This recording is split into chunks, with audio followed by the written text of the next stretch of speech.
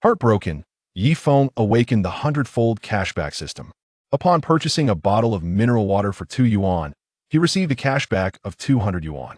A 50 yuan expenditure on Huazi yielded a staggering 5,000 yuan in cashback. Chapter 1. The Hundredfold Cashback System. In the vibrant metropolis known as Magic City, a realm teeming with opportunities, towering skyscrapers stand tall amid the ceaseless flow of traffic. People bustle about, tirelessly pursuing their dreams and striving for a better life. Feng, a senior at Magic City University, is the epitome of a campus heartthrob, standing at an impressive height of 185 centimeters. With broad shoulders, a sculpted physique, and a sun-kissed handsome visage, he effortlessly captivates the attention of the opposite sex. Today marks the 3rd anniversary of Feng's relationship with his girlfriend, Mengyu, coinciding with the receipt of his first month's salary from his internship, 5,000 Huaxia coins. He had taken a 2-hour leave from his supervisor in advance, meticulously selecting a gift to surprise Mengyu. Feng rode his small electric scooter to the vicinity of his girlfriend's company, eagerly awaiting her departure from work. As he gazed at the stream of people emerging from the building, Feng scrutinized them closely, fearing he might miss her. In the distance, a girl clad in a white t-shirt and a black, knee-length skirt appeared, her flowing long hair dancing in the gentle breeze. Seeing Mengyu scanning the area, Feng's heart was awash with myriad thoughts. Just as he intended to approach, a black Audi A6 pulled up beside Mengyu, and a man in his 30s alighted from the vehicle. Mengyu, blushing, rushed forward to embrace him. In that instant, Feng stood frozen, battling the urge to lash out as he rushed forward, desperate for clarity. Mengyu, who is he? Startled by his sudden appearance, Mengyu quickly released the man. She glanced at Feng, whose eyes were filled with anger, and instinctively clung to the man's arm. The Audi driver, realizing the situation, gently patted Mengyu's back, reassuring her. You must be Yu's boyfriend, or rather, her ex-boyfriend now. I am her boyfriend now. Please refrain from harassing her, or the consequences will be dire, the man sneered.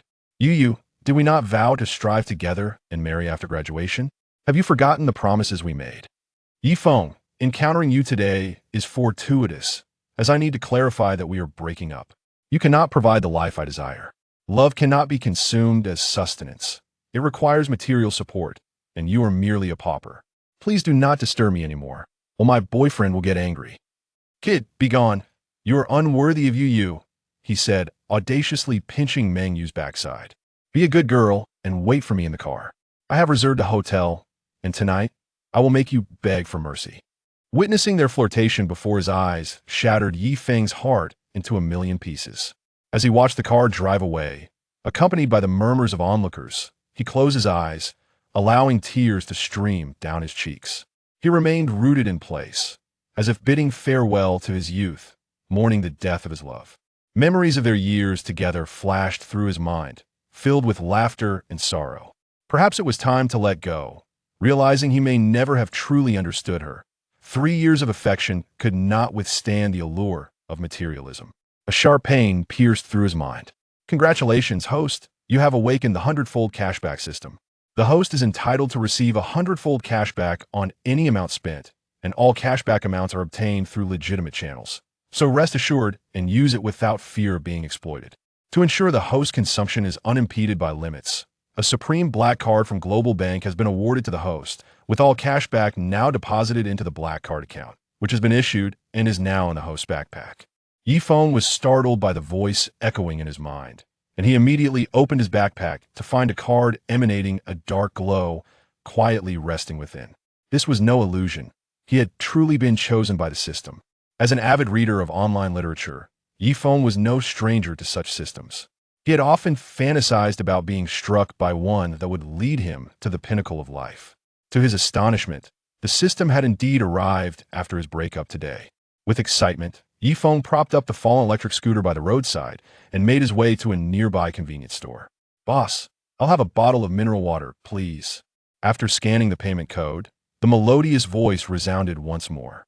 Congratulations, host. You have spent 2 yuan, and a cashback of 200 has been credited to your Supreme Black Card, ending in 8888. Boss, please give me a pack of cigarettes as well. Young man, can't you just pay for everything at once? This back and forth is quite taxing for this old man. Don't worry, old man. I'm paying attention.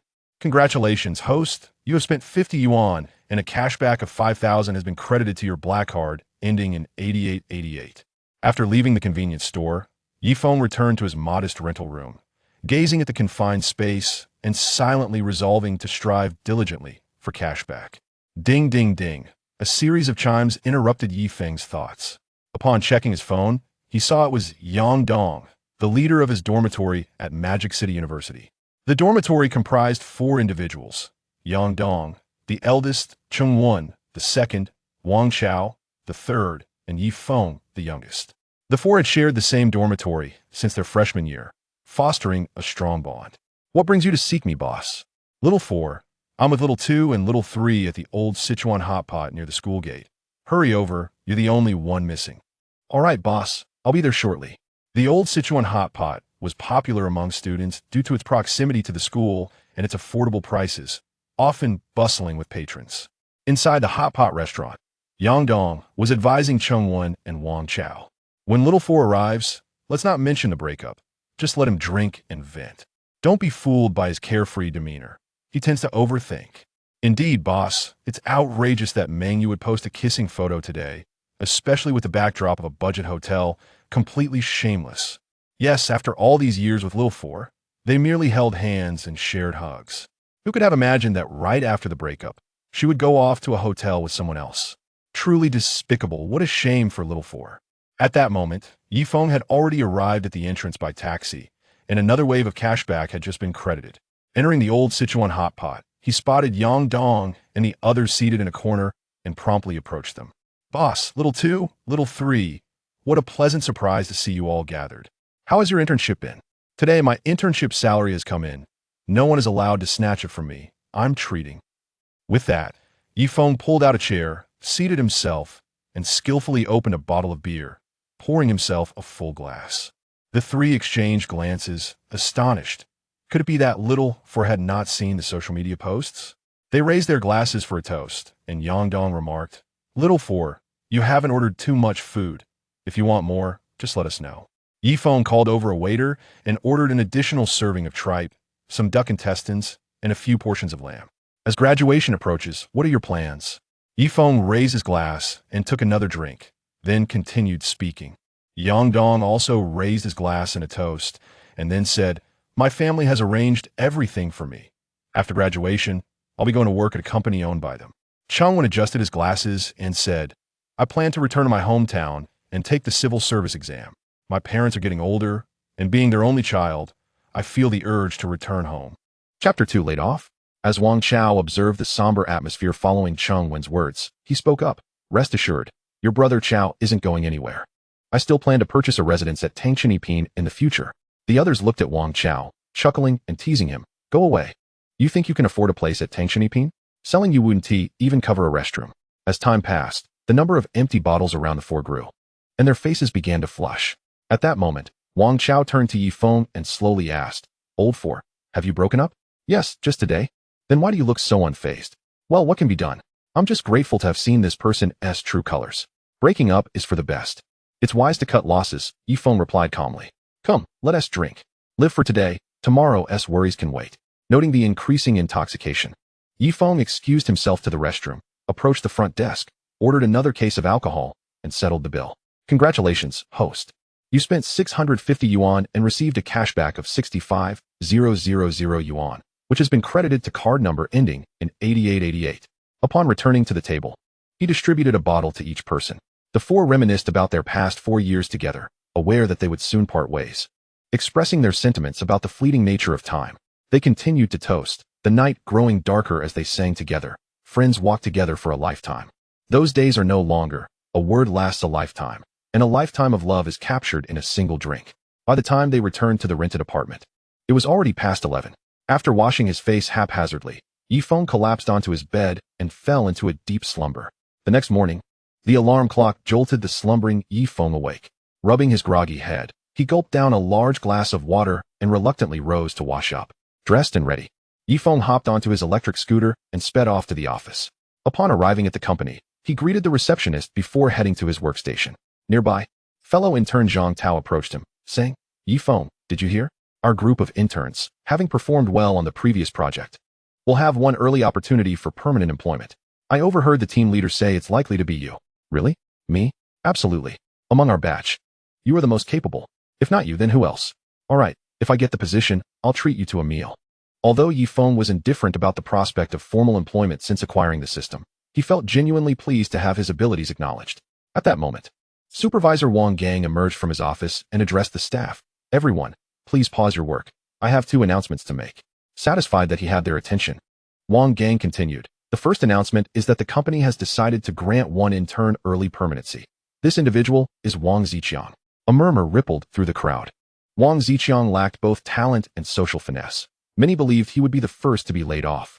Could it be true that Supervisor Wang Gang is indeed Wang Ziqiang's uncle? Clearing his throat, Wang Gang declared now. For the second announcement, due to Yi Feng's offense against our client, which has led to significant dissatisfaction, the company has decided to terminate his internship early. Yi Feng, you may now pack your belongings and leave. Yi Feng stood up. Wang Gang, it's been said that this useless Wang Ziqiang is connected to you. And it appears to be true.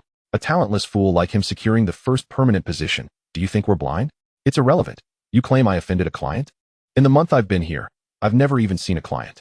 I refuse to take the blame. Pack your things and get out. This is unacceptable.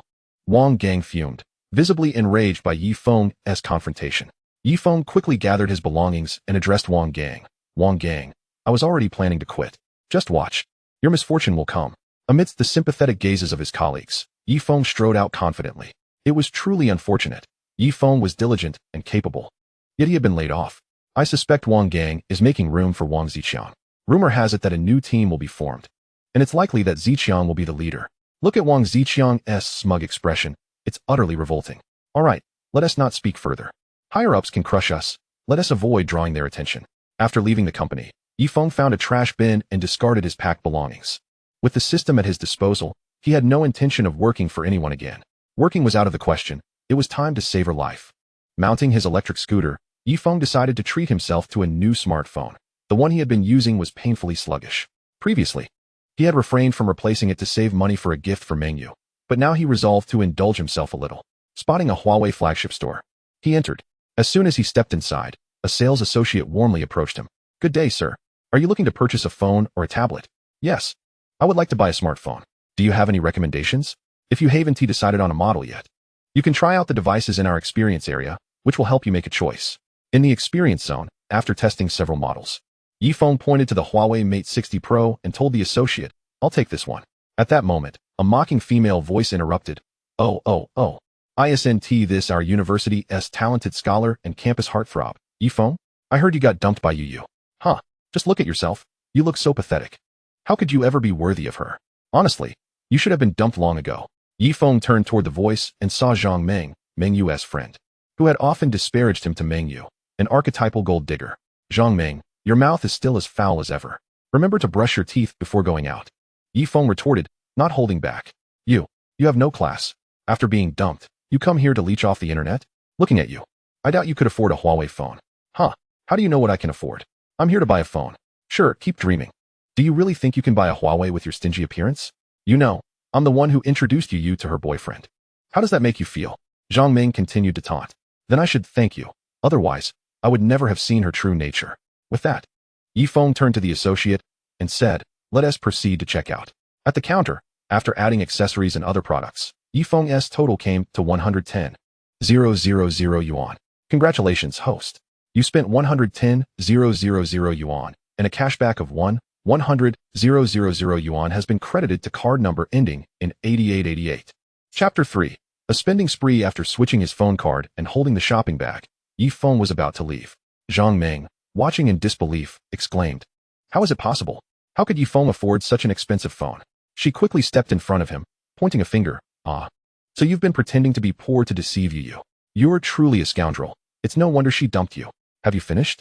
If you're done, get out of my way. Don't block my path, Yi Feng replied coldly. Sensing a chill emanating from him, Zhang Ming instinctively stepped aside. Yi Feng strode forward, and once Zhang Ming realized what had just happened, she felt humiliated. How could she have let Yi Feng pass? Angrily, she stormed out, hurling insults at Yi Feng's retreating figure. Riding his electric scooter, Yi Feng leisurely cruised down the street, checking his balance. He noted that the cashback in his black card had accumulated to 200,000 yuan. The sensation of earning 1,000,000 a day was exhilarating. Arriving at Wanda Plaza, Yifeng activated his spending spree mode. Upon entering the Armani store, several attendants were leisurely seated, engaging in idle conversation, seemingly indifferent to Yifeng's arrival. Frowning slightly, Yifeng chose to ignore them and began browsing on his own. After a brief perusal, he set his sights on 2 casual outfits and promptly addressed the attendants, requesting them to bring the garments for him to try on. Reluctantly, one of the attendants approached, feigning a polite smile as she informed him, "Sir, the total price for these 2 outfits is 350,000. Are you sure you wish to try them on? Are you concerned that I cannot afford them?" Yifeng retorted coldly, "Not at all, sir. I merely worry about any potential damage that could lead to unnecessary complications. However, if you insist, I shall fetch them for you," she replied, her expression betraying her skepticism. "Go fetch them," Yifeng commanded, his tone icy. Moments later, the attendant returned with the clothing. After changing in the fitting room, Yifeng admired his reflection in the mirror. It was true what they said, clothes make the man. His demeanor radiated a newfound elegance, prompting him to nod in satisfaction. He produced a black card and handed it to the attendant, stating, "Please process the payment." The attendant was taken aback, having anticipated a futile endeavor. "Certainly, sir," she replied, her heart racing as she recognized the significance of the black card. Although unaware of the full implications of the Supreme Black Card from Universal Bank, she understood that its possessor was far from ordinary. After completing the transaction, she respectfully returned the card to Yifeng. "Congratulations, host. You have spent 350,000, and a cashback of 35 million has been credited to your Supreme Black Card ending in 8888. Elated by his suddenly inflated worth, Yifeng disregarded any prior unpleasantness and departed, intent on indulging further. His next destination, Patek Philippe. Upon entering the boutique, the staff greeted him with enthusiastic warmth, a stark contrast to the earlier indifference, likely due to his opulent attire. After careful consideration, Yifeng selected a Patek Philippe Phantom valued at 7 million, followed by a Hermes belt and a Min-S handbag. By the time he exited Wanda Plaza, his cashback had soared to an astonishing 1 billion. Standing at the plaza's entrance, basking in the warmth of the sun, Yifeng exclaimed, "What a thrill!" attracting curious glances from the surrounding crowd. He mounted his electric scooter and headed to his next destination, the Mercedes-Benz dealership. Upon arrival, the security guards were momentarily stunned by the sight of a striking young man clad in luxurious attire riding a modest scooter. Is this how the wealthy now present themselves? Inside the dealership, Yifeng made a beeline for the G-Class, a vehicle he had long admired and fantasized about driving with his beloved on adventures. Approaching the display, he gazed at his dream car with palpable excitement. Suddenly, a discordant voice broke through his reverie. "Yeah, isn't that your pathetic ex-boyfriend? Look at that lecherous grin. One might think he has designs on the car. Brother Wong, stop mentioning him. Yaya's heart is only with you now. That broke fool must be here just to scrounge a free meal. Unlike you who can truly afford a Mercedes," another chimed in. Observing the shameless duo, Yifeng lamented the unfortunate timing of his outing, encountering such despicable individuals. "Sales assistant, is there a G-Class available?" he inquired, ignoring the taunts. "Yes, sir. We have a top-spec G-Class in stock, ready for you to take home this afternoon should you choose to purchase it," the saleswoman, Linyi, responded. She had overheard the earlier mockery and thought it absurd. This gentleman was clearly affluent, especially after catching a glimpse of the Patek Philippe watch on his wrist, worth at least several million. "Haha, Yifeng, are you seriously asking if there's one available? You must be joking, having just lost your internship. You probably have less than 5,000 on you. Do you really think you can buy a G-Class?" Wang Yong laughed derisively. Yifeng regarded him coldly, replying, "So you are the one behind this mockery. Just who is Wang Gang to you?" "Haha, you finally realized it was my doing. Wang Gang is my cousin. Let me warn you, crossing paths with Wang Yong will make your life in Shanghai unbearable. You might as well return to your hometown." Wang Yong continued his taunts, growing increasingly brazen. "Do you think this will intimidate me? You underestimate my resolve," Yifeng replied, emboldened by the newfound confidence granted by the system. "Underestimate you? I have never regarded you highly. Care to make a wager? If I can purchase this G-Class, you will kneel and bark like a dog. Just you? You can't even afford a wheel of the G-Class." Wang Yong scoffed. "I accept. If you manage to buy it, I will gladly bark 100 times. But do you have the means? Indeed, with your pitiful demeanor, how can you even compare to Brother Wang? You're nothing but a pauper," Mingyu added, joining in the mockery. Hearing Wang Yong's agreement, Yifeng produced his black card and addressed Linyi. "Prepare the contract. I will pay directly." Linyi respectfully accepted the card, saying, "Mr. Yi, please hold on. I will attend to it immediately." 10 minutes later, she returned with the contract. "Mr. Yi, The contract is ready. You may take the vehicle as soon as you sign. After signing, the system notification chimed in. Congratulations, host. You have spent 1 million. And a cashback of 210 million has been credited to your Supreme Black card ending in 8888. Wang Yong and Meng Yu stared in disbelief. How is this possible? How can you afford this? You and this saleswoman must be in cahoots. You're trying to con me. Lin Yi, witnessing their blatant denial, expressed her disdain. Sir, ma'am, Mr. Yi has indeed purchased this Mercedes G-Class outright, and I assure you of our century-old reputation at Mercedes. Moreover, given Mr. Yi's wealth, acquiring a vehicle worth 1 million is a mere trifle. Have you seen Mr. Yi's watch? It's the classic Patek Philippe Phantom, priced at 7 million. Addressing the stunned pair, Yi Feng remarked coldly, Now, fulfill your wager and kneel down to bark like a dog. This is impossible. How can you afford this? Were you deceiving me the whole time? Why pretend to be so destitute? Was it all a ruse to make me leave you? Meng Yu's thoughts were in turmoil. She had genuinely liked Yi Feng. He was handsome, fit, and exceptionally capable, drawing envy wherever he went. Yet, these attributes did not provide sustenance. Following her friend Zhang Meng's advice, she had abandoned Yi Feng for Wang Yong, but now everything seemed absurd. She had cast aside a gem. Beside her, Wang Yong's face flushed with rage as he struck Meng Yu across the face. Shut your mouth. Come with me. He had no intention of kneeling and barking. He was desperate to escape this humiliating situation. Kid, don't think that having a bit of money allows you to compete with me. The tides will turn, and we shall see. With those words, Wang Yong dragged Meng Yu away in haste.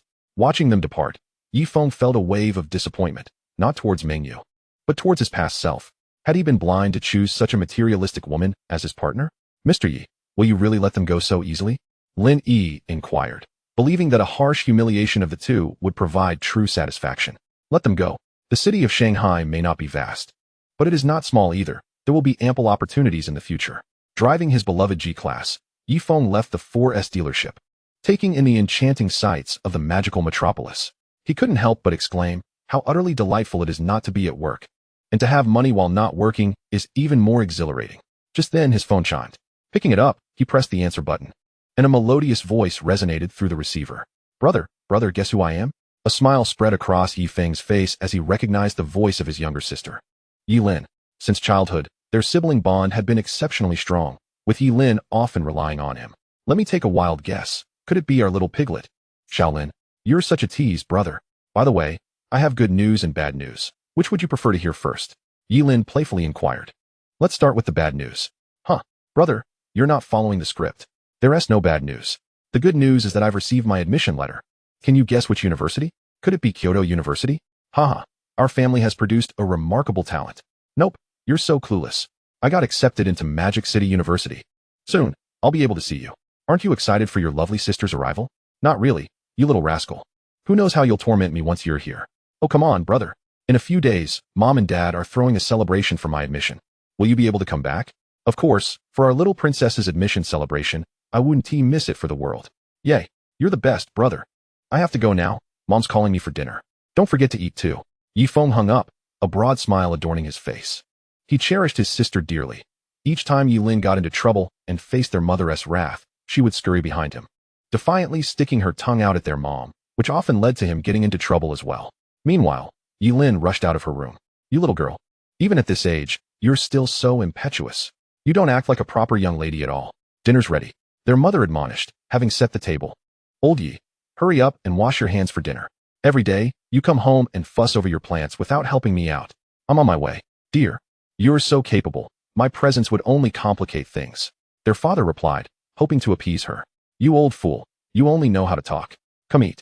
Their mother said with a smile. I just called my brother. He said he would come to my celebration. Yi Lin exclaimed. You silly girl. Your brother is still interning in Magic City. He hardly has time to come back. He.S. just trying to make you happy.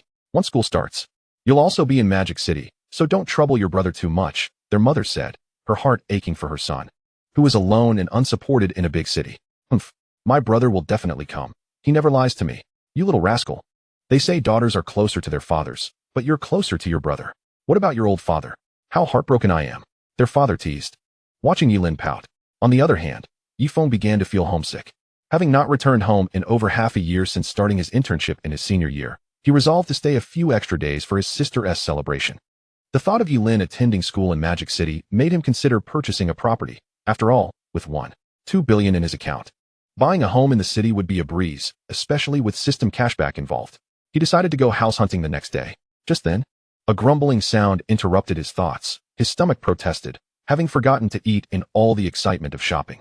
He took out his phone and found a highly rated traditional restaurant nearby. After browsing through the overwhelmingly positive reviews, he decided that this would be the place. He opened the navigation app and set off for the Feng Pavilion. 10 minutes later, Feng arrived at his destination, parked the car, and approached the entrance of the restaurant. The door, adorned with intricate carvings, exuded an antique charm, with two golden door knockers swaying gently and producing a melodious sound. Upon entering the restaurant, he was enveloped by the sight of rustic tables and chairs, intricately carved screens, and exquisite lanterns. Paintings of landscapes and calligraphy adorned the walls, creating an ambience reminiscent of the Tang dynasty. The bustling city outside contrasted starkly with the restaurant's tranquil elegance, leaving Feng deeply impressed. Truly, a place of such renown did not disappoint. Arriving early, the restaurant was not overly crowded, allowing him to secure a table with ease. Esteemed guest, what would you like to order? A server inquired as she approached him. The term esteemed guest took him by surprise. Here at Feng Pavilion, we not only embrace traditional decor, but also address our patrons in a classical manner. If you need assistance, simply call for the young attendant, the server explained. Feng found this approach quite novel and adjusted his demeanor accordingly. Young attendant, I would like to order several of your signature dishes, along with a pot of tea. Please hold on a moment. I will arrange for the kitchen to prepare your order, the server replied. After placing his order, Feng quietly observed a graceful young woman in traditional attire, delicately playing the guzheng in a corner. Dressed in a pale green gown with a sheer white veil, she embodied a blend of femininity and mystery. Pouring himself a cup of tea and listening to the enchanting melodies, he felt utterly relaxed. Understanding why ancient scholars often indulged in the pleasures of poetry, wine, and tea. Gradually, the restaurant filled with patrons, and a long queue formed at the entrance. Senior Feng, over here. A voice drew his attention. Following the sound, he saw a sweet-faced girl in a white t-shirt and blue jeans waving at him. After a moment of contemplation, he realized he didn't recognize her. As she noticed him looking, she pulled over a slightly plump girl with glasses and approached him. Senior Feng, I'm Li Xiaona, a sophomore at Magic City University, and this is my roommate, Shernan. You were the representative who spoke to us during our orientation, and your passionate speech made you an idol to many of us new students, Li Xiaona said. Her gaze fixed on Feng. She had been captivated by his demeanor and eloquence back then, but upon learning of his relationship, she had hidden her feelings.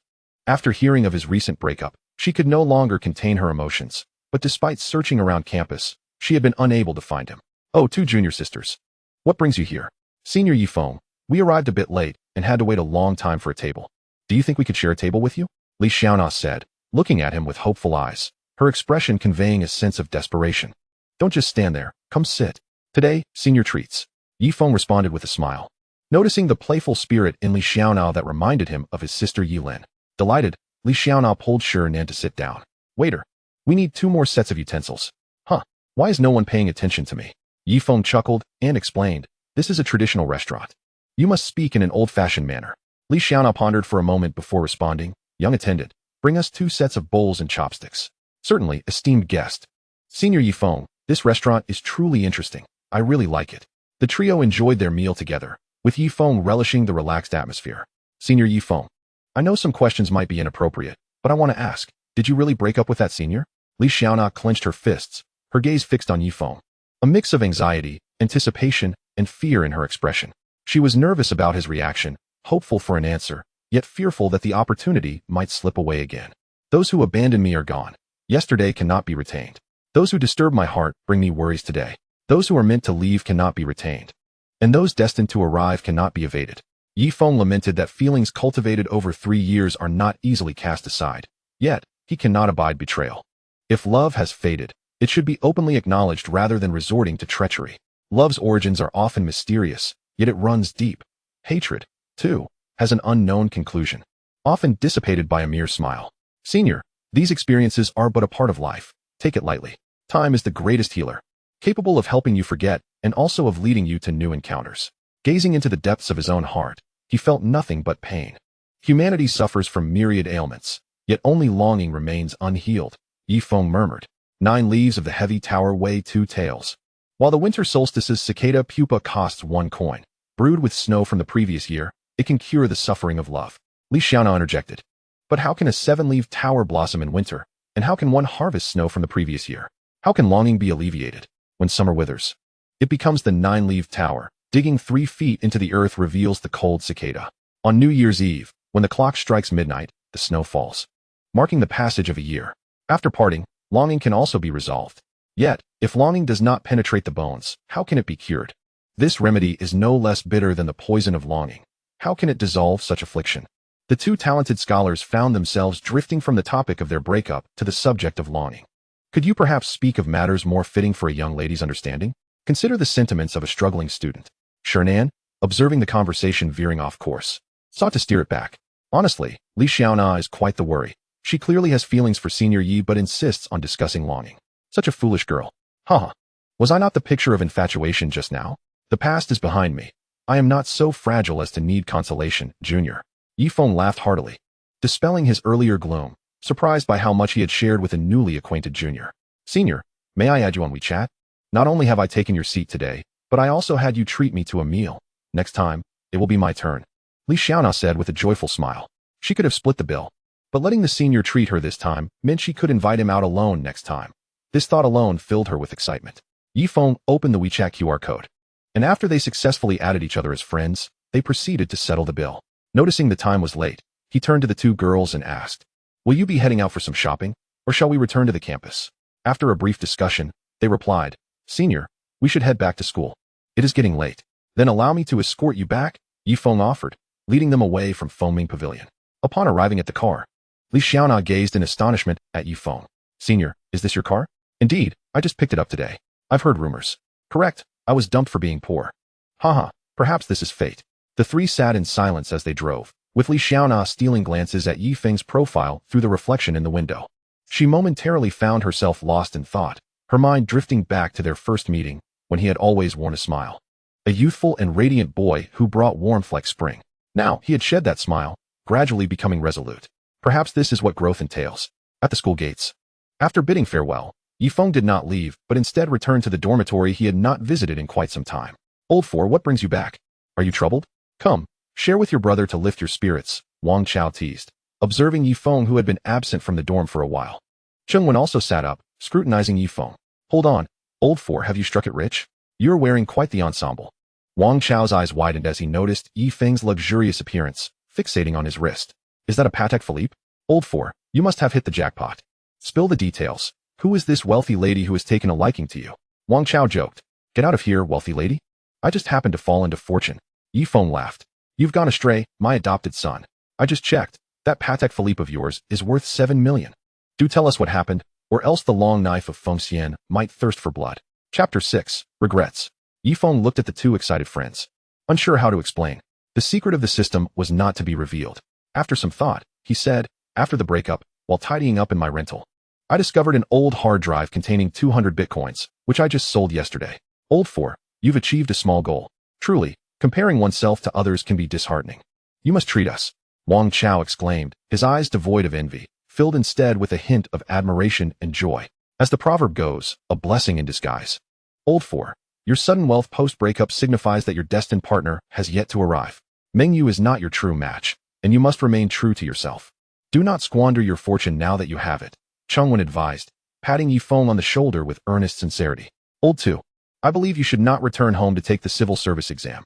You ought to remain at school as a teacher, filling the air with your lofty ideals like a preacher.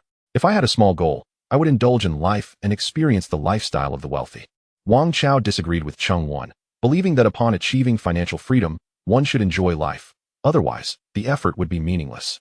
"All right, Old Two and Old Three, worry not. I have my own plans. You two stay here while I head to the school supermarket to grab some supplies for us to enjoy a drink together." Yi Feng ordered some barbecue via his phone and then made his way to the nearby supermarket. "Is that you, Yi Feng? Long time no see. How have you been? Is your internship going well?" Zhao Li, the supermarket owner, greeted him with a smile. They were both from the same hometown, and since people from Jin City rarely ventured far from home, they had grown quite close over time. "Li Go, it's been a while. I finished my internship early and came back to school for a visit. Are you here alone today? Where's your wife?" "Ah, the little one is sick. So my wife is at home taking care of her. What would you like? I'll give you a discount." "All right, I'll go pick out some snacks. Soon."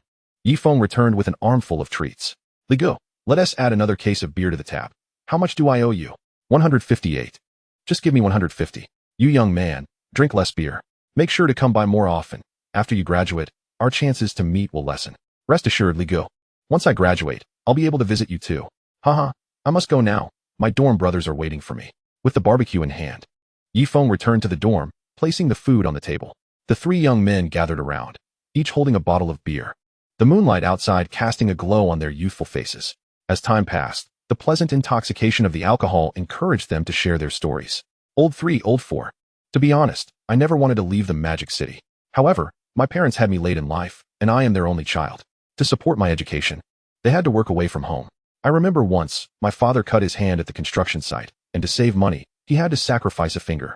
When I saw him, he was still comforting me, telling me not to worry. At that moment, my heart felt like it was shattering into pieces. I resented growing up too slowly and became a burden to my family. From that day on, I studied with fervor, knowing that this was the only way to change my fate. Sometimes you tease me, saying how can a big man from Lu province be so frugal like a rich man from Jin province?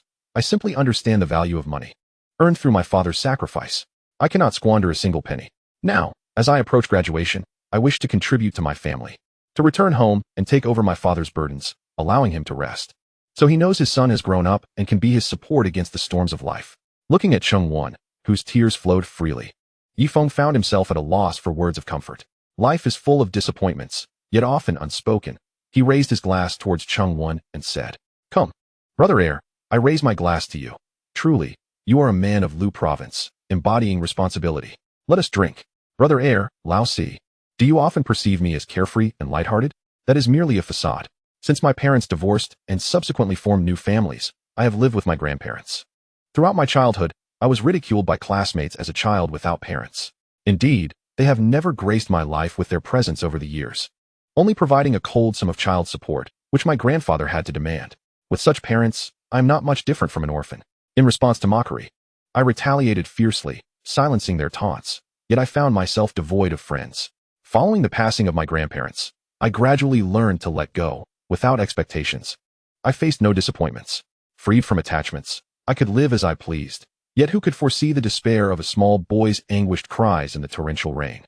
Powerless to reclaim the shadows of those who had departed, the three raised their glasses and drank deeply, reveling in the moment. For today we have wine, let us indulge. Tomorrow's worries are for tomorrow. Cheng-Won and Wang Chao set down their cups, staring intently at Feng, their expressions suggesting they awaited his confession. Putting down his cup, Feng too fell into reminiscence. My father was an ordinary worker, my mother a housewife, and I had a younger sister, for years my junior. My parents often quarreled. Yet their love was apparent, and my sister was endearing. Our family was quite happy. If I were to voice a regret, it would be this: my best friend, a mischievous boy from my childhood, often ventured to a nearby suspension bridge to play. One sweltering summer day, he wished to bathe in the river. As I could not swim, I watched helplessly from the shore. The water was frigid, and he suffered a cramp, flailing desperately while calling my name. I could do nothing but shout for help until someone finally noticed and rescued him. Though his life was spared, the prolonged submersion inflicted severe brain damage, leaving his intellect forever stunted at the age of 7. From that day forth, I diligently practiced swimming. Now I am quite proficient. Yet I can never return to those days and bring him back from the age of 7. The three continued to drink, sharing their stories, and in that moment, they forgot the passage of time and their sorrows, fully immersing themselves in the joy of their gathering. Outside, the moonlight mingled with raindrops tapping against the window, as if to wash away the superficial and witness the transformation of growth, a testament to the bond shared among the three. Observing the inebriated Feng and Wang Chao, Cheng-Won shook his head, gently assisting them back to bed, murmuring, "How fortunate I am to have met you both. I wonder if we shall meet again after graduation." Chapter 7. The Journey to Purchase a Home. In the morning, a ray of sunlight filtered through the curtains, casting warmth upon Feng's face. He awoke with a throbbing headache, struggling to rise and noticing the scattered bottles and leftover food on the table. Rubbing his temples, he realized he had indulged excessively the previous night. After a frantic search, he located a cup and poured himself some water, gulping it down greedily. The cool liquid flowed down his throat and into his stomach, bringing a slight improvement to his condition. Gazing at the still sleeping Cheng-Won and Wang Chao, he moved quietly to the window, creaking it open to allow fresh air to circulate. Dragging his weary body back to the table, he returned the disordered bottles to the box and disposed of the leftover food in a trash bag. Once he had tidied up sufficiently, he took the garbage and left the dormitory. After discarding the trash, he headed directly to the cafeteria. Entering, He approached the counter and said, "Annie, I would like a bowl of millet porridge, please." The cafeteria lady served the porridge, and as Feng reached for his phone to pay, he discovered it was dead, having forgotten to charge it after last night's revelry. Just as he felt the embarrassment creeping in, a notification of a successful payment broke the awkward silence. "Senior Feng, good morning. I didn't expect to see you again so soon." A cheerful voice chimed in. Feng looked up to find a delightful face smiling back at him. Li Xiaona, the junior from elementary school. "Good morning, Xiaona. My phone's dead. I'm fortunate to have run into you, or I would have been mortified. So that's why you didn't reply to my messages yesterday. I thought you were ignoring me, which made me quite upset," she pouted. "Come on, senior, let us not stand here. Let us take a seat at that table before the porridge goes cold." The two settled at a table, and as Feng took a sip of the millet porridge, a warm sensation spread through his body, reviving his energy. Noticing Li Xiaona resting her chin on her hands, gazing intently at him, he asked, "What is on your mind? Is there something on my face?" Instantly, she blushed crimson, stammering, "No, senior, I was just admiring your handsome face. It would be such a waste not to become a celebrity. While I might consider myself somewhat attractive, becoming a celebrity seems a bit far-fetched. By the way, why didn't you attend class today? Has the junior gone astray?" Feng teased, observing her rosy cheeks. "Senior, you're too modest. You have no idea how many juniors consider you their dream partner. We don't have class in the morning. We only have a class on moral education in the afternoon. Hee, I'm a good student. How could I skip class? You can call me Xiaona, senior. It feels too formal to call you that." Seeing the eager expression on her face, Feng nodded in agreement. "Xiaona, Xiaona," she exclaimed joyfully. "By the way, a new movie is premiering tonight. Would you accompany me to watch it?" Feng pondered for a moment. He had no plans for the evening, so he nodded in agreement. "Yay. If my roommates find out that the campus heartthrob from Moda University is going to the movies with me, they will be utterly envious." Li Xiaona giggled, her eyes sparkling with excitement. Amused by her enthusiasm, Feng prepared to take his leave. "Xiaona, I have some errands to run, so I'll chat with you later. I'll come to pick you up tonight." "Okay, senior. Don't forget." After parting ways, Feng made his way to his car, retrieved a power bank, and plugged in his phone. In this modern age, navigating life without a phone is nearly impossible. Once the phone powered on, he dialed the number of the rental agency he had previously used, as Lu Wei had been quite helpful in the past. "Hey, Wei Go, it's Feng. Do you have any listings for apartments in the Tangchen Yipin complex?" "Feng, have you struck gold? Planning to buy a home?" "I do have 2 large units available in Tangchen Yipin, but they are a bit pricey. Given their reputation, let us meet at the entrance of Tangchen Yipin in half an hour."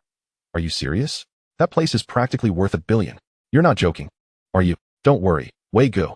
Today I'm placing a substantial order." Hanging up, Feng started his car and sped off. Upon arriving at the entrance of Tangchen Yipin, he marveled at the sunlight filtering through the clouds, illuminating every inch of the community. His heart raced with excitement. Soon, he would become a part of this place. Just then, Lu Wei arrived and hurried over to Feng, parked beside a gleaming G-Class Mercedes. "Feng, you're quite the hidden gem. Driving a G-Class now? I see your previous rental was just a taste of life. Let us go view the apartment." As they entered the community, the lush trees and meticulously manicured lawns harmonized beautifully, creating a serene atmosphere. At the center of the complex lay a spacious square, dominated by a fountain that danced in time with the music, producing a melodious sound. The community boasted a wealth of amenities, including a gym, swimming pool, and playground, catering to residents of all ages. Moreover, the community is equipped with a 24-hour security system, ensuring the safety of its residents. Under Lu Wei's guidance, the two arrived at the entrance of their destination. Upon opening the door, they were greeted by a sales representative who was in the midst of presenting to a middle-aged couple. The sight of Feng and Lu Wei entering caused a momentary pause. The middle-aged man, flamboyantly dressed from head to toe in designer labels, flaunted an ostentatious gold chain around his neck, epitomizing the image of a nouveau riche. His counterpart, a middle-aged woman, mirrored his extravagance with luxurious yet mismatched attire, her fingers adorned with an abundance of rings, and her heavily made-up face betraying the passage of time. Upon noticing the arrival of the two, the woman remarked sarcastically, "How interesting. Do you think we can't afford this? And you've even arranged for someone to come show us the house?" "I assure you, I have never doubted your capabilities," replied the salesman, Chen Hai, with a sycophantic tone. "What do you mean, Lu Wei? Are you deliberately trying to sabotage my client?" Chen Hai retorted, "You can bring clients, but I cannot. Come on, Lu Wei, you're quite the pretender, bringing a mere novice to view a property. What a joke. And that designer outfit? All fake, I presume." Confronted by Chen Hai's aggressive demeanor, Feng coolly interjected, "How do you know I cannot afford it?" I have brought Xiao Wei here specifically to purchase a home. Boy, you may be young, but your bravado is considerable. Do you even know the price of this property in Tangshaniping? You should focus on working hard for a few decades to save for a down payment. The middle-aged man sneered at Yi Feng. Mr. Huang, you are absolutely correct. The youth of today often aim too high without the means. I suspect he is just here to take a few photos to boast about later. Unlike you, who exudes wealth and clearly possesses the means to purchase this property. Chen Hai flattered the middle-aged man like a lackey. Chapter 8. Slapping the nouveau riche. Witnessing Chen Hai's condescending behavior, Lu Wei's face flushed with anger as he pointed at Chen Hai and exclaimed, "You sycophant! Dare to speak about my friend again, and I'll break your legs." Noticing Lu Wei's rising temper, Yi Feng quickly restrained him. Xiao Wei, there is no need to be angered by such nouveau riche and their sycophants. It would be far more satisfying to slap their faces with reality, he said. Upon hearing Yi Feng's words, the middle-aged woman sprang to her feet. For since her newfound wealth, her lack of education and taste had often made her the subject of ridicule, leading her to despise being called nouveau riche. You little brat. Who are you calling nouveau riche? Believe it or not, I'll tear your mouth apart. Xiao Wei, do you see? This reveals her true nature. Not only is she a nouveau riche, but also a shrew. As Yi Feng and Lu Wei laughed heartily, the middle-aged man, Huang Yue, coldly remarked, "You're quite arrogant. Boy, prove your worth by purchasing this property. Do you have the means? Are you so certain I cannot afford it? If I do purchase it, you will owe me and my friend an apology. Very well, but if you fail to do so, you will face the consequences." Lu Wei made a call to the company to explain the situation, and shortly thereafter, the company manager arrived with the financial officer and the purchase contract. "You must be Mr. Yi, a truly promising young man. I'm Sun Ming, the company manager, and it's a pleasure to meet you. I've brought the contract. If everything is in order, we can proceed with the signing," Sun Ming said warmly. As a seasoned real estate manager, Sun Ming's ability to read people was his greatest asset. He did not underestimate Yi Feng due to his youth. Rather, he recognized his exceptional style and demeanor. Yi Feng reviewed the contract, found no issues, and signed it. He then addressed Sun Ming, manager's son. "Will you prefer a bank transfer or a credit card?" The couple, Huang Yue and his wife, burst into laughter, mocking, "A credit card? You must be joking. This property is worth at least 1.2 billion. I truly doubt you have a card with such a limit. You're overreaching," they scoffed. With a cold glance, Yi Feng extracted a prestigious black card from his pocket. "Your assessment of being nouveau riche is not unfounded. You are indeed a frog in a well, daring to speak of grand ambitions. Manager's son, please process the payment and let them witness the truth." Upon seeing the card, Sun Ming's body jolted as if electrified.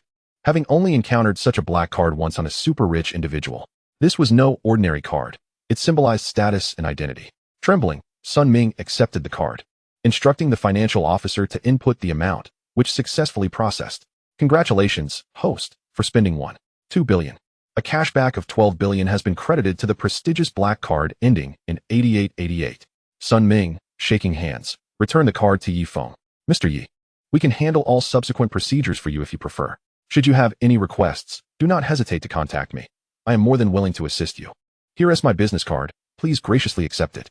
The couple, Huang Yue and his wife, were left in disbelief, angrily exclaiming, "This is impossible. I have never seen a card with such a limit. You must be conspiring to deceive me." Before Yi Feng could respond, Sun Ming interjected. "How dare you speak to Mr. Yi in such a manner? It's true, he called you a frog in a well, and you have proven him right. Do you recognize this card?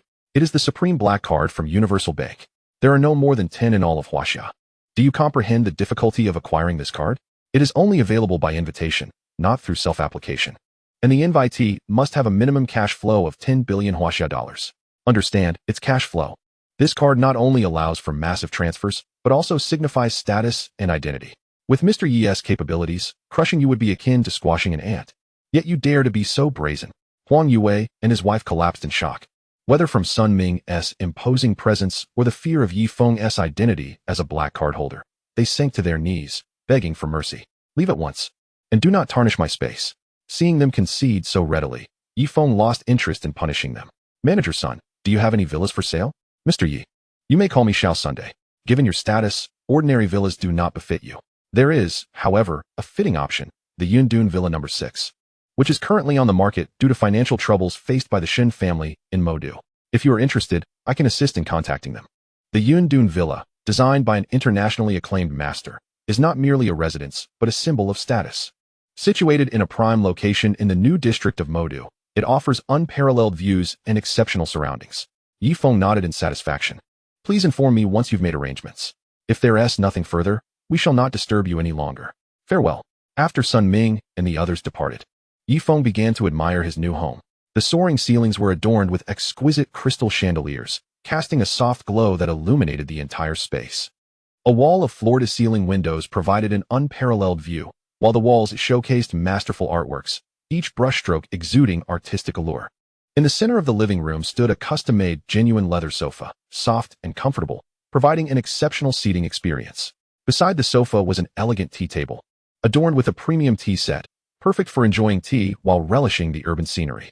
Moving inward from the living room, one entered a spacious dining area. The dining room featured a large table capable of accommodating 10 diners, with a magnificent chandelier hanging above, adding a touch of romance to the dining experience. The walls of the dining room were decorated with exquisite murals, enhancing the artistic ambience of the dining environment. Next to the restaurant lies a modern kitchen, equipped with top-of-the-line culinary tools and appliances that facilitate the art of cooking. The design of the kitchen is both practical and aesthetically pleasing, allowing one to revel in the joy of culinary creation. With a satisfied gaze upon his new abode, Yi Feng eagerly anticipates the arrival of his younger sister, Yi Lin. She is sure to adore this place. As he checks the time, he realizes it is almost time to return for Yi Lin's graduation banquet, and he can also spend some quality time with his parents.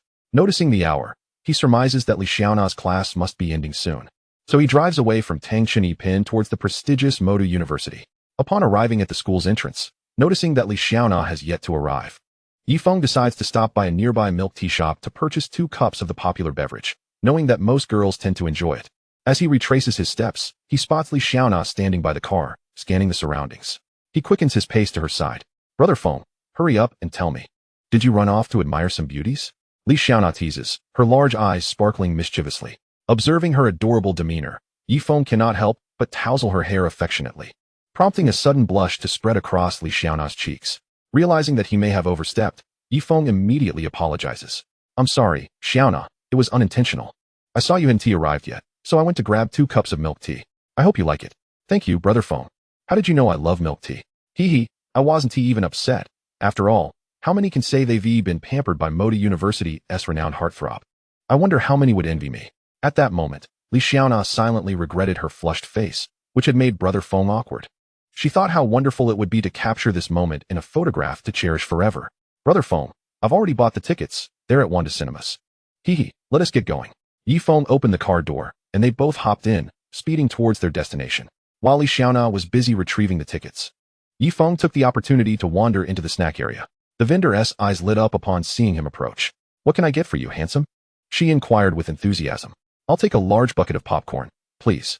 The vendor filled the bucket generously and, gazing at Yi Feng with a flirtatious smile, asked, Are you here alone? I finish work at 9. If you don't mind, we could grab a drink together. Yi Feng shivered at her boldness. Lady, don't you ever look in the mirror before stepping out? He thought, hastily taking the popcorn and making his escape. When Li Xiaona saw Yi Feng running towards her with the popcorn, she inquired, Brother Feng, why are you running? You're sweating so much. Here, take this napkin and wipe your face. Yi Feng accepted the napkin, wiping the sweat from his brow. He couldn't possibly admit that he had fled from an overly forward vendor. That would be far too embarrassing, so he concocted a harmless lie instead. Xiaona, I was worried about missing the start of the movie, so I hurried back. Seeing that Li Xiaona seemed to buy his excuse, he quickly wiped his sweat away, knowing that a young man must learn to protect himself when out in the world. After they queued to check their tickets, they entered the dimly lit cinema. As they found their seats amidst the murmurs of other audience members, the lights gradually dimmed, and the screen flickered to life, immersing them in the film. The story revolved around a youthful romance, where the couple worked hard together with the aspiration of attending the same university. Just as they were on the brink of marriage, the female lead tragically passed away, leaving the male lead to fulfill the wedding vows alone, ultimately living in sorrow and solitude. After the film concluded, Li Xiaona was in tears, clutching Yi Feng's arm and wiping her eyes incessantly, prompting Yi Feng to comfort her repeatedly. Xiaona, let us go eat something. My stomach is starting to protest, and you need to eat as well, or how will you have the strength to keep crying? Li Xiaona managed to smile through her tears, saying, You're quite the encourager, Brother Feng. I didn't realize you were such a straightforward guy. They chose a nearby barbecue restaurant within Wanda, where the charcoal crackled softly in the grill, releasing enticing aromas as the meat sizzled and turned. Li Xiaona expertly picked up a slice of beef, placed it on a lettuce leaf, brushed it evenly with sauce, added a few slices of garlic, and rolled it up skillfully before presenting it to Yi Feng. Brother Feng, thank you for accompanying me to the movies today. To show my gratitude, I made you a barbecue roll. You wouldn't find this just anywhere. As Yi Feng tasted the roll, he nodded appreciatively at Li Xiaona, whose eyes sparkled with delight. Xiaona, this is delicious. The beef is tender and juicy, complemented by the crisp vegetables and garlic. It's truly a treat. Most girls wouldn't dare to add garlic. How did you come to like it?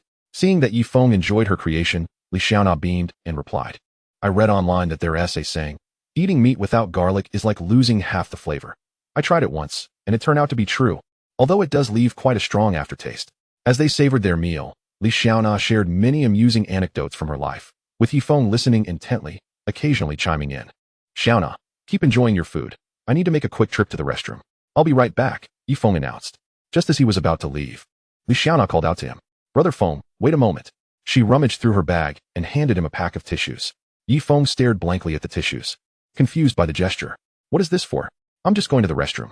After standing there for 3 seconds in bewilderment, both of them realized the awkwardness of the situation. Yi Feng looked at Li Xiaona, whose face had turned as red as an apple, and accepted the tissues with a murmured thank you. Brother Feng, please don't misunderstand. I just thought you might want to dry your hands after washing them. There's no other meaning behind it, Li Xiaona stammered, wishing she could sink into the ground. How embarrassing. If her roommates found out, she would never hear the end of it. Seeing Li Xiaona's flustered attempts to explain, Yi Feng chuckled softly and turned to head to the restroom, thinking how endearing this little junior truly was. In the restroom, Yi Feng tidied his clothes before heading to the counter to settle the bill. After successfully receiving his cashback, he returned and noticed a stylishly dressed woman standing next to Li Xiaona, seemingly in the midst of a quarrel. Yi Feng hurried over and, seeing Li Xiaona's distressed expression, asked, Xiaona, what happened? Li Xiaona explained the situation with a sense of grievance. It turned out that this woman, Mu Tong, was Li Xiaona's high school classmate. During their time in high school, Mu Tong had developed feelings for a boy named Zheng Bian, who, however, confessed his affections to Li Xiaona instead. Although Li Xiaona did not reciprocate, Mu Tong later approached Zheng Bian to express her feelings, only to face rejection. Feeling insulted, Mu Tong began to target and slander Li Xiaona at every opportunity. Today, she had come to confront Li Xiaona after seeing her location on social media. After hearing Li Xiaona's account, Yi Feng regarded Mu Tong with a bemused expression. The girl was indeed quite attractive, yet her reasoning was perplexing. Oh, Li Xiaona, is this your crush? I don't see much to admire. Compared to Brother Bian, he pales in comparison. Not only does Brother Bian possess good looks, but he is also the heir to the Zheng group. Your taste hasn't improved at all. Upon noticing Yi Feng's arrival, Mu Tong couldn't help but taunt, though jealousy boiled within her. Why did every handsome guy seem to favor this little minx, when she was no less than Li Xiaona? Hearing Mu Tong's cutting remarks, Yi Feng's expression darkened. He felt an urge to slap this woman, but his upbringing forbade him from resorting to violence against a female. Chapter 10. Li Xiaona's Confession. Li Xiaona was immediately incensed by Mu Tong's derision of Yi Feng and retorted vehemently, You may say whatever you wish about me, but do not dare refer to him as my brother Feng. In my heart, Brother Feng is the very best. No one can compare. Oh, how protective you are. Li Xiaona, you truly excel at feigning innocence, playing the adorable and the pitiful. Don't you ever tire of it? As the Empress Hua Fei wisely stated, a wretch is merely pretentious. You would do well to apologize to Xiaona. Otherwise, you might regret it. Yi Feng said coldly.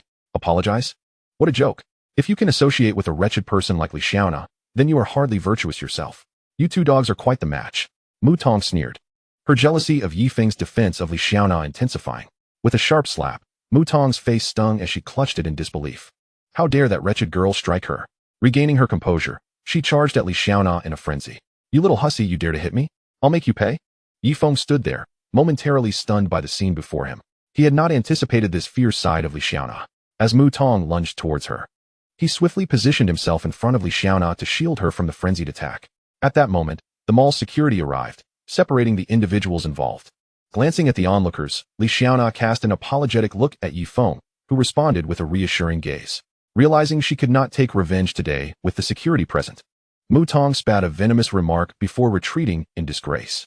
After compensating for the damaged items, Yi Feng took Li Xiaona away. With her head bowed, she followed him to the car, feeling as though she had left a poor impression on him and fearing that he might disregard her in the future. Observing Li Xiaona nearly burying her face into the seat, Yi Feng couldn't help but chuckle. Just moments ago, you were so spirited. And now you appear like a timid quail, he teased. Brother Feng, perhaps I should not have resorted to violence. but I truly could not help myself. It didn't matter what she said about me, but when it came to you, that was unacceptable. In my heart, you are the best. Maybe you won't want to associate with me again after today, but I must confess, I like you. From the very first time we met, I wanted to express my feelings, but upon learning you had a girlfriend, I hesitated and could only watch you from afar, burying this affection deep within. When I heard about your breakup, I felt an uncontrollable urge to approach you and seek opportunities to connect, hoping you'd notice my presence. I am truly sorry for the trouble I've caused you today. With that, Li Xiaona opened the car door to leave, but Yifeng swiftly pulled her back. He had long recognized the sentiments of this adorable junior. He was no fool and could certainly see through her subtlety. Yifeng did not reject the opportunity to spend time with Li Xiaona, accompanying her to the movies, a clear indication of his own feelings. However, having endured betrayal once, he was reluctant to leap into another relationship. Yet, with Li Xiaona being so proactive, ignoring her feelings would mean risking losing her entirely. Are you really going to leave without hearing my reply? He asked as Li Xiaona sat nervously, her gaze fixed upon him, eager to speak but hesitant. Terrified of receiving a negative response. I can see that you like me, but let me take the lead on this confession. Xiaona, will you be my girlfriend? Yifeng stated earnestly, locking eyes with her. Excitement illuminated Li Xiaona's face as she sprang from the passenger seat to lean in and kiss him fervently. This kiss, 2 years in waiting, felt as though time had halted, enveloping her in a sweetness she had never experienced before. After what felt like an eternity, they pulled apart, gazing into each other's eyes and sharing a smile. Brother Feng, please take me back to school, Li Xiaona said sweetly, her heart fluttering at the thought that this handsome gentleman was now her boyfriend. Soon, they returned to Magic City University, hand in hand, strolling along the tranquil campus paths under the moonlight, which adorned the trees in a silvery glow. Li Xiaona twirled joyously beside Yifeng, her feet dancing with delight, as they traversed every corner of the campus, seemingly making up for 2 years of unfulfilled longing. As they passed by, Shernan, a fellow student, was taken aback to see the two holding hands. She was well aware of Li Xiaona's affection for Yifeng, yet she marveled at how swiftly things had progressed. No wonder they say that a man pursues a woman across mountains, while a woman pursues a man through a mere veil, she mused. Li Xiaona, I didn't see a thing, Shernan teased, covering her eyes playfully. Nan, you are insufferable for teasing me. Watch out for my tickle attack, Li Xiaona retorted, playfully lunging at Shernan, leading to a light-hearted scuffle. Not far away, Yifeng pointed toward Li Ji's supermarket. Xiaona, Shernan, shall we go buy something at the supermarket? Upon hearing Yifeng's suggestion, the two ceased their playful banter and joined him as they headed to the store. Li Gu, are you busy? How's your little nephew doing? Is he feeling better? Zhao Li's face brightened upon seeing Yifeng accompanied by 2 lovely young ladies. Your little nephew is much improved. And today, you've brought 2 beauties. This one is your girlfriend? He inquired, gesturing toward Li Xiaona. Yifeng replied, this is my girlfriend, Li Xiaona, and her roommate, Shernan. Li Gu, I'm counting on you to give me a discount today, since I've brought friends along. You're quite the charmer. When have I ever not given you a discount? Now go ahead and help your girlfriend pick out some snacks. Zhao Li chuckled. Yifeng guided the 2 girls as they selected various treats, filling their shopping cart in no time. At the checkout, Zhao Li remarked jokingly, Yifeng, you really went all out. You're quite generous to your girlfriend. Li Gu, I wasn't sure what Xiaona would enjoy, so I picked a few extra items. Besides, there are 4 people in their dorm. It wouldn't be right to skimp, Yifeng explained. After completing their purchase, Yifeng carried several bags of snacks back to the dormitory with Li Xiaona. At the entrance, Shernan discreetly took the bags and ascended the stairs, leaving the couple some time alone. Li Xiaona gazed affectionately at Yifeng and hugged him tightly, whispering, Brother Feng, thank you. I am so happy today. And your embrace is so warm. With that, she dashed back to her dormitory. Yifeng watched her retreating figure with a smile, feeling that sweet romance was indeed wonderful. Unlike his previous relationship with Mengyu, which hardly qualified as romance, this was a genuine connection, free from one-sided devotion and mere appearances. Chapter 11. The Cloudside Villa comes to fruition. Upon returning to her dorm, Li Xiaona opened the door to find her 3 friends beaming at her. Sun Jingjing and Li Bingbing were reenacting the earlier scene in the lobby, causing Li Xiaona's face to flush crimson as she hurried to her bed, burying her face in the covers. The 3 girls were not about to let her off the hook easily, pulling her back up. Xiaona, do tell us how you managed to win over our campus heartthrob, Yifeng. Yes, please share. He is my dream man, and you've snatched him away. How could it be? With my undeniable charm, why wouldn't Brother Feng like me? You are simply envious of my talent and beauty, Li Xiaona teased, only to be playfully attacked by her friends. Spare me, oh 3 valiant heroines. I will confess. I will, she exclaimed, laughing amidst their playful antics. She then recounted the day's events. It seems your classmate Mutong not only failed to diminish your spirits, but inadvertently aided you in a grand way. How delightful. Truly a case of failing to catch the chicken and losing the rice. Li Bingbing remarked with amusement. Indeed, Xiaona, you are living proof that good fortune favors the kind-hearted. If that Mutong were to find out, she would surely be beside herself with fury. Sun Jingjing added, chuckling. At long last, our dear Xiaona has seen the light of day. You too are unaware, but she has harbored feelings for senior Yi Feng since her very first day at school, even enlisting my help to gather information about him back then. Now, her wishes have finally come true. Shernan shared a little secret with the two of us. Humph. No amount of delectable treats can silence your lips. I shall withhold them from you. With that, Li Xiaona made a move for the snacks, igniting a new round of playful tussles.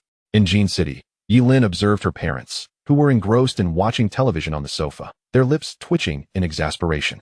These two bicker incessantly over their TV shows, only to return to their affectionate displays as if nothing had transpired. It left her utterly speechless.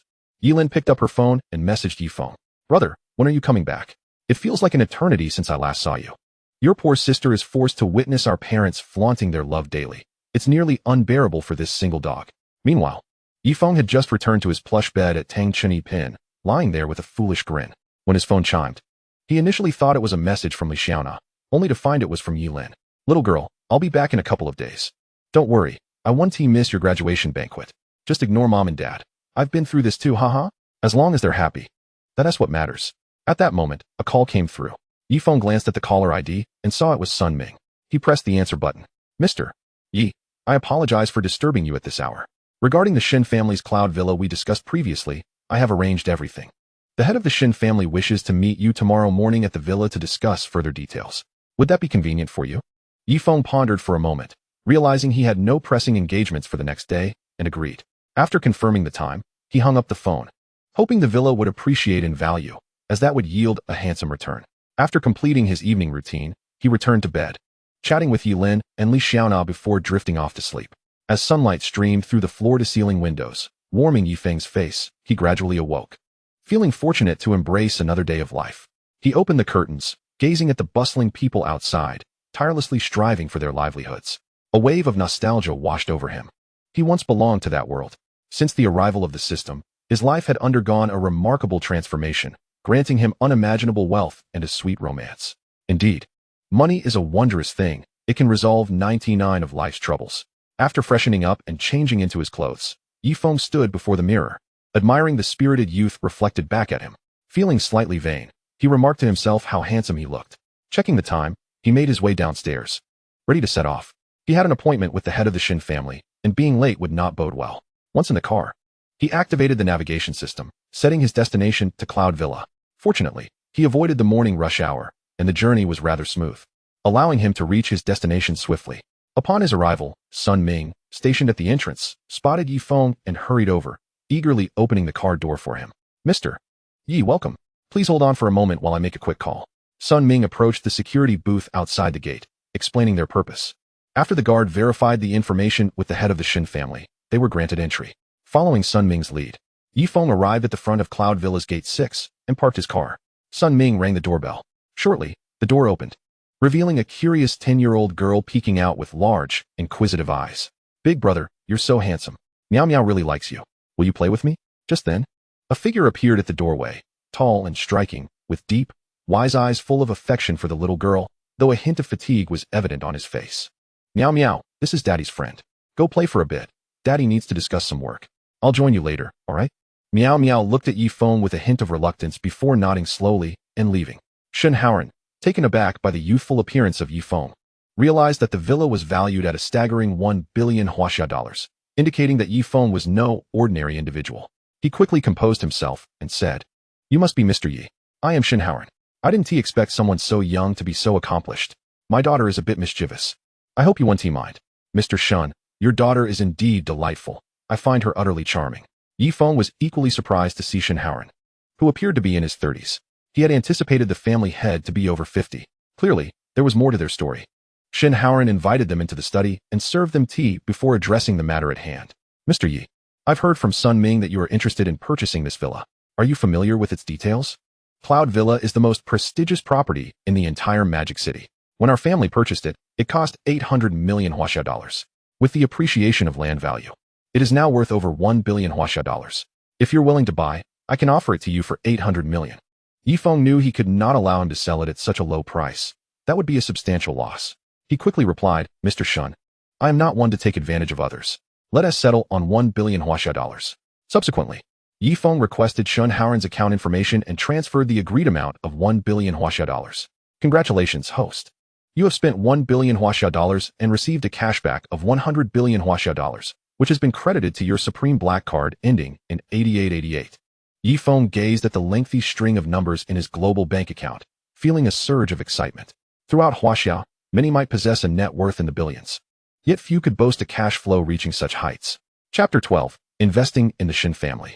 Meanwhile, Shun Haoran was astonished to see the transaction notification. He recognized it was transferred from a personal account at Global Bank. And such a significant personal transfer limit could only indicate that Yifeng was a holder of the Supreme Black card.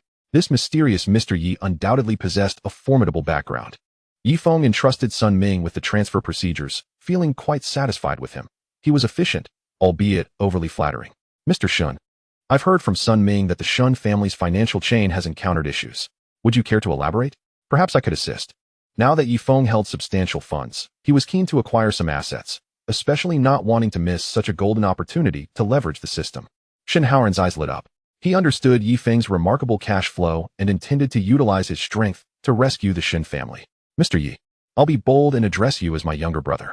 This tale is quite lengthy. The Shin family enjoyed prosperous growth a few years ago, reaching a valuation of 50 billion Huaxia dollars.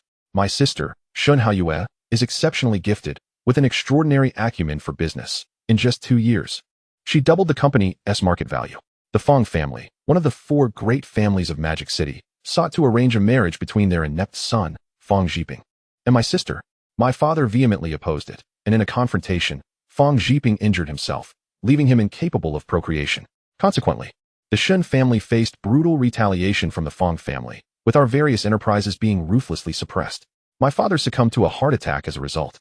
It is safe to say that the Shun family harbors deep enmity towards the Feng family. Brother Yi, if you choose to assist the Shin family, the Feng family will undoubtedly hold a grudge against you, so please consider this carefully. Seeing Shun Haoran's candidness eased Yi Feng's reservations. He was also deeply intrigued by the prodigious Shun Haoyue. As for the potential animosity from the Feng family, he felt no fear. After all, he possessed a system. Worrying would be an affront to its capabilities. Brother Shun, I have decided to invest in the Shin family. How much funding do you believe is necessary? Shun Haoran's spirit jolted. After speaking, he held little hope that Yifeng would invest. It was exceedingly unwise for the Shun family to confront the formidable Feng family. Dear Brother Yi, I am immensely grateful. The Shin family's current market value hovers around 35 billion Huaxia coins. If you invest 10 billion Huaxia coins, I am willing to offer you a 35 equity stake. Brother Shun, let the legal team draft the contract. My investment can be transferred at any moment. Shin Haoran hastily contacted the legal department to draft the equity transfer agreement, which was then delivered to the Yunduan villa. Yifeng reviewed it and, finding no discrepancies, affixed his signature before transferring the 10 billion Huaxia coins. Brother Yi, I cannot thank you enough. Rest assured, I shall not betray your trust. At that moment, Yifeng felt perplexed. Despite spending 10 billion Huaxia coins, the system had yet to respond. System, why is there no cashback? Host, the system operates on a cashback basis for consumer expenditures. Investments do not fall within that category, thus no cashback is available. Why didn't you mention that sooner? You did not inquire. You ungrateful wretch. Tell me, how can I invest or acquire to be considered a consumer? Host, only upon accumulating a cashback of 10 trillion will the system upgrade and include all your expenses in the cashback calculations. Cashback will be distributed in points. For every 100 million Huaxia coins spent, you will earn 1 point, and a points mall will be opened for the host to continue striving. After concluding the conversation with the system, the 3 departed the study. Upon seeing Yifeng, Shun Ruomiao rushed over and embraced him. Big brother, have you finished discussing work with Dad? Can you play with me now?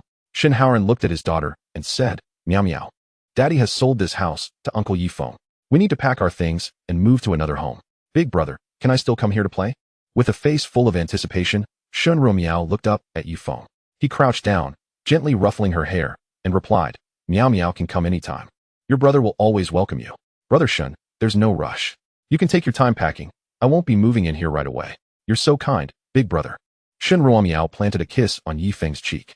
After spending a while playing with the little girl, Yifeng took his leave. Once back in his car, Yi Feng opened his phone to check for flights from Magic City to Jin City. After some consideration, he selected a first-class ticket for 10 a.m. the following morning. The thought of reuniting with his long-absent parents and younger sister filled him with excitement, prompting him to select a few gifts. He drove to Wanda Plaza, familiarizing himself with the surroundings before arriving at Patek Philippe. The sales associate, Mo Qingqing, greeted him warmly. Her memory of him vivid due to his previous extravagant purchase of a 7 million Huaxia coin watch and his striking good looks. Hello, Mr. Yi. Welcome back. Yi Feng recognized her, recalling that it was indeed Mo Qingqing who had assisted him last time. Approaching her, he said, "Please recommend 2 watches, one suitable for a middle-aged gentleman and the other for a young lady."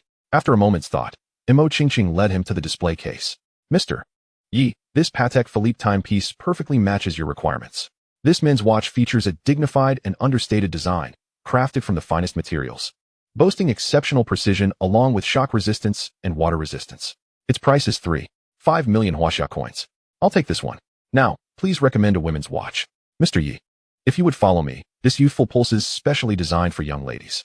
Its pink appearance radiates youth and vitality, and with Patek Philippe's esteemed reputation, it guarantees the highest quality. This watch retails for 2.8 million Huaxia coins." Yi Feng carefully examined the youthful pulse. It indeed suited both Yi Lin and Li Xiaona. Realizing he had yet to gift Li Xiaona, he decided to purchase both. "I am very fond of this youthful pulse. I would like 2, each wrapped separately, please." "Certainly, Mr.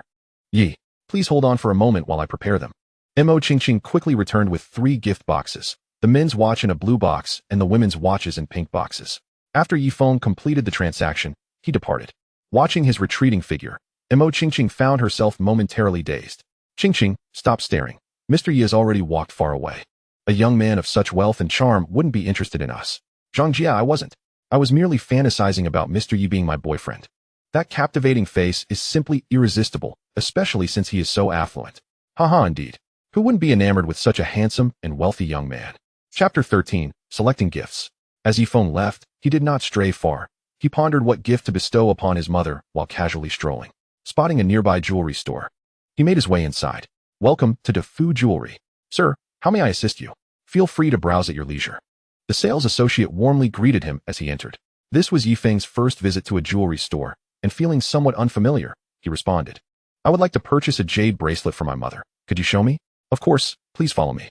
The sales associate led him to the display area, where a dazzling array of bracelets left him momentarily at a loss. Observing Yi Feng's hesitation, the sales associate suggested, "Sir, this Xinjiang green bracelet would be perfect for a middle-aged woman." As she explained, Yi Feng gained a basic understanding of jade. Prices ranged from thousands to hundreds of thousands. Imagining his mother's reaction upon learning he had purchased a 3.5 million watch for his father while gifting her a bracelet worth only several hundred thousand, he shuddered and quickly asked, "Do you have any higher quality bracelets priced above 3.5 million? Please hold on. We do have an ice jade bracelet that meets your criteria. I will consult with the store manager." Shortly after, the sales associate and the manager approached carefully, holding a decorative box. The manager gingerly placed the box in the center of the table, fearful of it breaking. "Hello, sir. This is the ice jade bracelet you inquired about." Yi Feng examined it closely. The bracelet exuded a delicate warmth, shimmering softly under the light, its high transparency revealing intricate internal patterns. Suddenly, a rather portly woman rushed over, snatching the bracelet to try it on. "Madam, this bracelet was first seen by this gentleman." The sales associate quickly interjected. "Humph, so what if he saw it? He hasn't paid for it. If I wear it, it belongs to me. How much is it?" "I'll buy it," the woman arrogantly declared. "Darling, this bracelet is truly meant for you." A handsome young man in his 20s chimed in, flattering her. Yi Feng suppressed his disgust at the scene. The term darling sounded utterly nauseating coming from him. It seemed she must be a kept woman. "Let this lady have the bracelet. I have no desire for it," Yi Feng remarked, feeling repulsed by the thought of accepting something she had touched. Yet, what followed was even more distasteful. "Little boy, you're quite perceptive. How about you accompany me? As long as you have stamina, I promise you a car in a year and a house in 5. The middle-aged woman said, throwing Yi Feng a flirtatious glance. At this moment, Yi Feng could no longer endure the situation. He reached into a nearby trash bin and then pointed a finger at the middle-aged woman, exclaiming, "You fat sow, looking like a pig. You are utterly nauseating. Get lost. Get lost."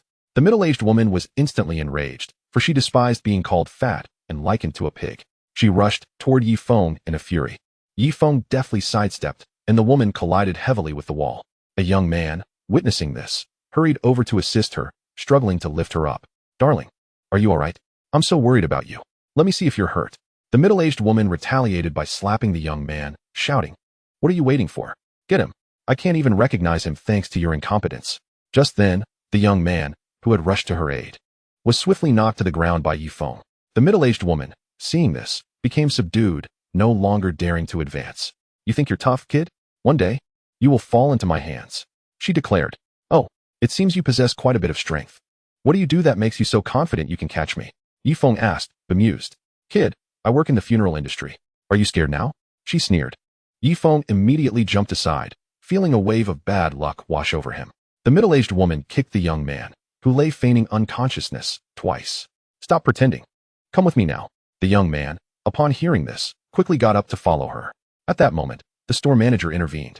Ma'am, this bracelet costs 3.8 million Chinese yuan. Will you be paying by card or bank transfer? What? Why is it so expensive? Upon hearing this, the manager cast a glance, and several sales associates immediately surrounded them. The middle-aged woman had no choice but to comply and swiped her card, leaving in a huff. Feng turned to the manager and inquired, Do you have bracelets of similar or even higher quality? After pondering for a moment, the manager replied, Indeed, we do.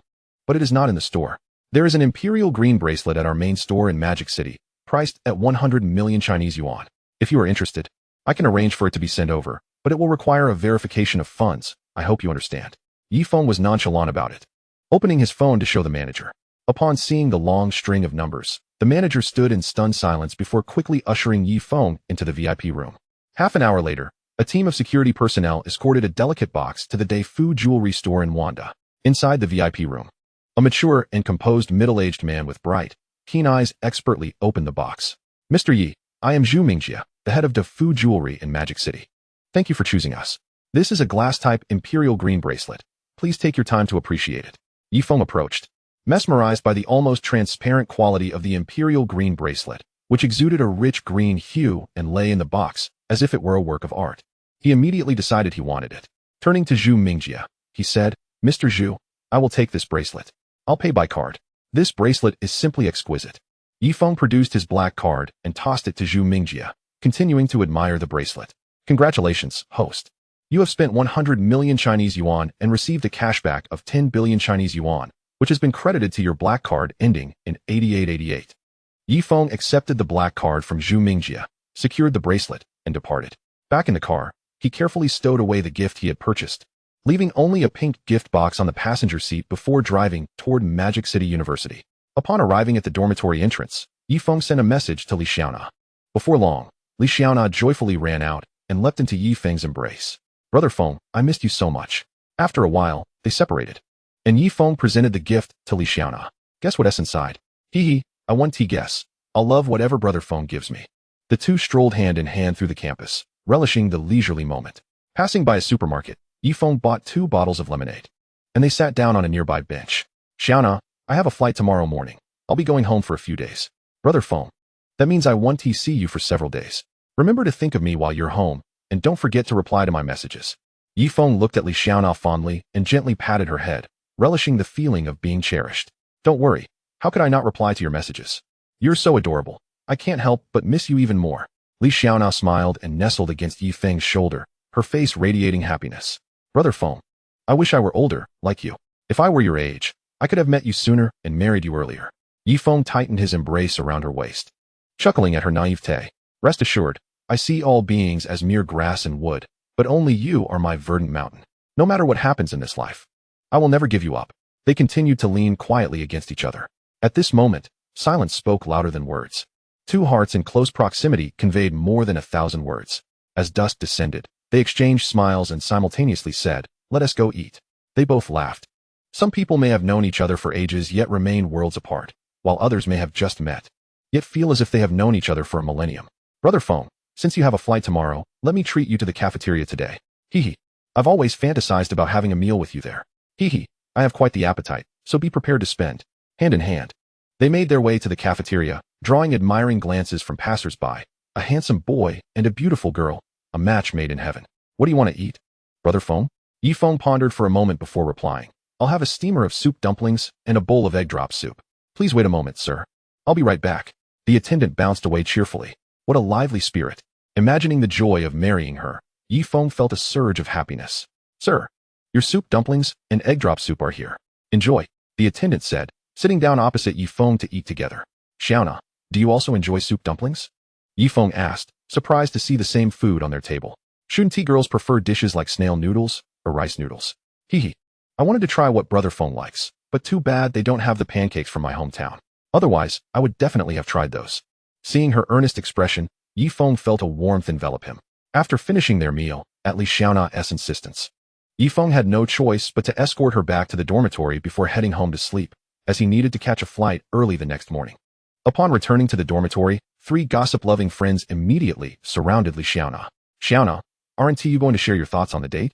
Yeah, did you kiss your senior? Shernan spotted the pink gift box she was holding, and her eyes lit up.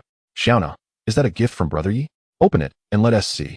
Under the pressure of her friends, Li Xiaona reluctantly opened the gift box, revealing a delicate pink watch. Li Bingbing immediately recognized the brand and gasped, staring at Li Xiaona. Xiaona, this is a Patek Philippe, a top-tier luxury watch. Sun Jingjing quickly took out her phone to look it up. Xiaona, this is the new Patek Philippe Jumping Youth, priced at 2.8 million Chinese yuan. Xiaona, I didn't expect Brother Yi to be a tycoon. Hee. You must treat us to something delicious. I want snail noodles with pig's feet. Li Xiaona was equally astonished. 2.8 million Chinese yuan. Did Brother Feng really spend so extravagantly? Bingbing, Shernan, Jingjing, I feel I cannot accept such an extravagant gift. It's too precious. I want to return it to Brother Feng.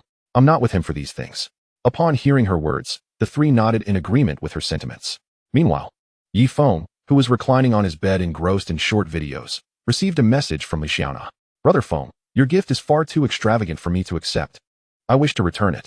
Yi Feng stared at the message, feeling a wave of frustration wash over him. He had not anticipated that his inaugural gift to Li Xiaona would be rejected due to its lavishness. After gathering his thoughts, he replied, Xiaona, I am uncertain whether you are rejecting the gift or rejecting me. When I chose this watch, my foremost impression was that it suited you perfectly, rather than its monetary worth. I wish to offer you everything that is befitting of you. This is not about finances. It stems from the fact that you are my girlfriend, and I desire to share with you. Brother Feng, I am not rejecting you. It is merely too valuable. If I accept it, I fear it would seem as though I am with you for your wealth. Xiaona, I understand your character, and thus I would never presume that you are with me for my money. If you refuse it, I shall have no choice but to gift it to someone else. And I am certain you would not wish for that to occur. After much persuasion from Yi Feng, Li Xiaona reluctantly accepted the gift. Women truly are perplexing. He decided to cease pondering and retire for the night. The following morning, Yi Feng rose early, organized his belongings, hailed a cab, and set off for the airport. After successfully passing through security, he was guided by a flight attendant to his seat. He took out his phone, adjusted the angle, and snapped a selfie, which he promptly sent to Li Xiaona. Xiaona, I have boarded the plane, do not worry. With that, he stowed his phone away and reclined in his seat, enjoying a moment of quietude. Not far away, several flight attendants clad in matching uniforms were engaged in light-hearted conversation. Lily, I just spotted a handsome guy in first class. Those deep-set eyes and that prominent nose, wow, truly captivating. If I weren't already in a relationship, I would consider pursuing him. Are you interested? Perhaps we could swap shifts? Hongjia, is that for real? I shall go take a look shortly.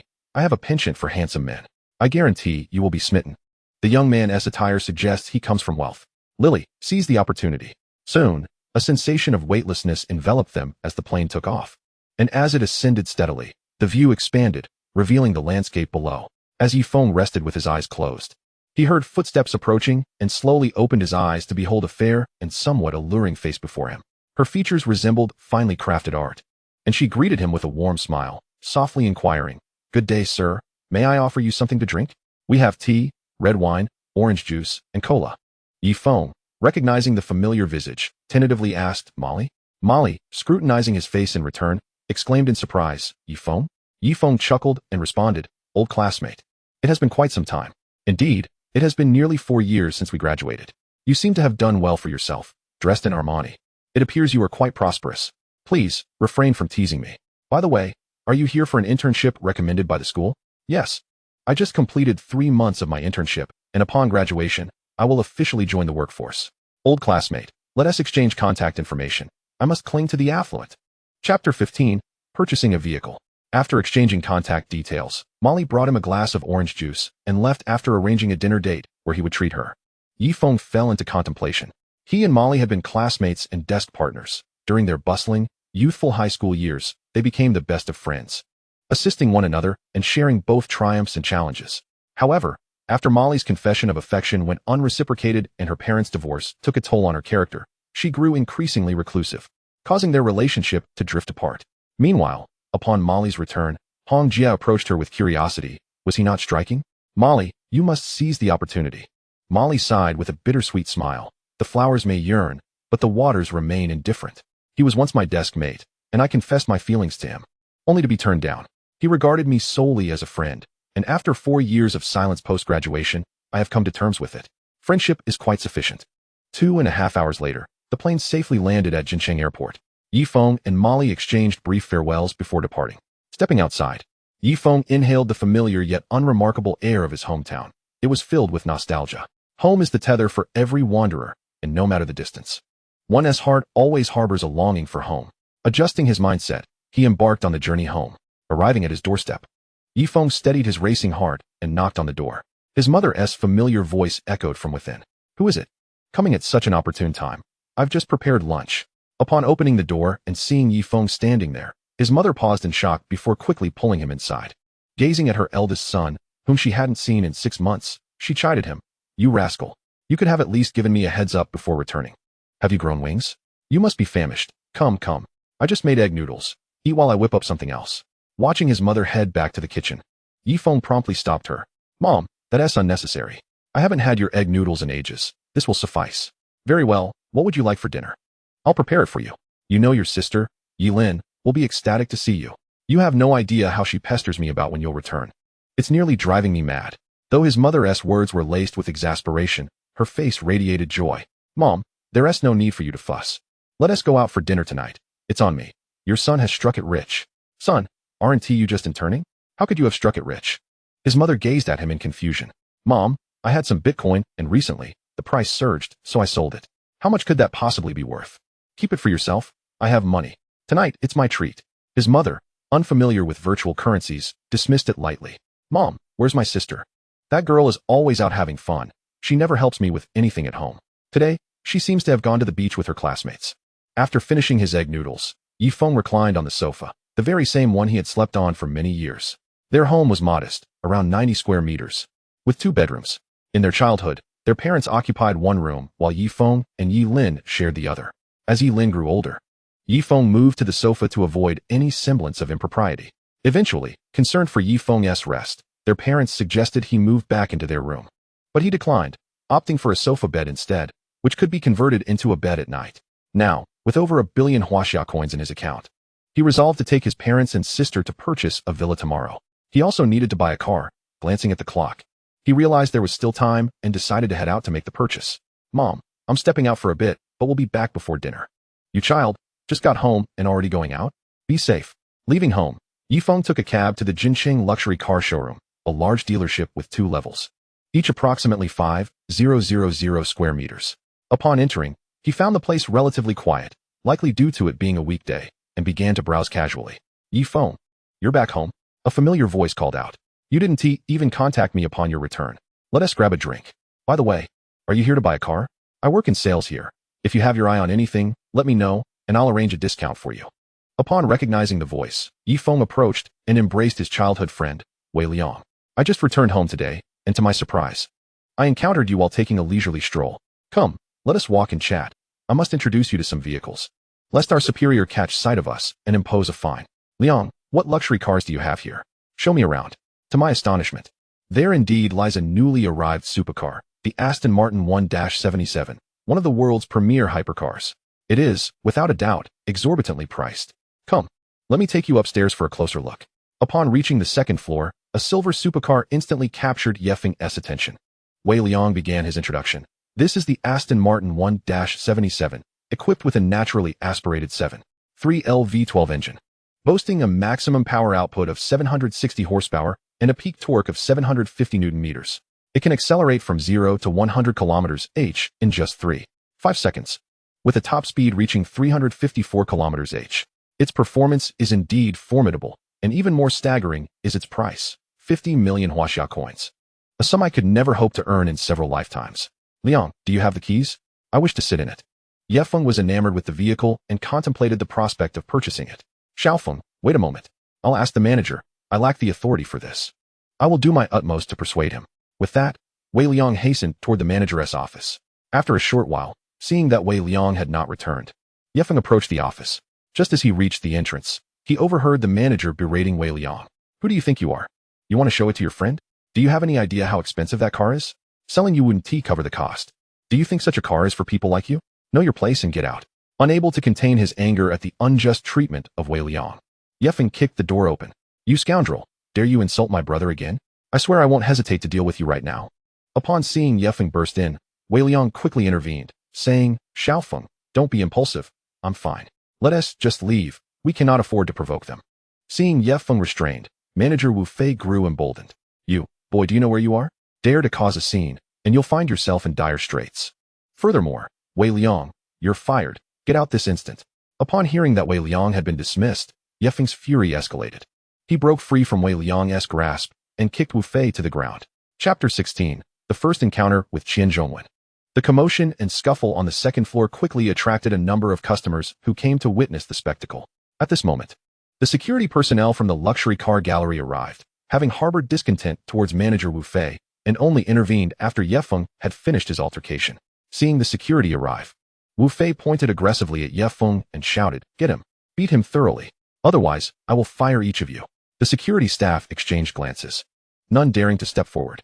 The security captain stepped forward and stated, Manager Wu, the conflict has subsided.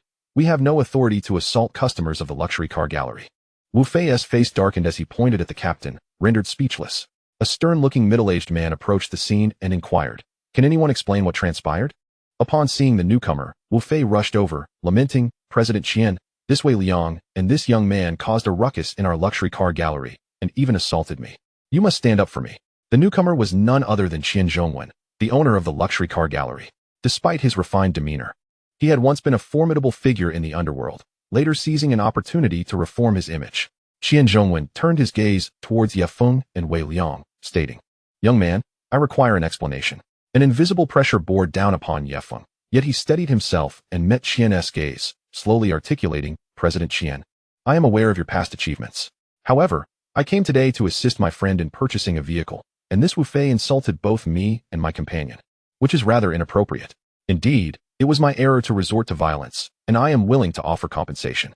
Qian Zhongwen regarded Ye Feng with admiration, impressed by his ability to withstand the pressure at such a young age and articulate his reasoning. He then turned to Wu Fei, seeing Qian's piercing gaze. Wu Fei hastily explained, President Qian, this young man wished to view the Aston Martin 1-77, and I refused him, believing he could not afford it. Is he correct? Qian inquired. Do you also believe I cannot afford it? I initially intended to make a purchase, but now I have changed my mind. Ye Feng replied earnestly. Are you admitting to causing a disturbance, or are you jesting with me? Jesting? No, I merely wish to inquire. President Qian, is your luxury car gallery for sale? Name your price, and I shall acquire it. Young man, this luxury car gallery is valued at approximately 1 billion. Are you certain? Qian Zhongwen felt a mix of admiration and curiosity, pondering the source of Ye Feng's audacity. President Qian, I offer 1.5 billion to purchase the luxury car gallery. I hope this price meets your satisfaction. Qian Zhongwen scrutinized Ye Feng's eyes, confirming the young man's seriousness. Young brother, it is clear to me that you do not care for the luxury car gallery. Why, then, do you wish to acquire it? Ye Feng pointed at Wu Fei, stating, Because of him, I wish to have him removed. Is it worth it? Absolutely. Upon hearing Ye Feng's resolute affirmation, Qian Zhongwen nodded in satisfaction. A bow. Break one of Wu Fei's legs and expel him from Jincheng. After a scream, Wu Fei was dragged out of the luxury car gallery. Qian Zhongwen smiled and remarked, Now you have no reason not to purchase. The cars are still available for you to buy. Young brother, would you care to join me in my office for tea? President Qian, please wait. Let me have my brother assist me in purchasing the vehicles first, or I shall truly appear to be a troublemaker. He then produced a card and handed it to Wei Liang, instructing him to procure a Bentley Bentayga and an Aston Martin 1-77, before accompanying Qian Zhongwen to his office. After pouring a cup of tea for Ye Feng, Qian Zhongwen remarked, Young brother, I hold you in high regard. You remind me of my younger self, loyal, bold, and responsible. I understand that requesting you to work for me may be unrealistic, so I simply wish to befriend you. Ye Feng, already inclined towards camaraderie, given his long stay in Modu, where he couldn't always assist his parents, readily acquiesced. Haha, from now on, I shall call you Yelao Di, and you may address me as Qianga. Should you encounter any difficulties, do not hesitate to reach out to me. In Jincheng, I still hold some influence. Having spent over a decade navigating the underworld, Qian Zhongwen possessed a keen eye for talent. Recognizing that someone like Ye Feng was no ordinary individual, establishing a connection now would undoubtedly yield future benefits, though he remained unaware that this very friendship would later protect him from disaster. Qianga, as you are involved in real estate, do you have any fine villas to recommend? Little brother, I have developed a villa area at the Donghu Resort. You should visit tomorrow and choose whichever you like. It will be my gift to you. Qianga, I can purchase it directly. It's not too costly. That is fine. You are not short on funds. Little brother, don't leave tonight. Let us share a drink. I have a fine bottle of wine. Qianga, I truly cannot tonight. I just returned from Modu and promised to dine with my parents. I'll treat you another day.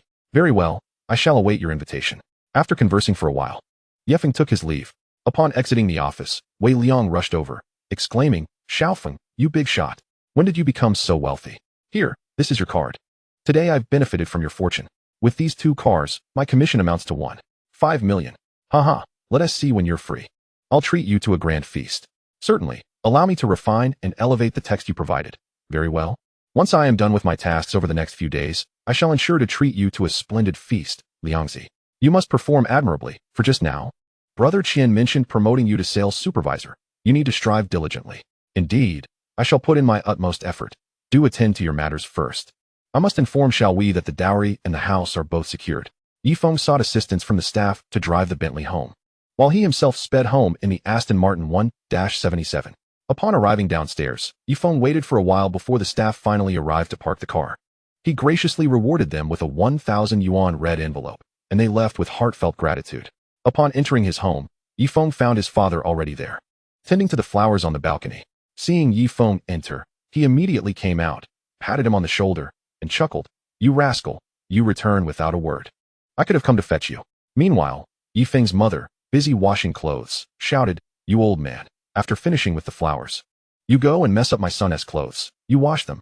Hearing this, Yi Feng's father sheepishly retreated to wash his hands, prompting a fit of laughter from Yi Feng. Not long after, Yi Lin returned home and rushed to embrace Yi Feng. Stinky brother. You didn't even tell me you were back? Otherwise, I wouldn't have gone out to play today. Look, I brought you a gift. Do you want to see it? Yi Lin released Yi Feng and eagerly asked, Where is it?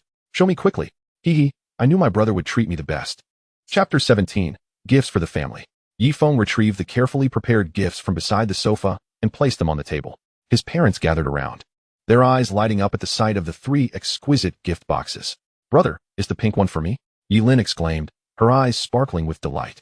Hee, I adore pink. With that, she snatched it up. Mom and Dad, these are for you, Yi Feng said, handing the gifts to them. The elderly couple accepted the gifts, their faces radiating pride and joy as they looked at Yi Feng, acknowledging that their son had grown up and was now giving back to them. Meanwhile, Yi Lin had already opened her gift box and was captivated by the exquisite watch, snapping several photos to boast about her brother's generosity on social media. Mom and Dad, you should open yours too. Look how beautiful my watch is. She chimed in. Yi Feng's father opened his gift box and donned the watch, unable to conceal his joy. Yi Feng's mother unveiled a stunning green bracelet, which she adored but quickly removed, saying, Xiaofeng, this must be quite expensive. I'm getting older. There's no need for such extravagance. Return it, and save the money for your future wife. And you, old Yi, take it off as well, at your age. You still want children's toys. Yi Feng's father reluctantly removed the watch, placing it back in the box, just as Yi Feng was about to persuade his parents otherwise. Yi Lin exclaimed, Bro, my classmate said this watch you gave me is a Patek Philippe, worth 2.8 million yuan. Yi Lin gazed at Yi Feng with astonishment. Not just yours, Dad's watch is even pricier. Yi Feng's mother looked at him anxiously and said, Xiaofeng, we cannot engage in illegal activities. Rest assured, all sources are entirely legitimate. Little sister, enlighten Mom about Bitcoin, he replied. When Yi Feng's parents learned that a single Bitcoin had once approached 2 million yuan, they were utterly astounded. At that moment, Yi Lin leaned in with a conspiratorial expression and asked, Brother, how much is Mom's bracelet worth? Just a small gold. Yi Feng replied with a grin before inviting his family out for dinner. As they descended, Yi Feng called out to his parents, Mom and Dad. I bought Dad a car this afternoon. Let us take it. Brother, what car is it? Yi Lin inquired eagerly. Yi Feng pointed, and as she spotted the car, she dashed over, exclaiming, Brother, it's a Beetle. Seeing his sister climbing all over the car, Yi Feng rushed over, tugging her ear, and pressed the car key. causing a nearby white Bentley Bentayga to illuminate. Yilin looked up at him with a pout. Brother, that hurts. Oh, a Bentley. Can you get me one too? Sure. Once you pass your driving test, I'll get you one, he replied. You little girl, wanting a car at such a young age. Feng. You spoil Linlin too much, their mother chastised. Amidst the playful banter between mother and daughter, Yifeng's father drove them to Jin Hui Restaurant, one of the premier Chinese establishments in the city, renowned for its exquisite cuisine and opulent decor. Upon arrival at the front desk, he said, Miss, we would like a private room, please. The receptionist politely responded, Sir, private rooms have a minimum consumption. If you're not too many, I would recommend the main hall. However, Yifeng insisted, we prefer a private room for a quieter atmosphere. Once seated in the room, Yifeng, feeling rather indulgent, ordered the 888 yuan set meal without hesitation. True to its reputation, the restaurant promptly served a delightful array of dishes. As Yilin's mouth watered at the sight of the delectable spread, their mother shot Yifeng a disapproving glance, chastising him for his extravagant spending. While their father sat there with a cheerful demeanor. At the dining table, Yifeng continually served his parents, Mom and Dad, please eat more. The flavors here are truly remarkable. Do try this Wagyu beef. Mom, have some bird's nest soup. If you enjoy it, I'll get you more. On the side, Yilin was fiercely attacking a roasted pig with a lobster claw, casting a pitiful glance at Yifeng, as if to say, why don't you serve me? Mom and Dad, I plan for our family to go house hunting tomorrow. I've already made arrangements at the Donghu Resort. I bought the car to make traveling there easier for you. All right, let us go tomorrow. It's time to pick out your wedding house. Otherwise, with your lavish spending, you'll run out of money in no time. Their mother chimed in agreement. Brother, you have great taste. A classmate of mine lives nearby. It's really nice. With a resort, amusement park, and hot spring hotel. Hee, there are so many fun activities, and it's only half an hour from the city. Plus, I heard from my classmate that the subway is already planned to extend there, starting construction next year. You seem quite knowledgeable, Mom. Allow me to transfer you some money. You're always hesitant to spend. Your son is now financially secure, so don't hold back. Once you've spent it all, I'll send you more. Yifeng said, transferring 20 million yuan to his mother, mindful not to overwhelm her with too much. Meanwhile, Yifeng's father was subtly signaling to him, and Yifeng responded with a reassuring glance, subsequently transferring 2 million yuan to his father as well. Noticing Yilin's eager gaze, he couldn't resist and sent her 500,000 yuan, mindful that a young girl ought not to carry too much money. After their meal, when Yifeng's mother wanted to take leftovers home, he stopped her, insisting that it was unbecoming for someone of his wealth to allow her to eat leftovers. Back at home, Yifeng's parents retired early, while the siblings settled on the sofa to chat. Brother, I feel today was so surreal. I'm a bit scared. I fear that I might wake up and find it was all a dream, and you're still in Shanghai. I also worry that this is real, and you'll become too busy to care for me, Yilin confided. Silly girl, why would you think that? How could I not care for you? We are bound by blood and our family. In the future, if you face any difficulties, you must tell me. Now that I have the means, I can help you overcome any challenges, Yifeng reassured her. Thank you, brother. You should get some rest. I'm heading to my room now. Yifeng smiled wryly, realizing his little sister was growing increasingly thoughtful. He lay back on the sofa and chatted with Li Xiaonao for a while before succumbing to slumber, feeling quite exhausted from the day's events. Early in the morning, Yifeng was roused from his slumber by the incessant chatter of Yilin. Glancing at the time, he realized it was barely past 7 o'clock. With a weary expression, he said to her, Sister, it's only 7. Please keep your voice down. I wish to catch a bit more sleep. Oh, brother, we're going to buy a big house soon, and I can't help but feel excited. You should wake up too and see how beautiful I look in this dress today. She replied. Without lifting his head, Yifeng muttered a perfunctory beautiful. At which point their mother appeared and pulled the still chattering Yilin away. Your brother arrived on a late flight yesterday, and didn't he even get a chance to rest? Hurry back to your room and let him sleep a little longer. Yilin stuck out her tongue and retreated to her room, dejected. Chapter 18. Buying a house for our parents. It was only after 9 o'clock that Yifeng finally awakened, prompted by Yilin's insistence. He hastily completed his morning routine. After breakfast, the family set off. Father was already waiting in the car, and, upon seeing the three of them approach, exclaimed, Feng, this car is quite impressive. Who would have thought I'd get to drive a Bentley in my lifetime? Haha. Look at you, so smug. You're only enjoying it thanks to your son. Now, hurry up and get in. We need to set off, mother replied. Yifeng produced another car key and announced to his parents, I'll drive the other car. I bought 2 yesterday. As he approached the Aston Martin 1-77, Yilin jumped out of the car, dashed to the passenger seat, and plopped down. Mom and Dad, you go ahead. I'll ride with my brother in the sports car. Once inside the car, Yilin gazed at the exquisite and luxurious interior and asked, "Brother, this car must be incredibly expensive, right? I read online that sports cars cost several million. How much did you pay for this one?" Observing his money-minded sister, Yifeng felt it was time for a little lesson. "This is an Aston Martin 1-77, worth 50 million yuan. Little girl, don't always concern yourself with such matters. Don't worry, once you obtain your driver's license, I'll gift you a sports car to prevent others from easily deceiving you. I knew you loved me the most, hee. The Donghu resort was not far from Yifeng's home. They arrived in less than 20 minutes. He reminisced about visiting this place with his parents before the resort was built, when they dug up a large bucket of clams. The Donghu villas were nestled by a tranquil lakeside, surrounded by lush greenery, offering expansive views that distanced one from the city's clamor and embraced the essence of nature. Upon arriving at the sales center, the family was taken aback by the opulent decor. Yi father and Yi mother felt somewhat intimidated, while Yi Lin looked on with excitement. As it was a villa sales center, the crowd was sparse. A few elegantly made-up sales representatives were engaged in idle chatter and, upon noticing the Yi family, chose not to attend to them. "Brother, come quickly. Look at this villa. The location is exceptional, and you can see the entire Donghu view from the garden. Let us go take a look," Yi Lin urged enthusiastically. Arriving at the scale model, Yi Feng acknowledged the villa's prime position and called out to the sales representatives who were still chatting, "Miss, please take us to see this villa in person." The sales representatives exchanged disdainful glances, believing that showing Yi Feng's family around would be a sheer waste of time. Just as Yi Feng's brow furrowed in frustration, a young girl approached. "Sir, if you don't mind, I can take you to see this villa. I just started working here and am still learning the ropes." Yi Feng assessed the girl before him. She appeared to be quite young, likely a student working during the summer. Noticing her name tag, he learned that she was called Su Yali. "Miss Su, I would appreciate your assistance in showing us around," Yi Feng replied, beckoning his parents and sister to follow Su Yali. One of the other sales representatives scoffed, "Yali, don't waste your time. They don't look like they can afford a villa. They're probably just here for the free gifts." Ignoring the remarks, Su Yali earnestly asked Yi Feng, "Sir, what is your surname?" "I'm Yi. You seem to be around my sister's age. You must still be a student, so don't be nervous." "Mr. Yi, I am indeed a student working during the summer. Please wait a moment while I fetch a sightseeing vehicle." With that, she dashed to the entrance, returning with a cart. The Yi family boarded the cart and arrived at Villa number 8. The villa's exterior featured a minimalist yet modern design, with white walls harmoniously blending into the surrounding natural environment. "Mr. Yi, this is the villa you just saw on the scale model. Please, come inside," Su Yali invited. Opening the grand door, the villa's interior was equally modern and elegantly designed, furnished with high-quality furniture and decor.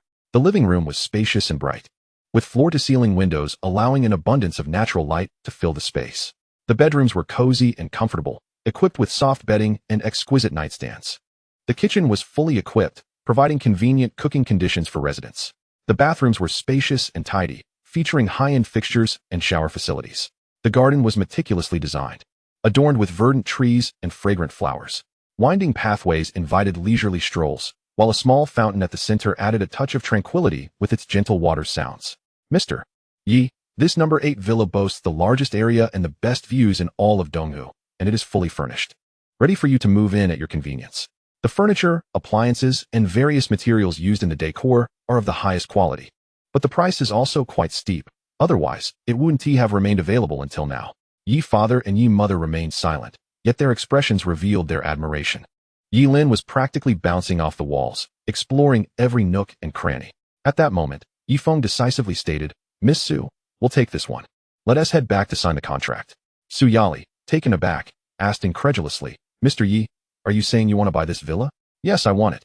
Let us go back and sign the contract. I'll pay in full." Overjoyed, Su Yali jumped up, her exhilaration evident. This was her first sale, and it was a significant one worth 50 million. Now, her tuition would be secure, and she could greatly improve her and her mother's quality of life. Realizing her excitement had gotten the better of her, she blushed and hurriedly explained, "Mr. Yi, I'm so sorry. I'm just really happy. This is my first transaction." "No worries, let us go. But please don't get too carried away while driving. I do prefer not to take an unexpected dip in Donghu," Yi Feng joked. Shortly thereafter, they returned to the sales center, and upon Su Yali's arrival, mocking voices from the other sales representatives echoed again. "Back so soon? I bet they were intimidated by the luxury of villa number 8, right? Just getting to see such an extravagant villa is probably a once-in-a-lifetime experience for them." "Zhangjia, Zhaojia, it's not like that. Mr. Yi has decided to buy villa number 8. We're back to sign the contract." The other sales representatives gaped in disbelief, quickly replaced by envy. Soon after, Su Yali, along with sales manager Wang Un, approached Yi Feng. Mr. Yi, I'm the sales manager Wang Un. The contract is ready. If you could kindly follow me, we'll head to finance to finalize everything. In the finance office, Yi Feng transferred the 50 million for the property and signed the contract. As he was leaving, he inquired, Manager Wang, will the commission go to Miss Su? Chapter 19. Investment. Wang Un replied, looking at Yi Feng, Mr. Yi, rest assured, the commission will definitely be given to Yali. Yi Feng was concerned that the temporary salesperson, Su Yali, might have her performance attributed to Manager Wang. Despite this, he held a certain admiration for the self-reliant young lady, prompting him to remind Manager Wang, I am a friend of General Manager Qian, and I hope you will keep your word. After Yi Feng departed, Wang Un immediately dialed Qian Zhongwen's number. General Manager Qian. Today a young man named Yi Feng came to our villa sales center and purchased villa number 8. After completing the payment, I discovered he is your friend, and I failed to provide the maximum discount. This is my oversight. Please punish me. Oh, Brother Yi is indeed swift in action. He just mentioned it yesterday and came today. Well, this is not your fault. It's fine. He isn't short of money. Has he left? Forget it. I'll give him a call. After hanging up, Wang Un wiped the sweat from his forehead, realizing he had nearly offended a significant figure. At that moment, any lingering doubts vanished, and he decided to grant Su Yali her commission at the highest standard. Meanwhile, Yi Feng, who was preparing to leave, received a call from Qian Zhongwen. Haha, Brother Yi, I heard from my subordinate that you purchased villa number 8 today. What a remarkable choice. That villa is the king of villas. Thank you for supporting me. Brother Qian, you flatter me. I should be the one thanking you for reserving such a splendid property for me. Do you have time? I'm at Donghu Golf Course. Would you like to join me? Sure, Brother Qian, I'll head over right away. After hanging up, Yi Feng informed his parents that he was going out to meet a friend. They drove back home, but Yi Lin insisted on tagging along for some fun, leaving him with no choice but to take her with him. Brother, where are we going? Do I know your friend? Yi Lin inquired curiously. My friend is at a nearby golf course. You Haven team met him, but you may have heard his name. Yi Feng replied with a peculiar expression. I Haven team met him? Who is it? Qian Zhongwen. Brother, can I still get out now? Haha, you little girl. Are you actually feeling nervous? Is it too late? Upon arriving at their destination and checking in under Qian Zhongwen's name, they were directed to the putting green. At the entrance stood the muscular man, a Bao, whom they had encountered at the luxury car gathering. Brother Bao, I'm here to see Brother Qian. Mr. Yi, just call me a Bao. Brother Qian is inside with a few friends. After knocking and receiving a response, a Bao opened the door, inviting Yi Feng and his sister in. Inside, they found Qian Zhongwen playing golf with a weary-looking middle-aged man. Upon spotting Yi Feng and his sister, Qian Zhongwen smiled. Brother Yi, you arrived quite promptly. Who is this young lady? Brother Qian, this is my sister. She wanted to come along to the golf course. Allow me to introduce you. This is Mr. Zhang Jiwei from Yuandao Investment. Mr. Zhang, this is my younger brother Yi Feng. Don't let his youth fool you. His financial resources are quite substantial. Yi Feng shook hands with Zhang Jiwei, and they were formally introduced. A weak voice suddenly broke into their conversation. Big spender? Yi Feng shot an exasperated look at Yi Lin, thinking how inappropriate it was to say such a thing in front of others. Meanwhile, Qian Zhongwen erupted in laughter. Yuandao Investment, big spender. Haha, you've cracked me up. Yi Feng, your sister is absolutely delightful. Mr. Zhang, if you're having such bad luck lately, perhaps it's related to your name. If you keep being called a big spender, how can luck be on your side? Zhang Jiwei nodded in agreement. As he was still somewhat superstitious at his age, little sister, you truly have a way of awakening the dreamer. I always felt something was off, but couldn't pinpoint it. It seems I really need to consider renaming the company. Qian Zhongwen invited everyone to sit down, and sensing that serious matters were about to be discussed, Yi Lin found a golf club and wandered off to play elsewhere. Old Qian, let us get straight to the point. Regarding the land in the free trade zone, I'm currently at a loss. Could you possibly invest in it so we can develop it together, or I could transfer it directly to you? Zhang Jiwei said helplessly. He had originally spent 3 billion huaxia coins for the land, intending to build a large logistics trade center. However, due to several failed investments, he found himself in dire financial straits and had no choice but to approach Qian Zhongwen. Old Zhang, the completion of your project will likely require an investment of 10 billion huaxia coins. To maintain my own projects, I can only allocate 3 billion, and I suppose you can manage around 2 billion. That still leaves a funding gap of 5 billion. This is quite troublesome. Qian Zhongwen wanted to help Zhang Jiwei, who had aided him significantly during his own difficult times, but the funding gap was too substantial for him to bridge. Just as both men were at a loss, Yi Feng spoke up. Brother Qian, Brother Zhang, don't worry about it. I'll invest that 5 billion. If it's insufficient, I can contribute more. Both men stared at Yi Feng in astonishment. To Qian Zhongwen, Yi Feng seemed so young that he assumed his net worth was around 1 billion at most. But now he was talking about 5 billion in cash. Suddenly, he realized that what he initially viewed as a rising star was, in fact, a brilliant moon illuminating the night sky. Brother Yi, how much can you add? Zhang Jiwei asked quietly. Perhaps up to 10 billion.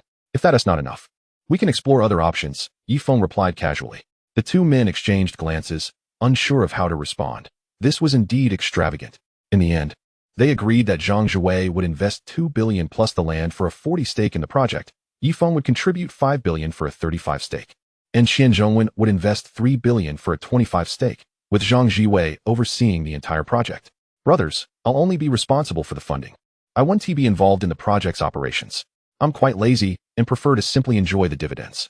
Yi Feng intended to return to Modu soon and didn't he wish to invest too much of his energy in this matter. He preferred to enjoy life instead. Brother Yi, tonight I'll treat you all. We want to leave until we're drunk. Old Qian, you always say you have good wine. I must try it tonight. They arranged to meet that evening at Qian Zhongwen's Donghu Hotel, and Yi Feng bid farewell to Yi Lin. On the way home, Yi Lin looked at Yi Feng curiously and asked, Brother, I don't think Brother Qian is as terrifying as people say. He seems quite elegant, almost like a professor. Yes, Brother Qian was once compelled by circumstances to act harshly. If he hadn't been tough, he wouldn't have survived. Now he is truly himself. Upon returning home, Yi Lin excitedly recounted her golf experience to their parents, her exaggerated expressions bringing forth hearty laughter. Mom and Dad, guess who I met today? It was Qian Zhongwen, the legendary big shot. Yi Mother turned to Yi Feng with a worried expression and asked, Xiao Feng, the friend you met today, is Qian Zhongwen? How do you know him? You must be careful not to stray down the wrong path. Yi Feng shot a reproachful glance at Yi Lin and explained, Mom, I met Brother Qian when I was buying a car. Now he is involved in legitimate business, so you can rest assured. Yes, Mom, Brother Qian was quite amiable today. Very refined. Nothing like the terrifying figure people describe, Yi Lin added in defense. Seeing her children's reassurances, Yi Mother realized she had been overly concerned. They had grown up and were capable of making their own choices, and they would have to walk their paths in the future. As the time drew near, Yi Feng set off for Donghu Hotel. The journey was smooth, and after parking, a young man approached, his eyes gleaming as he stared at Yi Feng's car. Bro, is that an Aston Martin 1-77? Absolutely magnificent. There are only 5 of these cars in the country. May I take a photograph, my good sir? Observing the affable young man, Yi Feng generously tossed him the keys. Fate brought us together. Hop in and take some photos. You may even take it for a spin. The young man, clutching the keys, expressed his gratitude profusely. After capturing a few snapshots inside the vehicle, he revved the engine and took the car for a brief joyride nearby. Aren't you worried I might drive off with it? He jested. To be honest, the car's performance is simply astounding. Allow me to introduce myself. My name is Zhao Peng, a native of Kyoto. Noticing the aura of confidence radiating from Zhao Peng, Yi Feng sensed that his identity was anything but ordinary. I am Yi Feng, hailing from Jin City. Brother Feng, I must take my leave now. If you ever find yourself in Kyoto, I shall treat you to a grand feast. With Zhao Peng's departure, Yi Feng entered the hotel. Inside the private room, Zhang Jiwei greeted Yi Feng with a hearty laugh. Ah, Brother Yi, you have arrived late. You must pour yourself a drink as a penalty. Next to him, Qian Zhongwen chimed in. 1 drink won't suffice. It must be 3. Haha. Today, I brought 2 bottles of the 1976 5-star Matai, so you must indulge. Yi Feng, not one to dampen the mood, readily accepted. Once seated, the waiter began serving the dishes. Yi Feng raised a glass and stood, addressing the 2 gentlemen, brothers. I apologize for my tardiness today. I shall self-impose a drink. I shall go first. Cheers, exclaimed Zhang Jiwei, genuinely pleased. Thank you, Brother Qian and Brother Yi. Otherwise, I'd have to liquidate this property. Without further ado, I shall never refuse any future assistance from you, Zhang Jiwei. Down the hatch. After downing 2 shots, Yi Feng hastily sampled some food to temper the effects, as it was his first time consuming such a quantity of baijiu. Observing Yi Feng's discomfort, the 2 men moderated their drinking pace. Brother Yi, I hear from Brother Qian that you will soon return to the magical city. I've heard that one of the 4 great families of the magical city, the Feng family and the Shun family, are at war again, and it seems quite serious this time. Do you have any insights? Upon hearing Zhang Jiwei's words, Yi Feng realized that Shun Haoran had begun his maneuvers, though he refrained from mentioning the genius girl Shun Haoyue's involvement. Brother Zhang, this retaliation was initiated by the Shun family, who have acquired financial backing. With Shun Haoyue in the fray, the Feng family is bound to suffer significant losses. Surprised that the Shun family was able to secure funds, Zhang Jiwei, a veteran of the business world, remained skeptical about their chances against the formidable Feng family. Rest assured, Brother Zhang, the Shun family won't falter. If worst comes to worst, I shall invest in Shun Haoran. I am genuinely curious about how Shun Haoyue plans to outmaneuver the Feng family. So it is your investment, Brother Yi. The Feng family will have a tough time this round, but you must remain vigilant against their retribution. You too, Qian Zhongwen interjected, on such a splendid day. Why discuss the Feng and Shin families? Let us raise a glass. With that, he lifted his cup and drained it in one go. The other two followed suit. Yi Feng, feeling the effects of the alcohol, looked at the two older gentlemen with admiration. Brother Qian, could you reserve a hall at the Donghu Hotel for the banquet the day after tomorrow? My sister is hosting her graduation celebration. Qian Zhongwen replied with a smile. A trivial matter, worry not, my brother. I will ensure everything is arranged. Thank you, Brother Qian. After a while of drinking, Yi Feng succumbed to intoxication, prompting Qian Zhongwen to arrange for him to stay at the Donghu Hotel. At the table, Zhang Jue turned to Qian Zhongwen and inquired, Brother Qian. This Yi Feng is not to be underestimated. I estimate his assets to be no less than 2 billion Huaxia yuan, and it's all in liquid form. He may appear somewhat youthful, but he is destined for greatness. Indeed, it was this very quality that drew me to him. Yet, you managed to secure an investment right after meeting him. I have also conducted some research on Yi Feng. His parents are ordinary folks, and he was merely a typical student until recently when he suddenly amassed an astonishing fortune. These funds have evidently flowed in from abroad, indicating that Yi Feng's background is quite extraordinary. Qian Zhongwen's expression grew serious as he cautioned Zhang Jue, Brother Zhang. I advise you to refrain from prying too deeply into others' secrets. It could invite misfortune. Your relationship with Yi Feng should be one of cordiality. He merely seeks someone to watch over his family. Focus on that, and nothing more. Brother Qian, your insights are invaluable. I shall take heed. To that end, I shall pour myself a drink. Zhang Jue raised his cup and drank it down. The two continued their light-hearted conversation before settling into the Donghu Hotel for the night. As the morning sun streamed onto Yi Feng's face, he slowly opened his eyes, greeted by a throbbing headache and a sense of physical weakness. He shook his head in resignation, attempting to recall the events of the previous night, but his memories were muddled, as if blurred by alcohol. Struggling to rise, he made his way to the bathroom, gazing at his pale visage in the mirror, and could not help but chuckle bitterly, splashing cold water on his face. He sought to revive his senses. After drinking a bottle of water, he returned to bed, sent a message to his mother, and drifted back into a deep slumber. At the Yi residence, Ye's mother was lamenting her son's behavior, while Yi Lin gleefully packed her belongings. Since returning home yesterday, she had insisted on moving to the Donghu villa, and her parents had reluctantly agreed, planning to tidy up and relocate that very morning. Mom, my graduation banquet is tomorrow. Have you decided on a venue? Oh, you little rascal. Your brother just told me he has secured the Donghu Hotel for you. Are you pleased? He spoils you too much. Hurry and finish packing. I still need to inform relatives about the banquet's location. Chapter 21, Moving House. Having packed their belongings, Ye's mother felt overwhelmed. She initially thought there wasn't much to move and could manage with Ye's father's car, but now they were inundated with bags. Especially with Ye's father's collection of plants, which made her want to scream. Ultimately, to avoid the chaos, Yi Lin found a moving company online. Shortly after, the moving company arrived, transporting the packed boxes down from the upper floors while Ye's mother greeted the neighbors below. Meiwan, are you moving? Yes. Xiaofeng has earned some money and insisted on getting me a bigger house. There was no way to dissuade him. These kids today just don't listen. They should be saving for a future wife. Though she complained, the pride on her face was unmistakable. You should take joy in your child's filial piety. You've raised 2 students of prestigious universities, and soon you will enjoy the fruits of your labor. As long as my children are doing well, that's what matters. Sister He, I must be going. Old Yi is calling for me. Do visit me when you have the chance. Leaving the home she had lived in for half a lifetime amid the envious gazes of others, they arrived at the Donghu villa. Ye's mother directed the movers to place everything in the spacious living room while Ye's father set up his plants in the garden. Then settled in the garden gazebo to admire his foliage, relishing the moment. I must call a few old friends, brew a pot of tea, and enjoy the flowers. I can hardly wait for such days ahead. Ye's mother interrupted his reverie with a call, prompting him to reluctantly return inside the villa. Upon seeing Ye's father re-enter, she instructed, Old Yi, hurry and move your clothes to the 2nd floor. Finish that before tending to your plants. Meanwhile, Yi Lin selected a room on the 3rd floor, placing her dolls on the bed and arranging her photos on the bedside table. After a busy morning, she lay back on her soft bed, occasionally chuckling to herself.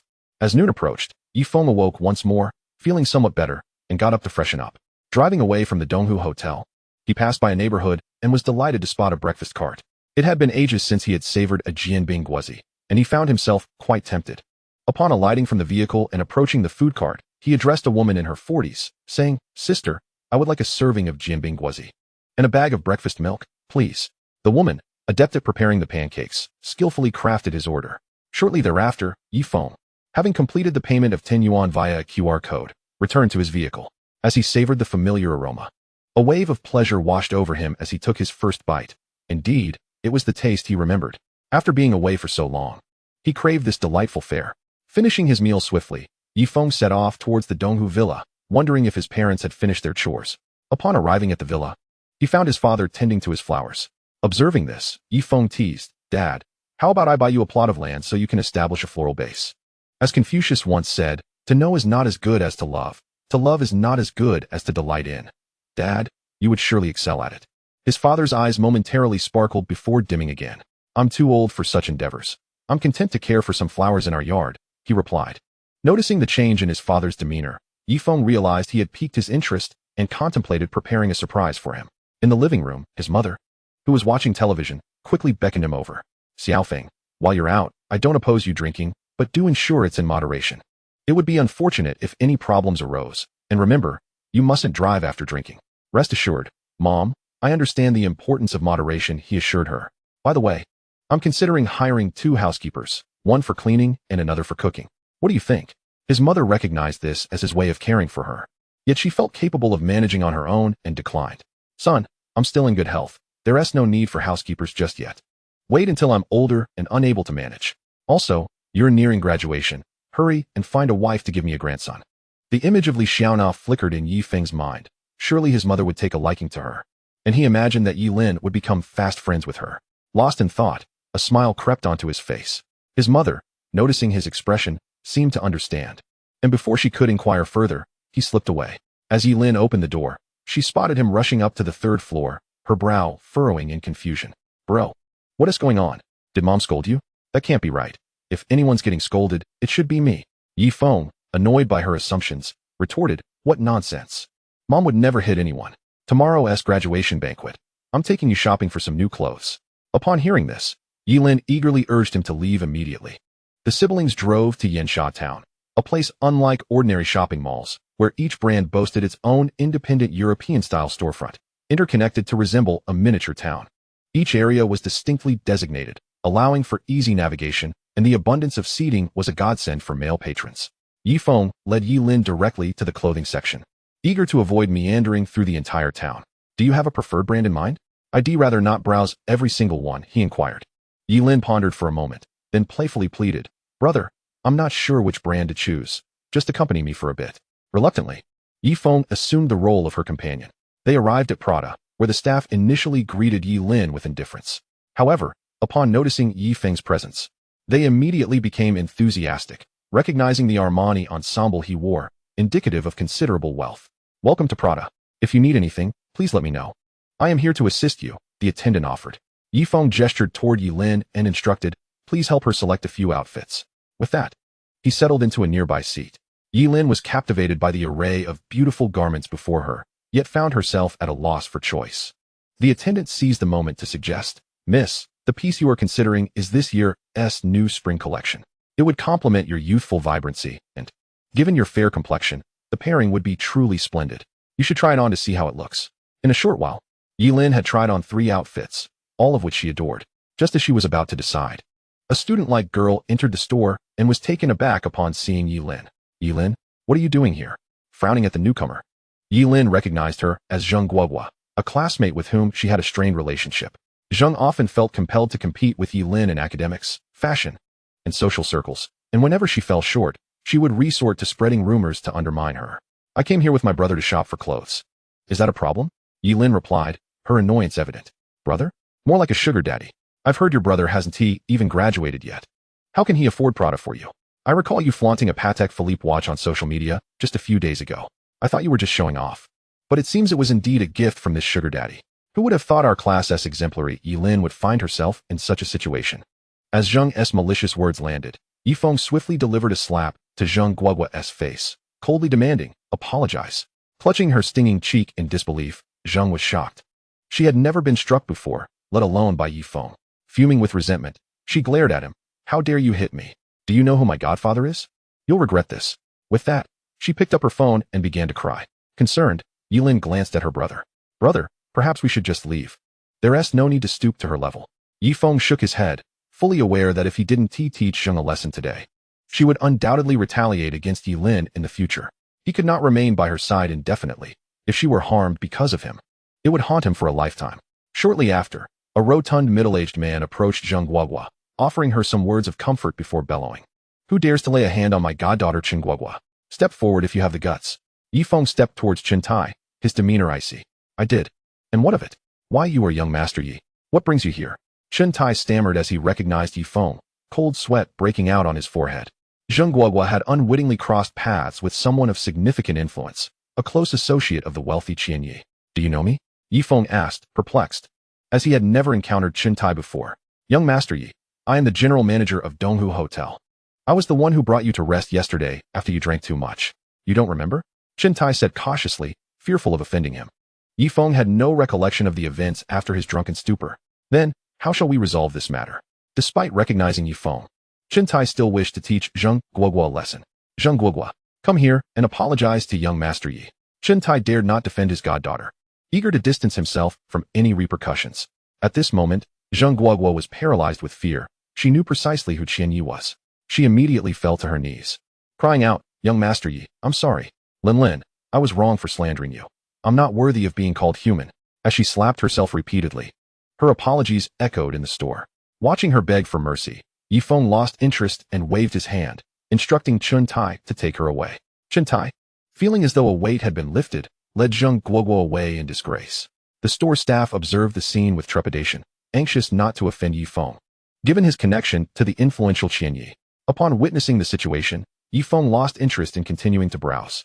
He instructed the shop assistant to pack 2 of the latest handbags along with the 3 outfits that Yi Lin had tried on. After settling the bill, he departed with Yi Lin. Brother, that was so satisfying. Zheng Guogua always finds fault with me at school. Let us see if she dares to spread rumors again after today.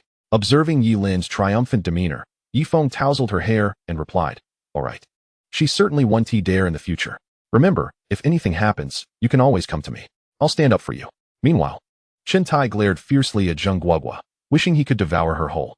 This foolish girl nearly caused him to offend Yi Feng. Truly, she was more of a hindrance than a help. Zheng Guogua, if you're looking for trouble, don't drag me into it. If you dare to offend young Master Yi and Miss Yi again, I'll make sure you're sold off to Myanmar. At that moment, Zheng Guogua was also filled with trepidation.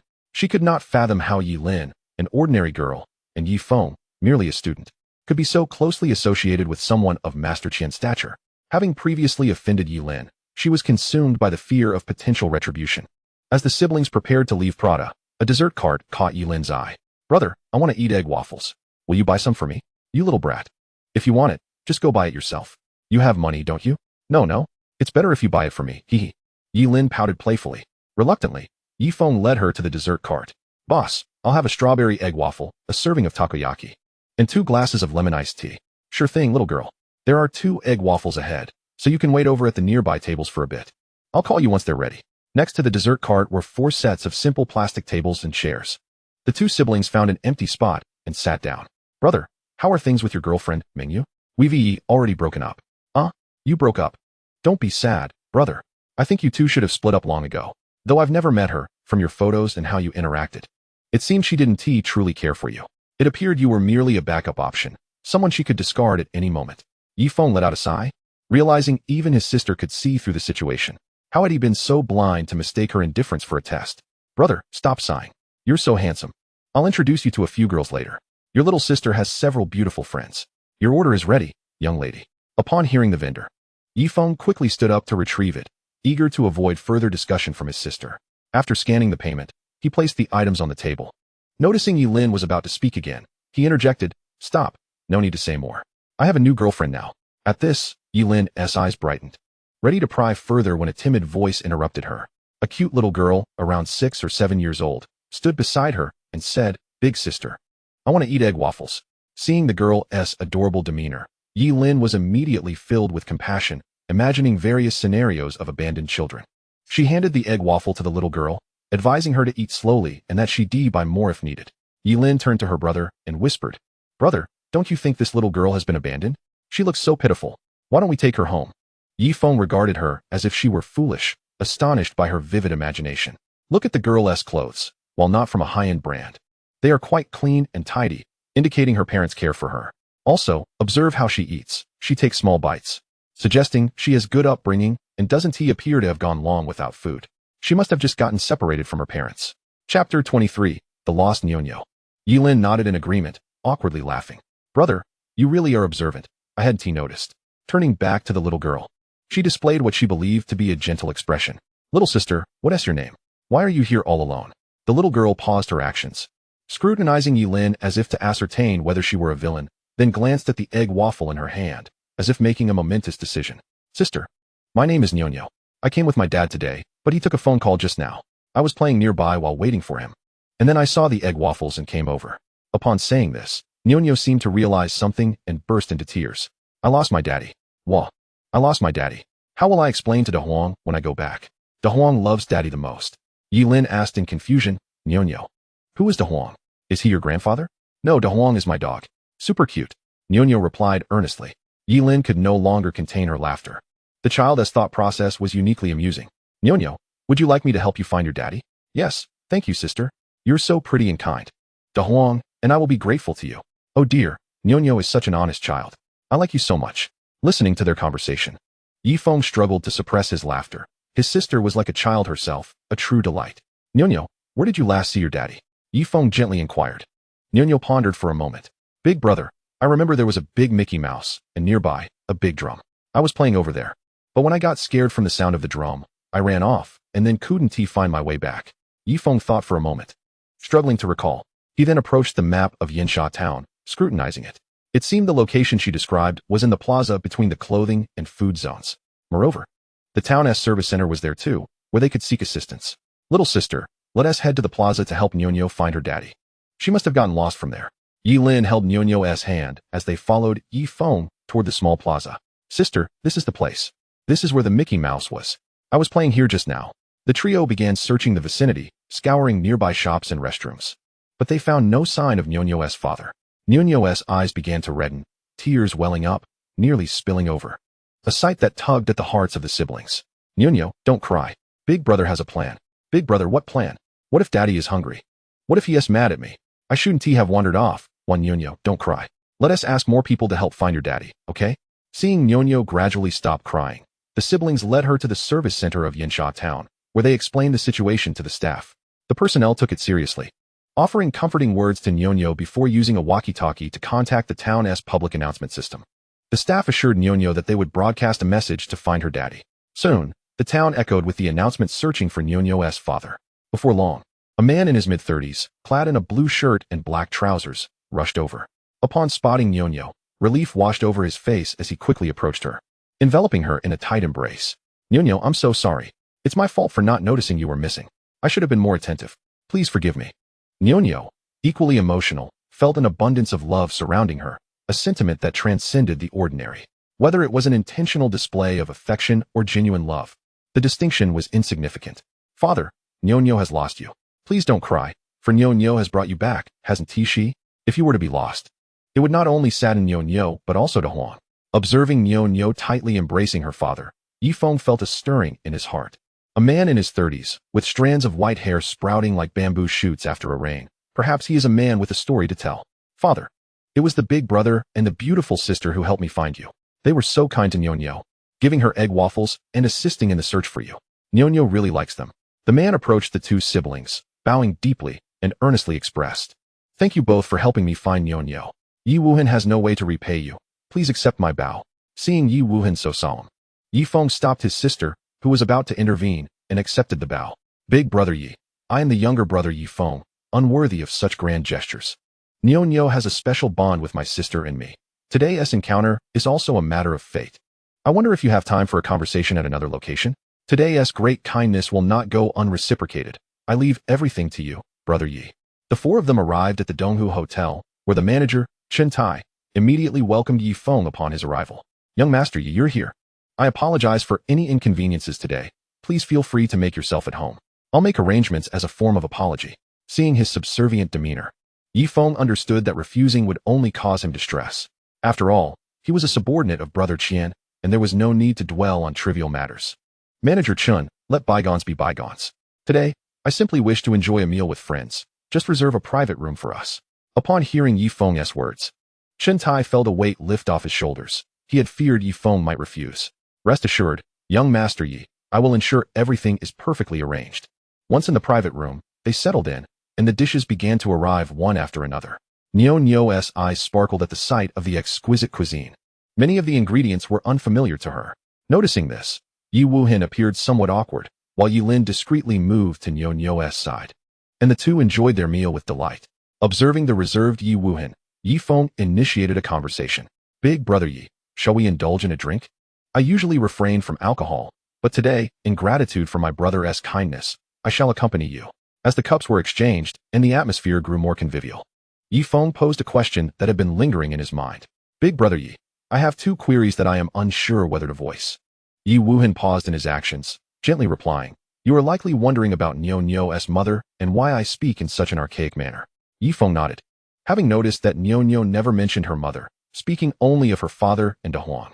Moreover, it seemed unusual for someone in their 30s, like Yi Wuhan, to speak as if they had emerged from the annals of history. After a long silence, Yi Wuhan finally spoke. "Are you familiar with the concept of warriors?"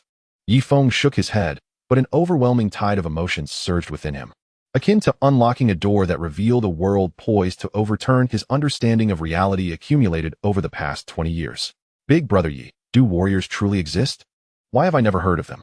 Not having heard of them does not imply they do not exist. Just as families with centuries of lineage often harbor warriors, their existence remains largely unknown. It is akin to how, centuries from now, parrots and tigers may become extinct, leaving only a fragment of text behind. In Huaxia, there are birds of vibrant colors that speak human language, and in the mountains dwell colossal beasts that resemble cats, with a kingly symbol upon their heads. Their bodies as large as cattle, ruling over all creatures. Would not people then dismiss the words as mere fiction? Yi Feng nodded in agreement. He too would find it hard to believe. Nyo's mother and I were both warriors. During a conflict, she suffered grave injuries and left us forever. Afterward, I withdrew from the world of warriors, dedicating myself to raising Nyo. At that moment, as Yi Feng felt sorrow for Yi Wuhan's misfortunes, he was also captivated by the term warrior. He had harbored dreams of martial arts since childhood, envisioning himself wielding a sword and traversing the world. "Big brother Yi, could you enlighten me about the hierarchy of warriors? If it is inconvenient, please disregard my request." Yi Wuhan regarded him solemnly. He had already shared much and did not mind divulging further. Warriors are generally categorized into 4 realms: external force, internal force, acquired, and innate. The acquired realm is also known as the master realm, while the innate realm is referred to as the grandmaster. The world of warriors is far more brutal than that of ordinary life. Brother Yi, I advise you to maintain a safe distance. Yi Feng took a moment to reflect. As an ordinary individual, immersing himself in the world of warriors would be perilous, even with 800 lives at stake. "What profession do you currently pursue, big brother Yi?" I work as an investment manager at a firm, but I was just informed today that I've been laid off. Otherwise, I wouldn't have noticed Nyo's absence." Upon hearing Yi Wuhan's words, Yi Feng's spirits lifted. Here was a warrior, and to hold the position of investment manager indicated remarkable capability. Such talent was indeed a rarity. "Big brother Yi, would you be interested in working with me? I can offer you 2 options. One is to be my full-time bodyguard with an annual salary of 5 million Huaxia coins, and the other is to help me establish an investment company, which you would oversee entirely, also for an annual salary of 5 million Huaxia coins. You may consider it. Rest assured, I adore Nyo as well and can arrange for my parents or hire someone to care for her." Yi Wuhan was tempted. Nyo was his weakness. The previous demands of caring for her had drained his energy, leading to his dismissal from work, yet he harbored no regrets, for she was his entire world. "Brother Yi, I wish to join the investment company, but I have one request. I hope to bring Nyo along to work with me. I do not want to miss her growth, otherwise, I will have to forego the opportunity." Yi Feng initially thought he would present a more substantial condition, but upon realizing it was merely this, he readily agreed, generously transferring 200 billion Huaxia coins to Yi Wuhan. "Big brother Yi, take this money to establish the company and invest in projects. However, I hope to acquire some companies outright. Until the system upgrades, investments will not yield returns, but acquisitions will, bringing substantial benefits and accelerating the system upgrade." Yi Wuhan was left astounded by the transaction notification. 200 billion Huaxia coins were transferred to him, just like that? Did Yi Feng not fear he would abscond with the funds? Once he calmed himself, he earnestly stated, "I am grateful for your trust, brother Yi. I shall not fail in my mission. As for the establishment of the company, big brother Yi, you may arrange it as you see fit." Rest assured about the funding. This 200 billion is merely the initial capital, with more to follow. After discussing some details, they noticed Nyo appearing a bit drowsy, prompting them to conclude their conversation and wrap up the meal. Initially, Feng intended to have the two stay at the Donghu Hotel, but upon seeing their refusal, he did not insist. After securing a room for himself and Lin, he retired for the night, as the graduation banquet would take place there the following day, and he opted not to return home. Lying in bed, Feng gazed at the ceiling and softly mused, "System, if you say warriors exist, then do the legendary deities also exist?" Host, no entities exceeding the power of this dimension have been detected. Will the system mall feature items related to warriors or cultivators after the upgrade? Host, the system mall encompasses a vast array of items. There is nothing it cannot procure. It contains countless top-tier items from myriad dimensions. Please endeavor to upgrade the system promptly. Upon hearing this, Feng's curiosity about the system mall, which would open after the upgrade, intensified. It seemed he would need to work diligently to accumulate returns. The following day, upon awakening, Feng found himself in a state of perplexity. It was unusual for Lin not to come and summon him for the graduation banquet. After completing his morning routine, he stepped outside, still pondering the matter. The attendant outside, noticing Feng's emergence, promptly approached him, saying, "Mr. Yi, Manager Chun has instructed me to inform you that the graduation banquet is arranged in the Chaoyang Hall. Miss Yi has already made her way there. Would you like to proceed now?" It turned out that Lin had already departed, which explained her absence that morning.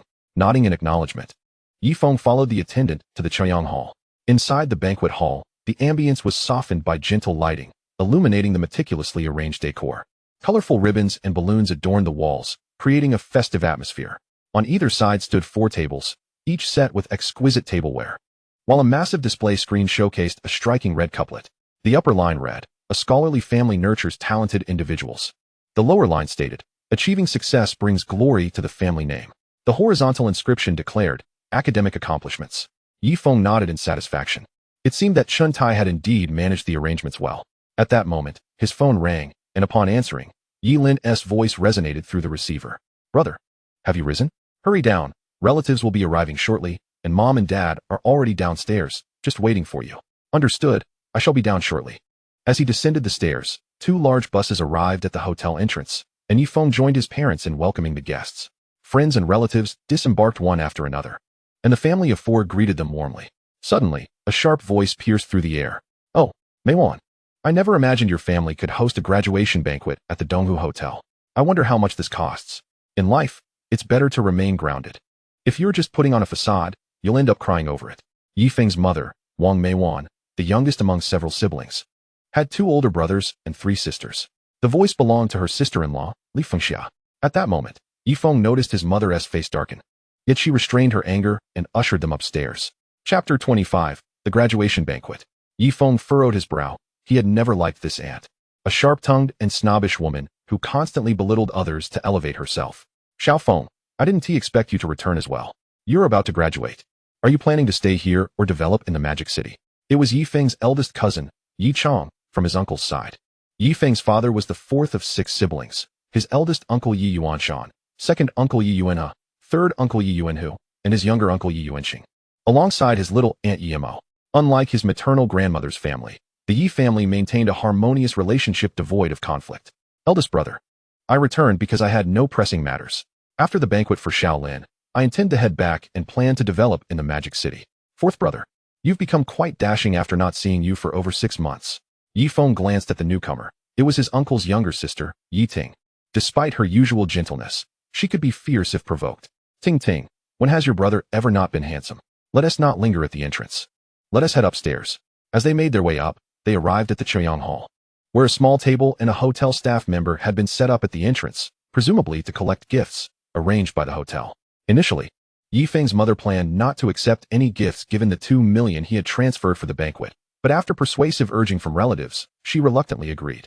By now, guests had taken their seats, and the host was extolling Lin's diligent studies, making Feng feel somewhat embarrassed, while Lin sat there beaming with pride. After what felt like an eternity, the host concluded, and the waitstaff promptly served a variety of delicacies to each table. At that moment, Yi Wuhan entered the hall with Nyonyo in tow. Lin quickly ran over, grasped Nyonyo's hand, and led her to the reserved table, turning to Feng to say, "Brother, I invited Nyonyo to join us at this table with Yi to go." Meanwhile, Li Fengxia was up to her usual antics. her jealousy boiling as she gazed at the lavish spread before them.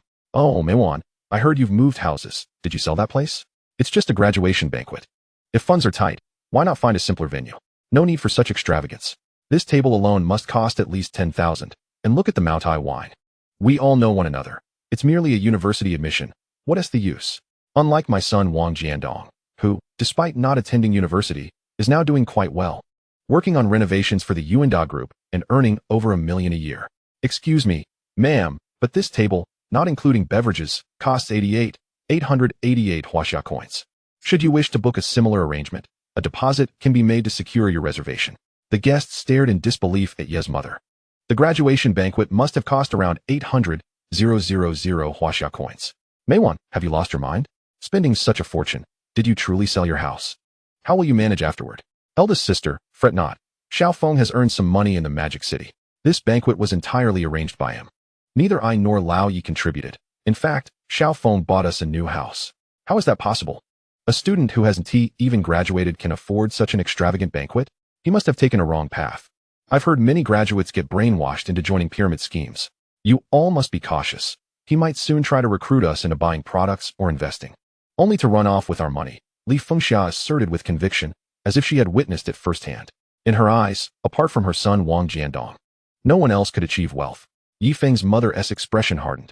Though she had no desire to stoop to Li Fengxia's level, the woman was becoming increasingly brazen. Just as she was about to explode, the doors swung open, and two middle-aged men entered, one carrying a box. The newcomers were Qian Zhongwen and Zhang Jiwei. Brother Yi, have we kept you waiting? Haha, it's all Lao Zhang's fault for making me wait for him. Otherwise, we would have arrived much earlier. Brother Qian, Brother Zhang. Come, take a seat. Just in time. Our table hasn't begun yet. Yi Feng greeted them warmly. Brother Yi, just a moment. We must first present our gift. You can't decline. It's customary, or else we want sit down. They opened the box, revealing it filled with cash. Qian Zhongwen, chairman of Yuanda Group, presented 888 Huaxia coins, while Zhang Jiwei, chairman of Fuyu Group, matched the amount. Upon hearing their names, all guests were left astounded. These were two prominent figures in Jincheng, particularly Qian Zhongwen, renowned far and wide. Brother Qian, Brother Zhang, your presence alone grants me immense honor. And such generous gifts are overwhelming. Please, take a seat. I have matters to discuss with you both. At this moment, Li Fengxia felt a wave of panic wash over her. She had offended Yi Feng's mother on multiple occasions. Forcing a strained smile, she attempted to curry favor with Yi's mother. Meiwan, I didn't realize Xiao Feng was so capable. Please don't mind my earlier remarks. I see Xiao Feng has a good relationship with Chairman Zhang from Yuanda Group. Could you perhaps speak a good word for Jiandong? After all, he is your nephew. Yi Feng's mother continued to eat, ignoring Li Fengxia. She knew this woman too well. Even if she assisted, Li Fengxia would undoubtedly criticize her behind her back. It was better to refrain from helping at all. At the other side of the table, Yi Lin politely greeted Brother Qian and Brother Zhang before starting to eat with Nyo. Brother Qian, Brother Zhang, I plan to establish an investment company.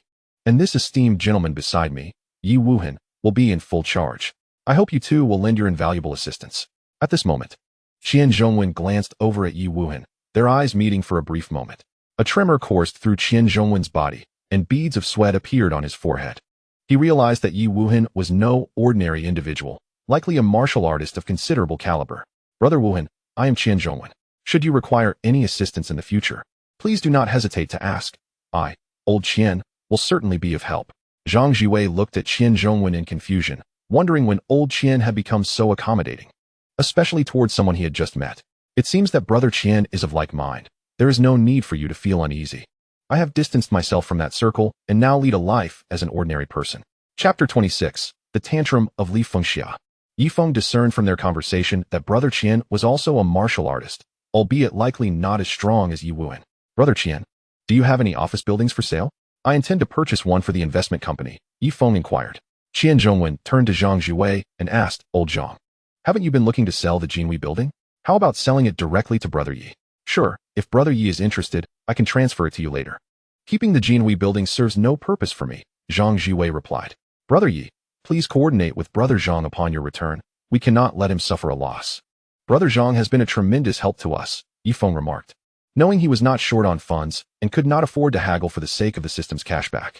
At that moment, Yi Feng's parents approached with wine glasses in hand.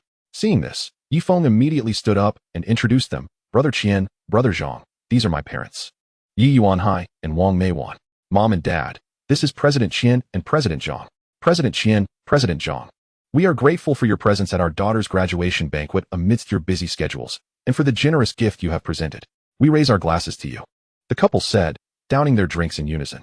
Qian Zhongwen and Zhang Zhuwei also stood up, clinking glasses with smiles. We are the ones imposing. Please do not take offense. Brother Yi and sister-in-law. We have a connection with Brother Yi and Yi Lin. Hearing their conversation, Yi Lin muttered softly. Brother Qian and Brother Zhang called Dad and Mom brother and sister-in-law. Yet they refer to me and my brother as little brother and little sister. Does that mean we should address Mom and Dad as elder brother and sister-in-law? Yi Feng shot her a glare, thinking about what the little girl was getting at. No wonder their mother often scolded her at home. Once the two settled down, Yi Feng excused himself and went with Yi Lin and their parents to toast. The family approached their table, and after expressing gratitude, Uncle Yi Yuanshan sighed, "Old forth. It seems like in the blink of an eye, the children have all grown up. Even Lin Lin is heading off to college. We are getting old. Indeed, old brother. We are aging. I still remember when you took me to collect bird nests. That was 40 years ago, old brother Yi said. Yi Feng was also pulled over by his three brothers. Xiao Feng, I didn't realize you were so understated. You even know such significant figures, elder brother Yi Chong remarked, patting him on the shoulder. Yes, this kid has always been like that, keeping everything under wraps. He surprises everyone at critical moments, second brother Yi Hua added. This kid is particularly stubborn. He never begged for mercy when he was beaten as a child. If I hadn't found him, he would have held out. Third brother Yi Lin chimed in. Listening to his brother's teasing, Yi Feng felt utterly helpless. It wasn't that he was unwilling to share. He had only recently become acquainted with them.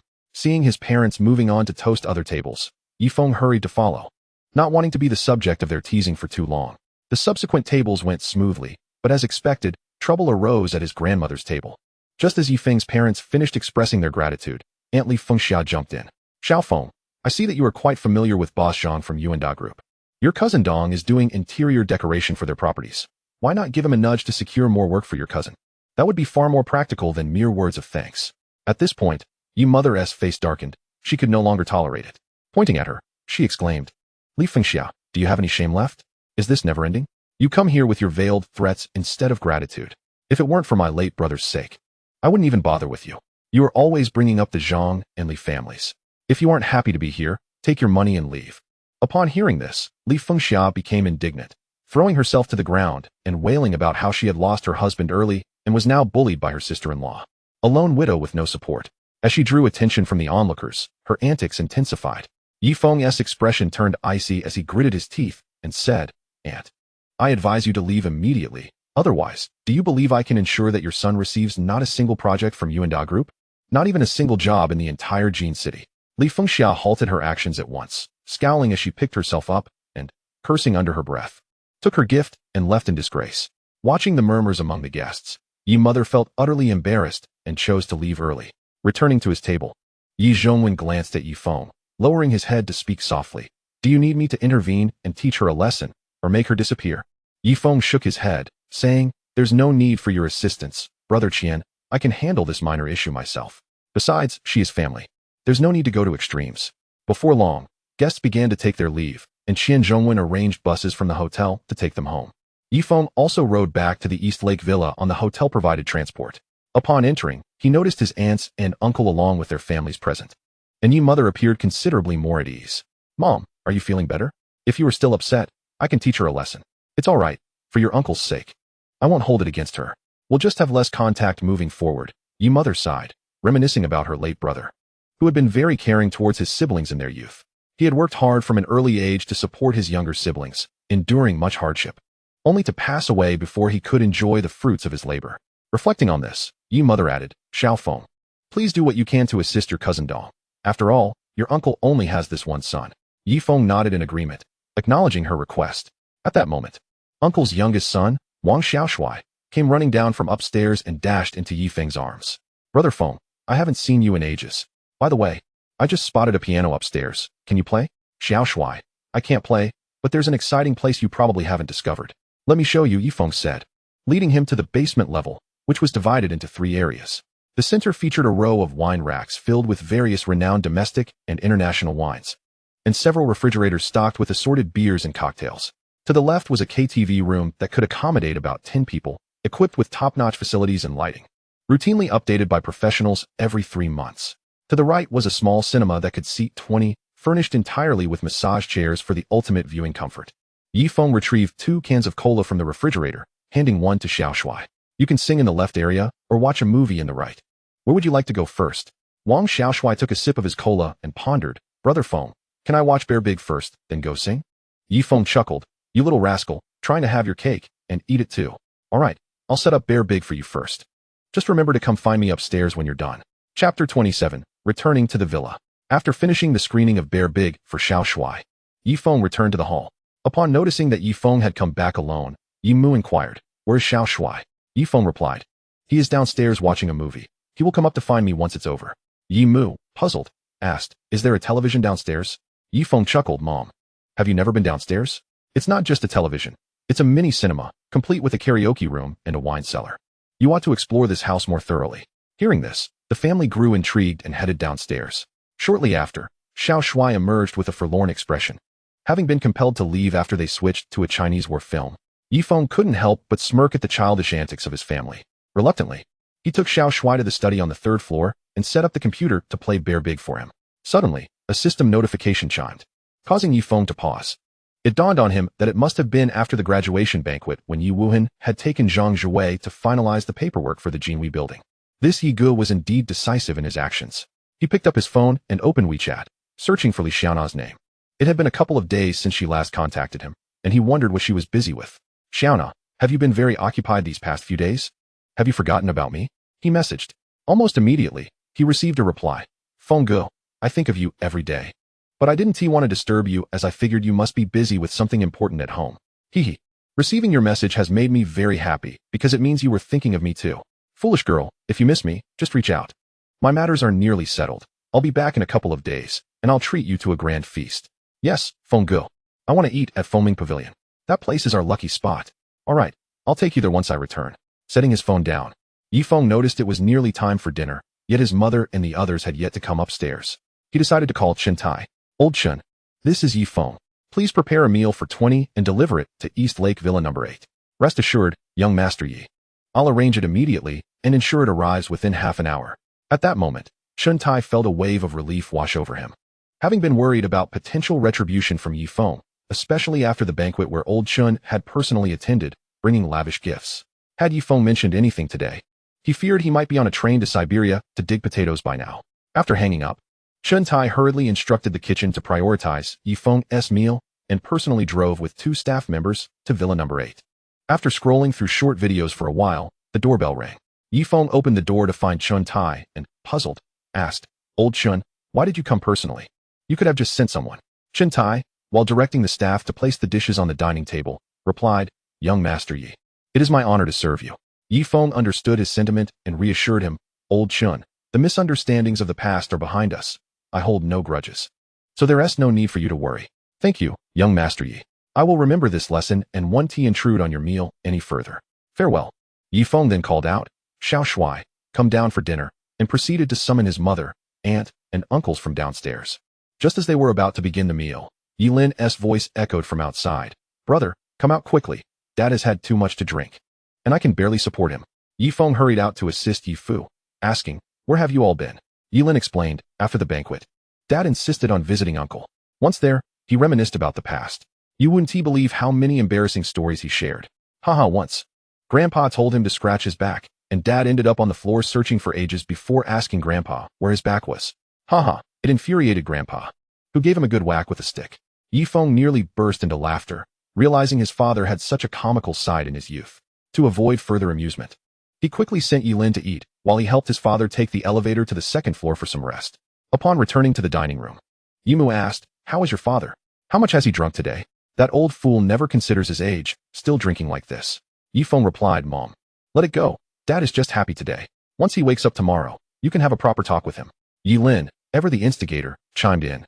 You never shy away from a good show. After dinner, the sky had darkened, and a light rain began to fall. Yi Mu addressed the guests, eldest sister, second sister, third sister, and old brother. Why not stay over tonight? There are plenty of vacant rooms upstairs for all of us. Yi Feng added, indeed. You don't see my mom often, just stay for the night. I'll turn on the karaoke later, so you can enjoy yourselves.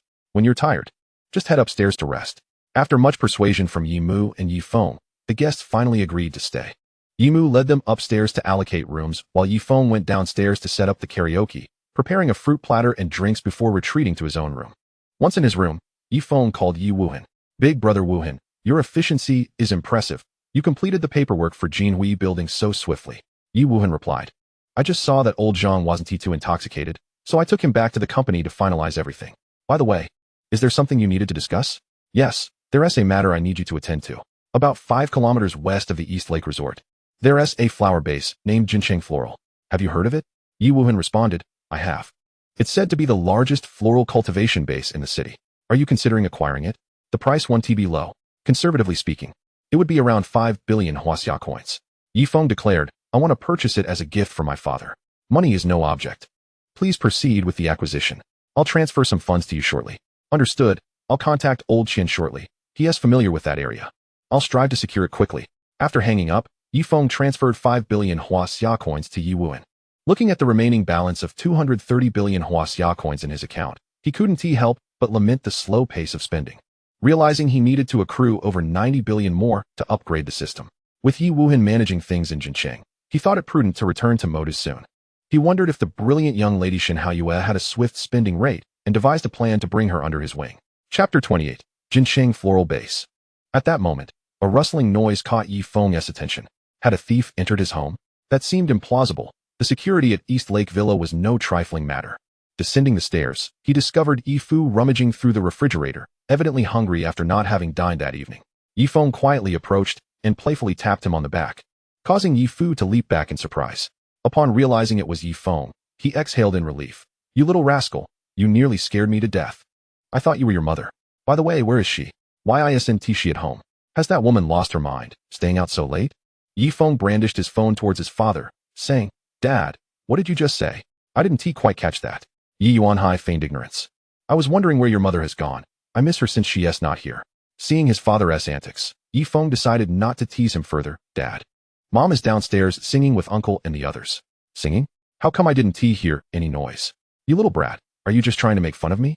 Reluctantly, Yi Feng led his father to the underground, where upon seeing the wine cellar and KTV, Yi Fu's eyes immediately lit up. You rascal. Why didn't you mention this splendid place earlier? He exclaimed, pushing the door open and joining the others inside.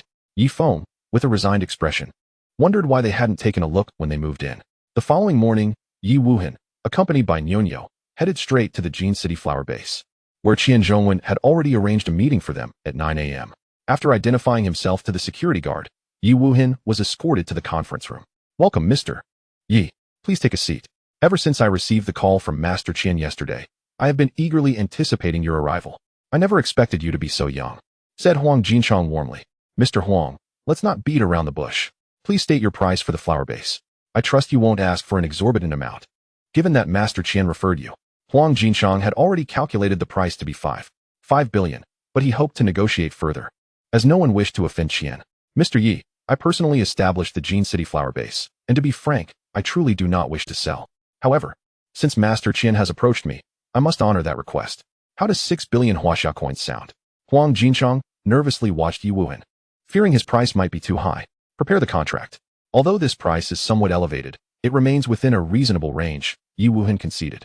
For Yi Feng had insisted on acquiring this flower base at any cost. Congratulations, host.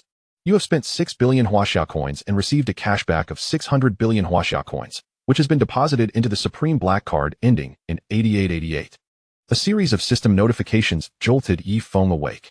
Upon seeing the substantial cashback, he instantly felt invigorated, realizing that Yi Wuhan had indeed made the right choice, having generated a cashback of 800 billion in just 2 days. At that moment, his phone rang, and Yi Wuhan's voice came through. Little brother Yi, the Jin City Flower Base has been secured. You can come to take over whenever you and Uncle Yi are ready. Brother Wuhan, your efficiency is astonishing. I'll transfer some funds to you shortly. I'm heading back to Modu tomorrow, so you'll need to manage things in Jin City. With that, Yi Feng transferred 100 billion Huaxia coins, hoping Yi Wuhan would spend it quickly, as that would suffice for system upgrades and cashback. Brother Wuhan, I'll come by to take a look shortly. Upon descending, he found his parents and Yi Lin engaged in conversation, while the relatives had already returned home. Mom, I plan to head back to Modu tomorrow. Considering the timeline, your graduation certificate should be ready soon, so it's time to return, Yi mother remarked. Brother, I want to go to Modu with you. I want to see what Modu University is like. It's so boring at home, Yilin pleaded, casting a hopeful glance at her mother as if seeking permission. All right, stop pretending. If you want to go, then go. But you mustn't cause trouble for your brother. Yi mother replied with a smile. Father, let us step outside for a moment. There's something I need to discuss with you. With a puzzled expression, Yi Fu exited the house. Just as he was about to inquire about their destination, Yi Feng said, Dad, follow me in the car. I'm taking you to a wonderful place. The Jin City flower base was not far from Donghu Villa, and within 10 minutes, the father and son arrived. Upon reaching their destination, Yi Fu's eyes sparkled with excitement. As a seasoned flower enthusiast, he was well aware of the significance of this place. Xiaofeng, are you buying me flowers? It's no wonder you're my son. You truly care for your old man. Big brother, Grandpa Yi, you're here. Come quickly. The flowers inside are stunning, Nyo exclaimed, running over with enthusiasm. Yi Feng knelt to pick her up, making her laugh joyfully. Hearing Nyo's laughter, Yi Wuhan emerged from within. Uncle Yi, little brother Yi, come and tour our flower base. Yi Yuanhai was momentarily bewildered. Our flower base. Then realization struck, and he gazed at Yi Feng with excitement. Dad, from now on, this place will be under your management. Do you like this gift? I love it. I absolutely love it. Yi Fu exclaimed, his excitement palpable. However, he soon calmed down. Xiaofeng, may I really manage this? While I enjoy nurturing flowers, and have done well, I fear I might not handle such large-scale planting correctly. And that would be a shame for these blossoms. Reassuringly, Yi Wuhan responded, Uncle Yi, rest assured, all the technical staff remain here. And there are dedicated personnel responsible for large-scale cultivation and maintenance. With this assurance, Yi Fu's worries dissipated, and he joyfully accepted this monumental gift. Leaving behind his concerns to admire the flowers with Nyo, Yi Feng observed Yi Wuhan's attire and sighed. Brother Wuhan, I know your character and that you despise accepting favors. But how about I raise your salary? Let us set it at 20 million a year, with bonuses to be calculated separately. You are now the CEO of our Huanyu investment company, and your wardrobe certainly needs an upgrade. Moreover, it's time to replace that old car of yours. We wouldn't want people thinking our company lacks strength. Also, consider hiring a secretary and an assistant to help manage your workload and take care of Nyo. This ISNTA negotiation, it's an order. You should handle this afternoon and get Nyo a few new outfits, with the expenses covered by the company. Little brother, there's really no need. You should know that we martial artists don't concern ourselves with such things. You may be a martial artist, but Nyo isn't. You must consider her. She'll be starting school soon. And you wouldn't want her to be looked down upon by her classmates, would you? Brother Wuhan, please don't refuse. If you do, it will feel like you don't regard me as a brother. All right. Ultimately, Yi Wuhan had no choice but to acquiesce. Though he might not do it for himself, he would accept it for Nyo. But he would forever cherish this gesture in his heart. Chapter 29, Return to Modu. Yi Feng drove back alone, while Yi Fu remained, unwilling to leave the beautiful sea of flowers. After booking 2 tickets to Modu online, Yi Feng returned to the villa. Upon entering the hall filled with several suitcases, he turned to Yi mother and asked, Mom, have we had relatives visiting? Why are there so many bags?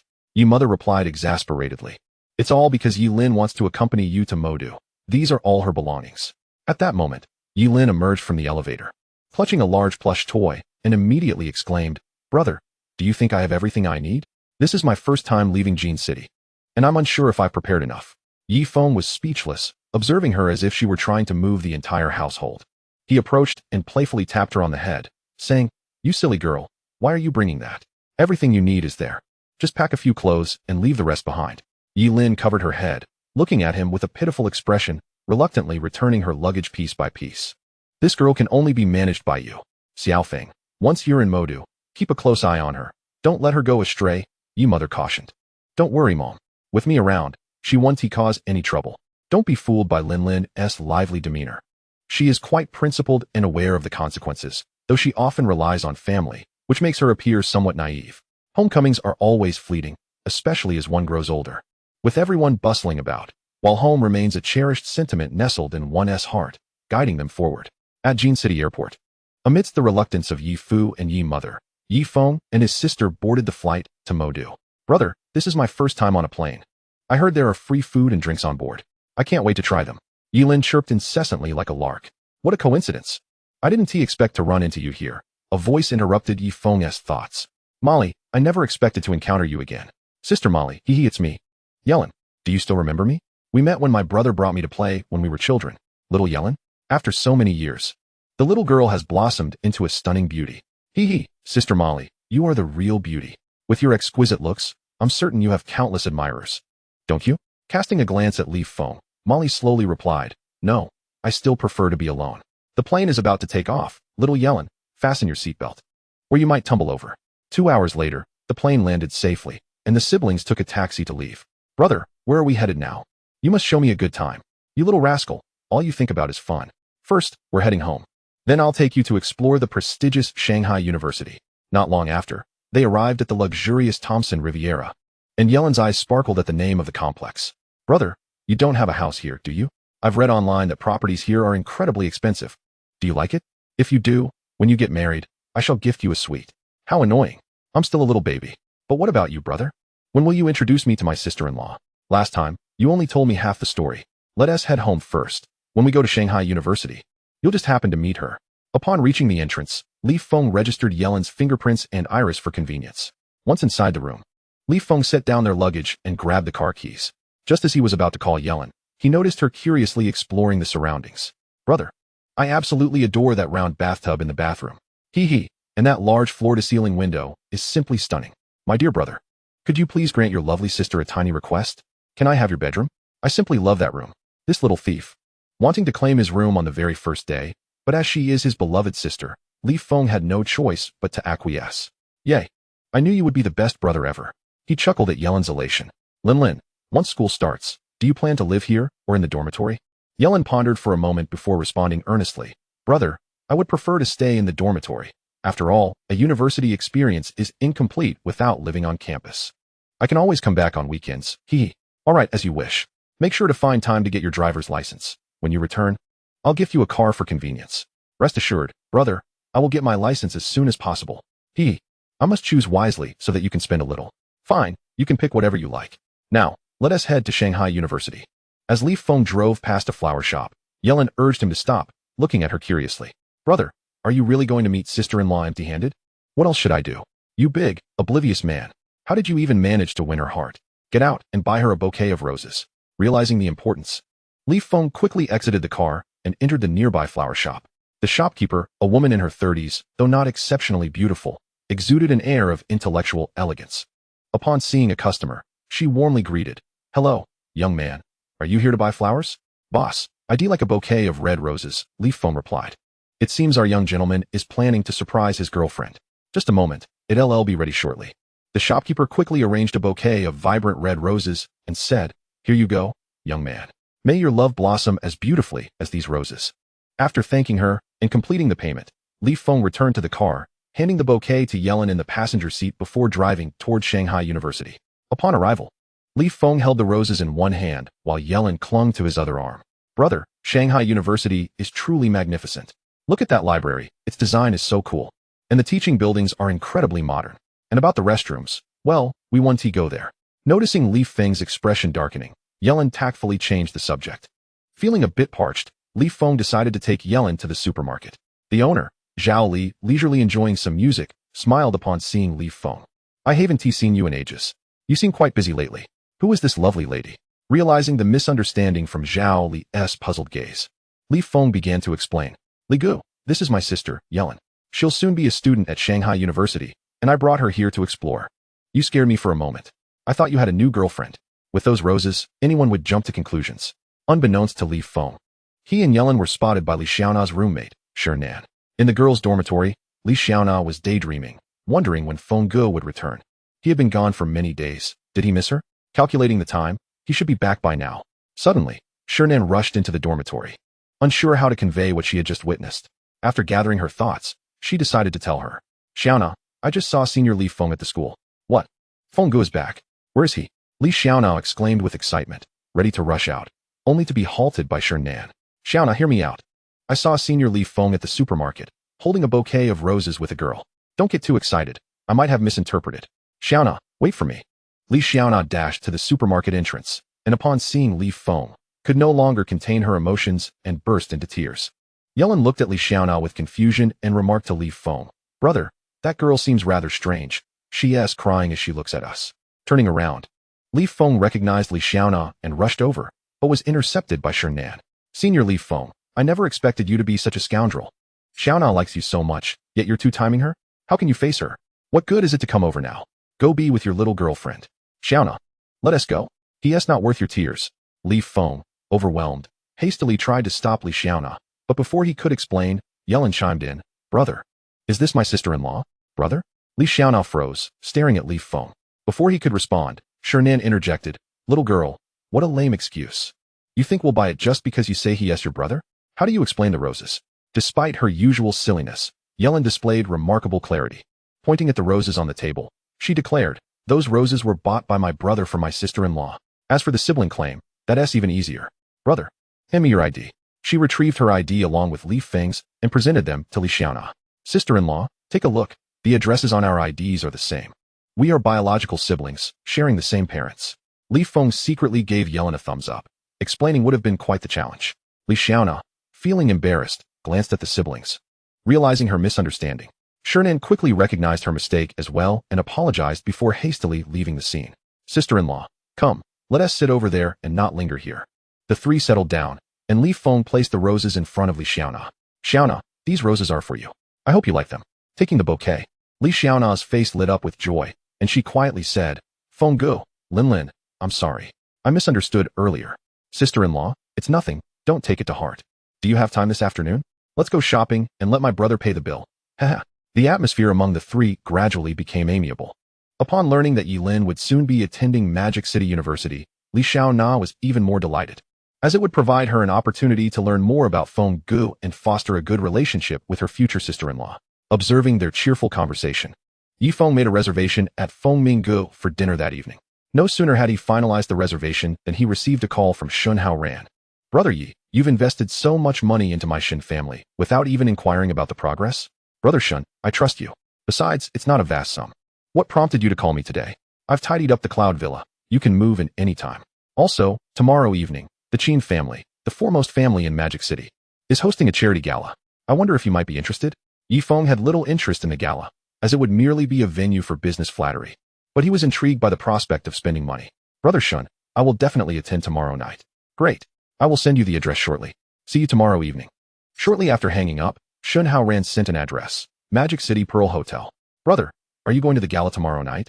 Can you take me and Xiaona? I've never attended a gala before, please. All right, we will all go together tomorrow evening. Hearing Yi Feng's agreement, Yi Lin leaped with joy, pulling Li Xiaona along to shop for a gown.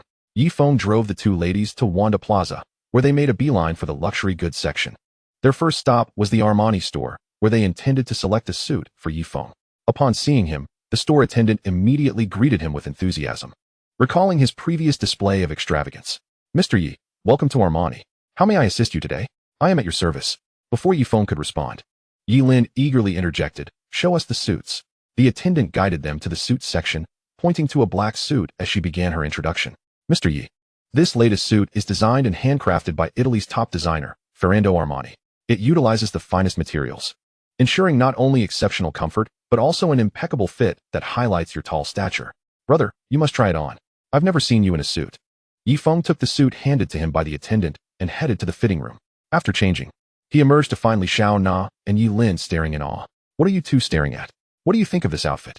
Brother, I just realized how handsome you look in a suit. Oh, it's dazzling. Yi Lin exclaimed. What is that saying? A gentleman like Jade, unparalleled in the world. Yes, that's the one, Li Xiaona chuckled. Yi Feng looked at Yi Lin earnestly and replied, indeed, it's quite a sight. But a sight for sore eyes, just a lonely dog. Li Xiaona burst into laughter at this. Yi Lin shot Yi Feng a disgruntled look. Xiaona, you should discipline your little Feng, who speaks of their own sister like that. All right, you two should pick some gowns as well. Yi Feng quickly shifted the topic. In the end, Yi Lin chose a backless gown that made Yi Feng's eyelids twitch, thinking about how their mother would react if she knew.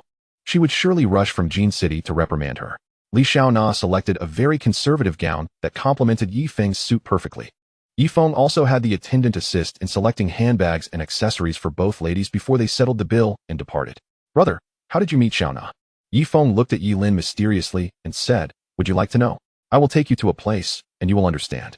Brother, I've realized since Xiaona came along, you've stopped pampering me, even keeping secrets from me. Yi Lin pouted. Li Xiaona hurriedly stepped in to comfort her. You little rascal, the place we're going is where I and Xiaona first properly met. Seeing it for yourself is definitely more enlightening than my words. Yi Feng replied, somewhat exasperated. Humph, you don't care about me anymore. You want to even comfort me. Xiaona is so much better. Yi Lin pouted. making a face at Yi Feng before resuming her chat with Li Xiaona. Before long, the three arrived at Feng Minggu, where a long queue greeted them at the entrance. After verifying their reservation, they were escorted to their designated table. Brother, Xiaona, this place is beautiful, steeped in ancient charm. Look at that young lady playing the guzheng. She is simply ethereal. Did you meet here? Lin, this is where I first met Feng Ge. In fact, at the very same spot. My roommate and I shared a table with him, Li Xiaona said, her face glowing with happiness, perhaps reflecting on how her initial timidity had prevented her from pursuing what she desired. The manner of address here was also quite unique. Calling for a waiter would yield no response, but if one called for Xiaoyi, they would come running. Why don't you give it a try? Yi Lin's eyes lit up. She had only heard this term on television and was thrilled to experience it firsthand. Xiaoyi, bring me 2 jin of wine and 5 jin of beef, she proclaimed boldly while standing on her chair. Yi Feng sighed, fully aware that his sister would cause a scene. He shot her a glare and said, "You mischievous girl, what are you thinking? Xiaoyi, bring us a few signature dishes. A pot of Longjing tea and 2 glasses of orange juice." Yi Lin protested, "But I've seen it done like this on TV. Especially this part where I stand on the chair. Isn't it impressive?" "Impressive? Hardly. You need to be more ladylike if you ever wish to get married." Yi Feng retorted with a hint of exasperation.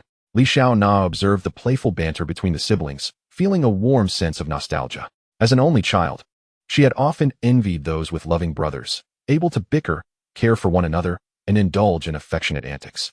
Someday, she resolved to give Feng Ge plenty of children. This thought caused her cheeks to flush involuntarily. "Xiaona, what are you thinking? Your face is all red. Come on, spill it. Are you laughing at me? Confess, or I'll show you the prowess of a future sister-in-law with my dragon claw technique." Watching the two tease each other, Yi Feng felt a sense of joy. However, an unwelcome voice interrupted the moment. "Well, if it isn't Yi Feng, such a pretty boy, managing to charm 2 ladies at once. TSK, young ladies. Your taste is questionable. What is so good about a penniless boy? In this day and age, looks one tea fill your stomach. You need money." The speaker was none other than Wang Gang, Yi Feng's former supervisor during his internship. Yi Lin stared at him incredulously, wondering where he found the audacity to call her brother a pauper. "Wang Gang, you truly are relentless. Being ugly is one thing, but pestering others is where you cross the line. I was almost able to forget about you until you showed up to remind me," Yi Feng remarked, pondering whether this man was mentally sound. "Me? You think I could take you down? You really overestimate yourself. In my eyes, you're nothing more than worthless trash." Wang Gang scoffed.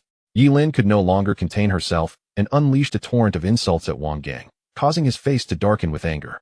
At that moment, the owner of Feng Minggu, Zhou Muyao, arrived with several security personnel, having noticed the commotion. "Gentlemen, I am Zhou Muyao, the manager of Feng Minggu. If you have any disagreements, please refrain from causing a scene here. Otherwise, I will have no choice but to ask you to leave." Yi Feng turned to Zhou Muyao and asked, "Boss Zhou, is your Feng Minggu for sale? Name your price." Wang Gang, upon hearing Yi Feng's words, was nearly brought to tears from laughter. "Yi Feng, you truly have no fear of embarrassing yourself, do you? You still wish to purchase Fengming Pavilion? How utterly ridiculous. Do you have any idea of its value? At least 80 million Chinese yuan. Look at you, in such a pitiful state that you can't even afford a table." Yi Feng chose to disregard Wang Gang's taunts and continued speaking to Zhou Muyao. 100 million Chinese yuan. "Sir, I have no intention of selling Fengming Pavilion, so please refrain from making such jokes," Zhou Muyao replied, not believing that Yi Feng had the means to buy it. "Haha, Yi Feng, you appear like a jester now. Continuing your performance. If you manage to purchase Fengming Pavilion, I, Wang Gang, will crawl out of here today. 150 million Chinese yuan, Yi Feng stated resolutely. "Mr. Yi, it's not that I don't believe you, but I simply do not wish to sell Fengming Pavilion. This place is my creation, and I hold a deep emotional attachment to it. Not wishing to sell? That does not equate to it being unsellable. Boss Zhou, 200 million Chinese yuan, and furthermore, you will continue to manage Fengming Pavilion." Zhou Muyao was quite pleased with this price, yet he remained skeptical about Yi Feng's capability to pay. "Mr. Yi, if you can truly provide 200 million Chinese yuan, then Fengming Pavilion will indeed belong to you." Yi Feng requested an account from Zhou Muyao, transferred the 200 million, and silently observed him. Upon receiving the notification of the bank transfer, Zhou Muyao respectfully stated, "Boss, as of now, Fengming Pavilion is yours. What are your instructions?" Yi Feng cast a cold glance at the stunned Wang Gang and remarked, "Ensure he fulfills his earlier promise." At this moment, Wang Gang finally came to his senses. Struggling to comprehend how that once impoverished youth he could easily manipulate could now produce 200 million Chinese yuan to acquire Fengming Pavilion. It was simply inconceivable. Just as he contemplated fleeing, 2 security guards approached him and forcefully pinned him to the ground. with a face full of resentment. He cast a final glare at Yi Feng and humiliatedly crawled out of Fengming Pavilion. Boss, do you have any further instructions? Zhou Muyao asked respectfully. Understanding that Yi Feng must possess formidable strength to spend 200 million Chinese yuan merely to relieve his grievances. You shall be the manager here from now on. Fengming Pavilion will still be your responsibility, and I will not be involved. Also, today all expenses are waived to celebrate Wang Gang's departure. After Zhou Muyao left, he announced the news of the complimentary dining to the patrons, which elicited a wave of cheers. The consumption level at Fengming Pavilion was not low, and now they could save a considerable amount. Meanwhile, some astute individuals shared this event online, stirring quite a commotion in the city. Brother, you were so impressive just now. The sight of Wang Gang crawling out was simply hilarious. He looked like a giant turtle. I can't stop laughing, exclaimed Yi Lin dramatically. Chapter 32, A Carnival of Generosity. Li Xiaona gazed at Yi Feng with admiration. What woman doesn't he wish to see her man display strength and dominance? Xiaona Linlin, let us have our meal and not allow irrelevant individuals to dampen our spirits. The three began to indulge in the delectable cuisine, during which Yi Feng continuously served dishes to Li Xiaona, inciting intense dissatisfaction from Yi Lin, who ultimately became the mere utensil for serving food. As they neared the end of their meal, Yi Lin mysteriously suggested to Li Xiaona, Sister Xiaona, let us go to my brother's place afterward. My room is exquisite. And besides, we have a charity gala to attend tomorrow night. It wouldn't be appropriate to bring our gowns from school. All right. I also want to see Brother Feng's home. I've heard that boys' places can be quite messy. I wonder if I'll stumble upon Brother Feng's stinky socks. Hee. Seeing Li Xiaona agree, Yi Lin winked at her brother, as if to say, you should thank your lovely sister. The trio departed Fengming Pavilion and sped towards Tangshan.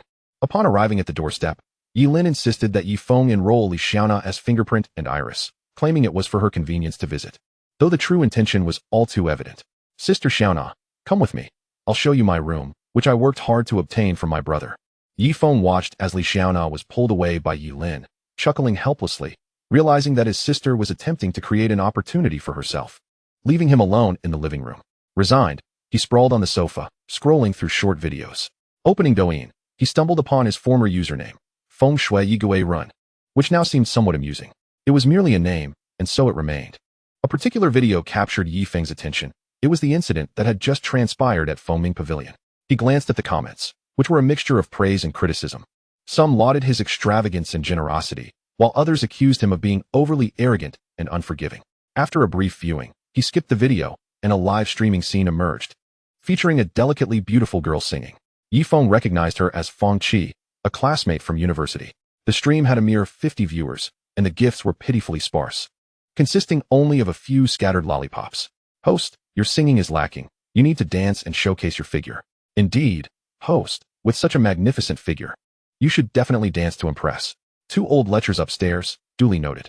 Little sister, sing a song for the audience, and I'll send you a rocket. At that moment, a PK invitation appeared on the screen, and shortly after, a seductive woman entered the scene. She even connected with the sultry little cat. This is a major streamer with 2 million fans. Host, can we begin the PK? The sultry voice resonated from the stream. Feng Qi knew that opportunities to connect with such a prominent streamer were rare. This was a chance to gain followers and fame. Little cat. I'm ready for the PK, Feng Qi exclaimed excitedly. All right. I shall declare the punishment. The loser must remove their makeup on the spot and turn off the beauty filter. The little cat was confident in her victory, believing that a novice like Feng Qi could never surpass her, thus imposing a harsh penalty. Okay, little cat, let us begin. As the PK commenced, the little cat launched into a sultry dance, her enticing movements and alluring gaze captivating the audience. The gifts poured in, rockets, sports cars, and more, resulting in a significant lead for her. Meanwhile, Feng Qi's stream was dismally barren, with only a few lollipops and hearts. System. Can gifts during the live stream be refunded? Host, to prevent malicious refunds, live stream donations are non-refundable. Yi Feng had initially hoped to find a way to quickly earn refunds, but alas, it was not to be. However, with his substantial wealth, even a small target posed no challenge. He recharged with 10 million Chinese yuan and began to make his move, wanting to lend a helping hand to a fellow classmate. Feng Shui Yigui Ren sends 10 carnival gifts.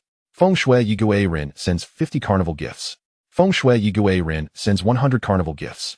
Instantly, Feng Qi's score surpassed that of the sultry little cat, igniting excitement in the live stream. Whoa, a big shot has arrived. Worship. That's 100 carnival gifts in one go. Do you need any charms, boss? Feng Shui, you're incredible. You single-handedly outshine 50, opponents. The sultry little cat, noticing the sudden turn of events and her score being overtaken, panicked. If she turned off her beauty filter and removed her makeup, her image would undoubtedly suffer. She adjusted her clothing, puffed out her chest, and boldly struck various seductive poses, attempting to entice the big shot in the stream. This maneuver caused her score to rise again, allowing her to reclaim the lead. Yifeng quickly continued his support.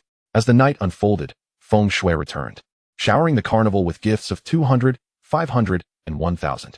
The scores of Xiao Qiqi completely overwhelmed the alluring little cat, who exhibited no inclination to resist. While Yifeng continued his generosity, he bestowed 1,300, 1,600, and finally 2,000 upon the carnival, ceasing only after exhausting 10 million Huaxia coins. By this time, the audience in Xiao Qiqi's live stream had surged to 10, and her follower count had reached an impressive 50,000. Xiao Qiqi expressed her heartfelt gratitude to Yifeng, never having envisioned that a mere PK would attract over 100,000 viewers, with gifts totaling more than 10 million Huaxia coins, resulting in her earnings of 5 million after platform deductions. On the other hand, the alluring little cat wore a grim expression, fully aware that her fate was sealed. She deeply regretted the punishment she had suggested. As the words "remove makeup" flooded the chat, despair washed over her, helplessly. She turned off the beauty filter and began the arduous task of cleansing her face. Goodness, this is no longer the alluring little cat. It resembles a bloated matron. Someone exclaimed. Laughter erupted, with one commenting, "I thought the disappearance of Choo Choo Baby was just a joke, yet here I witnessed the reality." They noticed the top donor had vanished, humorously requesting a glimpse into his psyche. "The streamer has collapsed, yet I respect her courage to remove her makeup. Truly a brave soul." Amidst the teasing remarks, Yifeng found the atmosphere tedious and decided to exit the stream.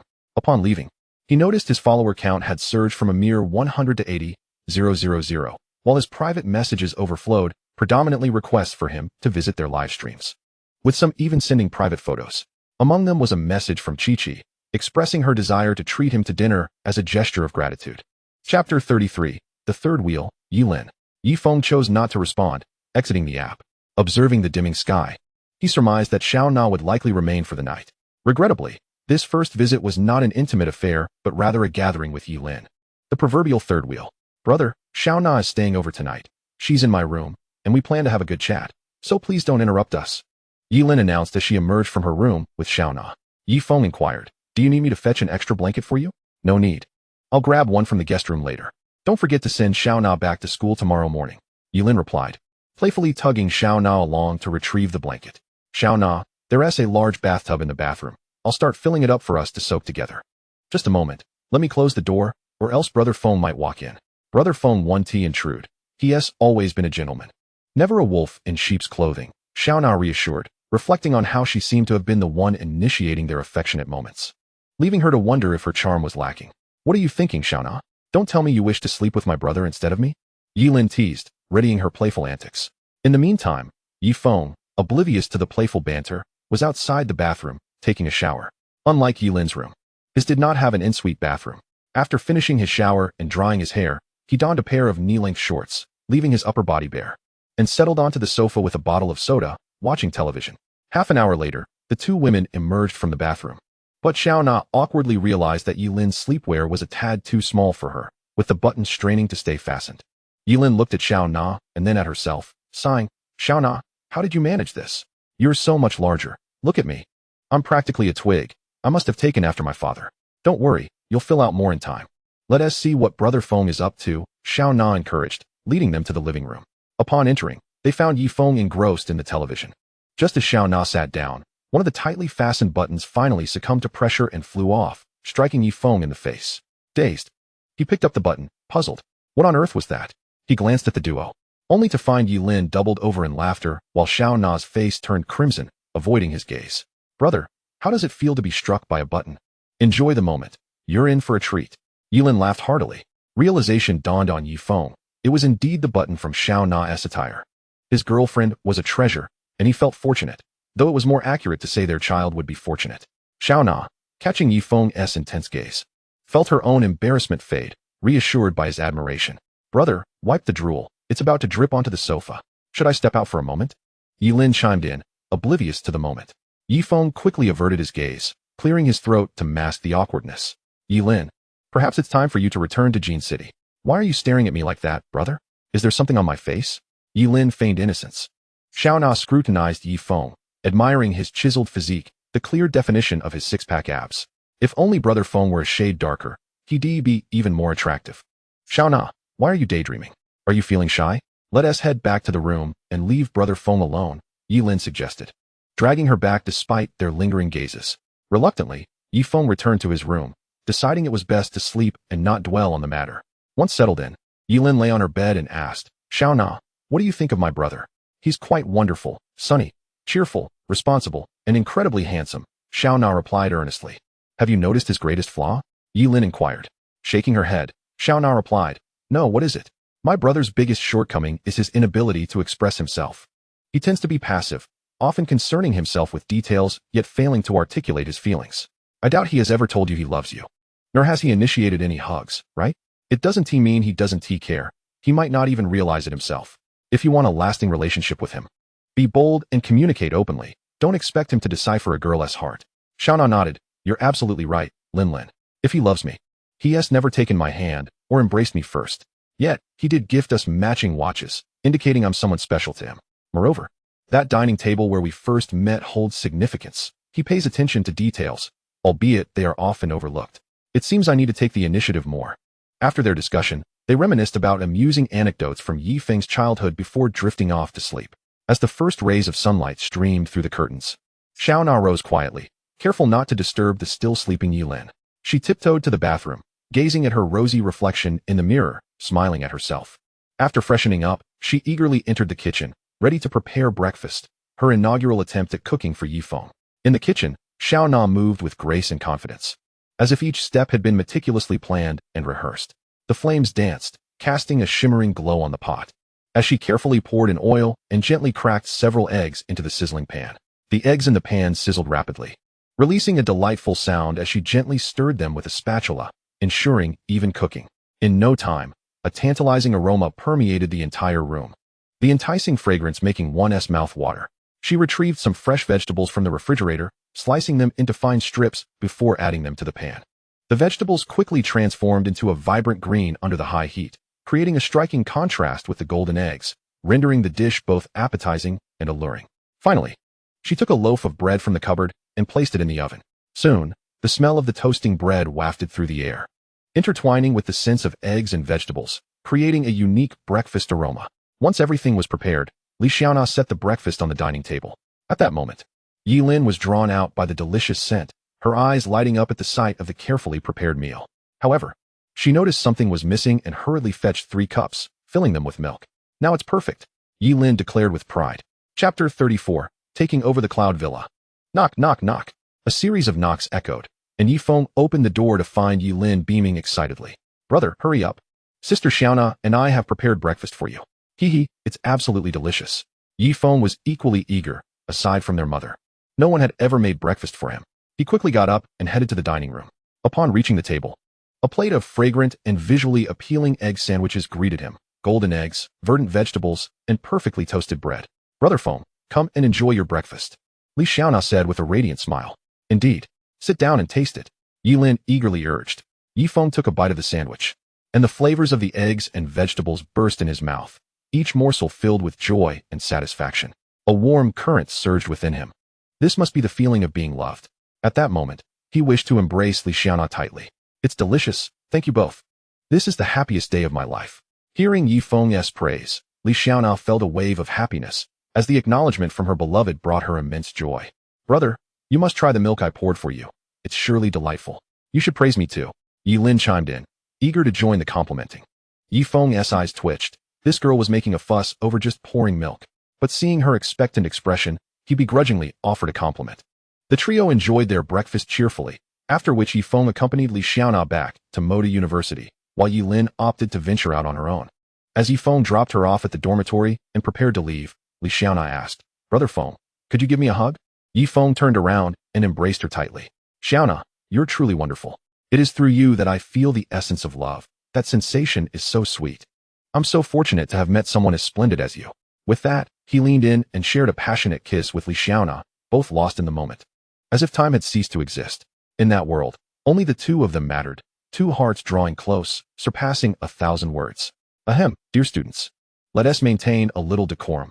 Look, the entrance is crowded with onlookers, the dormitory's supervisor remarked, noticing the growing crowd. Li Xiaona blushed deeply and hurried back to her dorm without looking back. Yi Feng thanked the supervisor for the reminder and hastily departed.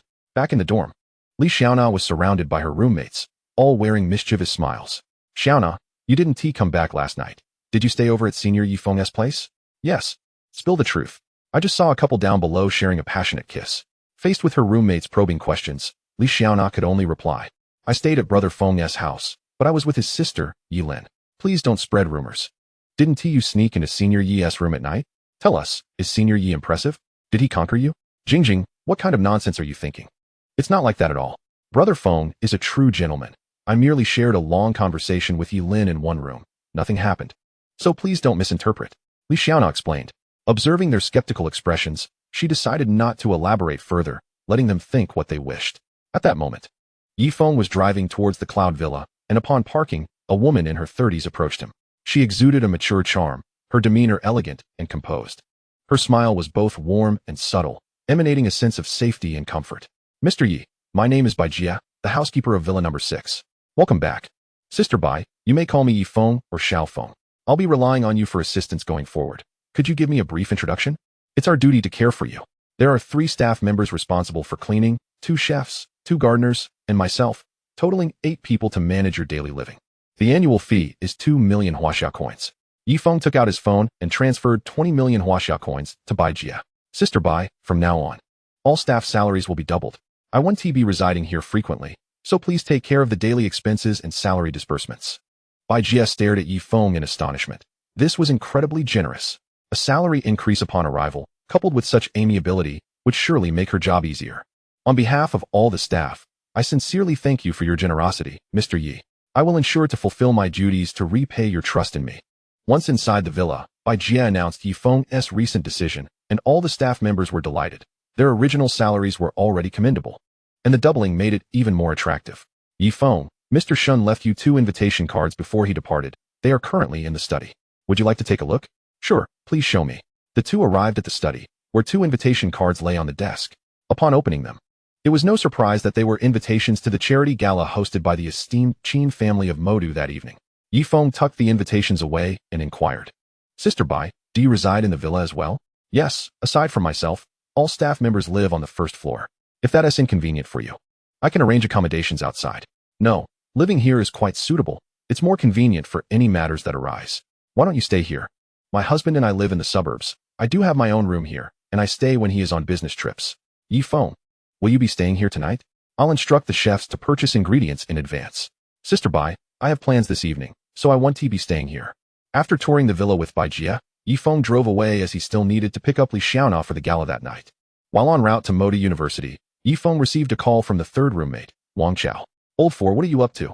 You've been silent in the dorm group chat for ages. Tomorrow we're getting our graduation certificates, and the big guy wants to have dinner together. Don't you dare say you're busy. Even if you have to crawl, you better show up. Had it not been for Wang Chao's reminder, he would have forgotten that graduation was tomorrow. Old 3, don't worry, I'll definitely be there. Just watch me drink you all under the table. You keep boasting. Aren't you always the first to pass out? Alright, don't forget tomorrow. I'll hang up now. After ending the call, Yi Feng fell silent, reflecting on how swiftly 4 years of university life had passed like a fleeting dream. In this time, he had forged deep friendships with 3 brothers, sharing in study, play, and the ups and downs of life together. Now that university was drawing to a close, they were all about to embark on new journeys, uncertain of when they might meet again. Chapter 35, The Gala Begins. Yi Feng shook his head, determined to cast aside his thoughts. For even the deepest reluctance must yield to the inevitability of parting. Upon arriving at the foot of the dormitory building, he sent a message, and shortly thereafter, Li Xiaona joyfully descended the stairs, expertly taking her place in the passenger seat. Brother Feng, you seem a bit downcast. What's the matter? She inquired. It's nothing, he replied. It's just that graduation is tomorrow, and I feel a bit sentimental. All right then, let us head back and change our clothes. By the way, could you check if Yi Lin is at home? If not, we can go pick her up together. Li Xiaona nodded and promptly dialed Yi Lin's number. Xiaona, are you out of class? What is up? Yi Lin's voice chirped from the other end. Brother Feng wants to know if you're at home. If you're not, we'll come to get you. Don't forget we have the charity gala tonight. Oh, I completely forgot.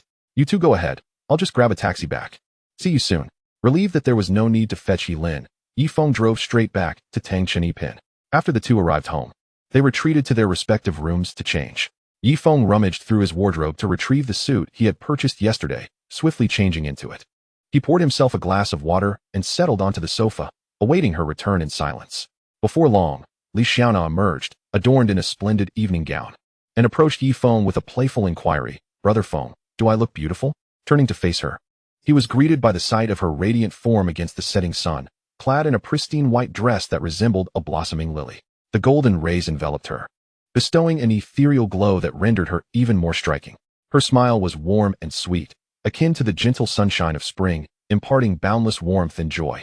In that moment, Yifeng found himself utterly captivated. A flutter of emotion stirred within him, compelling him to step closer and tenderly embrace her slender waist, softly murmuring, "Xiaona, you are exquisite. This moment will forever be etched in my heart." Their gazes locked, hearts racing, as if time itself had come to a standstill. He leaned in slowly, and she closed her eyes, awaiting that sweet moment. Their lips met gently, sharing breaths and warmth. In that instant, they felt as though they had become one, enveloped in a fervent affection. However, this tranquil moment was abruptly shattered by the sound of footsteps. Yilin peeked her head into the living room. Curiosity piqued as she stumbled upon the scene. Yifeng and Li Xiaona froze, embarrassment flickering across their faces as if they had been thrust from a dream. Yilin stood at the threshold, eyes wide with astonishment, surveying the tableau before her. "Brother, Sister Xiaona, please continue. I didn't see anything at all." With that, she pretended to be blind and clumsily made her way back into her room. Yifeng sighed softly and turned to Li Xiaona. "It seems it's time to send this girl back to Jin City." They exchanged a knowing smile, feeling both awkward and sweet. Li Xiaona adjusted Yifeng's attire and called out to the room, Lin, we should be heading out now. Hurry up." Yilin peeked out and, seeing nothing out of the ordinary, confidently stepped into the living room. "Brother, Sister Xiaona, I'm ready. Let us go." The trio drove to the Oriental Pearl Hotel, where Yifeng parked and gallantly opened the door for Li Xiaona, assisting her out of the vehicle. She, in turn, linked her arm with his as they walked toward the hotel. Meanwhile, Yilin, still in the car, was filled with questions. "Is that it? I'm still in the car. That scoundrel brother, forgetting about his sister. Just wait until I tell Mom." With that, she hastily exited the vehicle and rushed to catch up with them. Presenting their invitation, the security guard allowed them entry after a brief inspection. Upon entering the banquet hall, Shenhauern greeted Yifeng with enthusiasm. "Little brother Yi, it has been several days. I've missed you dearly. Allow me to introduce my sister, Shenhaoyue." Yifeng appraised the fabled business prodigy before him. Her features were sculpted with exquisite precision, exuding confidence and strength. Her bright, discerning eyes seemed capable of perceiving all, and her high nose conveyed a sense of determination. Her lips curved into a self-assured smile, and her elegant profile radiated an indomitable spirit, making her an undeniable presence in any setting. They exchanged a gentle handshake. "Thank you, Mr. Yi, for your support of the Shen family," Shenhaoyue expressed with sincere gratitude. "Miss Shen, there's no need for such formality. I found an immediate rapport with Brother Shen," Yifeng replied, turning to Shenhauern. "Brother Shen, this is my girlfriend, Li Xiaona, and my sister, Yilin." The two women greeted Shenhauern respectfully before settling quietly beside Yifeng. "Little brother Yi, your close proximity to me today is sure to attract the attention of the Feng family. You must exercise caution," Shenhauern advised. "Congratulations to the host. A consumption of 30 billion Huaxia coins has resulted in a cashback of 300 billion Huaxia coins, which has been credited to the Supreme Black Card ending in 8888. It seemed Brother Wuhan had made his move again, truly a fortuitous ally." Before Yifeng could fully contemplate this, another notification chimed. "Congratulations to the host. The cumulative cashback has reached 1 trillion Huaxia coins, triggering an additional reward. Congratulations, the host has obtained 1 cleansing elixir, 10 primary defense talismans, capable of withstanding a Grandmaster-level warrior's full force attack for 10 minutes. And the introductory volume of the Chaos True Scripture, allowing cultivation to the Golden Course stage." Yifeng's heart raced tumultuously at this revelation. The rewards had unveiled a new world to him, the realm of cultivators. Would he, too, one day soar through the skies on a sword? Would he achieve immortality? "Little brother Yi? Little brother Yi," Shenhauern called, concerned that Yifeng had zoned out. Just as he was about to offer reassurance, Yifeng snapped back to reality. "Apologies, Brother Shen. I was lost in thought. Rest assured, if the Feng family dares to make a move against me, I won't hesitate to make them vanish from Modu." At this declaration, the Shen siblings were taken aback. Could it be that Yifeng truly possessed the power to obliterate the Feng family? They were a behemoth with assets exceeding 200 billion Huaxia coins, accompanied by a formidable social influence. Little brother Yi, let us find a quiet corner to rest, Shun Haoran suggested. The group retreated to a secluded area of the banquet hall, where Li Xiaona, sensing the need for a private discussion, took Yi Lin to sample various delicacies. Shun Haoran, feeling a bit awkward, addressed Yi Feng, little brother Yi. The Feng family's offensive has been temporarily halted due to intervention from various forces. While they have encroached upon some of our assets, their influence remains largely intact. Yi Feng was well aware that dismantling a prominent family was no simple feat. Furthermore, his investment in the Shun family was merely 10 billion, a sum insignificant to him given his burgeoning wealth exceeding 1 trillion. Chapter 36, The Banquet Conflict. Yi Feng picked up a glass of red wine from a passing server and turned to the Shun siblings. Brother Shun, I truly do not concern myself with these matters, nor should you feel any guilt. He then directed his gaze toward Shun Haoyue. Miss Shun, I am considering establishing an investment company in Modu. Would you be interested in serving as the CEO? Shun Haoyue's eyes sparkled with intrigue. Currently, the Shun family was unable to harness her full potential, and seeking revenge against the Feng family felt like a distant dream. She desperately needed external assistance, yet few dared to confront the Feng family directly, fearing their retribution. Mr.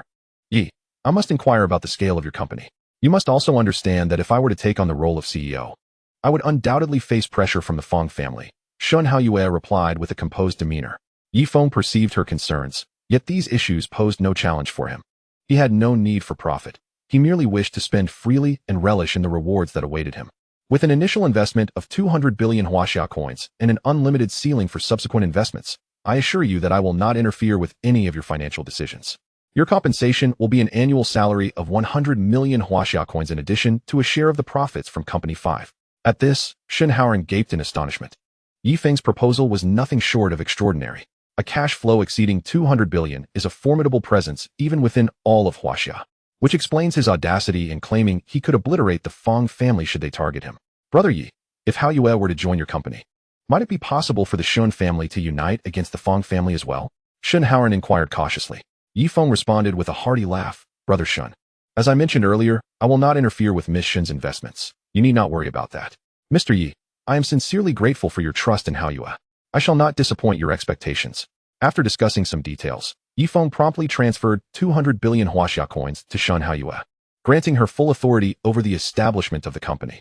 At that moment, a commotion nearby drew their attention. Upon realizing that the source of the disturbance was Yi Lin, Yi Feng quickly approached her and inquired, Lin, what has transpired? With indignation, Yi Lin replied, Brother, they were exceedingly bullying. Xiaona and I were enjoying our meal when they rudely shoved Xiaona aside, claiming we were obstructing their photo shoot. I couldn't hold back and retorted, but when Xiaona tried to pull me away, they actually tripped her. Yi Feng hurried to lead Xiaona aside to examine her condition. Fortunately, there was no severe injury, just a slight redness on her arm. After offering her some comfort, Yi Feng's gaze turned icy as he faced the three young women, and without hesitation, he delivered a slap to each of them. Their screams echoed throughout the venue, drawing the attention of all present. How dare you strike us? We are internet celebrities with millions of followers. I will expose you. One of them shrieked. Yes, we must ensure this scoundrel's disgrace is broadcasted online. At this point, Shun Haoran and his sister arrived, addressing Yi Feng. Brother Yi, do you require my assistance? These internet celebrities are akin to toads. They may not bite, but they are certainly irritating. No need. I can handle this. Apologize now. Otherwise, the consequences will be beyond your capacity to bear. Yi Feng's voice was chilling, his fury palpable. Such bravado. I had no idea there was such a figure in Modu. It seems that like attracts like. Anyone associating with the likes of Shun Haoran must be equally worthless, retorted Feng Zhiping. How dare you? Show some respect for Mr. Yi. Shun Haoran chastised loudly. Yi Feng, bemused by the audacity of such a fool, recognized the man as Modu's most notorious sycophant. He shot a strange glance at Shun Haoyue before continuing. Ah, it is you. Master Feng, what a pleasure it is to witness your presence. Who would have thought that even after the fall of the Qing dynasty, one could still behold the splendor of a eunuch? The crowd erupted in murmurs. This young man truly does not know how to tread lightly. He dares to confront the Feng family in their own domain. Does anyone know this fellow's background? He is boldly slapping the Feng family in the face. Isn't he the one who recently purchased Fengming Pavilion for 200 million? What a joke. That's nothing before the Feng family. He is surely doomed. Feng Zhiping's eyes blazed with fury as he fixed his gaze on Yi Feng. This was a wound that would never heal. No one in Modu dared to speak to him in such a manner. Suppressing his murderous intent, he coldly declared, You are the first to have the audacity to speak to me like this. You are doomed, and not just you, but your entire family. I will ensure they suffer a painful demise before your very eyes. Yi Feng's expression darkened. It appeared the Feng family no longer warranted existence. You are courting death. Your only leverage lies with the Feng family. Without them, I wonder if you will grovel like a dog at my feet. How you at? Initiate a full-scale attack against the Feng family. Spare no expense in their annihilation. Mr. Yi, I vow to fulfill this mission. I have long sought the opportunity to bring down the Feng family. Shun Haoyue exclaimed, exhilarated at the prospect of vengeance. The crowd parted as three young men approached.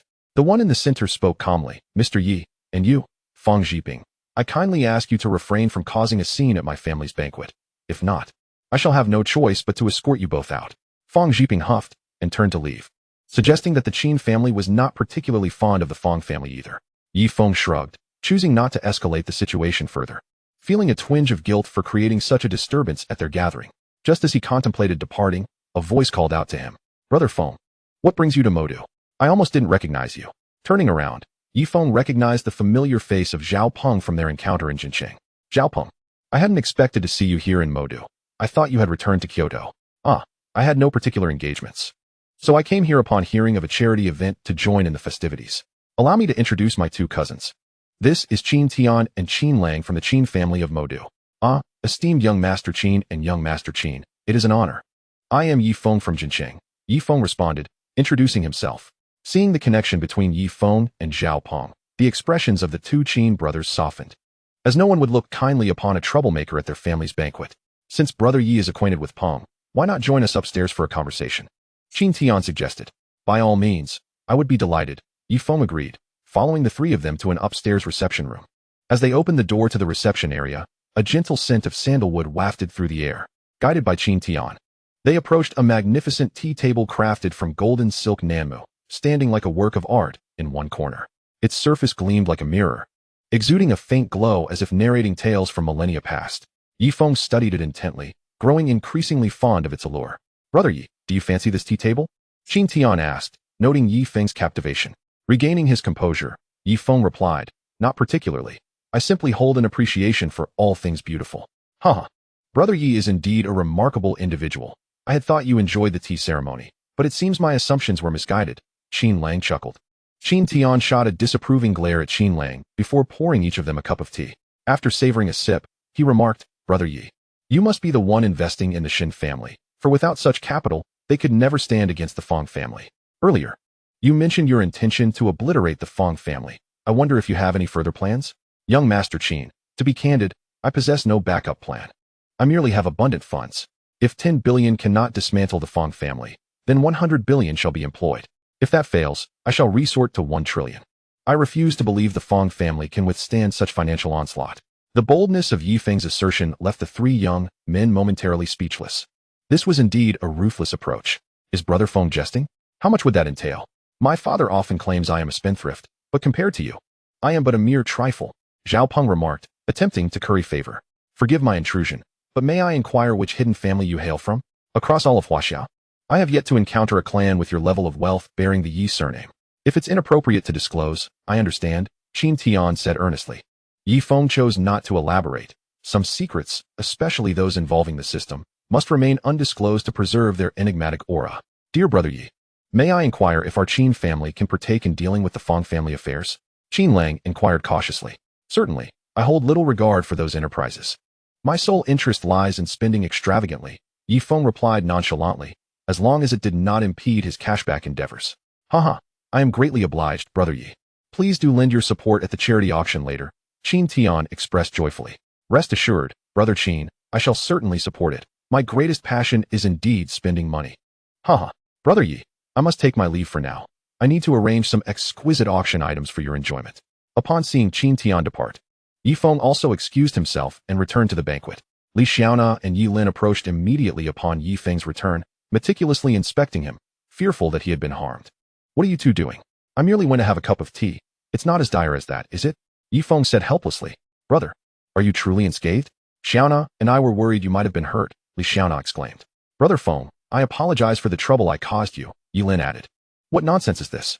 You are my woman. If someone dares to bully you, it is only right that I stand up for you. Do not always be so cautious. Remember, You have me behind you, and no one shall make you suffer. At that moment, the Shun siblings approached. Yi Feng informed them that the Qin family would also take action against the Feng family, reiterating to Shun Haoyue that they would crush the Feng family with financial might, and to notify him should they require additional funds. Esteemed ladies and gentlemen, the charity auction is about to commence. We kindly invite all distinguished guests to the venue upstairs. Upon hearing the host's announcement, Yi Feng and the others made their way to the auction hall. The charity auction venue was adorned with solemn elegance, exuding an artistic ambience. At the front, a neatly arranged auction table stood upon a raised platform, with 5 tables beneath it and rows of seats behind where attendees gradually took their places, eagerly anticipating the forthcoming auction. Around the venue, promotional posters for the Qin Charity Foundation displayed photographs and stories of beneficiaries, conveying that the purpose of this auction transcended mere fundraising. It was also about imparting love and hope. Initially seated at the back, Yi Feng and his companions were warmly invited by Qin Lang to the front tables.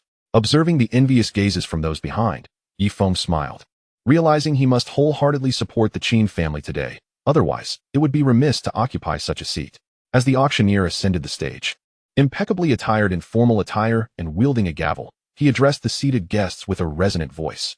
Thank you to all esteemed guests for attending this charity auction, and we extend our gratitude to the Qin Charity Foundation for their commitment to women and children in mountainous regions. Mr. Qin Tian and Mr. Qin Lang have generously provided numerous precious items for this event, with all proceeds directed towards improving the lives of women and children in these areas. Let us applaud. Thunderous applause erupted, as the Qin family's long-standing dedication to charity was well acknowledged, evidenced by the substantial attendance at this charitable gala. Thank you for your applause. Just now, Mr. Qin Tian and Mr. Qin Lang announced an additional donation of 100 million huaxia coins to assist women and children in mountainous regions. We appreciate your generosity. Now, I declare the auction officially open. Allow me to present the first item, a Qin Kangxi 5-color butterfly pattern vase, with a starting bid of 2 million huaxia coins. And each subsequent bid must increase by no less than 100,000 huaxia coins. The vase, measuring 44 centimeters in height, featured a narrow mouth, short neck, and a gradually tapering body adorned with a white glaze and vibrant decorations. The neck showcased a pattern of auspicious symbols, while butterflies danced gracefully across the surface, alongside delicate dragonflies, with intricate artistry capturing the essence of nature. As the auctioneer detailed the item, bids began to emerge from the audience. 300 million huaxia coins from the Huahai Group, 450 million huaxia coins from the Huai Group. After several rounds of bidding, the Huahai Group ultimately secured the first item for 650 million huaxia coins. We extend our gratitude to Mr. Chun from the Huahai Group for supporting charitable causes, and we wish you continued success in your endeavors. Now, let us move on to the second item, the Tiffany Eternal Heart Necklace, with a starting bid of 80 million huaxia coins, and each increment to be no less than 5 million huaxia coins.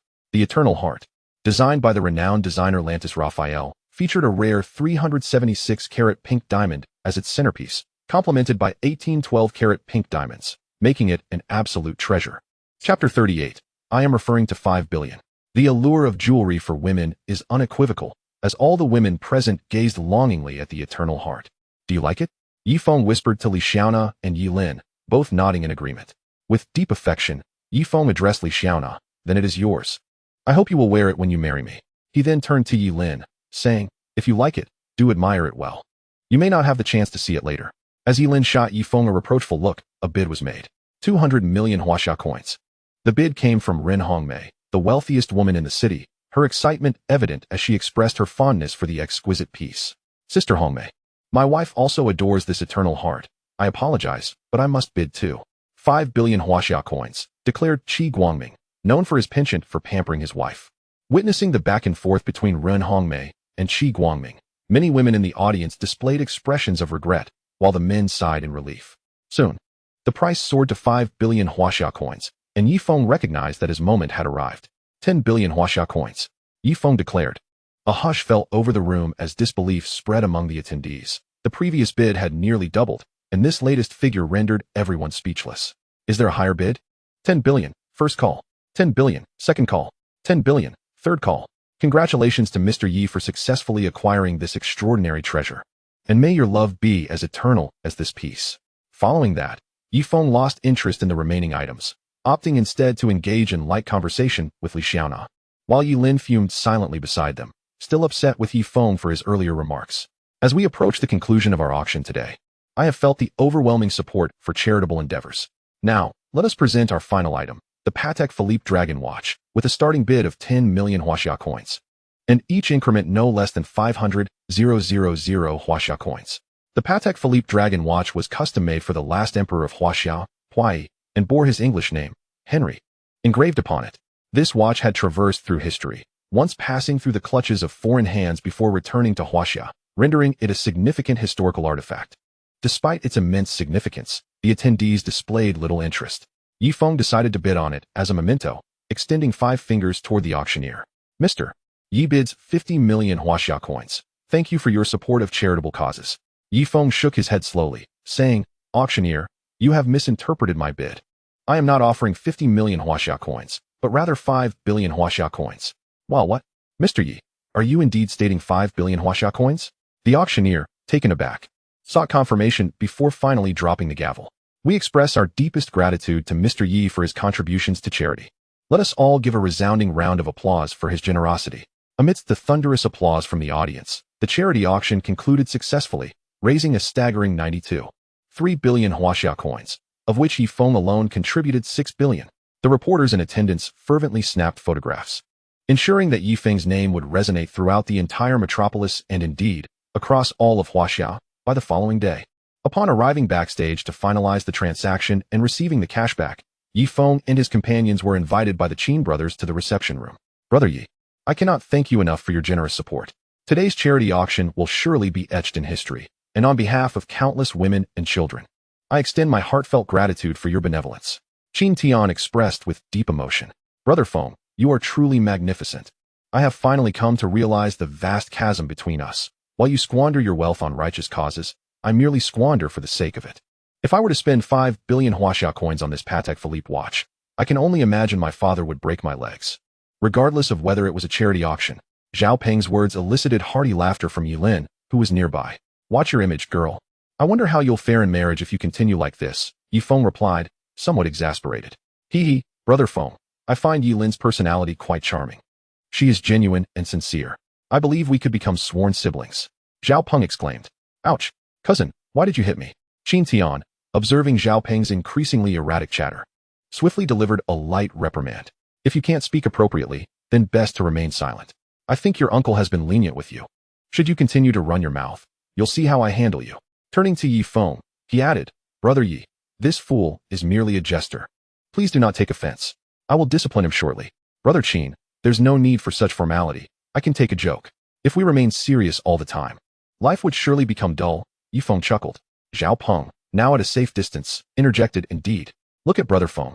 And then look at you, always acting like an old stick in the mud. Where's the joy in life? Noticing the vein throbbing on Qin Tian's forehead, Yi Feng hastily took his leave. Zhao Peng, may you seek your own fortune. As Yi Feng drove towards Tangshan Yiping, a large truck suddenly barreled towards his G-Class. Gripping the steering wheel tightly, he attempted to veer right to avoid the collision, but despite his best efforts, he was unable to avert the impending disaster. Moments later, the sounds of ambulances and police sirens filled the air as Yi Feng gradually regained consciousness. He quickly glanced at the back seat to find Li Xiaona and Yi Lin unharmed, which allowed him to breathe a sigh of relief. Examining himself, he noted only a slight warmth in his chest. Upon unbuttoning his suit, he discovered that one of the basic defensive talismans he had placed in his pocket had turned to ashes. Understanding that the talisman had saved his life, he realized the grave consequences had it not been there. The police, noticing Yi Feng had awakened, promptly called for paramedics to examine the trio. The doctors, surprised to find no injuries despite the severe damage to the vehicle, ultimately attributed their miraculous survival to fate. Once the 2 women regained consciousness, all 3 were taken to the police station to give statements. The police reviewed surveillance footage from the scene, absolving Yi Feng and his companions of any responsibility. The truck driver, who had been driving under the influence and ran a red light, was deemed entirely at fault, and tragically, he had died on the spot. Yi Feng placed a call to Qin Tian. Brother Qin, I need a favor. Brother Yi, you are too polite. Just speak, and I shall do my utmost. Qin Tian replied earnestly. Yi Feng succinctly recounted the incident and shared his suspicions. Half an hour later, Qin Tian arrived at the police station, escorting the 3 back to the Mingzhu Hotel, where he arranged for them to stay in the presidential suite on the top floor. After ensuring the 2 women were settled, Yi Feng proceeded to the reception room, where Qin Tian had previously taken him. Chapter 39. consuming the cleansing pill. After inviting Yi Feng to sit, Qin Tian poured him a cup of tea and began, "Brother Yi." The driver responsible for the accident received a transfer of 5 million huaxia coins from an anonymous foreign account just 2 hours prior. It seems likely that this was the Feng family's doing. Yi Feng's expression turned icy as he retrieved an envelope from his pocket and handed it to Qin Tian. "Brother Qin, could you please deliver this envelope to Yi Wuhan, the head of Huanyu Investment in Jinqing? I would be most grateful. Rest assured, Brother Yi. I will arrange for its immediate delivery and ensure it reaches him by tomorrow morning," Qin Tian assured him before bidding farewell. Holding the envelope, Qin Tian suppressed his curiosity and summoned a subordinate to dispatch it. Returning to his room, Yi Feng comforted the two women without revealing the full truth. Believing it best to shield them from such darkness, he produced 2 sachets, each containing a basic defensive talisman. "Xiaona Linlin, you must keep these sachets with you at all times. It's imperative." The two women accepted the sachets, nodding earnestly. "All right, do not dwell on this. Get some rest," Yi Feng advised. Once back in his own room, he reflected on the accident, a chill running down his spine. He realized that he currently lacked the ability to protect himself and his family. Had it not been for the basic defensive talisman, it was likely that he, along with his sister and Li Xiaona, would have perished. It was imperative that he address the Feng family swiftly. He picked up his phone and dialed Shen Haoyue. "Haoyue, this is Yi Feng. From this moment forward, we shall launch a comprehensive assault against the Feng family, regardless of the cost. I will transfer a sum to you shortly. We must utterly obliterate them." Shen Haoyue was taken aback. Although she had already devised a plan, a relentless attack on the Feng family would disrupt many of her strategies. Clearly, something grave had transpired, prompting Yi Feng's resolute stance. "Mr. Yi, has something occurred?" Yi Feng paused briefly before responding. "I just experienced a car accident. The Feng family has made their move. Mr. Yi, rest assured, I will make arrangements immediately." After hanging up, Yi Feng transferred 80 billion huaxia coins to Shen Haoyue. In his room, Yi Feng retrieved the cleansing pill awarded by the system that day, gazing at the 3 translucent pills within the jade vial. He contemplated whether to consume one. Cultivating immortality could be a path to greatness or a road to ruin. After much deliberation, Yi Feng resolutely removed his clothing and swallowed a pill whole. Before long, excruciating pain coursed through him, beads of sweat rolling down his forehead as if countless ants were gnawing at his flesh. He grit his teeth against the torment, yearning to scream. Yet his throat betrayed him, producing no sound. Time ticked away, and gradually, the intensity of the pain began to subside. A layer of black crystal formed on his body, and a warm current surged within him, enhancing his strength and fortifying his meridians. Suddenly, he sprang upright, causing the black crystal to shatter instantly, revealing a smooth, refined physique in the room. Yi Feng fought to suppress his excitement as he sensed the changes within him. Not only had his physical strength increased, but all of his senses had also been significantly heightened. Yi Feng disposed of the impurities that had crystallized within him, flushing them down the toilet, as he could no longer tolerate the pungent odor. Now his body felt immaculate. However, he still took a shower, perhaps a psychological compulsion. After cleansing himself, Yi Feng returned to his room and lay on the bed, calling out to the system. "System, learn the chaos true scripture." Yi Feng felt a sharp pain in his head as a flood of information surged into his mind. This technique, rooted in chaos, would allow practitioners to harness chaotic power, leading them to the highest realms. Through this information, he also learned of the various stages of immortality: Qi refinement stage, foundation establishment stage, golden core stage, nascent soul stage, spirit transformation stage, body integration stage, tribulation crossing stage, and the great ascension stage. Sitting cross-legged on his bed, Yi Feng circulated his cultivation technique for a full cycle, only to feel a meager increase in his internal spiritual energy. Resigned, he had no choice but to abandon further practice. In this age of dwindling spiritual essence, the air was too thin for any meaningful cultivation. Were it not for the effects of the cleansing marrow pill, he would not have attained his current peak in Qi refinement. Suppressing the urge to consume more of the pill, Yi Feng began to ponder his current standing among martial practitioners. It seemed prudent to seek an exchange with Brother Wuhan. Early the next morning, the shrill ring of his phone disrupted Yi Feng's sweet dreams. Upon seeing that it was a call from Yi Wuhan, he answered immediately. "Brother Yi, this morning someone delivered an envelope, claiming it was sent by you." Hearing that the envelope had arrived, Yi Feng released a sigh of relief. It contained the basic defensive talismans he had prepared to guard against any potential harm from the Feng family towards his parents. It appeared that Brother Qin's efficiency was truly commendable, and Yi Feng made a mental note of this favor. "Wuhan, the envelope contains 2 defensive talismans. Please ensure they are delivered to my parents promptly and remind them to carry them at all times." Yi Wuhan's heart raced at the mention of defensive talismans. Such items were the tools of cultivators, and since the decline of spiritual energy during the preaching era, practitioners had gradually vanished from this world, making way for the rise of martial arts. It seemed there were still many secrets lurking within this world. Don't worry, I'll take care of it immediately, Yi Wuhan replied. Do you have any martial artist friends? I wish to hire a few as bodyguards. Money is no object, Yi Feng probed. Aware that such a request might be a long shot, but still eager to try.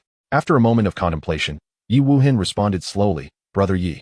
It's not that I don't want to help you, but martial artists do not place much value on money. They can easily acquire wealth. What they seek is the enhancement of their abilities, such as through elixirs, weapons, and rare materials. Brother Yi, are you familiar with the martial arts realm corresponding to cultivators? Yi Feng inquired eagerly, hoping to ascertain where his current peak in qi refinement stood within the martial hierarchy. The exact correlation is not entirely precise.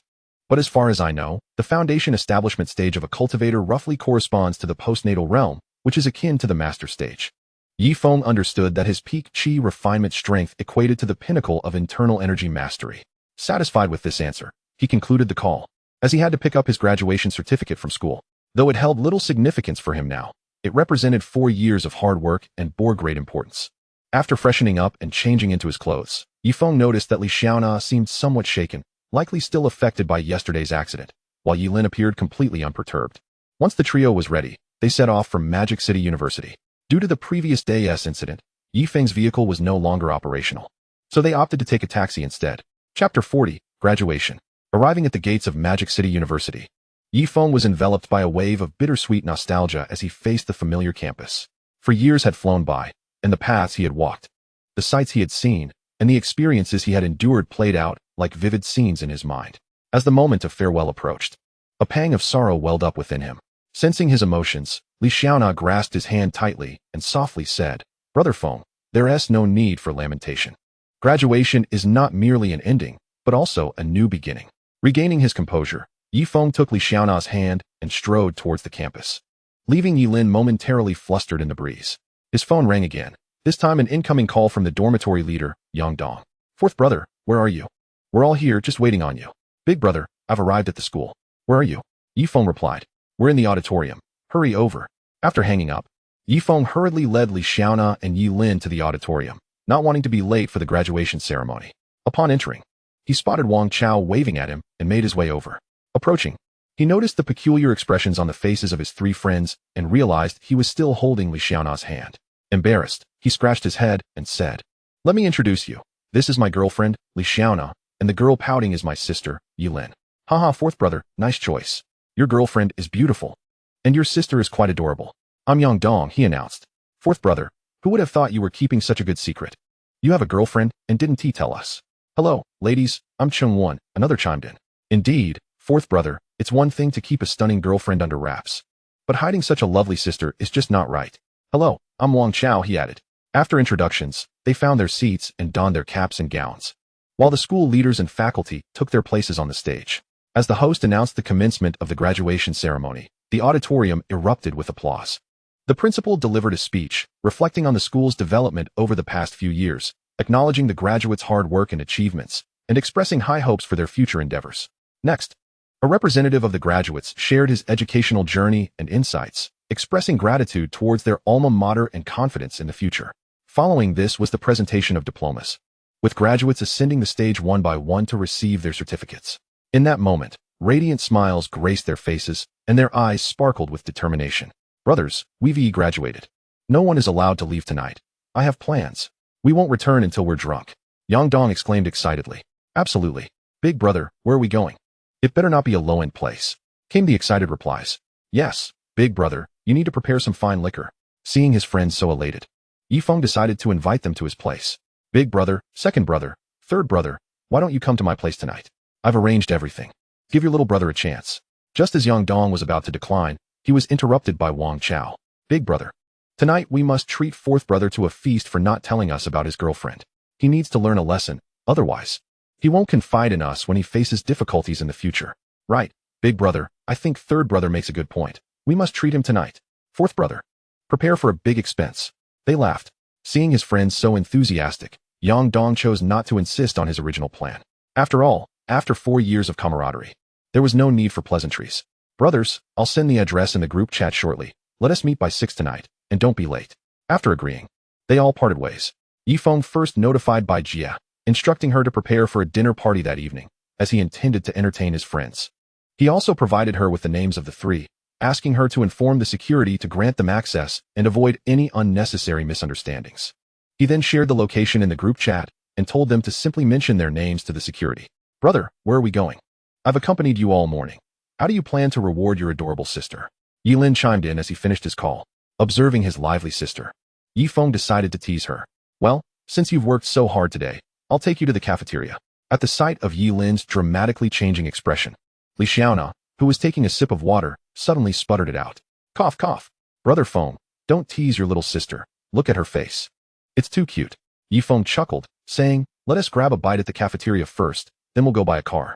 I've prepared a gift for Lin Lin, but I haven't had the chance to give it to her yet. After returning from Jincheng, Yifeng had contacted Lu Wei, the salesman he had a good rapport with, and purchased a property of the same type as the one in Tangchini Pin, placing it under Yilin's name. The property deed was sent to the Cloud Villa by Sun Ming, and tonight would be the perfect occasion to present it to her. After a quick meal, the trio set off in a taxi. The three individuals arrived at the Mercedes-Benz dealership, where vibrant balloons and banners danced in the wind outside. And the interior was bustling with activity, indicating a special event was underway. Yifeng noticed that the salespeople were busy demonstrating the vehicle's features and promotional offers, which reminded him of the salesperson Lin Yi who had attended to him during his last visit. He approached the reception desk and inquired, is Lin Yi here today? The receptionist cast him a peculiar glance and replied, Lin Yi has been dismissed. Confused, Yifeng asked, dismissed? Wasn't her performance commendable? How could she be let go? In a hushed tone, the receptionist explained, it seems she was repeatedly complained about by a particular client who has substantial connections, leaving the boss with no choice but to terminate her. She has since moved to the nearby Feiqi luxury car hub, where it is rumored that the same client continues to trouble her. Understanding the situation, Yifeng resolved to investigate further. The three of them entered the Feiqi luxury car hub, where they witnessed a man berating Lin Yi. Those nearby seemed hesitant to intervene, likely intimidated by the man's demeanor. Upon recognizing him, Yifeng's anger ignited. The man was none other than Wang Yong. Without hesitation, Yifeng strode forward and delivered a swift kick, sending Wang Yong sprawling to the ground. He had restrained his strength, for with his peak chi refinement prowess, he could have easily dealt a fatal blow. Wang Yong, you truly bring shame to men. If you have the courage to trouble me, why prey on a girl? Wang Yong, writhing on the ground, glared at Yifeng, his animosity palpable. He had been seeking revenge for the humiliation he suffered at the Mercedes dealership and, unable to locate Yifeng, had targeted the salesperson who had once defended him instead. Yifeng, you little wretch, how dare you kick me? Do you think Wang Yong is an easy target? Last time I spared you, but today, I'll make you kneel and bark like a dog. Yifeng replied coldly, Wang Yong, spare me your bravado. Wang Yong looked down on Yifeng disdainfully. He had previously investigated him and discovered that he was merely an ordinary university student from a modest background. Though he could not fathom how Yifeng could afford a luxury G-class, he was certain he was no match for Wang Yong. Stop pretending, Yifeng. Today, I'll show you who is superior. Brothers, attack. Wang Yong's three lackeys charged at Yifeng, fists raised. With a dismissive smile, Yifeng executed a flurry of kicks, and soon the three of them lay flat on the ground, bewildered. Wang Yong stared in disbelief. How had Yifeng become so formidable? When had he acquired such skills? At that moment, he cursed his subordinates for failing to report such crucial information. As Yifeng approached, Wang Yong, now terrified, fell to his knees and began barking like a dog. Yifeng was taken aback. This was not the expected outcome. Wasn't he supposed to refuse to back down? Master Yi, I've completed my dog barking. Can I leave now? Wang Yong trembled. Well, you have some character, knowing when to yield. Off you go. Wang Yong quickly fled, not even glancing back at his fallen companions. Mr. Yi, thank you so much. If it weren't for your help, I would have been looking for a new job today. Lin Yi expressed gratefully, having endured Wang Yong's bullying for several days. She had even contemplated returning to her hometown. Don't mention it. This situation arose because of me. I owe you an apology instead. Now, let us resume your duties and show me some vehicles. Yifeng felt a pang of guilt and was determined to make amends by purchasing several cars. Certainly, Mr. Yi. Would you like to explore sports cars or sedans? Let us look at both. I intend to buy multiple vehicles, Yifeng replied. Lin Yi led them to the luxury car section. Upon entering the exhibition area, they were greeted by rows of exquisitely crafted automobiles. They stood silently, yet exuded an irresistible allure. The sleek and elegant contours of the car bodies seemed to have been sculpted by an artist's hand. The shimmering emblems proclaimed the brand's prestige and honor. Not far away, A solitary display showcased a vehicle with lines as fluid as a finely crafted piece of art, capturing Feng's attention. He hurried over and caressed the sleek black exterior, his eyes sparkling with admiration. Noticing his interest, Lin Yi eagerly introduced, "Mr. Yi, this is the Bugatti Chiron Noir, part of the exclusive Noir series under Volkswagen. Each vehicle in this series is unique, equipped with an 8.0L W16 quad-turbocharged engine that unleashes 1,500 horsepower, achieving 100 kilometers in just 2 seconds. Its handcrafted carbon fiber body, seamlessly integrated side windows, and 3D printed wheels highlight its uniqueness, which is why it commands a staggering price of 1.5 billion Chinese yuan." Feng waved his hand to interrupt her, stating, "I'll take this one. Let us see what else is available." Lin Yi was taken aback by Feng's nonchalance. As if spending 1.5 billion was akin to spending 15 yuan. Was this the world of the ultra-wealthy? Purchasing without regard for price, focusing solely on personal preference. "Brother, come here quickly. Look at this car, it's stunning. You should gift it to Sister Xiaona. She has a driver's license. Hee, when she returns, she can teach me too." Lin Yin's voice chimed from a distance. They approached, and Lin Yi explained, "This model is the Maserati Quattroporte, equipped with..." Before she could finish, Feng interjected, "No need for the details. I'll take this one too. Xiaona, you mustn't refuse. Otherwise, I would be heartbroken." "Indeed. Sister Xiaona, it's so beautiful. You can't say no. You still need to teach me how to drive when you return," Lin Yin chimed in, supporting her brother's plea. The siblings silenced any objections she might have had, leaving her with no choice but to acquiesce. Lin Yi continued to introduce several more vehicles, and ultimately, Feng purchased a Bugatti Chiron Noir, a Maserati Quattroporte, a Rolls-Royce Cullinan, a Rolls-Royce Phantom, a Porsche Cayenne, and a Mercedes-Benz S350. "Mr. Yi, you are simply extravagant. You seem to shop as casually as one would at a market, buying what catches your eye without the deliberation that other customers require," Lin Yi marveled, having never encountered such a buyer before. "Haha, you'll get used to it. Do let me know whenever new luxury cars arrive." Feng chuckled. His purchases motivated not only by personal use, but also as a means to compensate Lin Yi for the troubles she faced due to Wang Yong. After processing the payment and receiving the system's cashback, Feng and his companions drove off in the Bugatti Chiron Noir and Maserati Quattroporte, while the other vehicles would be delivered directly to his cloud villa. "Xiaona, I'll send you my location, just follow the navigation. I'll drive ahead and wait for you. But remember, safety comes first, everything else is secondary," Feng cautioned Li Xiaona, uncertain of her driving skills and concerned about potential mishaps. "Brother, I'll be in the same car as Sister Xiaona. You must drive slowly ahead," she replied. The two luxury vehicles cruised slowly down the road, attracting the attention of numerous passers-by. "Wow, a Bugatti. Since when did our city see one of these?" "This is no ordinary Bugatti. It's the Bugatti Chiron Noir, the only one in the world. But why is it moving so slowly? Shouldn't such a top-tier supercar be flooring it?" "Brother, you don't understand. If a supercar isn't speeding, it's either a novice driver or a show-off. This is just fishing. Can't you see how the onlookers are mesmerized?" "Brother, you have such insight. I never thought of that." "What insight?" "Back in the day, I did the same thing. But enough of that. I must get back to work." Amidst the envious gazes of numerous passers-by, the trio finally arrived at the Cloud Villa. After parking the car, Yilin immediately darted out. "Brother, this place is absolutely stunning. Are we dining here today? Is this a private restaurant? Given the ambience, it must be quite renowned." "Sister Xiaona, have you heard of it?" Lin, I haven't heard of it either. Since Brother Feng has brought us here, let's follow his lead," replied Li Xiaona, uncertain. She checked an app, but no nearby restaurants were listed. "Just trust Xiaona and follow my arrangements. You will undoubtedly find today's experience worthwhile. Moreover, there are numerous entertainment facilities inside, including a swimming pool. Hee, you both will love it," Feng stated confidently, knowing he had invested heavily in this place, which boasted a comprehensive array of amenities. Chapter 42, Arrival of Yang Dong and Others. Upon reaching the entrance, Bai Jie led several staff members to welcome them. Feng noticed that there were a few more attendants than last time and deduced that Bai Jie had specially arranged for extra service for this gathering. "Welcome back home, Mr. Yi. The banquet is nearly ready and can commence at any moment," Bai Jie said respectfully. "Big sister Bai, my friends haven't arrived yet. We still need to wait a bit," Feng responded. Just then, he heard the system notification, indicating that Shun Haiyue had begun to take action against the Feng family.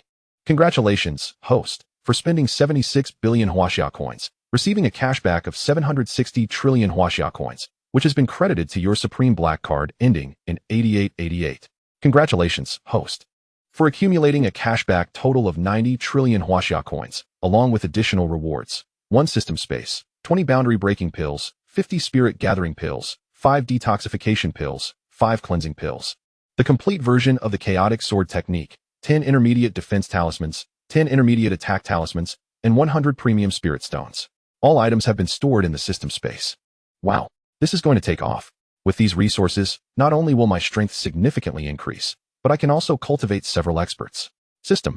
Can this system space accommodate living beings? And please explain how to use the premium spirit stones, he inquired. Host, the current system space cannot hold living beings. An upgrade requires a space core.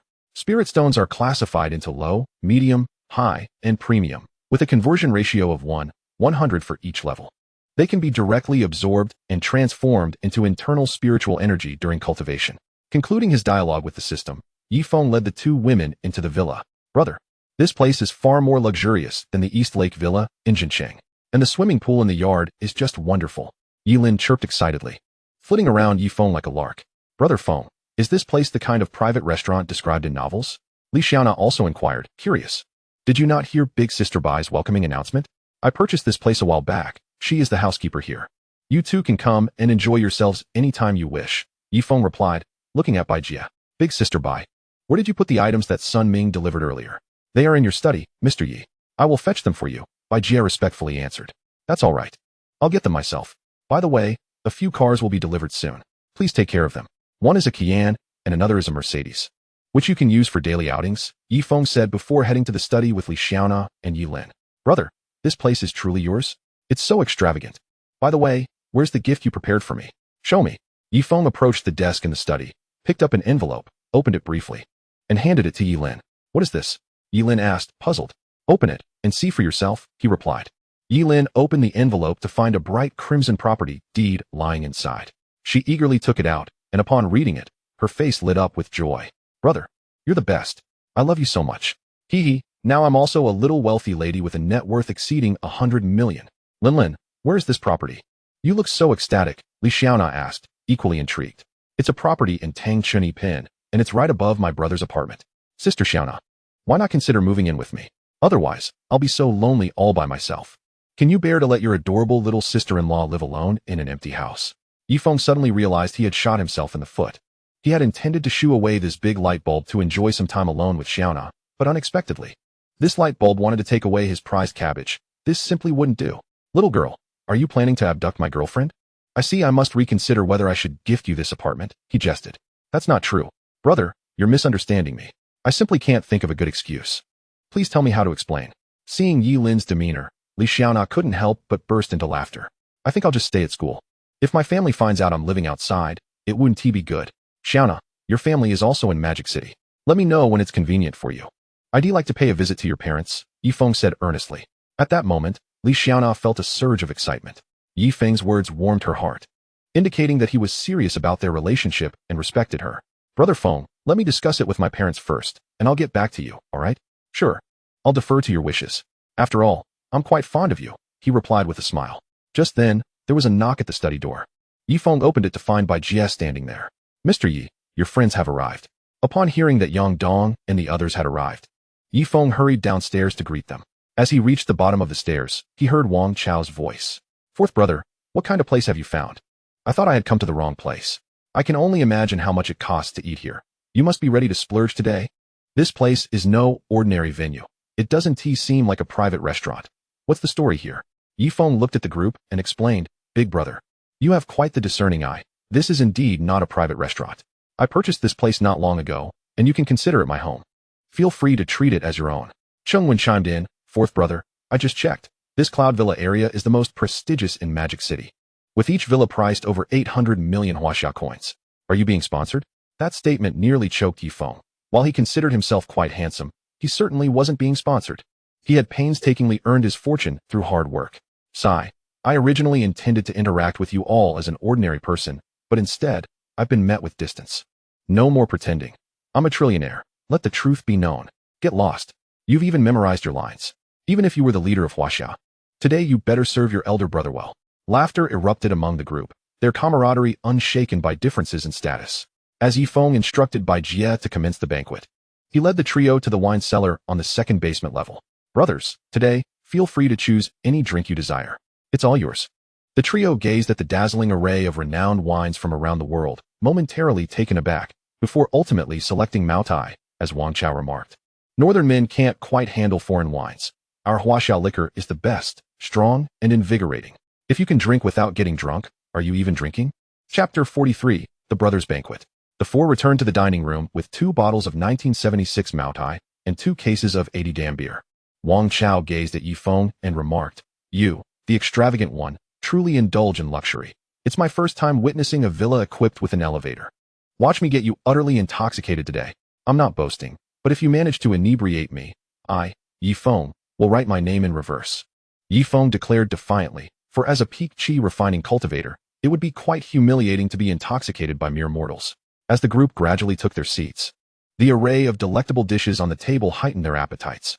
"All right, Old Fourth, the dishes are indeed splendid. This lobster and abalone truly delight Brother Chow. By the way, bring me 2 more boxes of caviar. But it feels like something is missing, don't you think?" Yi Feng exclaimed, smacking his forehead after surveying the exquisite delicacies on the table. He promptly instructed Bai Jie to arrange for some smashed cucumber and fried nuts, asserting that no drinking session could be complete without these dishes. "Brothers, today marks our graduation, and as we venture forth on our separate paths, opportunities to reunite will be scarce. Let us raise a glass to our enduring camaraderie," Yi Feng proposed. The 4 raised their glasses and drank heartily, exchanging smiles before refilling their cups. As Yang Dong prepared to toast again, Wang Chao quickly intervened, saying, "Boss, let us take it slow. If we keep downing drinks like this, we'll all be flat on the table soon. We ought to enjoy the feast before us. It would be a waste not to savor this grand spread." Seeing Wang Chao's concern, Yang Dong set down his cup with a laugh and chided, "I see you're just hungry. Oh, I forgot to mention, I'm getting married in the latter half of the year. Make sure you all come." Chung Wen, puzzled, inquired, "Boss, you're getting married so soon? I hadn't heard you had a girlfriend." Yang Dong, his gaze drifting into reminiscence, replied slowly, "It's an arrangement made by my family. I've known her since childhood. She is a year older than me. I used to follow her around, and sometimes she would give me a good thrashing. I'm not certain if I like her, but I feel quite at ease in her company. Soon, she'll return to the country, and our families have settled on the marriage. Honestly, marrying her doesn't sound too bad. Boss, I wish you a blissful marriage. Cheers." The group downed another drink, and apart from Yi Feng, the other 3 began to show signs of intoxication, their conversation gradually shifting to life post-graduation. With a tipsy demeanor, Yang Dong patted Chung Wen's shoulder and asked, "Old Two, how is your civil service exam preparation going? If prospects seem dim, why not come with me to the Northeast? We could bring our parents along. It may not lead to immense wealth, but it certainly won't be lacking." Chung Wen felt a surge of gratitude but was reluctant to leave his hometown, knowing how difficult it would be for his parents to accompany him. "Boss, I'd like to return home to try for the civil service exam. After all, our parents in Shandong have a strong belief in it. Don't worry. If I encounter difficulties, I'll reach out to you. None of you can escape." At that moment, while indulging in king crab legs, Wang Chao cast a mournful glance at Yang Dong and said, "Boss, why don't you ask me? Who knows, maybe I'd go with you. Get lost. Didn't you already decide to stay in Shanghai? What use is it to ask you? Besides, Old Fourth is also in Shanghai. If you don't seize this opportunity, you must be out of your mind." Yang Dong jested. Yi Feng lifted his glass and downed its contents in one gulp. "Boss, I've got something to say. If it doesn't come out well, please forgive me, brothers. We've been together for 4 years, supporting each other without diverging paths. I believe this is a brotherhood bestowed upon me by fate, as well as an opportunity we chose ourselves. I declare this. If any of you face difficulties in the future and do not come to me, I shall unleash my wrath upon you." Yi Feng held these brothers in high regard. Their bond was a silent understanding, a strength that carried them through storms, and warmth that provided support in adversity. Though they were of different temperaments and backgrounds, they found resonance in each other. They had laughed, cried, and strived together, sharing life as ups and downs. Whenever one needed assistance, the others would unhesitatingly extend their hands, regardless of the challenges ahead. Their friendship transcended bloodlines, regions, and interests, becoming an unbreakable emotional tether. Even as time flowed, their camaraderie remained unchanged, with trust and understanding enduring unwaveringly. "Old Three, how about coming to help me? I've opened an investment company in Shanghai." "Consider it," Yi Feng said earnestly. Graduates from Shanghai University are highly sought after, and if Wang Chao were to hone his skills under Shun Haoyue's guidance for 2 years, he would undoubtedly be able to stand on his own in the future. "Old Four, I'm counting on you. Make sure to arrange for a lovely lady for me." As I'm still single, Wang Chao had been dissatisfied with his internship, often bullied by his superior, So when Yi Feng mentioned the opportunity, he readily agreed. Haha. There are indeed beautiful ladies, and she is a stunner. It all depends on your ability to win her over. Tomorrow, I'll take you to meet her. You'll be reporting directly to her superior. Haha. Rest assured, you don't yet know the charm of Brother Chow. Watch how I conquer my beautiful boss. Let us all raise our glasses and toast to my swift transition to being single no more. As the glasses clinked and drinks flowed, apart from Yi Feng, the other three began to feel the effects of intoxication but were reluctant to leave the table, perhaps fearing that once they departed, they might not know when they would gather again. Parting has always been laden with melancholy, and who knows when they would reunite again. Observing his three companions slumped on the table, Yi Feng declined by Jia's assistance and personally helped each of them back to their guest rooms. In an ancient manor nestled in Shanghai, an ominous-looking elder was vociferously reprimanding a middle-aged man below him. The elder was Feng Hongya, the head of the Feng family, while the middle-aged man was Feng Jiying, the father of Feng Jiping. Do you have any idea that the Feng family's assets have diminished by nearly a third in a single day? A staggering 136 out of 200 downstream suppliers have ceased their dealings with us. Can you explain this? Sweat streamed down Feng Jiying's forehead. He was deeply intimidated by his father, especially since this debacle stemmed from his youngest son. Father, we must be under attack from the Shin family. Feng Hongya, seething with fury, exclaimed, must be? Is this how you handle matters? The Feng family has suffered such a significant loss, and you can't even ascertain who is responsible. What use are you to me? How did I end up with such a useless son? With that, he hurled a teacup from the table at him. Feng Jing did not dare to evade, allowing the cup to crash against him, the scalding tea soaking his face, yet he refrained from uttering a single sound. Chapter 44. Conversations in the Feng family. At that moment, a sharp-minded woman entered the room, her eyes keen as an eagle and her attire exuding a commanding presence. She strode with determination toward Feng Hongya. This was Feng Jiying's sister, Feng Minghua. Father, I have thoroughly investigated the situation. The attack orchestrated by Shen Haoyue has resulted in the complete acquisition of those 136 downstream suppliers, and she is currently negotiating with other suppliers. Soon, this number will only increase, and she has also acquired over 15 of the shares in the financial market belonging to our Feng family.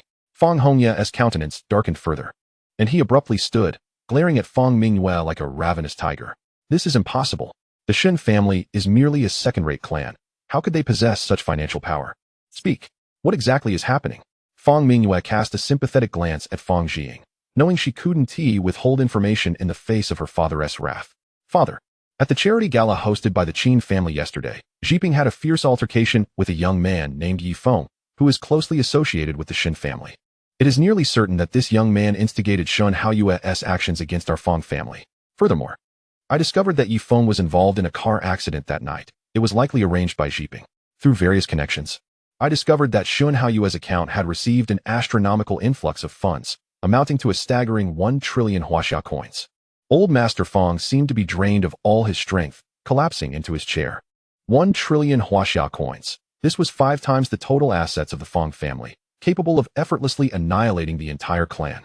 With a trembling voice, he turned to Feng Minghua and asked, "Is there any way to save the Feng family?" Feng Minghua shook her head, faced with such a dire situation. She felt utterly powerless and could only suggest drastic measures for survival. Father, I propose we liquidate all our assets, divest all shares, and emigrate abroad. If we delay, the Feng family will have nothing left. Beside them, Feng Zhongyi immediately voiced his dissent. I disagree. As one of the 4 great families of Modu, how can the Feng family retreat without a fight? Old Master Feng scolded him fiercely. Silence. The downfall of our family is largely due to your unambitious son. Then he cautiously asked Feng Minghua, Minghua, if I personally escort Jiping to apologize to Yi Feng, could there be a chance for a turnaround? Feng Minghua did not respond immediately. After a moment of serious contemplation, she replied, Father, I believe it is not impossible, but you must be prepared to give up Jiping, and the cost will be unimaginable. Very well, Minghua, you make the arrangements. Just tell them that I will personally go to apologize tomorrow. With that, Old Master Feng waved his hand, signaling the two to leave. At that moment, he felt an overwhelming sense of age, realizing that he, who was already half buried in the earth, had to go apologize to a young man in hopes of saving his family. Outside, Feng Zhongyi looked at his sister with dissatisfaction, unable to comprehend why the Feng family, with so many allied families, could not seek official assistance and instead resorted to such a humble apology. Feng Minghua sensed his discontent and remarked, Elder brother, I mentioned earlier that Yi Feng was involved in a serious car accident last night. From the photos, the car was severely damaged, yet the occupants emerged unscathed. Do you not understand? At that moment, Feng Zhongyi grasped his sister's implication and trembled as he spoke. Could he be a martial artist? Feng Minghua nodded, replying, I suspect he hails from a hidden family of martial artists, and his realm should be at the master level. Elder brother, we should be grateful that he is only employing conventional means against our family, rather than taking direct action. If father cannot obtain forgiveness tomorrow, the Feng family is destined for destruction. Feng Zhongyi stood in a daze, and by the time he regained his senses, Feng Minghua had already left. He hurriedly contacted his eldest son, Feng Jiwei, instructing him to keep a watchful eye on Feng Zhiping and not allow him to go anywhere. In the Yunwan villa, after sending the 3 guests to rest, Yifeng returned to his room and retrieved a bottle of breaking realm pills from the system space. Tonight, he planned to break through to the foundation establishment stage. Yifeng opened a vial of the pills, and 5 crystalline pills exuded a potent spiritual energy. He quickly swallowed one, and as time passed, he began to feel a powerful force gathering within him. His meridians started to heat up slightly, as if pierced by a scorching flow of energy. His breathing quickened, and his heart raced, as if it were about to leap from his chest. Suddenly, a violent tremor reverberated within Yi Feng's body, as if something were about to rupture. He felt a surge of immense power erupting from his dantian, breaking free from its confines and instantly elevating his cultivation level. Taking a deep breath, Yi Feng reveled in the surging spiritual energy within him, filled with excitement. For he knew he had reached the foundation establishment stage. This marked a significant step forward from being a mere mortal to a true cultivator, greatly enhancing his physical constitution, mental strength, and sensitivity to the spiritual energies of the universe. His spiritual consciousness could now extend 100 meters, perceiving everything around him with clarity, akin to a high-definition camera capturing all within that distance. Yifeng directed his awareness towards Li Xiaona's room, and the delicate curves instantly stirred his heart. How magnificent! How had he not noticed this before? Stifling the urge to bleed from his nose, he continued to observe. When he spotted a black birthmark on Li Xiaona's left calf, an inexplicable sense of familiarity washed over him. Yifeng strained to recall, yet no memories surfaced, though that feeling of recognition could not deceive him. As if it transcended time with an unfulfilled promise, a wave of dizziness washed over him, abruptly severing his spiritual awareness. After a brief respite, the dizziness gradually faded, indicating that his current strength could not support prolonged use of his consciousness. Once he felt somewhat better, Yifeng slowly commanded, System, activate the Chaos Sword technique. Due to his enhanced abilities, he merely felt a slight sting before completing the memory inheritance. The Chaos Sword technique, originating from ancient times, possessed immense power, perfected. It could command the forces of chaos, creating life or bringing about destruction with a single strike. Despite its formidable strength, the cultivation requirements were exceedingly stringent, necessitating vast resources. Fortunately, the most demanding criterion, a trace of chaotic energy, perfectly aligned with his cultivation method, suggesting the system's thoughtful design. Next, Yifeng extracted a bottle of spirit-gathering pills from the system space and examined them carefully. This vial contained 30 pills, capable of providing a substantial amount of spiritual energy to cultivators, useful not only for daily practice, but also for replenishing energy during battles, making them essential for those in the early stages of cultivation. Yifeng consumed 3 pills, feeling the surge of spiritual energy, and swiftly activated his cultivation technique to absorb it. As he operated his technique to rapidly assimilate the spiritual energy, the trace of chaotic power within his dantian began to grow stronger, expanding from the size of a hair to that of a pinky finger. By the time he broke through to the mid-foundation establishment stage, the 3 spirit-gathering pills had been fully absorbed. Overwhelmed with excitement at his newfound strength, Yifeng realized he now possessed the prowess comparable to a peak master-level martial artist. He pondered the strength of his brother, Wu Hen, and resolved to assist him in enhancing his power during their next meeting. Congratulations to the host for spending 35 billion huaxia coins. With a cashback of 35 trillion huaxia coins deposited into the Supreme Black Card ending in 8888. Congratulations to the host for accumulating cashback of 100 trillion huaxia coins. The system trademark is now activated, and cashback will no longer be issued in cash. For every 100 million huaxia coins spent, 1 point will be awarded. The system is now undergoing an upgrade, expected to complete in 1 hour. Upon hearing the system notification, Yifeng was filled with exhilaration. He had finally unlocked the system mall. It seemed that Shun Haoyue's targeting of the Feng family had progressed smoothly. Tomorrow would be the perfect opportunity to delve into the specifics of the situation. As the system upgrade would take some time, Yifeng directed his spiritual awareness to observe Li Xiaona before drifting off to sleep. The next morning, filled with anticipation, Yifeng awoke and eagerly accessed the system mall. A day he had long awaited. As he browsed through the items, he first noticed the currency exchange. 10 billion huaxia coins equated to 1 point, maintaining the previous ratio. Various pills, techniques, and weapons were available, with prices ranging widely from 10 points to 10 billion points, requiring the purchase of the entire blue star to redeem. As he perused these goods, Yifeng felt a desire to acquire them all, but alas, he lacked points. At that moment, he spotted a product he desperately needed: shadow guards. These shadow guards possessed the strength of a junior master, capable of blending seamlessly into their surroundings. Be it a bustling metropolis or a tranquil forest, transforming into intangible phantoms.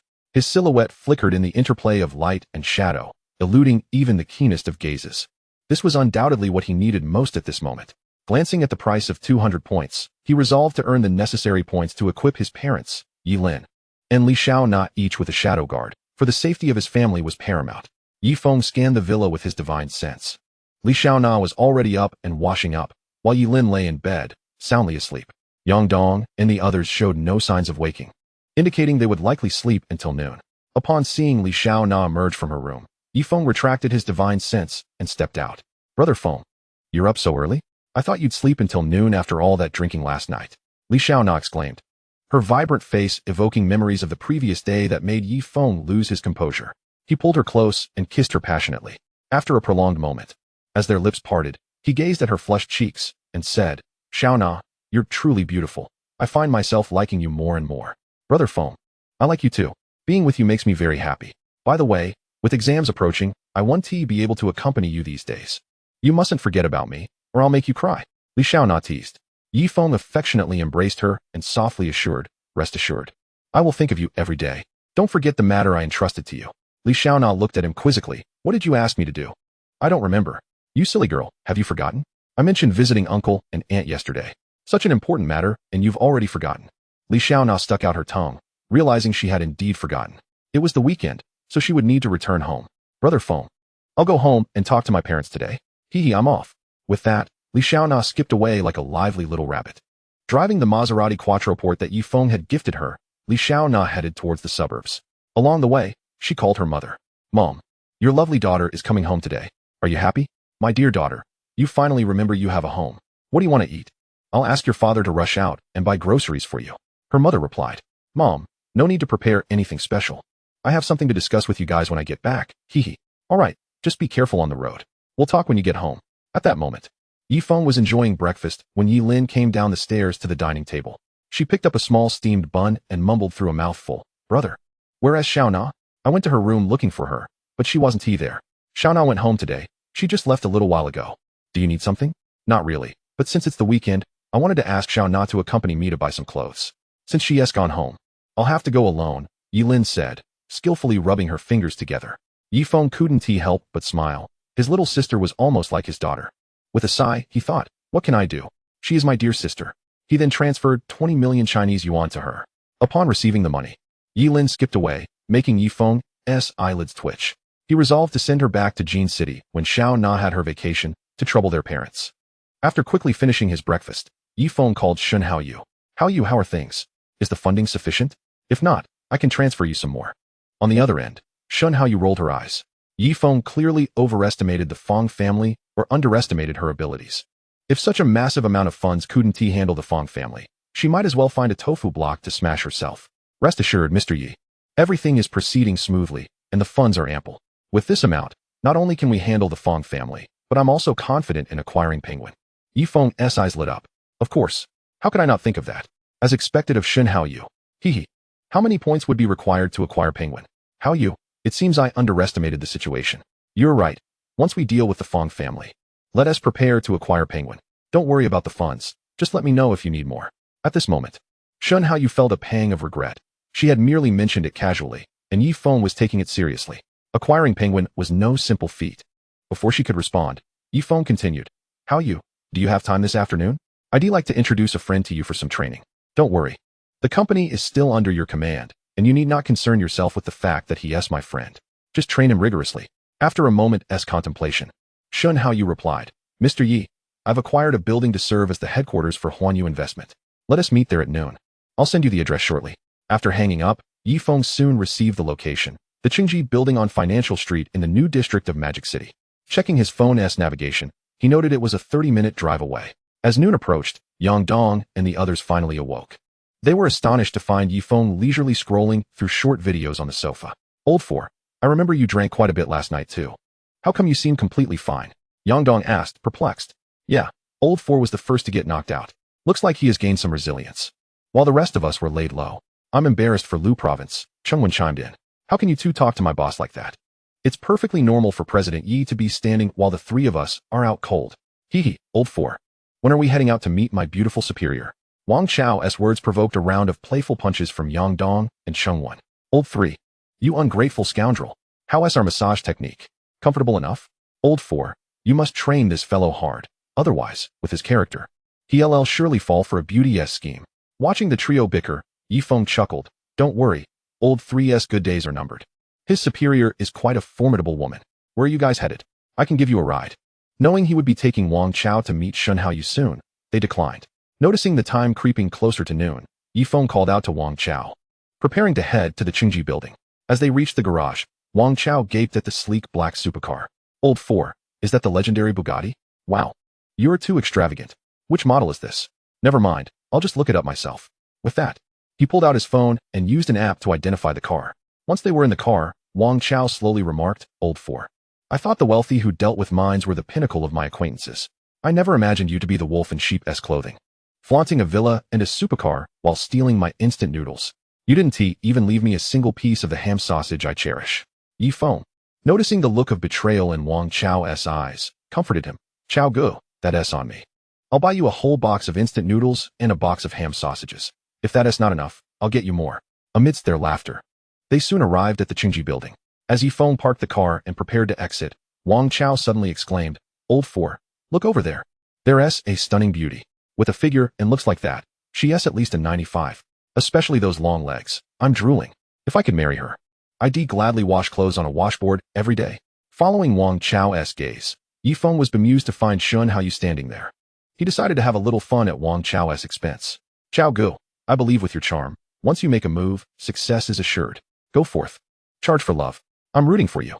Wang Chao, invigorated by Yi Feng's words, tidied his hair and alighted from the vehicle, striding towards Shun Haoyu. Meanwhile, Yi Feng covertly observed from the car, chuckling to himself. If Wang Chao were to realize that the stunning woman before him was destined to be his superior, his expression would undoubtedly be priceless. Utilizing his spiritual perception, Yi Feng sensed the growing displeasure on Shun Haoyu's face, which hinted at a potential outburst. He hurriedly approached. Recalling Shun Haoran's warning that Shun Haoyu had once reduced Feng Zhiping to a state of impotence, he swiftly reached them, saying, Haoyu, this is my friend Wang Chao. He shall be learning under your guidance from now on. Wang Chao, this is Shun Haoyu, the CEO of Huanyu Investment. Make sure to follow Ms. Shun's lead diligently. Wang Chao's complexion oscillated between shades of green and white as he gritted his teeth and exclaimed, Old 4, you've set me up. Yi Feng feigned ignorance. Turning to the visibly displeased Shun Haoyu and gently proposing, Haoyu, it's rather warm outside. Perhaps we should move indoors to converse? The Qingji building, with its 23 stories, housed the executive office on the top floor, where, under Shun Haoyu's guidance, the three of them arrived. Noticing her continued somber demeanor, Yi Feng felt compelled to apologize. Haoyu, my sincerest apologies. I intended merely to jest and to give you insight into Wang Chao's character. He tends to be rather exuberant. So you must be firm with him moving forward. Shun Haoyu's expression gradually softened, inviting the two to take a seat. Mr. Yi, let us consider today's event settled, but please refrain from such jests in the future. I do not appreciate them, she stated. On to business. I have acquired 142 downstream suppliers from the Feng family, all of whom have ceased collaboration with them. To date, we have accumulated 17 of the Feng family shares, and their assets have diminished by 1/3. If all goes according to plan, we could inflict a devastating blow on the Feng group within a week. To completely annihilate them would require at least a month. Haoyu, you have performed admirably. What are the next steps for the company? Shun Haoyu contemplated for a moment, acknowledging that the newly established Huanyu investment had much groundwork to cover. If not for her reallocating personnel from the Shin family, accomplishing so many acquisitions would have been unfeasible. Mr. Yi, our workforce remains insufficient. I have engaged a headhunting firm to recruit talent, and I have also reached an agreement with Buyuan Law Firm, one of the top 3 in Modu, to handle our legal affairs. Similarly, we have aligned with Tongda Accounting Firm for our financial needs. The company should be fully operational within 2 days. You've worked hard. Haoyu, I recommend that if possible, you aim to fully acquire both firms to establish our legal and financial departments. Additionally, consider increasing their salaries. After all, talent is rare. Understood, Mr. Yi. I will proceed accordingly. I plan to assign Wang Chao to a month of cleaning duties. I trust you have no objections? Yi Feng chose to ignore Wang Chao's protest from the sidelines and assented to Shun Haoyue's arrangement. Haoyue, on my way here, I noticed 2 residential buildings not far off that seem to be unsold. If you have time, please reach out to inquire about purchasing them as employee dormitories, stipulating that if an employee works for 15 years, ownership will automatically transfer to them.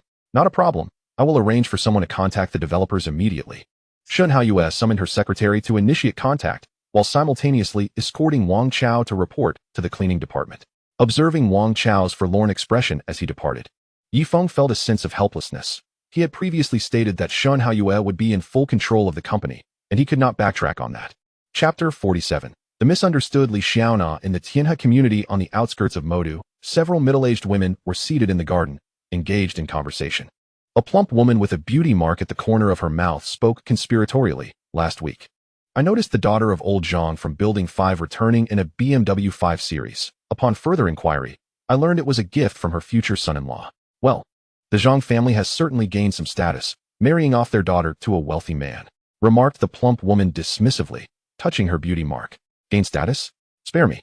That future son-in-law is 2 years older than old Zhang, which nearly triggered a heart attack on the spot. Oh my, this is quite the scandal. No wonder we haven't seen the Zhangs lately. They must be too embarrassed to show their faces. Indeed, today's youth seem obsessed with getting something for nothing. Yangqin, your Xiaona is no longer a child. You must keep a close eye on her.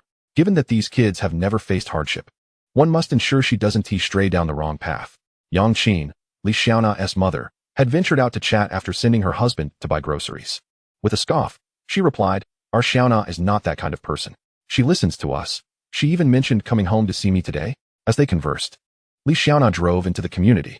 After parking, she noticed her mother chatting in the garden and approached to call her home. After the mother-daughter duo left, the woman with the beauty mark sneered, did you see Yangqin's earlier fervor? She just got slapped in the face. Her daughter returned in a Maserati, worth at least 2 million yuan. I only recognized it because I saw it when helping someone else with a blind date. Haha. It seems the Li family will have some excitement today. I wonder if Yangqin will still have the audacity to show her face tomorrow. What if she ends up with a son-in-law older than herself? Will she call him brother while he calls her mother? Haha. Just thinking about it makes my stomach ache from laughter. Upon returning home, Yangqin fixed her gaze on Li Xiaona, having seen her daughter drive back earlier. The garden had been too crowded for her to inquire at the time, but once home, her expression darkened as she asked, Xiaona, how did you come back driving? Where did you get that car? If you've been up to no good, I swear I'll break your legs. Li Xiaona, bewildered, wondered what wrong she had committed. Mom, what's the matter? You know your precious daughter well enough. What could I possibly have done wrong? That car was a gift from my boyfriend. I came home to discuss this with you. At that moment, Li Chonglin, Li Xiaona's father, returned from grocery shopping. Noticing the tense atmosphere between the mother and daughter, he asked in confusion, Yangqin, what is going on? Why is there tension as soon as our daughter comes home? Yangqin, exasperated, glared at Li Chonglin and snapped. Your daughter is dating someone. Aren't you the least bit concerned? Isn't dating a normal part of growing up? Xiaona is no longer a child. We were married at her age, Li Chonglin replied nonchalantly. Yangqin's irritation intensified at his nonchalance. You old fool, what do you know? Xiaona drove home a car worth over 2 million yuan today, claiming it was from her boyfriend. What will you do if she brings home a son-in-law older than you? At last, Li Xiaona comprehended her mother's immense anger. It was all a misunderstanding. Recalling how Feng had been mistaken for a man in his 50s, she couldn't help but burst into laughter. Yangqin, pointing at her daughter, fumed, laughing. You dare to laugh. Let me tell you, Li Xiaona, I do not approve. If you still wish to acknowledge me as your mother, return that car and cut off all ties with him immediately. Suppressing her laughter, Li Xiaona attempted to clarify, Mom, you've misunderstood. How could I possibly date an old man? My boyfriend is my senior, just 2 years older than I am. He just graduated from Moda University. Hearing his daughter's words, Li Chonglin felt a wave of relief wash over him and turned to Yangqin, saying, Dear, you shouldn't get so worked up without understanding the full context. If I hadn't known better, I would think Xiaona had committed a grave error. You really ought to spend less time with those gossiping women. Yangqin realized her misunderstanding and quickly sent Li Chonglin to prepare dinner. Xiaona, you too. You should have clarified things with your mother, making me worry for half a day. Come, tell me about your boyfriend, she said. Li Xiaona, feeling somewhat speechless, thought to herself, Mom, You didn't even give me a chance to explain. You just launched into a tirade the moment I walked in. Well, how should I put it? Brother Yi Feng is incredibly handsome and exceptionally capable. He asked me to inquire when you and Dad would be free, as he wishes to pay a visit, she replied. At that moment, Li Chonglin peeked out from the kitchen and said, I'm fine with any time, just let me know what works for you. Yang Qin shot him an annoyed glance and continued speaking to Li Xiaona. You two can arrange the timing. If your father is busy, I will have him take leave. With both parents on board, Li Xiaona felt reassured. Mom, once my exams are over and the holidays start, I'll bring Brother Feng home. How does that sound? Yang Qin nodded, agreeing with her daughter's plan. Xiaona, make sure to inform me in advance when you visit so I can prepare accordingly. And you must take Yi Feng for a stroll around the neighborhood. Li Xiaona was puzzled, wondering why they needed to stroll around the neighborhood. Is Mom trying to show off? She thought. Yang Qin looked at her and said, not quite following. Are you? When you drove back today? Those gossiping women would have spun all sorts of tales. Your father is right. I should reduce my interactions with them. They spend all day gossiping. Before long, Li Chonglin called them to dinner. Meanwhile, in the Feng family manor in Modu, the old master Feng hurriedly asked his daughter, Mingwei, have you found out where Mr. Yi is? Feng Mingwei replied slowly, Father, I just received news that Mr. Yi is currently meeting with Shun Haoyue at Qingji Building. Then what are we waiting for? Let us depart at once, exclaimed the old master Feng. However, Feng Mingwei stepped forward to stop him. Father, are you prepared? This trip may require sacrificing Xiping, and the Feng family's assets will be significantly diminished. I believe it would be wiser to sell all our assets and retreat abroad. The old master Feng sighed. I am well aware of this. I have also sent people to investigate Mr. Yi, and all the data indicates he is an ordinary man. But how can an ordinary man possess such strength? You may not know, but Mr. Yi has a subordinate in Jincheng named Yi Wuhan. Your uncle Yin informed me that Yi Wuhan possesses peak internal strength. He alone could annihilate our Feng family. We have no means of escape. We can only seek peace. Upon hearing her father's words, Feng Mingwei ceased her opposition. She knew about Uncle Yin, the head of a martial arts family with a legacy of nearly 300 years, who had only achieved late-stage internal strength at over 70. This confirmed her suspicions that Mr. Yi undoubtedly possessed master-level strength. In the president's office of Qingji Building, Shun Haoyue was briefing Yi Feng on the next steps when a knock sounded at the door. Once permitted, Shun Haoyue's secretary entered and announced, President Shun, the old master Feng and Feng Mingwei are downstairs, requesting an audience with you and Director Yi. Shun Haoyue glanced at Yi Feng, and seeing he harbored no objections, instructed the secretary to bring them up. Yi Feng, somewhat puzzled, inquired, I thought you wouldn't meet them. Is it because of Feng Mingwei? Indeed, Shun Haoyue replied. If Feng Hongye had come alone, I would not have agreed to meet. However, I cannot dismiss Feng Mingwei, as we were once the closest of friends. After that incident, it was largely thanks to her mediation that my family remained intact. I harbor animosity toward the Feng family, but not towards Feng Mingwei. Shortly after, a second knock echoed, and the secretary escorted the old master Feng and Feng Mingwei into the office. Feng Hongye respectfully addressed Yi Feng. Mr. Yi, you truly are a paragon among men. The Feng family has wronged you in many ways, and I have come here to apologize. I beseech you to show mercy and spare the Feng family. He then bowed deeply before Yi Feng. Yi Feng raised an eyebrow and coldly replied, Old Master Feng, do you think a mere apology will suffice to spare your family? If it weren't for my own abilities, I would have perished at your family's hands long ago. Understanding that forgiveness would not come easily, Feng Hongye sighed. Mr. Yi, the car accident was solely the doing of Feng Xiping. The rest of the Feng family was unaware. Feng Xiping is downstairs and may be dealt with at your discretion. The Feng family will not interfere. Additionally, I am willing to offer 90 of the Feng family's assets as compensation. Yi Feng glanced at Shun Haoyue, who nodded in agreement, and then continued, Old Master Feng, I am a law-abiding citizen and would not resort to murder for profit. Rest assured, we are willing to sell 90 of our assets to you for the price of 1 Huaxia coin. As for Feng Xiping, he will be taking a yacht out to sea for fishing tomorrow. You know how treacherous the sea can be. Accidents can happen. Yi Feng was somewhat pleased with Feng Hongye's attitude, but he found the offer of 1 Huaxia coin perplexing, as it would merely delay his accumulation of points. Thus, he proposed his own plan. Old Master Feng, I will purchase all of your family's assets at the original price. But you must allocate 90 of those funds to charitable endeavors. Otherwise, the consequences will be dire. After saying this, Yi Feng instructed Shun Haoyue to calculate the Feng family's assets. Before long, Shun Haoyue and Feng Mingwei returned with an asset breakdown, revealing approximately 130 billion Huaxia coins. Yi Feng waved his hand and instructed Shun Haoyue to transfer 140 billion Huaxia coins, feeling quite pleased with himself for gaining 140 points. Yi Feng opened the system shop and purchased 4 shadow guards, ensuring the safety of his family. However, he overlooked the presence of others in the room. Suddenly, 4 figures clad in black appeared in the office, exuding an aura that intimidated the 3 present into silence. Yi Feng felt a wave of embarrassment but quickly regained his composure, loudly commanding, "Shadow guards, diminish your presence and conceal yourselves." The 4 figures instantly vanished from the room. After their disappearance, the 2 women collapsed onto the floor, and Yi Feng hurriedly helped them up and seated them on the couch. He turned to the visibly shaken old Master Feng and said, "I apologize, my oversight has startled you all." The old Master Feng, struggling to steady himself, thought, "What oversight? This is a warning not to entertain any foolish ideas," but he still flattering replied, "It's nothing, Mr. Yi. Your subordinates likely sense danger, prompting their sudden appearance. You must ensure your own safety." Feng Minghua, recovering from her shock, cautiously asked, "Mr. Yi, are your subordinates truly that formidable? I wonder if they have reached the master level?" Yi Feng did not hide the truth and nodded. All shadow guards are at least at the master level. Therefore, it would be wise for the Feng family not to play any tricks. Otherwise, you will certainly regret it. Listening to Yi Feng's intimidating words, the father and daughter duo dared not express a shred of discontent and hurriedly took their leave. At that moment, Shun Haoyue, pale and weak, looked at the familiar yet unfamiliar Yi Feng and murmured, "Mr. Yi, is this the power of a martial artist? It's truly terrifying." In that instant, I felt as though my body would be torn apart. "You are aware of the existence of martial artists?" Yi Feng queried. Given the Shun family's strength, they should not have been privy to such knowledge. "Does the Shun family have other connections?" "I know a little," Shun Haoyue replied.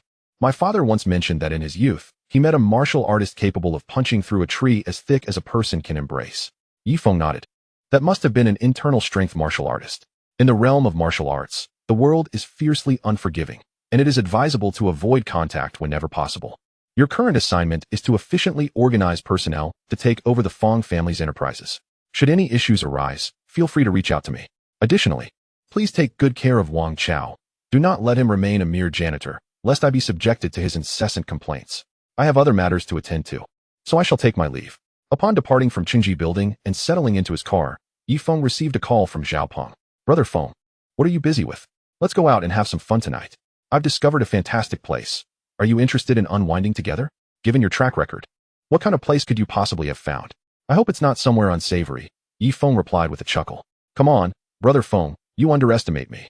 I might be a spendthrift, but I am certainly not vulgar. The place I'm referring to is akin to the elegant brothels of ancient times. Isn't that essentially the same? Do you dare to challenge me? I might just inform Brother Qin to deal with you. Now that would be rather unamusing. Why resort to snitching? I believe you may have a misunderstanding of ancient brothels. High-class establishments offer art without the exchange of bodies. The ladies there are well-versed in music, chess, calligraphy, and poetry. Of course, if you possess extraordinary talent and can captivate one of them, who knows what might transpire." Intrigued by Zhao Peng's words, Yi Feng decided to experience this for himself, and they agreed on a time for Zhao Peng to pick him up in the evening. Yi Feng then drove back to his villa in the clouds. Reclining leisurely on the sofa, Yi Feng was brought a cup of hot tea by Jie before she departed. He pondered about how Xiaona was faring at home and contemplated what gifts he should prepare. Chapter 49, The Brothel. A sudden cry from Yi Lin shattered Yi Feng's reverie. "Brother, come help me.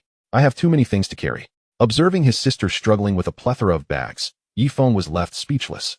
How did she manage to gain admission to Magic City University? He hurriedly stepped forward to relieve her of some of her burden. Lin, why didn't you have them deliver all these items directly here? Why carry them back yourself? Are you out of your mind?"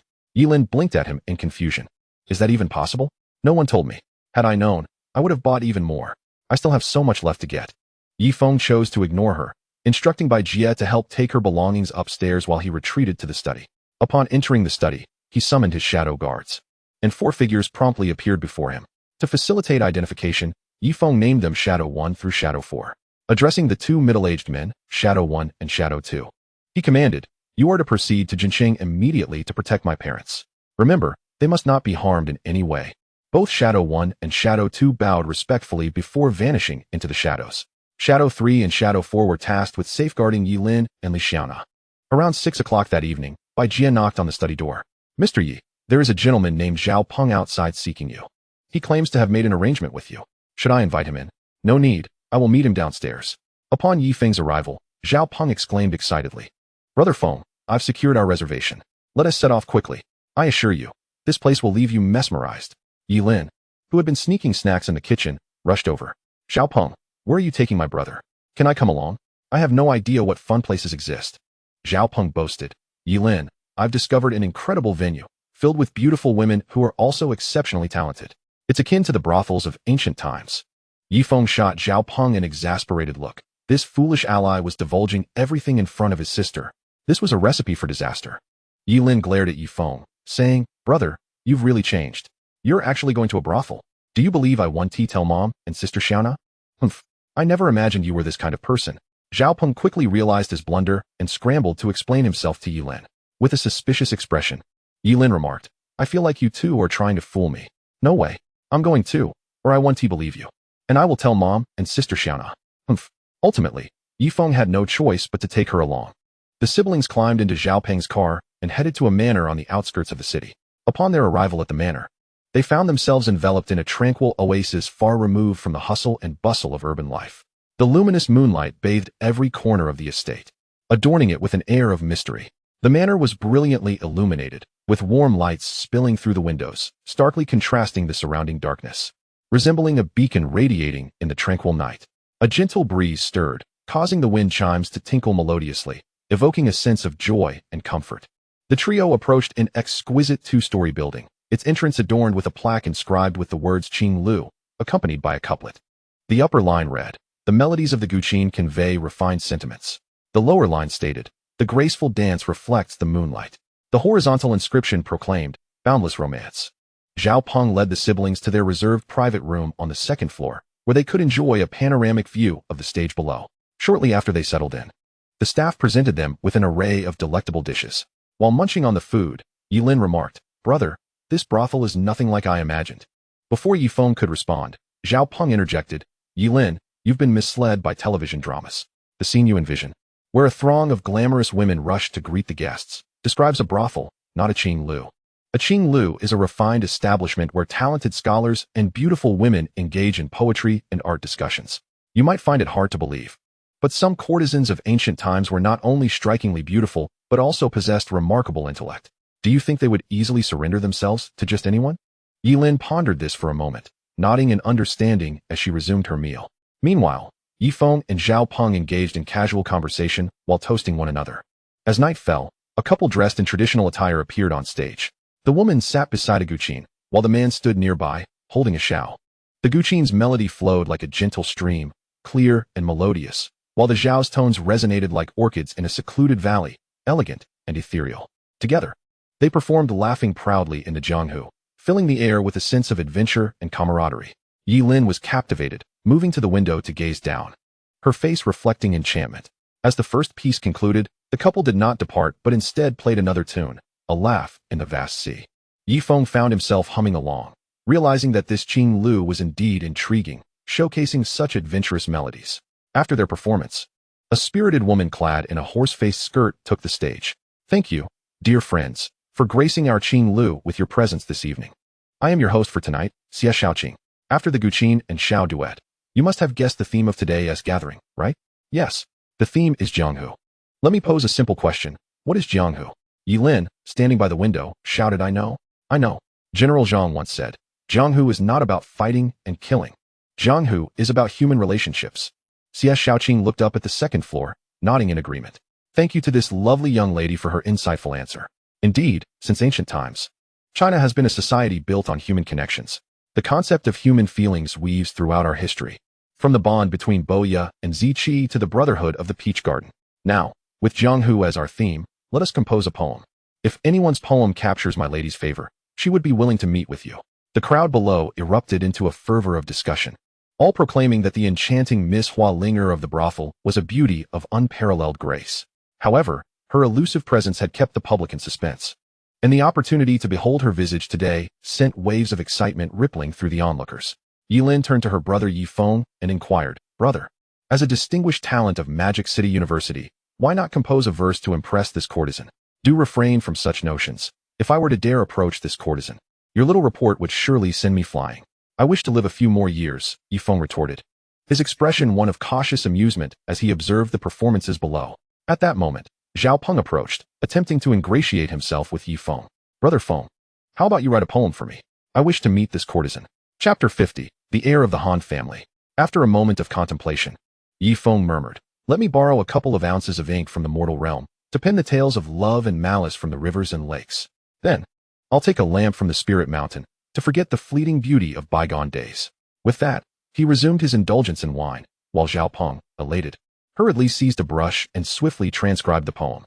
Yi Lin leaned in, observing the verses on the rice paper, and remarked, "Brother, I must say, although Zhao Peng's skills may not be remarkable, his brushwork is indeed commendable."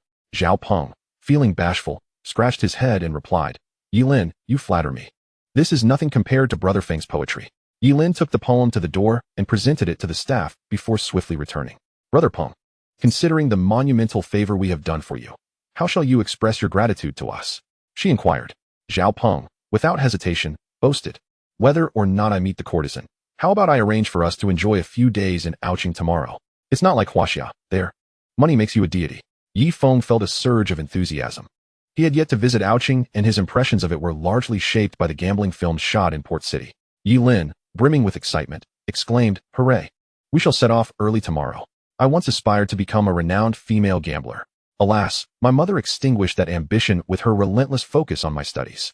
Yi Feng burst into laughter, recalling how, as a child, after watching Stephen Chow's films, Yi Lin had secretly spent her pocket money on 3 dice and practiced in the family's water cups, inadvertently breaking several and earning a reprimand from their mother, who subsequently confiscated the dice for mahjong.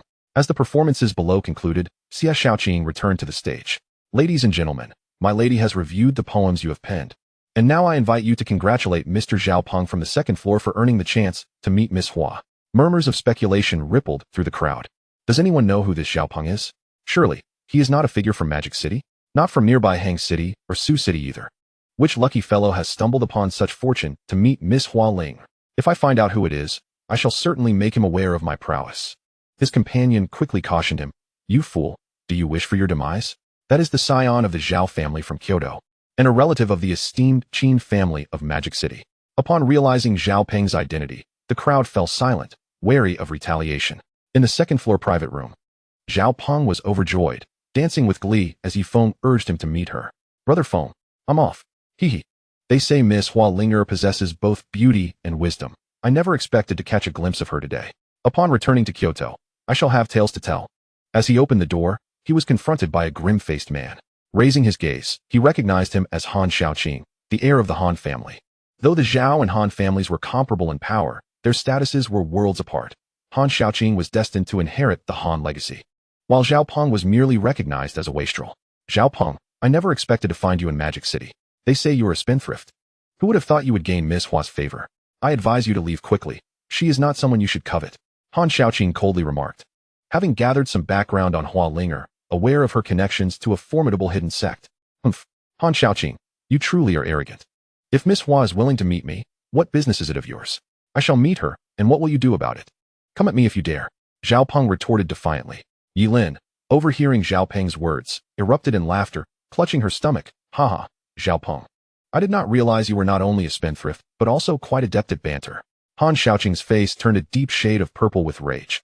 As the esteemed heir of the Han family, he was accustomed to being revered, and had never endured such humiliation. "Feng Bo, teach these insolent fools a lesson." A middle-aged man sprang forth from behind Han Shaoqing, charging at Zhao Peng and Yi Lin. Yi Feng, observing the situation coldly, refrained from intervening. A late-stage external martial artist attempting to harm Yi Lin, under the protection of Ing San, was a fool's errand. As the middle-aged man closed in on Yi Lin, a shadow darted past, followed by a dull thud as he crashed into the wall, blood spilling from his mouth. The onlookers stared in astonishment at the sudden appearance of the shadow, and before they could react, Yi Feng commanded, "Ing San, break his arm." In an instant, the shadow struck, and with a scream, Han Shaoqing lost his left arm, which hung limply by his side. Beads of sweat formed on his forehead, and his eyes glared at Yi Feng with venomous hatred, wishing to rend him to pieces. Yi Feng disdainfully regarded him and said coldly, "You should count yourself fortunate that your guard was not ruthless. Otherwise, neither of you would leave this room. Remember my name, Yi Feng. Should you wish to contest this, feel free to seek me out at any time." Though Han Shaoqing seethed with indignation, he had no choice but to support the injured middle-aged man and retreat in disgrace. Yi Lin gazed at her brother with admiration. "Brother, you were so impressive just now. Who was that black-clad sister? Is she your friend?" Yi Feng looked at his sister. Puzzled, Typically, girls would be frightened by such a scene, yet Yilin appeared exhilarated. Was she truly so unperturbed? She is your bodyguard, named Ing-san. She will intervene if you are ever threatened. However, take heed. Ing-san is capable of taking lives. If you wish to avoid witnessing bloody scenes, it is best to steer clear of perilous situations. Yilin nodded, not out of fear, but rather to avoid being a burden to her brother. Meanwhile, Zhao Peng, wearing a face of eager admiration, gazed at Yi Feng, causing him to feel uneasy. Yi Feng quickly interjected, "Stop looking at me like that, or I shall have Ing-san deal with you. I know what you're implying. I possess very few master-level guards, so do not harbor any illusions." Zhao Peng was left flabbergasted, unsure how to respond. Master-level guards? And you have so few? Surely you jest. The Zhao family, as one of Kyoto's top families with a lineage spanning nearly a millennium, had only reached the pinnacle of internal martial arts with their most powerful warriors. Brother Feng, lower-tier guards would suffice. I am not picky, he. None. Now hurry to meet your courtesan. Otherwise, I shall have Ing-san toss you over. Zhao Peng turned back repeatedly, retreating slowly until Ing-san's figure finally faded from view, prompting him to flee in haste. Chapter 51. The Master of Traditional Chinese Medicine, Qi Yuanshan. After his departure, Zhao Peng, guided by Xie Xiaoqing, arrived at a quaint courtyard. The dim lighting illuminated a veiled woman in white, seated gracefully at a stone table. Zhao Peng strained to discern the woman's features, but her visage remained as elusive as a mirage. As he settled at the stone table, the faint, ethereal fragrance wafting from across the table sent his heart racing. Hua Linger was no stranger to such occurrences. With a graceful motion, she extended her delicate hand to pour a cup of tea, gently sliding it toward Zhao Peng as she softly inquired, "Young Master Zhao, please partake in this tea. I have some questions that I hope you can elucidate. Miss Hua, feel free to voice your inquiries. I, Zhao Peng, shall speak freely and candidly. From my understanding, poetry is not your forte. What inspired you to craft such verses today? To be candid, Miss Hua, this poem was composed by my esteemed friend Feng. He harbors no desire for competition and thus graciously bestowed it upon me. Could it be that you are referring to the illustrious Yi Feng, with whom you share a close camaraderie? Indeed, Feng is truly a remarkable individual. Should you have the chance to meet him, Miss Hua, you will undoubtedly be enriched. Young Master Zhao, I find myself rather fatigued today and must take my leave. I hope you will not take offense.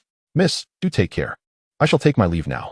After sending Zhao Peng back, Xie Xiaoqing returned to the courtyard, addressing Hua Linger with utmost respect. Saintess, young Master Zhao has been escorted home. Do you have any further instructions?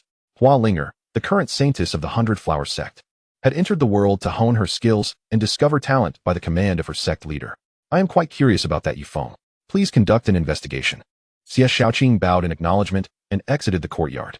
Meanwhile, upon Zhao Peng's return, Yi Feng noticed something was amiss. Instantly, he placed a finger to Zhao Peng's forehead, channeling a trace of spiritual energy, and commanded, "Awaken."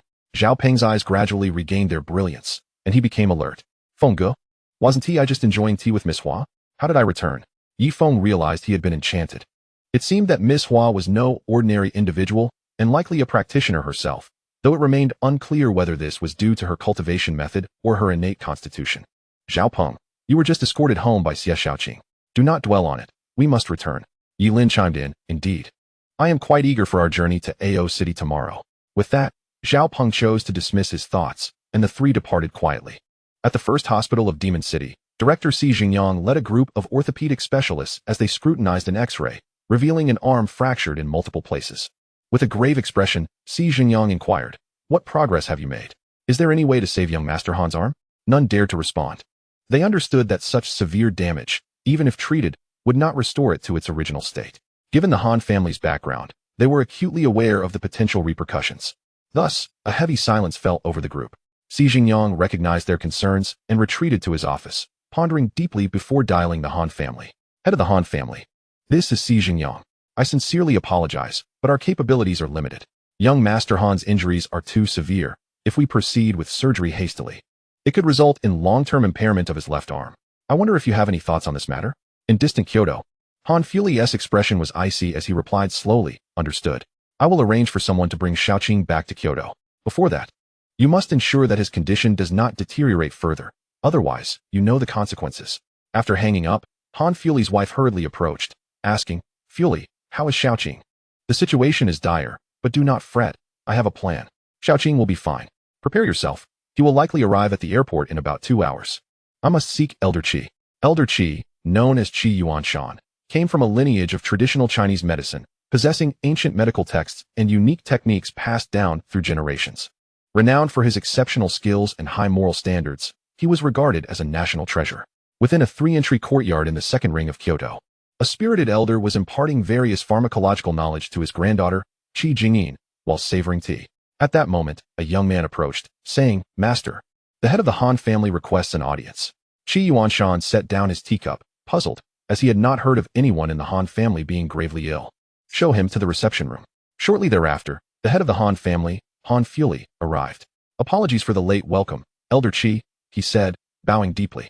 Han Fuli dared not presume too much. Elder Qi was not only a healer, but also a martial arts master with extensive connections. Respected even by the most prominent figures in China. "Elder Qi, I have come to seek your assistance. My son Xiaoqing has offended a martial artist, resulting in the loss of his left arm. I implore you to save him." With that, he bowed deeply once more. Elder Qi furrowed his brow. Generally, martial artists refrained from harming ordinary individuals, and heirs of such families were usually protected by martial artists. It appeared that Xiaoqing was gravely injured. However, considering his friendship with the elder Han, he agreed. "Lead the way, head of the Han family. I will accompany you." Han Fuli was overjoyed. It was no easy feat to invite Elder Qi, as many powerful figures found it exceedingly difficult to secure even a moment of his time. "Elder Qi, your kindness will forever be remembered." Elder Qi hurriedly exited the room with determined steps, swiftly moving through the corridor to the storage area. He retrieved a medicine chest from the corner, checking its contents for completeness. Then, he carefully picked up a brocade box nearby, gently caressing its exquisite surface. Completing his preparations, Elder Qi took a deep breath and followed Han Fuli to the Han family residence. At that moment, the Han family finally welcomed Xiaoqing back home. Upon witnessing their son's anguished expression, Han's mother felt as though her heart were being torn apart. Gripping her son's hand tightly, tears welled in her eyes as she struggled to contain her fury and hatred toward the one who had harmed him. Every subtle expression, every faint groan, pierced her heart deeply. She could not fathom how such a cruel individual could exist in the world, capable of inflicting such harm upon her beloved son. Anger surged within her like a tidal wave, and she silently vowed to ensure that the perpetrator would pay dearly for their actions. "Xiaoqing, endure a bit longer. Your father has gone to summon Elder Qi. Rest assured, he will surely heal your arm." Xiaoqing's complexion was ashen, his lips devoid of color as they trembled slightly. With a low yet resolute voice, he replied, "Mother, there is no need for concern. I can bear it. But what of Uncle Feng? How is he faring now?" "Humph. Do not concern yourself with that useless man who could not protect my son. He deserves whatever fate befalls him." Chapter 52. Arrival in Ao City. At that moment, Han Fuli hurriedly led Elder Qi back home, his anxiety palpable. Their steps were brisk as they reached the door, and without pausing for breath, they rushed inside. Upon seeing Elder Qi, Han's mother felt as if she had spotted a glimmer of hope, rushing forward without hesitation to grasp Elder Qi's sleeve. Her voice trembling as she pleaded, "Elder Qi, please, I implore you to help our Xiaoqing." Tears streamed down her face as she spoke. Han Fuli quickly intervened. Pulling Han's mother aside with urgency, "Xinhua, step aside. Do not hinder Elder Qi from examining Xiaoqing's injuries." Although pulled away, Li Xinhua stumbled but did not resist. Her gaze filled with concern for her son lying on the bed. She understood that this was not the time for disputes. Her son's well-being was paramount. Meanwhile, Han Fuli fixed his gaze on Elder Qi, hoping to glean some insight into Xiaoqing's condition from his expression. The atmosphere in the room was thick with tension, each person holding their breath in anticipation of a definitive diagnosis from Elder Qi. Elder Qi, with a grave expression, meticulously examined Han Xiaoqing's injured arm. His brows furrowed in concentration. After a thorough inspection, he inwardly breathed a sigh of relief. Although the injury appeared quite severe, there remained a possibility of recovery. It was not beyond the realm of treatment. From the condition of the arm, it was evident that the assailant had exercised restraint. Had the intention been to permanently incapacitate the limb, the consequences of such an attack would have been far graver. With this thought, Elder Qi couldn't help but feel a flicker of curiosity towards the mysterious martial artist, who could be so ruthless yet also exhibit mercy. Meanwhile, Han Xiaoqing lay on the hospital bed, his complexion as pale as parchment, his eyes tightly shut, seemingly enduring immense pain. Qi Yuanshan, with a serious demeanor, employed his family's ancestral medical techniques, his movements both skilled and precise. He gently lifted the injured arm, carefully inspecting the location of the fractured bone. Then, from a brocade box he carried, he retrieved a mysterious purple ointment, the treasured Zijing Shugu Gao, a secret remedy passed down through generations. Qi Yuanshan delicately applied the ointment to Han Shaoqing's arm.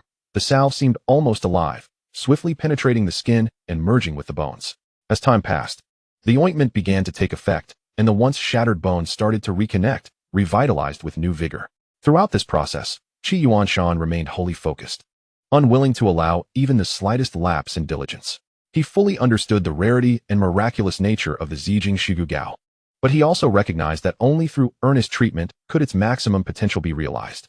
Each movement was executed with utmost caution and finesse, as if he were sculpting a priceless treasure. Upon completing the treatment, Qi Yuanshan exhaled softly, a hint of satisfaction gracing his features. He slowly rose, adjusted his attire, and nodded to Han Fuli and Li Xinyue, signaling that all was well. Han Fuli grasped Qi Yuanshan's hand in gratitude, his voice trembling as he expressed, "Thank you, Elder Qi. You are truly a benefactor to our family. Without your assistance, Shaoqing's arm would surely have been lost." Li Xinyue quickly approached, her face radiant with relief and appreciation, softly stating, "Elder Qi, thank you for preserving Shaoqing's arm. This kindness will forever be etched in our memories." With a humble wave of his hand, Qi Yuanshan replied, "No need for such formality. It is merely my duty as a physician." Having said this, he turned to depart, his steps steady and composed.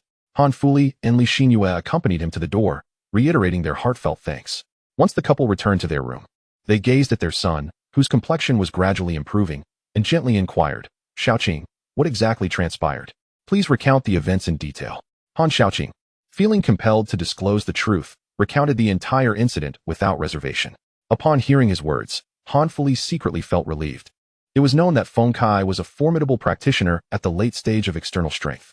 To think such a powerful figure could barely withstand an attack from the opponent's guard. What might the enemy's strength entail?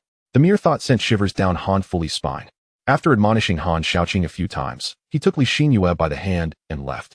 Once in their own chamber, Han Fuli regarded Li Xinyue with a serious demeanor and gravely warned, "Li Xinyue, I must earnestly caution you. Do not seek revenge." His eyes reflected determination and resolution, as if he had already made up his mind. Li Xinyue, taken aback by his words, found herself momentarily stunned.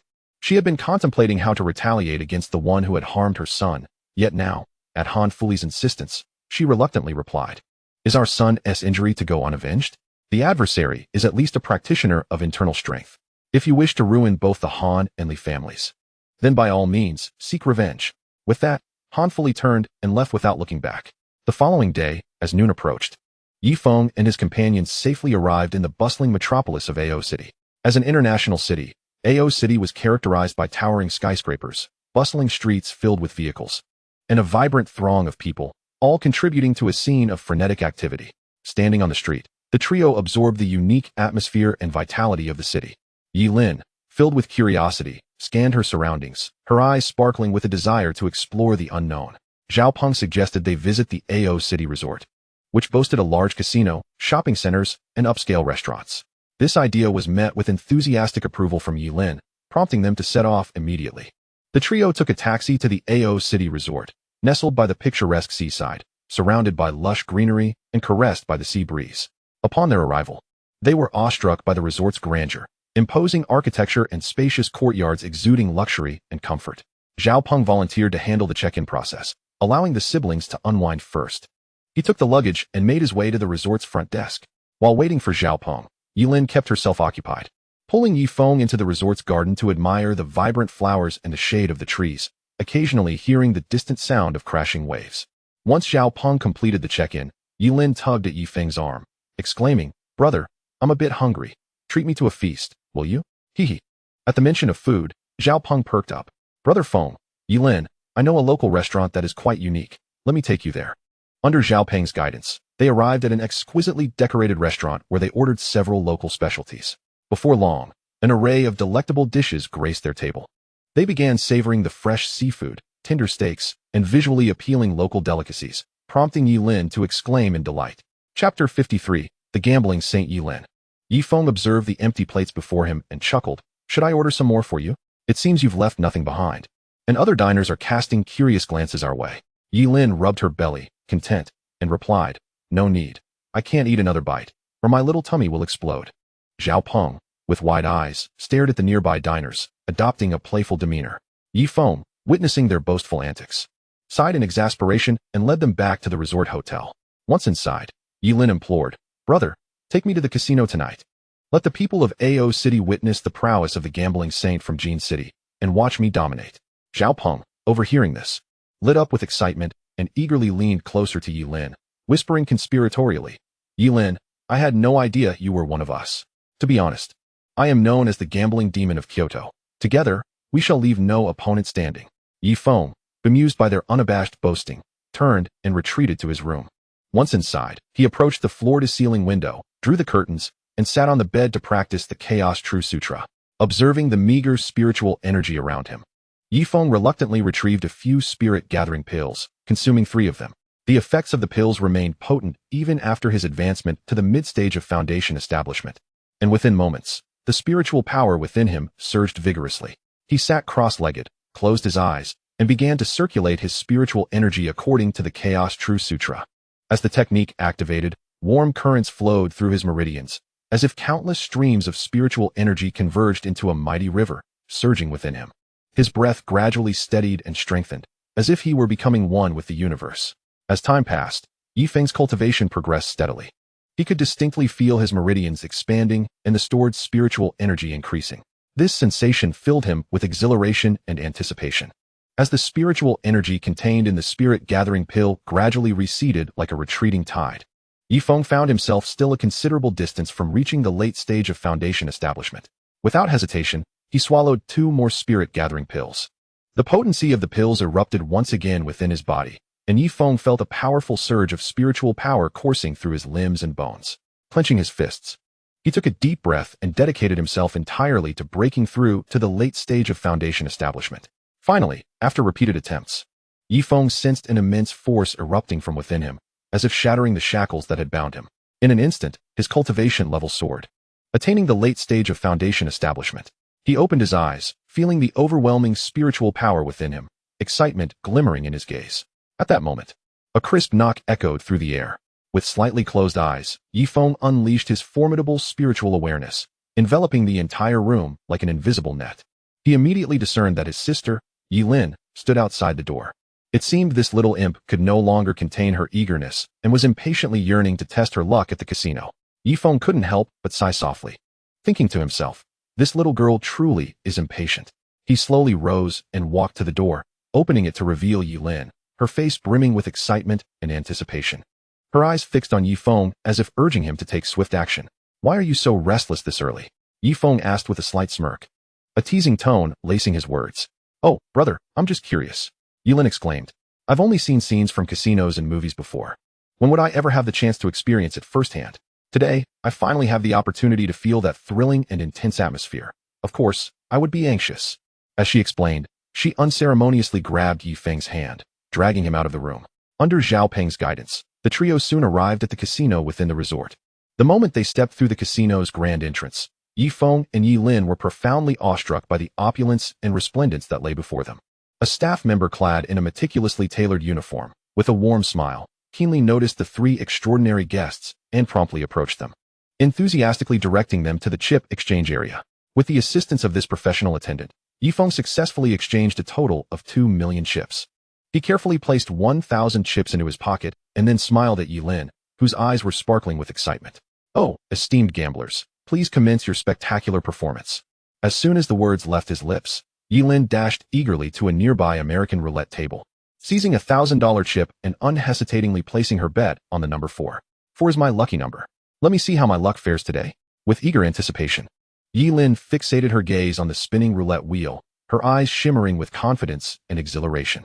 The seasoned croupier skillfully spun the wheel, and the small black ball seemed to dance with a life of its own, joyfully bouncing around the wheel.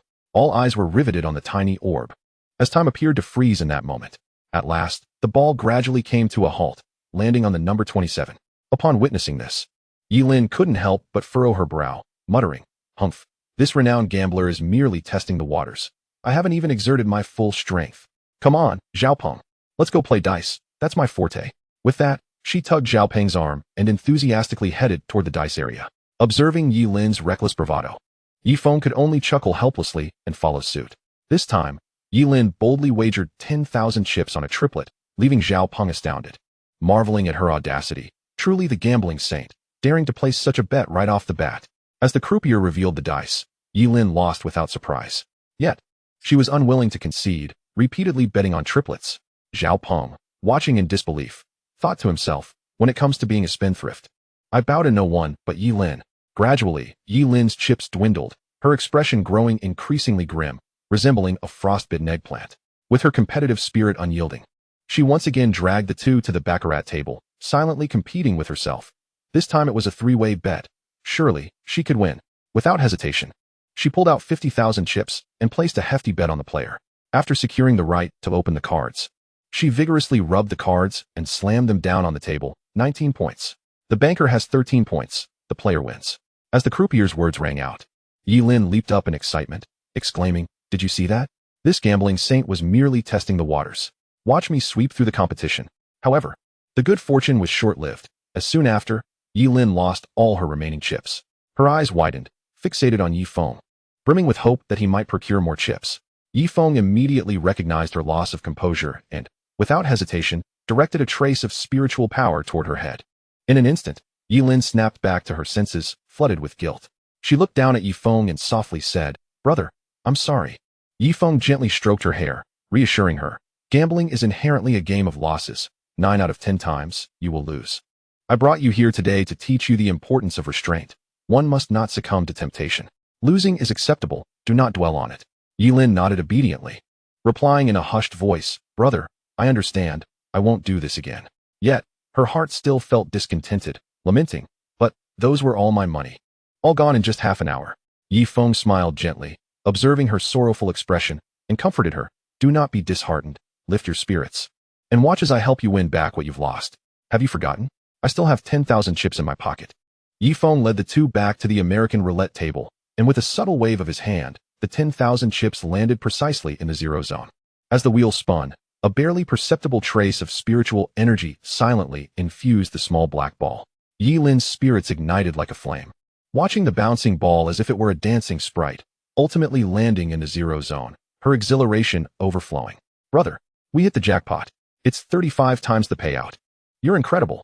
Yi Feng smiled as he gently placed the pile of thick chips into Yilin's hands before turning to stride toward the dice area.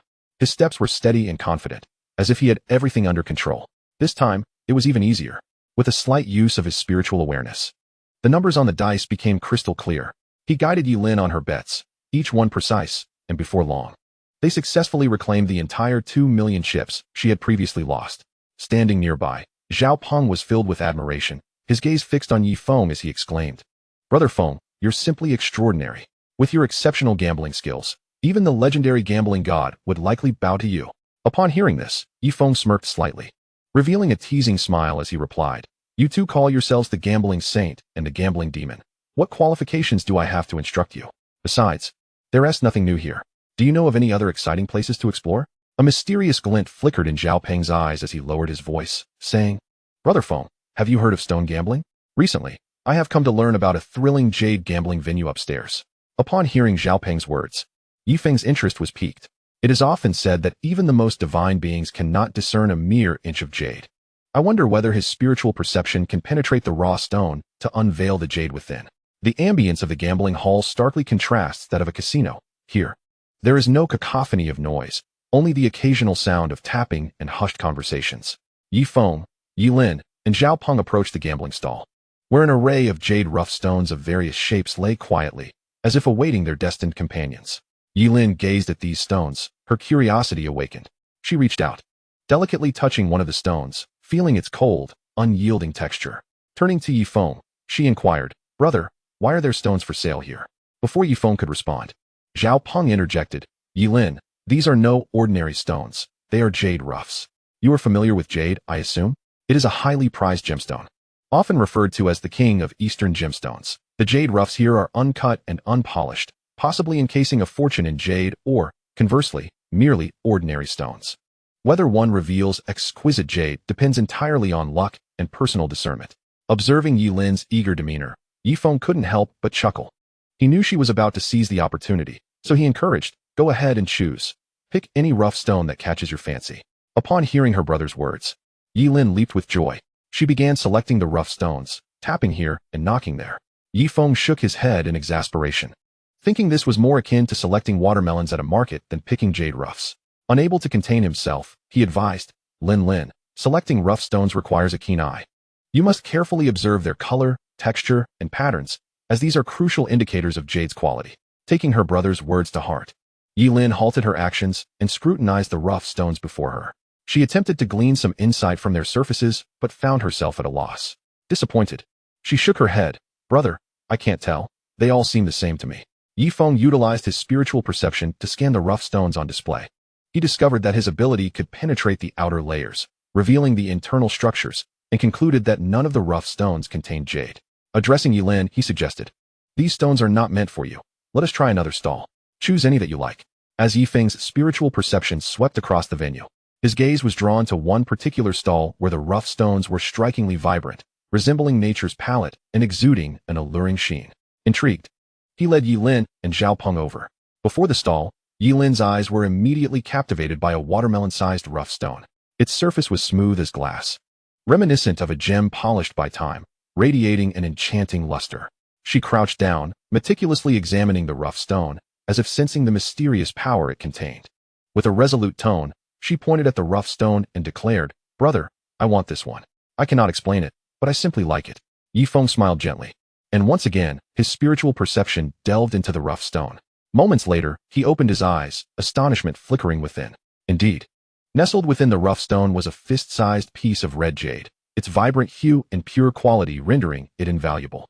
He nodded in approval, signaling to Lin that she could purchase it. He then selected 3 additional rough stones himself. The stall owner, witnessing the trio before him, felt a surge of joy. Having operated this stall for many years, he had encountered numerous buyers, yet it was rare to sell 4 jade roughs in one transaction. Clearing his throat, he began to calculate the total price. After a thorough assessment, he arrived at a satisfactory figure: 3 customers for rough stones, totaling 3.5 million. Upon hearing this price, Feng nodded in satisfaction, well aware of the jade's potential within the rough stones. Even if the price were tenfold, he would not hesitate to make the purchase. After transferring the 3.5 million to the owner, the transaction came to a close. The 3 of them joyfully borrowed a small cart from the stall owner and made their way toward the stone cutting area. With sharp eyes, Xiaopeng quickly identified the stone cutter. After some bargaining, both parties reached an agreement, and the cutting work commenced. Naturally, the first rough stone to be cut was the one meticulously chosen by Lin. The stone cutter, focused and gentle, carefully placed the rough stone onto the cutting machine, securing it firmly. As a deafening roar erupted, a brilliant red light surged forth from within the rough stone, akin to a rising sun, dazzling all who beheld it. It's a glass-quality red jade, exclaimed the stone cutter, his voice breaking the silence like a stone cast into a tranquil lake, instantly drawing the attention of those around. The crowd, once busy with their own affairs, was now captivated, quickly surrounding the scene. My goodness, such high-quality red jade. I've never seen anything like it in my life. Gasps of disbelief echoed among the onlookers, their eyes widened in astonishment, as if witnessing the birth of a miracle. Observing the stunned faces, jaws agape as if a quail could fit inside, Feng mused silently. If a few exceptional yellow and purple jades emerge next, I can only imagine the frenzy that will ensue. He raised his arm, gently waving his hand to signal the crowd to maintain their composure. Ladies and gentlemen, please remain calm. The master still has 3 rough stones left to cut. Once the cutting is complete, we can discuss further. As Feng's words resonated, the previously boisterous crowd gradually quieted down. The stone cutter took a deep breath, steadied himself, and commenced the next round of cutting. Time slipped by, and approximately half an hour later, the 3 rough stones were finally unveiled. Before the audience lay a translucent, superb purple jade, a brilliantly hued yellow jade of the highest quality, and a slightly inferior, yet still exquisite ice jade. In an instant, an uproar of cheers erupted from the crowd. What astonishing luck! All 4 rough stones had yielded exceptional results. Even the least impressive among them was of ice-quality jade. Indeed, such rare and premium red, purple, and yellow jades emerging from the same source is utterly unbelievable. I almost question my own eyesight. Surely, I must be dreaming. This is a scenario even a television drama would hesitate to depict. Someone murmured, as if awakening from a dream. At that moment, a portly middle-aged man, agile as a fish, squeezed through the crowd, wearing a smile that exuded charm. I am Huang Yue, the general manager of Wanlong Jewelry. I wonder if you might be inclined to part with these jades. Rest assured, the price is not an issue. With that, he produced a business card as if by magic and handed it to Feng. Lin regarded Feng with suspicion. as if he were a potential thief poised to snatch away their precious gems, fearful he might sell such beautiful jades. Yi Feng shook his head in exasperation. He was not in need of money, and the thought of selling the jades never crossed his mind. Addressing Huang Yue, he replied, "Mr. Huang, I regret to inform you that I have no intention of selling these jades. I hope you understand." Huang Yue wore a look of regret, as though he had lost something precious. "Very well, should you ever change your mind and wish to sell these jades, please do not hesitate to contact me." 3 individuals, each clutching for precious jadeite stones, departed from the raw stone market under the envious gazes of the crowd, making their way toward a nearby hotel to enjoy a well-deserved rest. At that moment, the vendor who had sold them the stones gazed longingly at their receding figures. Filled with deep regret, he hurried back to his stall, carefully stowing away the few raw stones he had once considered treasures, resolved to personally unveil them in hopes of mitigating his losses. Meanwhile, the surrounding crowd seemed drawn by an invisible force, swiftly converging on the vendor's stall. In the blink of an eye, the raw stones were sold out. Those fortunate enough to acquire them beamed with delight, while those who missed out lamented their misfortune, wringing their hands in despair. Eager buyers rushed to the stone-cutting area, clamoring to begin their unearthing. However, the results were disappointing, with only a scant few striking luck and revealing subpar jadeite. At that moment, the vendor also joined the ranks of cutters. With bated breath, he focused intently on his cutting machine, and with a single decisive slice, a piece of translucent iced jade, roughly the size of an egg, was unveiled before his eyes. This unexpected delight sent him into a frenzy of joy, rendering him nearly speechless. Back at the hotel, Zhao Peng fixed his gaze intently on Yi Feng, making him feel increasingly uncomfortable, as if a chill were crawling down his spine. Yi Feng, exasperated, shook his head and retrieved the piece of iced jade from his pocket, tossing it to Zhao Peng while teasingly remarking, "Look at you. There is not a trace of the refined Zhao family demeanor left. If your father saw you now, he would surely give you a good scolding for bringing shame to the Zhao family." Zhao Peng caught the jade with the reverence one might afford a rare treasure and carefully tucked it into his bosom, as if it were an irreplaceable gem, fearful of even the slightest imperfection. Once he had composed himself, he turned to Yi Feng and said, "Brother Feng, you must not underestimate this jade. Though it pales in comparison to those 3 exquisite pieces, it is still a first-rate gem in the market, easily worth at least 10 million. Yi Lin, who had been on the verge of dozing off, immediately perked up upon hearing this, and, with sparkling eyes filled with dreams of wealth, leaned closer to Zhao Peng and inquired, "What about my piece of red jade? How much is it worth?" Zhao Peng furrowed his brow in contemplation before replying, "Well, I can't say for certain, but it should be worth no less than 100 million yuan." Seeing the gleam of avarice in Yi Lin's eyes, Yi Feng quickly interjected to divert her attention, proposing they head out for dinner. Predictably, for Yi Lin, culinary delights always took precedence. The value of jade was promptly forgotten as she eagerly dragged the two of them toward the hotel restaurant. Chapter 56, A Chance Encounter with Meng Yu. Upon entering the restaurant, despite having missed the peak dining hours, the establishment was still bustling with patrons. Guided by a welcoming server, they settled at an available table. Yi Lin, unable to contain her eagerness, grabbed the tablet offered by the server and swiftly placed an order before passing it to Yi Feng and Zhao Peng. After a cursory glance, they returned it to the server. Observing their reaction, Yi Lin raised an eyebrow in disbelief and asked, "Aren't you hungry, brother?" Zhao Peng, Yi Feng, beads of sweat forming on his brow, replied with a hint of exasperation, "You've ordered enough for 5 people. What more can we possibly add? If you don't finish it all, just wait and see how I deal with you." At that moment, Zhao Peng could no longer suppress his laughter. But as he caught the fiery glare from Yi Lin, he quickly composed himself and explained, "Yi Lin, please don't misunderstand. I'm not mocking your impressive appetite. I just suddenly remembered my dog had puppies, and it made me quite happy." Hearing this, a subtle blush crept onto Yi Lin's cheeks. Soon after, the servers began to bring their dishes to the table. The trio dined and chatted, enjoying a lighthearted atmosphere. Just as they were reveling in their feast and delightful conversation, a familiar figure intruded upon Yi Feng's line of sight. It was none other than his ex-girlfriend, Meng Yu, who was notoriously materialistic. At that moment, she was adorned in lavish designer apparel, linked arm in arm with a middle-aged man, heading toward an adjacent empty table. Meng Yu spotted Yi Feng and locked eyes with him defiantly. The middle-aged man seemed to sense the tension and quietly asked Meng Yu, "Darling, do you know them?" With a disdainful expression, Meng Yu replied, "Just a guy I once dumped." "Don't worry, darling. You are the only one in my heart." Upon hearing this, Yi Lin pouted and muttered, "I knew it. No wonder the air suddenly feels so foul. It's because a vixen has arrived." Meng Yu's expression darkened instantly, and she angrily pointed at Yi Lin, unleashing a torrent of insults. "You little brat, how dare you insult me?"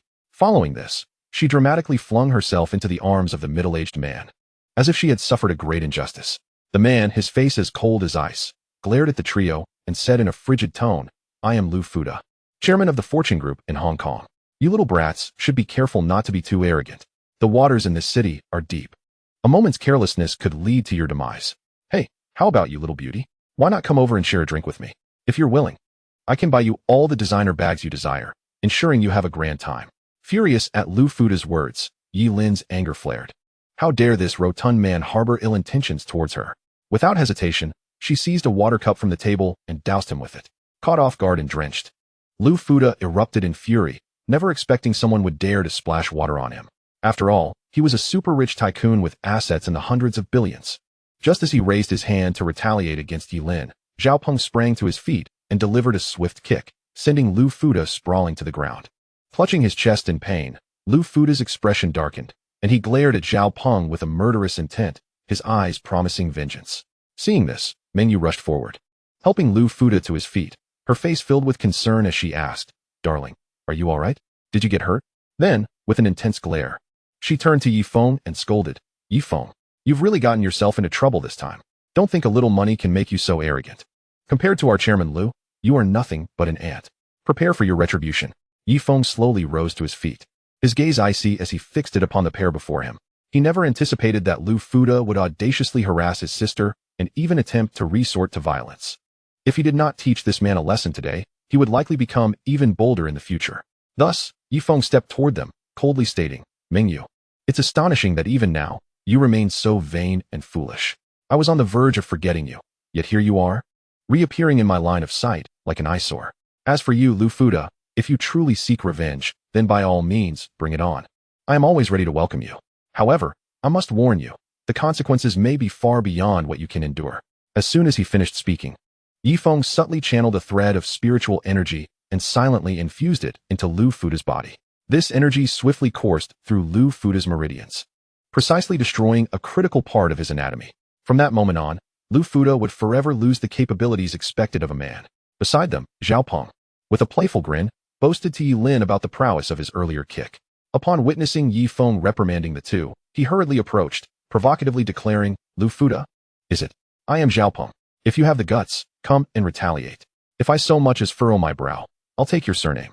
Lu Fuda was acutely aware that he had suffered a defeat this time, yet he could only bide his time to seek vengeance later. Gritting his teeth, he summoned all his strength to rise from the ground, leaving behind a few venomous threats before hastily dragging Meng Yu away. Once they returned to their room, Meng Yu began to lament, "Darling, how dare they treat you this way? They must not be let off easily. We must teach them a severe lesson." At that moment, Lu Fuda was equally ablaze with fury, having never endured such a humiliating affront in his life. He replied through clenched teeth, "Rest assured, I shall not let this grudge go unavenged. But for now, help me cool my temper." Hearing this, a fleeting flicker of disdain crossed Meng Yu's face. Yet she swiftly resumed her soft and alluring demeanor, crouching down in readiness to serve Lu Fuda. However, no matter her efforts to entice him, Lu Fuda remained utterly unresponsive. His expression darkened, resembling a storm cloud, and he forcefully pushed Meng Yu away. He was perplexed, as his body had never betrayed him before. Why now was it so unresponsive? Meanwhile, Yi Lin, feeling a pang of guilt, addressed Yi Feng, "Brother, was I too impulsive? Did I trouble you?" Yi Feng gently stroked her head, reassuring her, Lin, you did nothing wrong. Such individuals deserve a lesson. Otherwise, they will take you for an easy target and escalate their misdeeds." Chapter 57, Arrival at Port City. Upon hearing her brother's words, the gloom on Yi Lin's face dissipated instantly. She tightly grasped Yi Feng's hand, exclaiming with excitement, "Brother, let's go shopping tomorrow. I've heard that the shopping center in AO City is immense." Her words brimmed with anticipation. At that moment, Zhao Peng interjected, "If we're going shopping, I believe Port City would be a better choice. It's renowned as a shopping paradise. The variety of goods is vast, and the latest fashionable styles are released there first." As he spoke, his eyes sparkled with enthusiasm. Yi Lin's eyes lit up at Zhao Peng's suggestion, her face alight with desire as she looked at Yi Feng, seemingly awaiting his decision. Not wishing to disappoint his sister, Yi Feng readily agreed to their proposal. Thus, the three of them planned to take the ferry to Port City early the next morning, embarking on a shopping adventure. Subsequently, they each returned to their respective rooms. Yi Feng sat on the edge of his bed, took out his phone, and sent a message to Li Xiaona. "Xiaona, have you informed Uncle and Auntie about us? When would be a suitable time for me to pay them a visit? At that moment, Li Xiaona, already back in her dormitory, lay on her bed, gazing at her phone. Upon seeing Yi Feng's message, a sweet smile spread across her face. She quickly replied, "Brother Feng, let us return home together after my exams. My mom has been eagerly waiting to meet you." Her words exuded delight. Upon receiving Li Xiaona's response, the metaphorical weight lifted from Yi Feng's heart. Learning that her uncle and aunt were amenable to his visit filled him with joy. What do uncle and auntie like? If I show up empty-handed on my first visit, wouldn't I be chased away by my future mother-in-law? Li Xiaona blushed at the mention of future mother-in-law and pondered before replying. That's for you to decide. If you choose poorly, well, you won't be able to marry such a lovely wife as me. Hee. Brother Feng, I must get back to studying now. You think carefully about what gift to buy? Her roommates, seeing Li Xiaona grinning at her phone, immediately deduced that she was chatting with Senior Yi Feng. Li Bingbing teased. Oh, our Xiaona has her eyes on someone. Why not just marry Senior Yi Feng now? After all, college students can get married. Shernin chimed in. I reckon Xiaona has long been captured by Senior Yi Feng. She hasn't returned to the dorm several times. She must have been off enjoying a world for two with him. Li Xiaona flushed deeply at their teasing. Though she and Yi Feng had yet to cross that threshold in their relationship, she had already firmly acknowledged herself as Yi Feng's. You shouldn't think that way. It's really not as you imagine, she retorted, her face burning with embarrassment. Sun Jingjing playfully responded, oh dear, an explanation is but a cover. And a cover is but the truth. Xiaona, look at how red your face is, like an apple. After a round of playful banter, the dormitory fell back into tranquility. Meanwhile, Yi Feng found himself deeply troubled. After all, this would be his first encounter with his future mother-in-law. What gift could convey both appropriateness and sentiment? After much contemplation, he resolved that this gift must be chosen with utmost care. It seemed imperative to meticulously select something special during their outing to Port City the next day. On the following morning, after Yi Lin's persistent urging, the three of them arrived promptly at the dock and boarded the ferry bound for Port City.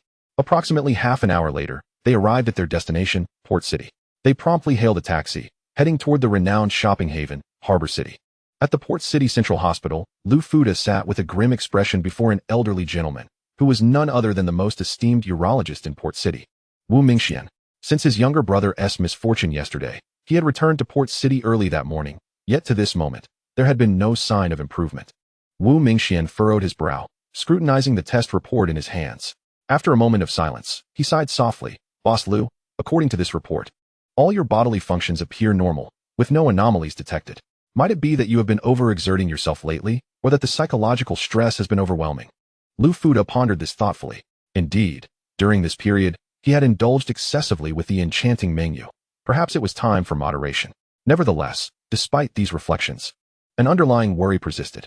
He felt a gnawing sense that this situation was unusual. While age may have brought occasional limitations, it should not render him entirely unresponsive. Dr. Wu, can you truly assure me that everything is fine?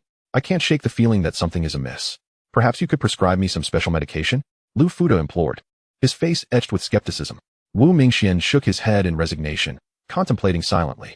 While such so-called special medications might yield swift results, the potential harm to the body should not be underestimated. Faced with Lu Fuda's insistence, Wu Mingxian reluctantly prescribed some special medication, but cautioned him to use it with care. Yi Feng, Yi Lin, and Zhao Peng arrived at the Harbor City Shopping Center. As soon as they stepped inside, Yi Lin was captivated by the breathtaking decor. Opulent chandeliers hung from the ceiling, dazzling in their brilliance. The walls were adorned with exquisite wallpaper, featuring intricate and artistic designs, while the floors were laid with polished marble, reflecting a radiant glow. Everything was so enchanting, as if they had stepped into a dreamlike realm. Brother, I'm going to explore on my own. Hee. You hurry and pick out some gifts for Sister Xiaona. Yi Lin exclaimed excitedly, dashing into the depths of the mall like a joyful little bird. Yi Feng felt a twinge of concern about letting his sister wander alone. Fearing she might inadvertently attract trouble once again, he turned to Zhao Peng beside him and said, Zhao Peng, why don't you follow Lin Lin and keep an eye on her? We wouldn't want her to get into any trouble. I'll wander around a bit on my own. After making arrangements, Yi Feng began to stroll through the vast shopping mall. As he admired the dazzling array of merchandise surrounding him, he contemplated what kind of gift would best convey his respect and sincerity towards Xiaona's parents. As he meandered, Yi Feng stumbled upon a store named Honghua Nutritional Products. The door was wide open, revealing a display of various nutritional supplements and health products. Just as he hesitated about entering, a staff member noticed him and approached with a warm greeting. Good day, sir. Welcome to our Honghua Nutritional Products store. We offer a wide selection of rare nutritional items and high-quality health products to cater to diverse needs. Whether you're looking to express care for your parents or convey heartfelt sentiments to your girlfriend, we have excellent choices. Is there something specific you are looking for? Or I can recommend suitable products based on your requirements. The staff member smiled as she introduced the offerings. Seeing the staff member's enthusiasm, Yi Feng spoke up. I was considering purchasing some gifts for my future in-laws. Could you possibly make some recommendations? Upon hearing Yi Feng's intention to buy gifts for his future parents-in-law, the staff member's eyes lit up. With a cheerful smile, she replied, Sir, you are indeed thoughtful. We have many suitable gifts for elders, such as exquisite teas, premium health supplements, and elegant handicrafts. If your in-laws enjoy tea, our Longjing or Pu'er tea would be splendid choices. For those who prioritize health, we have a wide variety of supplements to meet different needs. And if they appreciate collectibles, our handicrafts are distinctive and valuable. After a moment of contemplation, Yi Feng asked, Could you specifically recommend some high-end nutritional products? Noticing Yi Feng's serious demeanor, the staff member recognized him as a discerning young man who would not take gift selection lightly. Thus, she began to recommend several premium nutritional items. Sir, if you are looking for high-end nutritional products, we have some excellent options. First, we have an imported fish oil supplement rich in omega-3 fatty acids, which is highly beneficial for cardiovascular health.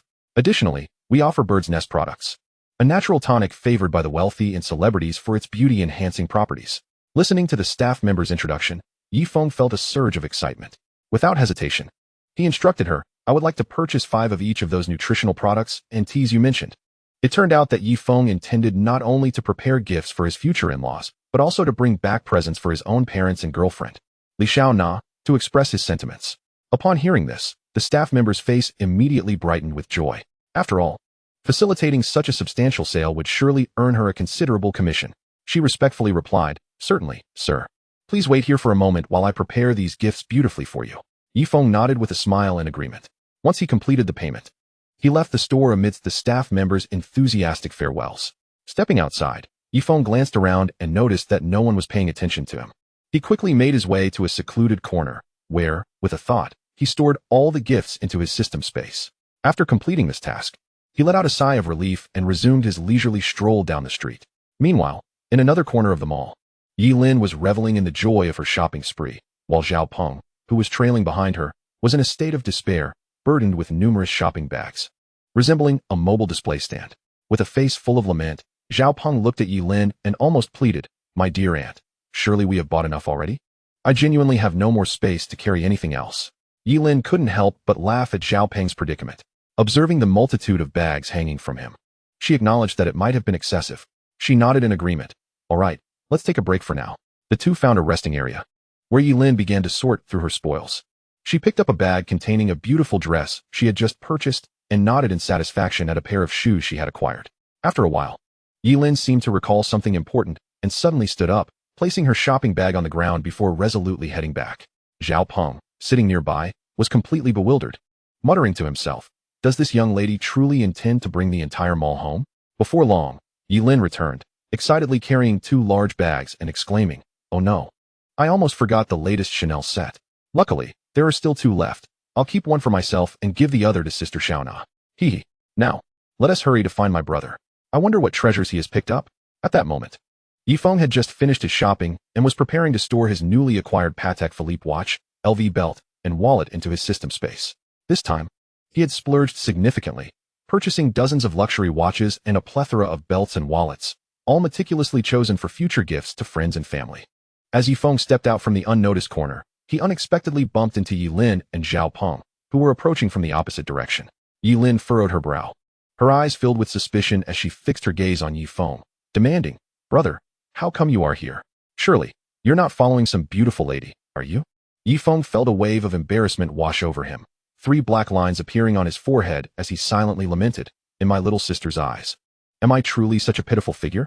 He helplessly raised his hands, giving a wry smile as he explained, I thought this was the restroom, so I came to take a look. Who would have guessed it was a safety passage? Yi Lin remained unconvinced and shifted her gaze to Yi Feng's empty hands. Pressing further, Brother, you've been wandering for ages and haven't purchased anything? Look at Zhao Peng, he asked, carrying a mountain of bags. As she spoke, she pointed at Zhao Peng, who was laden with shopping bags like a human clothes rack. Yi Feng stifled a laugh at the sight and composed himself, responding, I had the staff ship everything directly back to the city. Carrying so many items would be quite a hassle. Noticing that Yi Lin was about to probe further, Yi Feng quickly diverted the conversation. You should hurry and take care of your shipping as well. Look at Zhao Peng, he is practically drowning in bags. Isn't it a pity? After saying this, Yi Feng swiftly scanned the surroundings with his senses, searching for a nearby shipping store, and led the two of them there at a brisk pace. Upon reaching the destination, they efficiently completed all shipping procedures with the staff's enthusiastic assistance.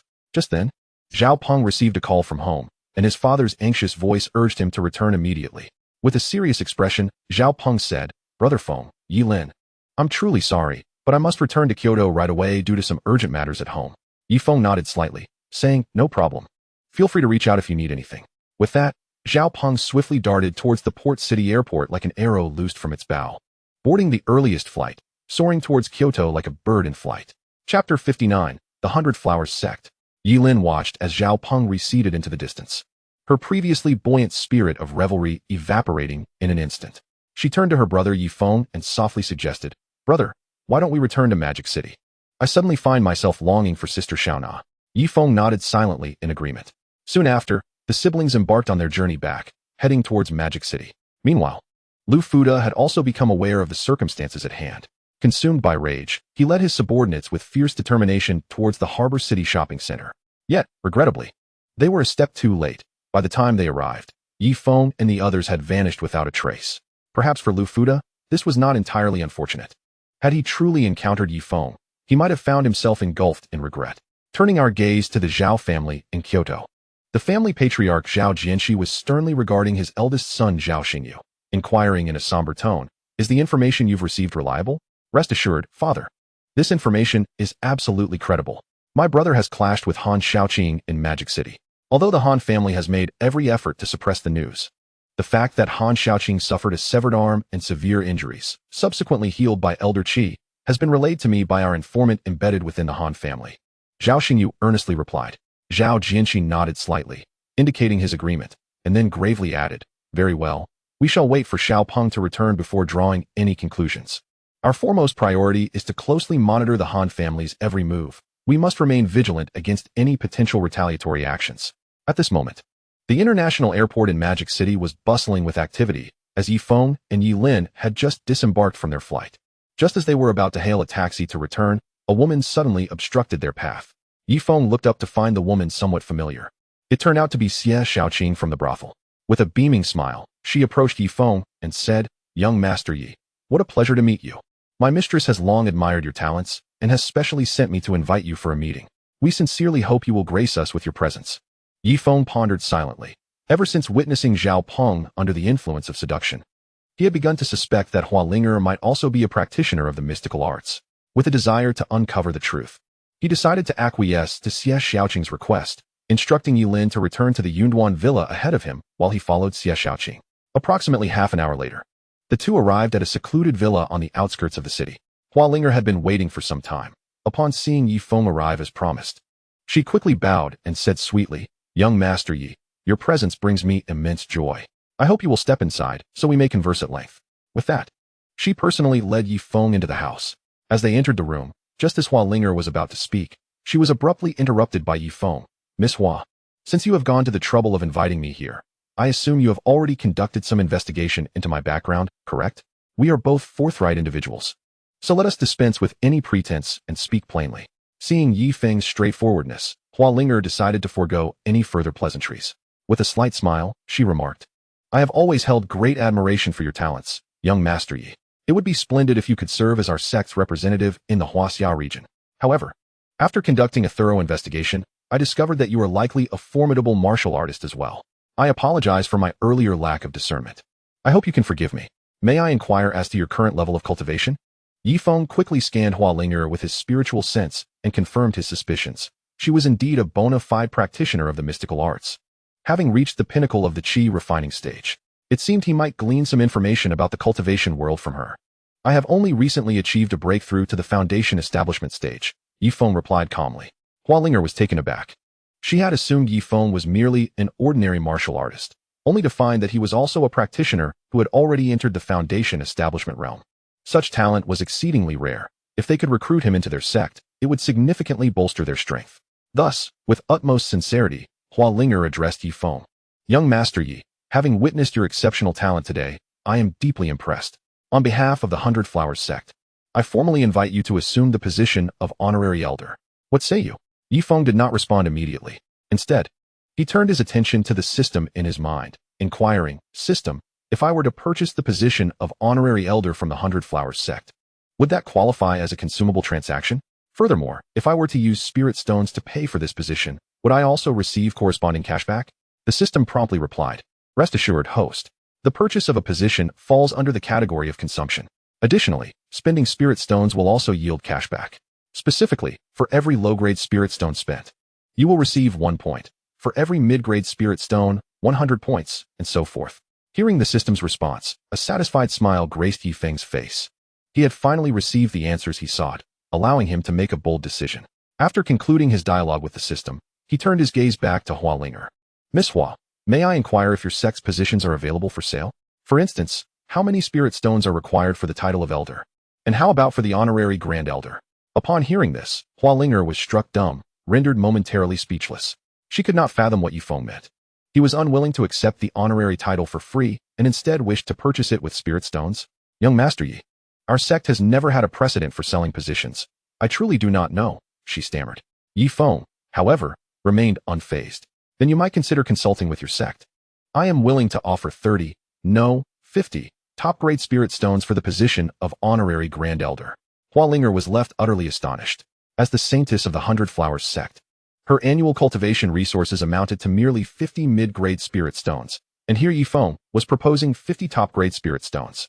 Was he out of his mind? With such wealth, wouldn't it be better for him to use them for himself? Under Yi Feng's persistent urging, she hurriedly contacted the sect leader of the Hundred Flowers sect, explaining the situation while anxiously awaiting their deliberation on the matter. Chapter 60. Purchasing the Grand Elder Title. The atmosphere in the council hall of the Hundred Flowers sect was tense as sect leader Hua Li sat with several elders, seriously discussing a matter of great significance. "Sect leader, this is simply unbelievable. Setting aside that young foundation establishment cultivator barely in his 20s, how can we possibly believe that he possesses 50 top-grade spirit stones? Our entire sect's reserve of top-grade spirit stones is barely that much." One elder frowned, his tone rife with skepticism. Another elder chimed in, "Indeed, sect leader. If it were mid-grade spirit stones, it might be somewhat believable, but 50 top-grade spirit stones are simply unimaginable." At that moment, Hua Li slowly rose, her gaze sweeping over each elder present before she spoke steadily. "Esteemed elders, I myself find it hard to fully believe.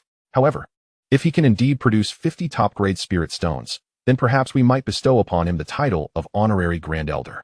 If he fails to do so, granting him the title of honorary elder would not be out of the question. After all, such a prodigious talent, even if unable to offer substantial assistance, would not pose a significant loss to our sect. Rather, it would contribute to the enhancement of the sect's overall strength." After much contemplation and fervent discussion, the elders ultimately expressed their agreement with Hua Li's proposal and decided to convey this news to Hua Linger. Upon receiving the message, Hua Linger, not daring to delay even for a moment, immediately sought out Yi Feng to share this delightful news with him. "Young Master Yi, the sect has consented to your previous suggestion. As long as you can present 50 top-grade spirit stones as a contribution to the sect master will personally bestow upon you the honorary title of Grand Elder." Upon hearing this news, Yi Feng was overwhelmed with joy, yet he harbored concerns that Hua Linger might suddenly change her mind. Thus, without hesitation, he retrieved 50 top-grade spirit stones from his system space and swiftly handed them to Hua Linger. After all, this was not merely a simple offering of spirit stones, but rather a significant contribution of points. At that moment, a melodious voice resonated in Yi Feng's mind. "Congratulations, host, for successfully consuming 50 top-grade spirit stones and receiving a reward of 50 million points." Yi Feng's face brightened with delight, his spirits soaring. Such an abundance of points meant he could acquire many coveted treasures. Meanwhile, Hua Linger, observing Yi Feng's exuberant smile, couldn't help but be swept up in his joy, letting out a soft laugh. She had never imagined that the usually refined and imposing young Master Yi possessed such an innocent and endearing side. Then, Hua Linger inquired, "Young Master Yi, since the sect has agreed to your terms, when would it be convenient for you to visit the sect? It would be an opportunity to meet the fellow disciples and familiarize yourselves with one another, as well as to collect your identity token." Yi Feng pondered for a moment before responding, "I am rather busy at the moment and truly cannot spare the time. I will certainly inform you in advance when I am free." At that very moment, Zhao Peng had arrived at the Kyoto residence. As soon as he stepped through the door, he was hastily pulled by his brother Zhao Xingyu. who led him directly to their father's location. "Brother, what on earth is happening? Why is father so eager for me to return? I haven't caused any trouble or squandered money recently." Zhao Xingyu's expression was grave as he replied, "You haven't caused any trouble? Then how did Han Xiaoqing end up injured? Enough with the nonsense. Father is waiting to question you." The two hurried to Zhao Jinshi's study, standing respectfully to the side, careful not to disturb their father, who was engrossed in his calligraphy. Zhao Jinshi examined the recently completed piece with satisfaction before asking in a calm tone, "Xiaopeng, tell me truthfully about your conflict with Han Xiaoqing." Seeing his father's serious demeanor, Zhao Peng realized he could not conceal the truth and recounted the events of accompanying Yi Feng and his sister to a brothel, where they encountered Hua Linger. He also mentioned the attack on Yi Lin by Han Xiaoqing's subordinates, which had been thwarted and resulted in their defeat at the hands of Yi Feng's guardian. After hearing the full account, Zhao Jinshi was taken aback, a master-level guardian. Yi Feng's background is indeed formidable. Han Xiaoqing is fortunate he was not killed on the spot. Subsequently, a warm smile blossomed on his face as he gently said, "Xiaopeng, what is your relationship with Yi Feng? If you have the time, invite him to our home." Zhao Peng, filled with pride, took out a piece of ice jade from his pocket and boasted, "My relationship with Brother Feng is quite solid. This jade was a gift from him. If it weren't for you calling me back, I would have spent a few more days in Hong Kong with Brother Feng and Yi Lin." Amused by Zhao Peng's self-satisfaction, Zhao Xingyu couldn't help but chuckle. This lad was indeed fortunate to have befriended such an extraordinary individual. Perhaps he should learn from him how to indulge in extravagance too. At this moment, Yi Feng had returned to his luxurious villa in Modu. In his study, he perused the system store, akin to exploring an endless treasure trove. To his delight, he discovered that spirit stones could also be purchased in the store, with an exchange rate of 100, an incredibly advantageous deal. It seemed he could use spirit stones to acquire even more points in the future. Without hesitation, he exchanged for a spatial core and 500 top-grade spirit stones, spending a total of 6 million points. Although other items were enticing, they were not immediately necessary, so he refrained from making further exchanges. "System. Initiate the upgrade of the system space using the spatial core," Yi Feng murmured. "Host, the system space upgrade has commenced and is expected to take 12 hours, during which the system space will be inaccessible," came the cold, electronic voice. Yi Feng understood that all he could do now was wait patiently. However, he had no intention of merely waiting idly. After the upgrade began, Yi Feng left the study. Passing through the living room, he called for Yi Lin, and the siblings chatted and laughed as they made their way to the dining room. At that moment, the dining room was already filled with an enticing aroma. It turned out that Bai Jia had instructed the servants to prepare a lavish dinner in advance. The table was laden with exquisite and delicious dishes, causing Yi Lin to salivate as she rushed to the table to indulge. Yi Feng stood beside her, watching his sister devour her meal with a doting smile, thinking to himself, "This girl is truly an unrepentant foodie. Upon seeing delicious food, she forgets everything else. Remarkably, no matter how much she eats, she never gains weight." Lin, slow down. No one is competing with you. Be careful not to choke. Just look at how you are eating. How will you ever get married?" Yi Feng teased half-jokingly. Yet, Yi Lin paid no heed to her brother's words, munching away while mumbling indistinctly, "Humph, if I can't get married, then I won't. At least I still have you and Sister Xiaona. You both can take care of me." With that, she quickly grabbed another piece of braised pork and savored it with delight. Chapter 61. Taking on a disciple, Wei Ziyuan. After the siblings finished their meal, Yi Lin returned upstairs to rest, while Yi Feng felt the urge to take a walk outside. Since acquiring this system, he had not strolled the streets in quite some time. At this moment, under the dim glow of the streetlights, he wandered aimlessly, his gaze sweeping over the bustling figures around him. Not long ago, he too was among those striving tirelessly for a better life.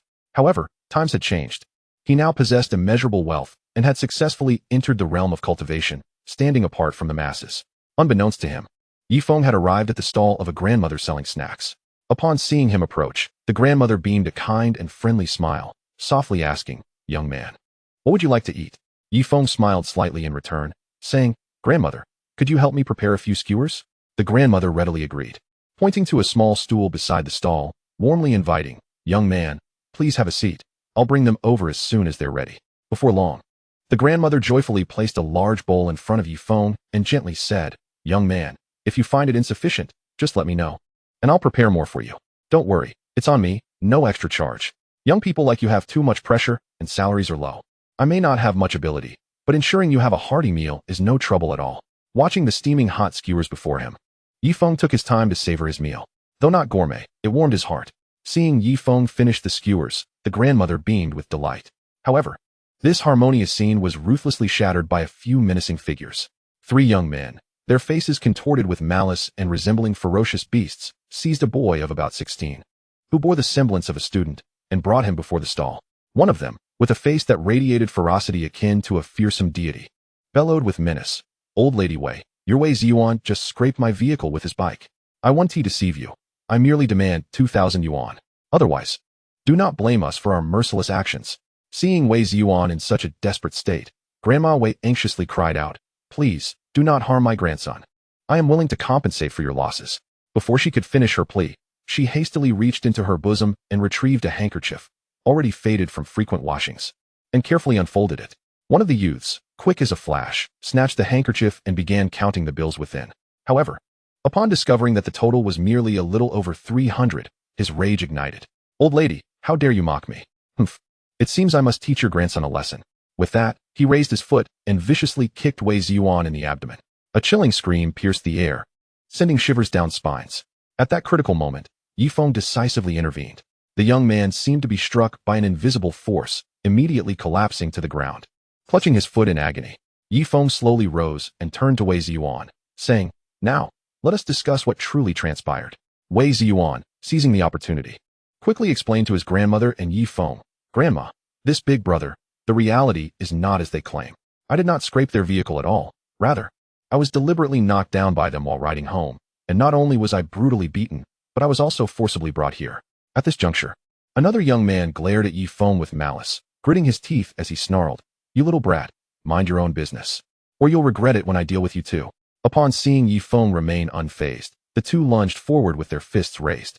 Yet in an instant, Yi Feng's figure flickered, and the two men were hurled backward as if struck by an unseen force, crashing to the ground.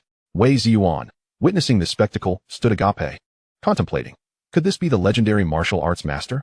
He had always held a fascination for martial arts novels, dreaming since childhood of becoming a peerless hero who would eradicate all injustices in the world. Yi Feng's expression was as cold as ice as he reprimanded the three youths. "Do not delay. If you dare to cause further trouble, do not blame me for leaving you unable to rise." Grandma Wei, witnessing Yi Feng drive off the three, hurriedly pulled Wei Ziyuan forward to express her gratitude. Meanwhile, Wei Ziyuan, beaming with expectation, asked, "Big brother Yi, could you take me as your disciple and teach me martial arts?" Yi Feng paused, considering the boy's earnestness, recognizing him as an intriguing individual wishing to become his apprentice. After all, he was a cultivator, a path not everyone could tread. Thus, he inquired of the system, "Is there a method to ascertain an individual's suitability for cultivation?" Host, "It requires merely 100 points to conduct a cultivation aptitude assessment on others." The system replied. Reflecting on this, Yi Feng decided it prudent to first check whether Wei Ziyuan possessed the potential for cultivation. He then commanded, "System, please assess Wei Ziyuan's cultivation aptitude." Moments later, the system delivered its verdict. Name, Wei Ziyuan. Aptitude, superior. Comprehension, superior. Fortune, superior. Upon discovering Wei Ziyuan's remarkable qualifications, Yi Feng mused that taking such a disciple could indeed be an enjoyable endeavor. At this moment, Wei Ziyuan gazed at Yi Feng with eager anticipation, fully aware that this mysterious figure might be the key to transforming his destiny. Thus he dared not show any signs of sloth. Finally, after a period of silence, Yi Feng spoke with a grave demeanor. "Are you truly resolved to take me as your master?" Wei Ziyuan nodded fervently, akin to a chick pecking at grain, affirming that he would not let this rare opportunity slip away. "Very well, since you are so sincere and steadfast in your desire to be my disciple, I shall accept you," Yi Feng replied with a smile. Wei Ziyuan, overwhelmed with joy, danced about like an exuberant child. As dusk approached, Yi Feng provided his contact information to Wei Ziyuan, informing him that he had other matters to attend to and would return to guide him in his cultivation once everything was settled. With that, Yi Feng turned and strolled toward the cloudside villa. Left behind, Wei Ziyuan remained enraptured in his joy, tightly grasping Grandma Wei's hand, exclaiming with fervor, "Grandma, do you know? I finally have a master. Soon I shall learn formidable martial arts and be able to protect you well." His words were imbued with hopes and dreams for the future. Grandma Wei looked at her grandson with love and pride, tears glistening in her eyes. She smiled gently, choosing not to respond, fully aware that her child was growing up, beginning to understand responsibility and duty. Perhaps this was the finest arrangement fate had to offer. Chapter 62, Meeting the Parents. The following morning, at the break of dawn, Yi Feng rose early. Today marked the final day of Li Xiaona's examinations, and he secretly contemplated a unique surprise for her. He strolled to the garage, his gaze sweeping over the parked vehicles, ultimately selecting the luxurious and prestigious Cullinan. As the engine roared to life, the car sped out like a wild stallion, heading toward a nearby flower shop. Upon entering the shop, the proprietor, a young and beautiful girl, approached him with a radiant smile, inquiring, "What kind of flowers can I assist you with, handsome?" Yi Feng replied generously, "Red roses will suffice. Please fill my trunk to the brim." Witnessing the magnitude of his request, the shopkeeper promptly called upon her busy boyfriend to assist. Together, they meticulously arranged a lavish display of roses to fill the vehicle. After considerable effort, they successfully crafted a heart shape from the vibrant blooms within the trunk. Yi Feng admired their handiwork, feeling thoroughly pleased. He then gently placed the Eternity Heart necklace, which he had won at a charity auction, atop the heart-shaped rose arrangement, settled the bill, and drove off toward Magic City University. As it was exam season, the campus was relatively quiet. Yi Feng arrived at the dormitory building where Li Xiaona resided, patiently awaiting her appearance. Half an hour passed, and the area outside the exam hall began to bustle as students trickled out of the classrooms. Among the crowd, a familiar figure caught Yi Feng's attention. It was Li Xiaona, just finishing her exam. With a bright smile and a lively stride, she approached Yi Feng. "Brother Feng, it's wonderful to see you after the exam," she exclaimed, her heart brimming with joy, gazing at the radiant girl before him. Yi Feng smiled tenderly and led her to the back of the car. "I have a small gift for you." As he spoke, he gently opened the trunk. The lid lifted to reveal a meticulously crafted heart-shaped bouquet, the vibrant red roses forming a heart exuding enchanting fragrance. Li Xiaona's eyes widened in surprise and delight, and she instinctively leaped into Yi Feng's embrace, tightly hugging him. "Brother Feng, thank you. I absolutely adore this gift." As Yi Feng savored the warmth enveloping him, he gently whispered into Li Xiaona's ear, "Do not rush. Take a closer look, for there are other surprises within." Upon hearing this, Li Xiaona slightly loosened her embrace and redirected her gaze towards the exquisite bouquet of roses. She scrutinized each petal with care, and suddenly, her eyes fixated on the heart of the flowers, where a dazzling necklace lay hidden. This necklace was none other than the Eternal Heart, and Li Xiaona could scarcely believe her eyes. She covered her mouth with her hand, overwhelmed with excitement to the point of speechlessness. Standing nearby, Li Xiaona's roommates witnessed the scene unfold, their eyes brimming with envy. Silently, they took out their phones to capture this beautiful and heartwarming moment, refraining from disturbing the two lost in their bliss. Yi Feng wore a faint smile, his eyes reflecting a blend of tenderness and anticipation. As he softly spoke to Li Xiaona, "Xiaona, shouldn't you return to the dorm and tidy up? After all, your holiday has begun. It's time for you to introduce me to your future in-laws." Instantly, Li Xiaona's cheeks flushed with a vibrant hue akin to a sunset, irresistibly tempting like a ripe apple. She shyly lowered her gaze, unable to meet Yi Feng's eyes, and then, like a startled fawn, she dashed back to her dorm. Once inside, she eagerly retrieved her phone and messaged her mother to inform her that Yi Feng would be visiting today. Subsequently, she swiftly organized her belongings. Upon receiving her daughter's message, Yang Qin felt a surge of joy and hurriedly informed her husband, Li Chonglin, urging him to take leave and return home promptly. Meanwhile, she busily set off to the market to procure ingredients. A few neighbors in the community garden noticed Yang Qin out so early to buy groceries and expressed their surprise. Curiously inquiring, "Yang Qin, are you expecting guests today? Why are you out shopping so early?" With a beaming smile, Yang Qin joyfully replied, "Yes, indeed. Xiaona's boyfriend is coming over today. I must prepare well and not neglect him." However, as soon as Yang Qin departed, the neighbors began to whisper among themselves. "Look at Yang Qin's proud demeanor. Just wait until she finds out her future son-in-law is an old man. I wonder if she will still be smiling then." Indeed, gifting such an expensive car, he is likely just a wealthy older gentleman. Meanwhile, Li Xiaona quickly finished preparing, gracefully descending the stairs to stand before Yi Feng. A playful smile gracing her lips as she declared, "I drove here too.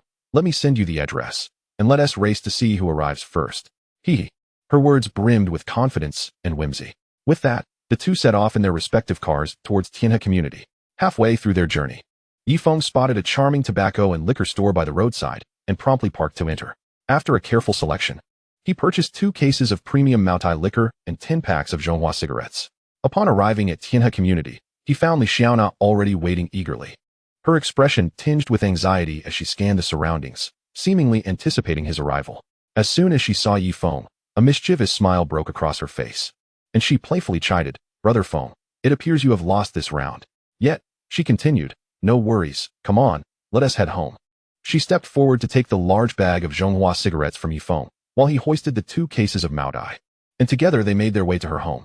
Upon reaching the doorstep, Li Xiaona noticed that Yi Feng seemed somewhat uneasy, prompting her to ask with concern, "Brother Feng, are you feeling all right? Is something bothering you?" Yi Feng, feeling a twinge of nervousness, stammered, "And no, it's just that this is my first time meeting the parents. And I'm feeling a bit anxious." Just then, the door opened slowly to reveal Yang Qin, her face radiant with a welcoming smile. "Xiaona, why haven't you invited Yi Feng in yet? And Yi Feng, don't be too formal, relax," she said, ushering him inside. Upon entering, Yang Qin quickly offered a plate of fresh fruit to Yi Feng, encouraging him to have a taste. She then gently took Li Xiaona's hand and led her to the kitchen, lowering her voice as she reminded, "Don't forget what I mentioned last time." Li Xiaona looked bewildered, her big eyes blinking as she asked, "Mom, what exactly do you want me to do? I truly can't remember." Yang Qin sighed in exasperation, patting her shoulder as she reminded, "I told you to take Yi Feng for a stroll around our neighborhood, especially in the garden. That way, we can silence those gossipy tongues and prevent them from spreading rumors." In the living room, Li Xiaona plopped down on the couch and recounted her mother's words to Yi Feng. He stifled a laugh, inwardly pondering, "It's just a car gifted to Xiaona. How has it become such a scandal? Xiaona, how about we take a walk outside? It will also give those who are watching a chance to see that I am not some old man. Besides, I have some gifts still in the car," Yi Feng suggested. They both approached the car, and Yi Feng retrieved the gifts from the back seat. He then handed Li Xiaona a package of tea and health supplements, while he kept 2 for himself. Finally, he pulled out 2 exquisite Patek Philippe watches, valued at millions, and tucked them into his pocket. "Xiaona, this one is for you. The 2 I have are for your future parents-in-law. Now, let us head to the community garden." Yi Feng smiled at her. At that moment, a group of elderly women gathered in the garden, chatting animatedly. As they spotted Yi Feng and Li Xiaona approaching, their spirits lifted. "Oh, Xiaona, is this your boyfriend?" one of the ladies inquired first. Li Xiaona clasped Yi Feng's hand tightly, her heart brimming with joy as she introduced him. "Hello, aunties. This is my boyfriend Yi Feng, who has come to visit today." Suddenly, a voice from the crowd exclaimed, "Look at all those gifts he brought. They must be quite valuable. Xiaona, your boyfriend treats you well. Even that luxury car of yours was a gift from him, right?" Upon hearing this, a radiant smile blossomed on Li Xiaona's face, and she playfully replied, "Oh, I've told him not to, but Brother Feng insisted on giving it to me." Her expression radiated happiness and satisfaction. At that moment, Yi Feng politely greeted the elders present, saying, "Hello, aunties. We should be heading back. We Wu and Ti want to keep the elders waiting." With that, he and Li Xiaona turned to walk home together. Once they departed, the elderly women began to murmur amongst themselves, "Wow, the Li family has struck gold with such a handsome and wealthy young man as a son-in-law. Indeed, and he is quite generous, willing to spend on Xiaona." However, just as the conversation heated up, a woman with a mole at the corner of her mouth interjected, her tone oddly skeptical, "Don't speak so highly of him. While he may not be an old man, I doubt this relationship will last. In today's society, how many wealthy individuals are not fickle and flighty? Over time, issues will surely arise." She rolled her eyes, clearly unimpressed. As the 2 entered the house, they coincidentally ran into Li Chonglin, who had taken leave and returned home early. He was just stepping out of the kitchen when he spotted Yi Feng, his face lighting up with a broad smile as he eagerly approached, expressing his satisfaction with the pile of gifts Yi Feng had brought. "Ah, Xiao Feng, your presence alone is enough. Why did you bring all these things? In the future, you mustn't be so extravagant. Just come home directly. No need to bring anything." At that moment, Yi Feng felt a wave of anxiety wash over him. After all, as the saying goes, a daughter is her father's little sweetheart from a past life and a warm, comforting presence in this one. Thus, he was filled with trepidation, fearing that Li's father might take an instant dislike to him and show a cold demeanor. "Uncle, this is my first visit to see you and Auntie, and I wasn't quite sure of your preferences, so I took the liberty of bringing a few extra gifts," Yi Feng hastily explained. Just then, Yang Qin hurried over, taking the gifts from Yi Feng's hands with a radiant smile. "You 2 sit down for a moment. The dishes will be ready shortly. Chonglin, stop dawdling and come help me out, so we can all eat and chat together." Before long, a sumptuous table laden with delectable dishes was set. Everyone took their seats, and the atmosphere was warm and cheerful. At this moment, Li Chonglin, a hint of hesitation in his voice, turned to Yang Qin and softly inquired, "My dear wife, since Xiao Feng is visiting today, how about I indulge in a couple of sips of wine?" Yang Qin shot him an exasperated glance and replied, "For Xiao Feng's sake, I'll allow you a little wine today, but you mustn't overindulge." Though her tone carried a hint of reprimand, her eyes reflected genuine concern. Upon hearing this, Li Chonglin immediately rose, exuberantly retrieving a bottle of treasured Matai from the cabinet and carefully uncorking it. He skillfully poured a generous glass for Yi Feng before filling his own. At that moment, the table was filled with the rich aroma of wine. Yang Qin continuously served Yi Feng various dishes, each one a carefully prepared delicacy. Watching Yi Feng eat with such enthusiasm filled her heart with joy, as if she were envisioning a future of happiness and contentment. Xiao Feng, please don't be shy. Let me know what you like to eat, and I'll serve you, Yang Qin cheerfully urged. Xiaona, don't just focus on yourself. Make sure to look after Xiao Feng too. Li Chonglin also smiled, raising his glass to clink with Yi Feng's before downing it in one go. He remarked thoughtfully, Xiao Feng, Xiaona is a bit reserved and sometimes struggles to express her feelings. Even when she encounters unhappy situations, she might keep them bottled up. So, I hope you can be understanding and considerate of her. As parents, we are truly delighted that you two have come together. Xiaona has often mentioned you in front of me. With that, a flicker of pride gleamed in Li Chonglin's eyes. Yang Qin, observing the father-daughter duo. Couldn't he help but sigh? It seems a daughter really is her father's little sweetheart from a previous life, keeping her innermost thoughts from me. Her words carried a touch of playful reproach and a hint of disappointment. Noticing this, Li Chonglin quickly reassured her. Oh dear, let us not get hung up on such details. But Xiao Feng, what are your thoughts on your relationship with them? He turned his gaze towards Yi Feng, his eyes filled with concern. Yi Feng, his expression earnest, replied, Uncle, Auntie, now that Xiaona is on summer break, I plan to take her to Tianjin to meet my parents. What do you think? After speaking, he quietly awaited Li Chonglin and Yang Qin's response. At that moment, Li Chonglin and Yang Qin exchanged glances before unanimously stating, We have no objections, as long as you two have discussed it and are in agreement. Their tone was gentle, revealing their respect and trust in their children. Meanwhile, Li Xiaona, standing to the side, had already flushed crimson, her eyes sparkling with happiness and sweetness as she silently gazed at Yi Feng, her shy demeanor evoking a tender affection. Chapter 64. The Informant, Yi Lin. Subsequently, Li Chonglin and Yang Qin took a keen interest in inquiring about Yi Feng's family circumstances. Faced with the concerned and curious gazes of his elders, Yi Feng remained composed and answered each question patiently and thoroughly. The atmosphere felt exceptionally relaxed and joyful, as if they were one big family. Time slipped by unnoticed, and, unsurprisingly, Li Chonglin gradually became intoxicated by the fine wine. Yang Qin, seeing this, shot her husband an exasperated glare and carefully assisted him to their room to rest. Witnessing this scene, Yi Feng felt a twinge of embarrassment. After all, it seemed inappropriate for him to have caused a drunken mishap on their first meeting. With an innocent expression, he turned to Li Xiaona and softly asked, Xiaona, do you think Annie will be upset about this? Perhaps I should make a hasty exit. Li Xiaona smiled gently, reassuring him, Don't worry, it will be fine. Although my mom often nags Dad, she actually cares about him a lot. They're the classic couple who love and bicker in equal measure. Hearing this, Yi Feng felt somewhat relieved, while also growing curious about the unique dynamic between the couple.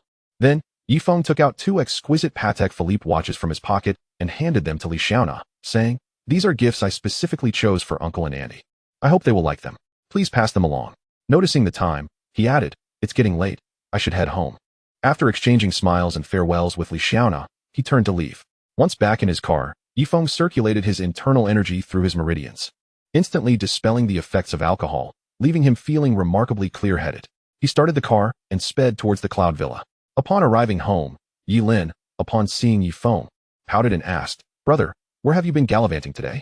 How dare you leave me all alone? Humph. Yi Feng couldn't help but chuckle at his sister's indignant expression, explaining, I visited Xiaona's parents today, and it wouldn't have been appropriate to bring you to such a formal occasion. Besides, you were still in bed when I left. Yi Lin, though understanding that such an occasion was indeed unsuitable for her, stubbornly retorted, Humph, it's still your fault. I don't care, you owe me. You must take me out for a grand meal. Yi Feng could only nod in resignation, thinking to himself that his sister truly was a little glutton. All right, Lin. In a couple of days, I plan to return to Tianjin for a visit, so you should prepare in advance, Yi Feng informed her. Yi Lin looked skeptical and asked, We're fine here. Why the sudden trip back? Is there something going on at home? Yi Feng quickly shook his head, reassuring her, Don't worry. It's nothing serious. I just want to take Xiaona home to meet our parents. Yi Lin's eyes suddenly sparkled with excitement upon learning that Xiaona would be accompanying them. Secretly delighted at the prospect, she thought to herself, This will be so much fun. I need to tell Mom and make sure she gets everything ready. Brother, you've been busy all day. You must be exhausted. Go rest. I won't disturb you, she chirped, and with that, she zipped off to her room like a cheerful little bird. Yi Feng watched his sister's retreating figure, feeling quite perplexed. This girl had such a peculiar way of thinking.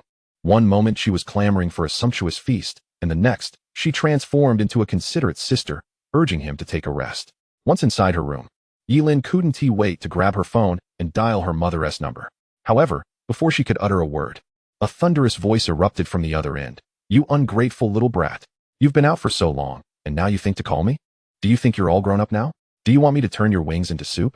Upon hearing her mother's fierce reprimand, Yilin, standing by the telephone, couldn't help but tremble slightly. However, she quickly replaced her apprehension with a sycophantic smile and responded eagerly, "Oh dear mother, please do not be so hasty in your scolding. I possess important intelligence regarding my brother. Would you care to hear it?" Wang Meiwan, unfazed, retorted, "Your brother has always been sensible. What could possibly be amiss? It's you who has been a troublemaker since childhood." Her tone bore a hint of reproach, but was predominantly laced with maternal affection. Yilin, feigning despair, thought to herself, "How can I, being so vivacious and charming, be labeled a troublemaker? Perhaps I am just a tad restless." As she made faces at the air, excitedly, she exclaimed, "Mother, I have monumental news. My brother is returning to Jean City soon, and he will be bringing along my future sister-in-law. Surprised, aren't you?" Initially, Wang Meiwan displayed little reaction, dismissing it as simply a homecoming. "What's so remarkable about that?" He returned before. "Wait, what did you just say?" He bringing home his future girlfriend. Her voice escalated by several octaves.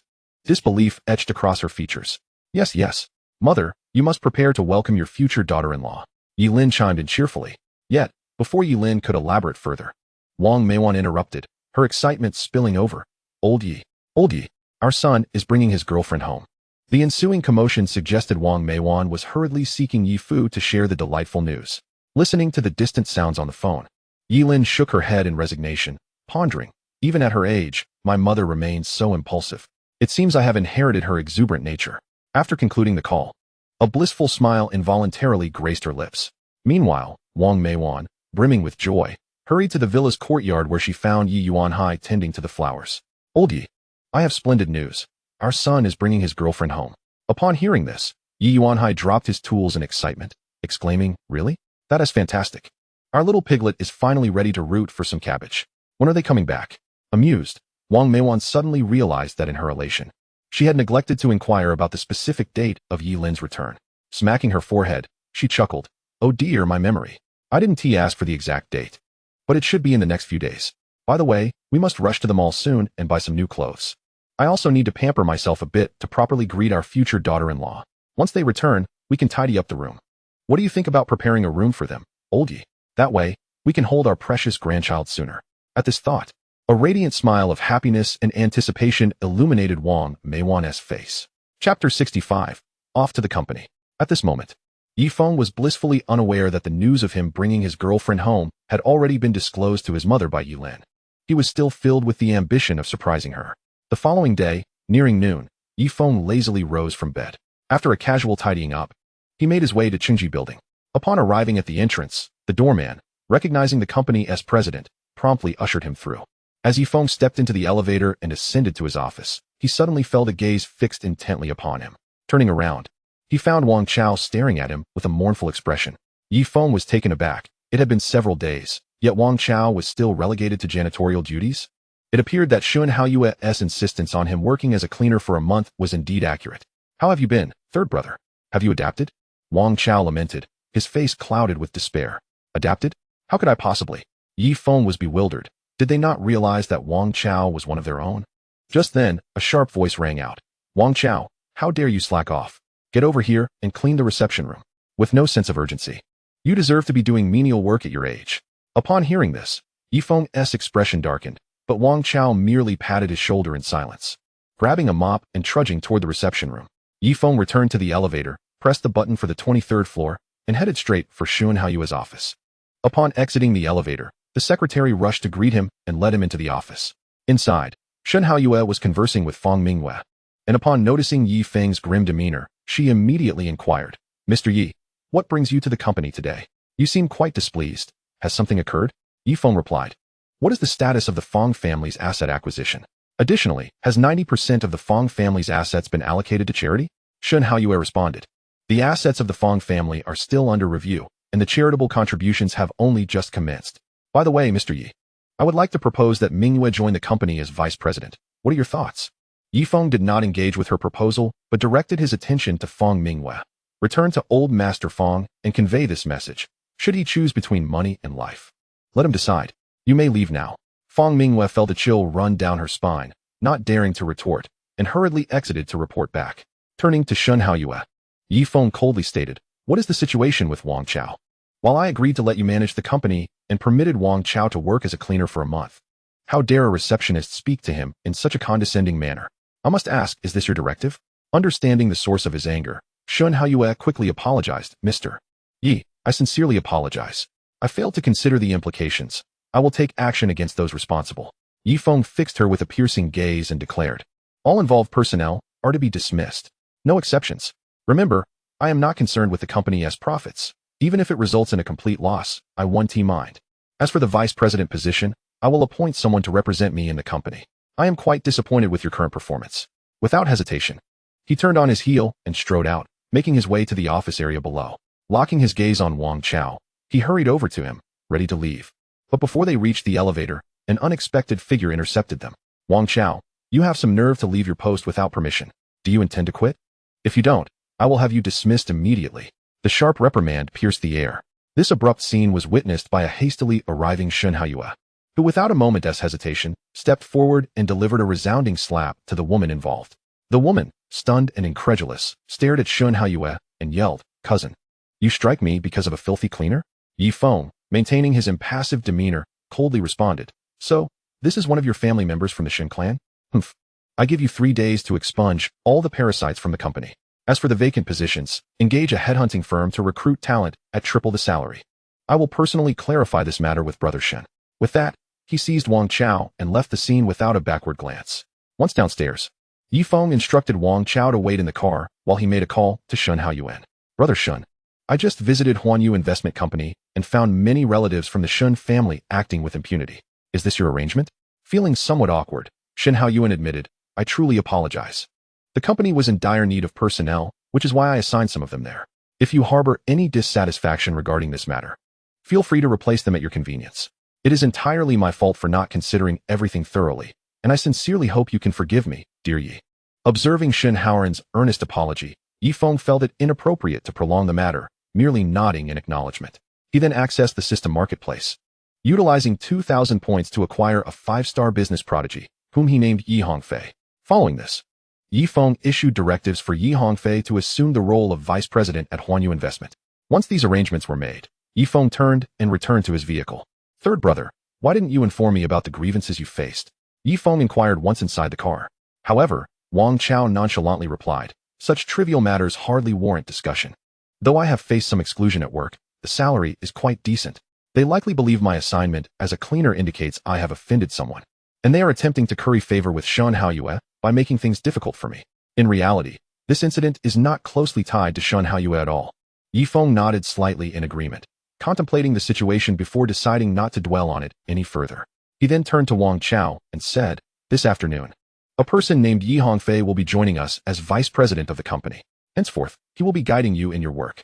I still have various matters to attend to. If you encounter any issues, do not hesitate to call me. Let us not grow distant, my brother."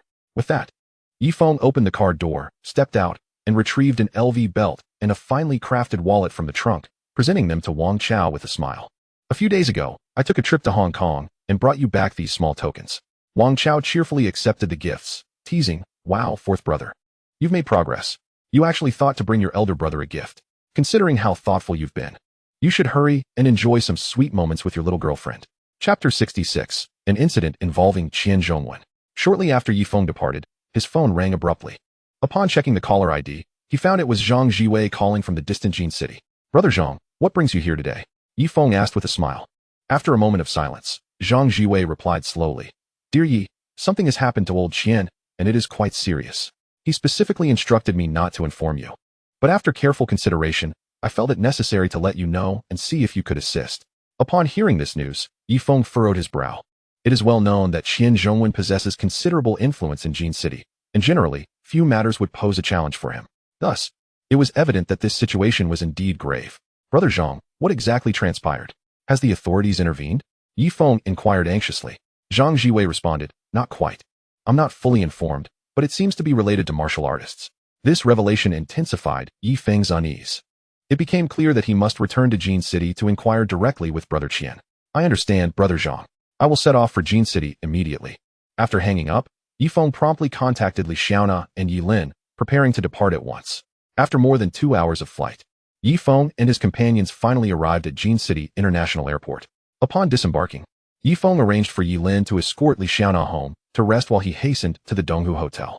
With concern for Qian Zhongwen's safety weighing heavily on his mind, he hurried directly to his office. Upon entering, he was surprised to find Zhang Jiwei already there. Dear Yi, shouldn't you be in the Magic City? What brings you back here so suddenly? Qian Zhongwen asked, astonished to see Yifeng. Yifeng gazed at Qian Zhongwen, whose face was drawn and weary, and asked with genuine concern, Brother Qian, had it not been for Brother Zhang's warning, I might still be in the dark. Please, tell me what has transpired. Qian Zhongwen shot a resigned glance at Zhang Jiwei, sighed deeply, and began, Dear Yi, you know I was once a prominent figure in this realm, yet now I find myself beset by calamity. The son of an enemy I had once vanquished, Gu Feihu, has come seeking revenge. Even more infuriating, he has transformed into a formidable martial artist, having already entered the initial stage of internal energy, while I have barely grazed the surface of external energy. Had it not been for Brother Wuhan's timely intervention last time, I might have lost my life. After listening to the account, Yifeng furrowed his brow in contemplation before decisively stating, Brother Qian, do not fret. Our immediate priority is to locate this individual. As for subsequent matters, leave them to me.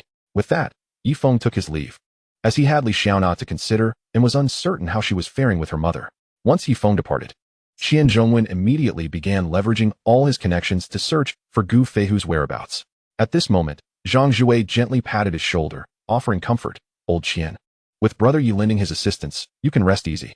However, Qian Zhongwen sighed deeply in response. I fear I may inadvertently bring trouble to Brother Yi. I suspect that Gu Feihu is backed by a mysterious sect. If that is the case, Brother Yi might also become embroiled in this predicament. Meanwhile, upon stepping through his front door, Yifeng was met with his mother's stern gaze, which sent a wave of panic through him. Could it be that she disapproved of Li Xiaona, or had a conflict arisen between them? Just as he was about to inquire, Wang Meiwan was the first to speak. Reproaching him, you little rascal, how could you do such a thing? Xiaona traveled all the way from the Magic City, and as soon as she landed, you vanished without a trace. Just wait until I properly discipline you today. At that moment, Li Xiaona, hearing the commotion, curiously emerged. Upon seeing Wang Meiwan preparing to reprimand Yifeng, she quickly called out, Andy. Wang Meiwan, startled by the voice, froze momentarily, her previously stern expression vanishing, replaced by a warm smile. She turned to Li Xiaona and gently said, Xiaona, you should go rest for a bit. This naughty boy is simply outrageous. How could he let you come alone on your first visit? If this continues, it would be chaos. Therefore, he must be taught a lesson. Li Xiaona hurriedly interjected on Yifeng's behalf. Auntie, please don't be angry. Feng already informed me that he had matters to attend to. He even specifically asked Yi Lin to look after me. Wang Meiwan shot Yifeng a fierce glare and said curtly, Humph. Since Xiaona has pleaded for you, I shall let you off this time. Xiaona, if he ever bullies you again, just tell Auntie, and I shall deal with him. With that, she firmly grasped Li Xiaona's hand and turned to head back to her room. Left standing in a daze, Yifeng felt utterly bewildered. Beside him, Yi Lin was reveling in his predicament, chuckling. Haha, brother, now you finally get to experience the kind of scolding I usually endure. Yifeng offered no response to Yi Lin, having previously worried whether his mother would take a liking to Xiaona. However, the current situation indicated that she seemed quite pleased with her. Brother, where shall we dine tonight? Mother hasn't prepared any meals. Yi Lin mischievously suggested. What do you think about the Donghu Hotel? Yifeng nodded in agreement and quickly picked up his phone to arrange the dinner plans. At this moment, Yi Yuanhai hurriedly returned home. As soon as he stepped through the door, he eagerly inquired of Yifeng, Where's my future daughter-in-law? Do tell me at once. Yi Lin could not suppress a giggle and replied, She has been pulled into the room by Mom for a chat. Yi Yuanhai muttered with some dissatisfaction. Your mother is truly something else. Why must she retreat to the room for a conversation? I rushed back only to find I haven't even caught a glimpse of my future daughter-in-law. With that, he decided to change his clothes and retreated into his room.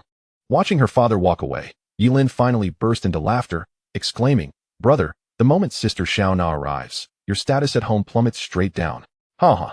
Chapter 67. The enthusiastic Wang Meiwan in the room. Wang Meiwan held Li Xiaona's hands tightly, speaking earnestly. Xiaona, you are the first girl Xiao Feng has ever brought home. It's evident that he truly adores you. If only you had graduated today, I could assist in planning the wedding, and I would have the pleasure of cradling my chubby grandchild sooner. Upon hearing this, Li Xiaona shyly lowered her head, her cheeks blooming red like the evening sky. She understood that Wang Meiwan was very pleased with her, yet discussing children at this juncture seemed a tad premature. Wang Meiwan continued, I heard from that clever little Yilin that Xiao Feng has already paid a visit to your parents. What did they think? Li Xiaona softly replied, well, my parents also quite like brother Feng. They have no objections. Wang Meiwan smiled and nodded, then said, that's wonderful. Once you return to the metropolis, I will accompany your uncle to visit your parents. It would be good for both families to meet and discuss your future together. Just then, Yilin burst into the room, her voice brimming with excitement. Mom, Sister Xiaona, my brother has already reserved a table at Donghu Hotel. We should be on our way. The group drove to Donghu Hotel, and once the car came to a halt, Yi Feng led his family out. At that moment, the hotel manager, Chen Tai, who had been waiting at the entrance, promptly approached them. Mr. Yi, everything is ready. Please follow me, he said respectfully, guiding the Yi family into the hotel. Upon entering the spacious and brightly lit private room, everyone took their seats. Chen Tai quietly exited the room to instruct the kitchen staff to expedite the service. Before long, an array of exquisite and delectable dishes began to arrive at the table. Yilin gazed hungrily at the culinary delights and was about to reach for her chopsticks when she was startled by her mother Wang Meijuan's stern gaze, causing her to retract her hand, casting a pitiful look at the sumptuous spread. Wang Meijuan, wearing a radiant smile, turned to Li Xiaona and said, Xiaona, you must try this famous red clay braised pork. It is a renowned dish from our Jin city. And this 8 treasure tofu is also a local specialty. Li Xiaona cautiously picked up a piece of the braised pork, placing it into her bowl before taking a gentle bite. Instantly, her eyes sparkled with delight. Wow, I had assumed such fatty meat would be greasy, but it's absolutely delicious. With Li Xiaona's praise, Yi Feng interjected, of course. It is recorded that this dish was a specialty of a royal chef during the late Qing dynasty, requiring over 10 meticulous steps to prepare. And it is one of Jin City's intangible cultural heritages. Seeing Li Xiaona finally digging into her meal, Yilin's big, watery eyes turned pleading as she pouted and asked her mother, Mom, can I eat now? When she received a positive response, her face instantly lit up with a brilliant smile, and she eagerly began to devour her food. This adorable and amusing scene elicited laughter from everyone present. Wang Meiwan continuously served Li Xiaona more food while kindly insisting she eat more. Faced with such warm hospitality, Li Xiaona felt overwhelmed and hurriedly expressed her gratitude, saying, Thank you, Auntie, but I really can't eat that much. However, Wang Meiwan dismissed her concerns with a smile, saying, No worries. Eat a bit more. There's no need to fret about gaining weight. A little extra will only make you more beautiful and appear more fortunate.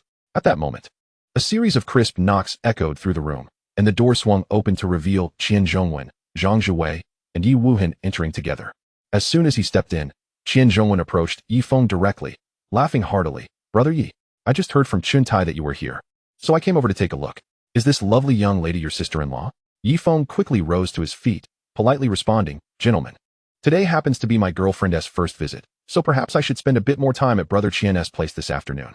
Upon hearing this, Qian Zhongwen jovially replied, Haha, well said.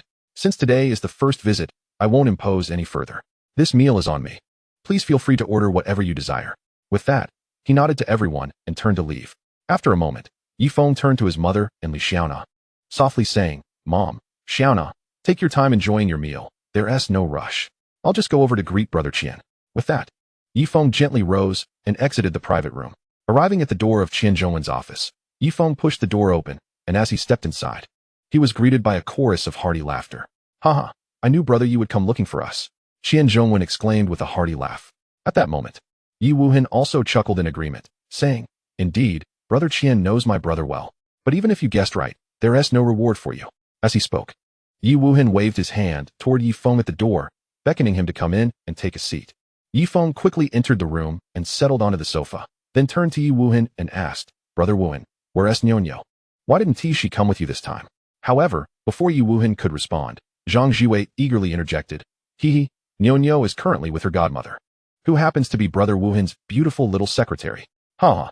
Yi Feng's lips curled into a smile as he softly remarked, Brother Wuhan, it seems you've come to terms with things. That's wonderful. Now there will be someone to take care of you and Nyonyo. One must always look forward in life, not dwell in the past. Upon hearing this, Yi Wuhan's face flushed with embarrassment, and he defensively replied, Yi Feng, don't meddle in things that don't concern you. It's just that Nyonyo likes Shaolin a bit more. I have no such intentions. Seeing this, Qian Zhongwen couldn't help but tease, Wuhan, Since Nyo likes her so much, why not give it a shot? After all, everything is worth it for the sake of the child. And I think Lin Wanxiu is truly wonderful. Not only is she beautiful, but she also cares deeply for Nyo. You should consider it. However, Yi Wuhin chose not to respond, sitting quietly in silence. Yi Feng understood that Yi Wuhin would always struggle to forget his late wife, so he proactively changed the subject. Brother Qian, have there been any leads on Gu Feihu's whereabouts? Qian Zhongwen frowned slightly, shaking his head as he replied, as of now, there has been no progress. Since that day, the fellow has seemingly vanished without a trace, leaving no sign behind. Chapter 68. A stroll by the lake. Yi Feng furrowed his brow, deep in thought. He realized that he could not linger in Jin City for long, yet he feared that leaving might put Qian Zhongwen at risk. After much contemplation, it became clear that if departure was indeed necessary, the only solution was to arrange for a shadow guard. Thus, it was decided that a basic defensive talisman should be bestowed upon him. With his mind made up, Yi Feng feigned calmness as he reached into the pocket of his coat, discreetly retrieving a basic defensive talisman from the system space and presenting it to Qian Zhongwen. Qian Zhongwen accepted the talisman with a heart full of suspicion, examining it closely before inquiring, Brother Yi, why do you give me this piece of paper? Yi Feng hurriedly clarified, this is not mere paper. It is an object that can save your life in a moment of peril. It possesses the ability to withstand attacks from Grandmaster-level foes for up to 10 minutes. Upon hearing this, Yi Wuhin and Zhang Jiwei, who were nearby, widened their eyes in astonishment, fixating their gaze on Yi Feng with expressions that seemed to implore, what about us? Hurry and give us ours. Resigned to their demands, Yi Feng produced the remaining 4 talismans, stating, this is all there is. You may divide them amongst yourselves. After some deliberation, Yi Wuhin claimed 1, while Qian Zhongwen and Zhang Jiwei each took 2. Yi Feng then retrieved 2 vials of elixirs from his storage bag, one containing a spirit-gathering pill and the other a boundary-breaking pill, and handed them to Yi Wuhin, thoroughly explaining the effects of each elixir before turning to Qian Zhongwen and Zhang Jiwei, saying, these 2 pills are not suited for either of you. Hence I shall not provide them. Brother Wuhin, please find a quiet place to prepare for your breakthrough. I shall take my leave first. With that, Yi Feng turned back toward the private room. As soon as he entered, Yi Lin hurried over, exclaiming, Brother, we have been waiting for you for quite some time. Let us return home sooner rather than later. Thus, the family of 4 departed from the Donghu Hotel and made their way home. Upon arrival, Yi Lin wasted no time in seizing Li Xiaona's hand, dragging her toward her room. At this moment, Wang Meiwan promptly intervened, saying, Xiaofeng, it is still quite early. Why don't you take Xiaona for a stroll by the lakeside and enjoy the scenery? Upon hearing this, Yi Lin's enthusiasm ignited, and she chimed in, yes, yes. Brother, let us all go to Happy Valley. I am eager to ride the roller coaster. However, Wang Meiwan cleared her throat twice and, with a serious expression, addressed Yi Lin. Little Lin, I have something to discuss with you. Please accompany me back to my room for a moment. Once the 2 had retreated, Wang Meiwan reproached Yi Lin. You little rascal, always causing trouble. Can't you allow your brother and Xiaonao a moment of privacy? Why must you meddle? You have no sense of subtlety. Just like your father, completely lacking in my qualities. Beside them, Yi Yuanhai sighed in exasperation, muttering, why is it that the good traits come from you, while the undesirable ones come from me? This is truly an unjust fate. Stepping outside the villa, Yi Feng gently inquired, Xiaona, would you prefer to visit the amusement park? Or shall we take a walk by the lake? After a moment of contemplation, Li Xiaona replied, Brother Feng, let us walk by the lake. Since Xiaona preferred the lakeside, Yi Feng opted not to drive. Instead, he took her hand tightly and strolled leisurely toward the lake. As night descended, the 2 intertwined their fingers. Gazing at the reflections upon the lake's surface, Li Xiaona pulled out her phone to capture a photograph of the scene and smiled, saying, Brother Feng, I am reminded of a verse. The moon beneath the sea is the same as the moon above, and the person before me is my beloved. Yi Feng embraced her waist, replying, in my eyes, there is no one else. All around me, it is only you. They stood side by side, their gazes fixed upon the shimmering lake, sparkling with faint light. In that tranquil moment, they savored the rare serenity of their surroundings. Just then, a gentle yet timid voice disrupted the peaceful atmosphere. Big brother. Big sister, would you like to buy a flower? Li Xiaona crouched down, gazing at the adorable little girl, approximately 4 or 5 years old, who wore a friendly smile. Little sister, why are you out here selling flowers all alone when it's so dark? The little girl shook her head softly, pointing toward a man setting up a stall in the distance. I came with my daddy. He told me that only the happiest people can possess these beautiful flowers. So I decided to come here and try my luck. As she observed the little girl's hopeful and yearning eyes, a wave of warmth surged through Li Xiaona's heart. Without hesitation, she purchased a vibrant red rose and handed it to Yi Feng. The little girl danced with excitement, joyfully exclaiming as she ran off, "Awesome. Now I've sold 3 flowers. If I sell 96 more, my mommy will come back." Li Xiaona was deeply moved by the child's innocent words, her eyes growing misty. She silently watched as the girl disappeared from view. Slowly rising, she fixed her gaze on Yi Feng and softly remarked, "Brother Feng, I once chanced upon a passage that stated, the likelihood of a boy receiving flowers is merely 0.01. Many only receive their first bouquet at a funeral. Today, I present you with this rose, hoping that we may hold hands tightly, accompanying each other throughout our lives." At that moment, Yi Feng's heart swelled with emotion as he embraced Li Xiaona tightly, whispering, "I am eternally grateful to the heavens for allowing me to meet someone as wonderful as you. I am equally thankful for your affection, which has revealed to me the exquisite beauty of love." Li Xiaona tilted her head slightly, gazing deeply into Yi Feng's eyes. Her lips parting softly, "Brother Feng, please kiss me." Yi Feng nodded and leaned closer, pouring all his affection into a deep kiss. As if time itself had come to a standstill. In that instant, their eyes held nothing but each other's reflections. After what felt like an eternity, they finally released their lips. Li Xiaona shyly looked around, noticing a gathering crowd watching them. Her cheeks flushed crimson as she hurriedly tugged at Yi Feng's hand to leave. Once they distanced themselves from the onlookers, Li Xiaona saw Yi Feng gazing at her with a playful smile and pouted, "Brother Feng, how dare you laugh at me? Humph. Just wait until I come up with a fitting punishment. Here's the deal. You must carry me home." Yi Feng bent slightly, and Li Xiaona nimbly leaped onto his back, resting gently against him. The tender sensation against his back sent a jolt of electricity through Yi Feng's heart, causing ripples of emotion to surge within. His pace unconsciously slowed, as if time itself had decelerated, and he walked slowly toward home, wishing that the journey could last just a little longer. Chapter 69. Yi Lin and Li Xiaona's whispers upon reaching the doorstep. Li Xiaona, her face aglow with shyness, softly chided, "Brother Feng, please put me down. If Uncle and Annie see us like this, it would be so embarrassing." Though reluctant, Yi Feng carefully lowered her to the ground. Together, they stepped into the villa. As soon as they crossed the threshold, Yi Lin swiftly seized Li Xiaona's hand, pulling her into her room without a word. Meanwhile, in a dark and damp basement in the city of Jin, which exuded a musty odor, a burly man with a muscular physique sat alone, brooding as he drank. This man, Gu Feihu, had sought revenge on Qian Zhongwen a few days prior, but had the misfortune of encountering Yi Wuhan, resulting in severe injuries instead. Since that day, he had been hiding in this sunless place to recuperate. At this moment, a faint sound of footsteps echoed from outside the basement door. Gu Feihu's instincts kicked in, and his eyes sharpened like a hawk as he swiftly reached for a razor-sharp dagger on the table, gripping the hilt tightly while fixating his gaze on the closed door. As the footsteps grew closer, his heart raced, and tension escalated within him. At long last, the grand door creaked open, revealing a spirited and radiant elder. Gu Feihu, his face aglow with joy, exclaimed, "Master, what brings you here in person?" The venerable figure before him was none other than Gu Feihu's mentor, Jiang Linhe, one of the 5 elders of the Kongyu Valley. With a casual flick of his wrist, Jiang Linhe tossed a Guiyuan Dan to Gu Feihu, instructing him, "Quickly consume this elixir to mend your injuries. I shall await you outside." As soon as he finished speaking, he turned and departed.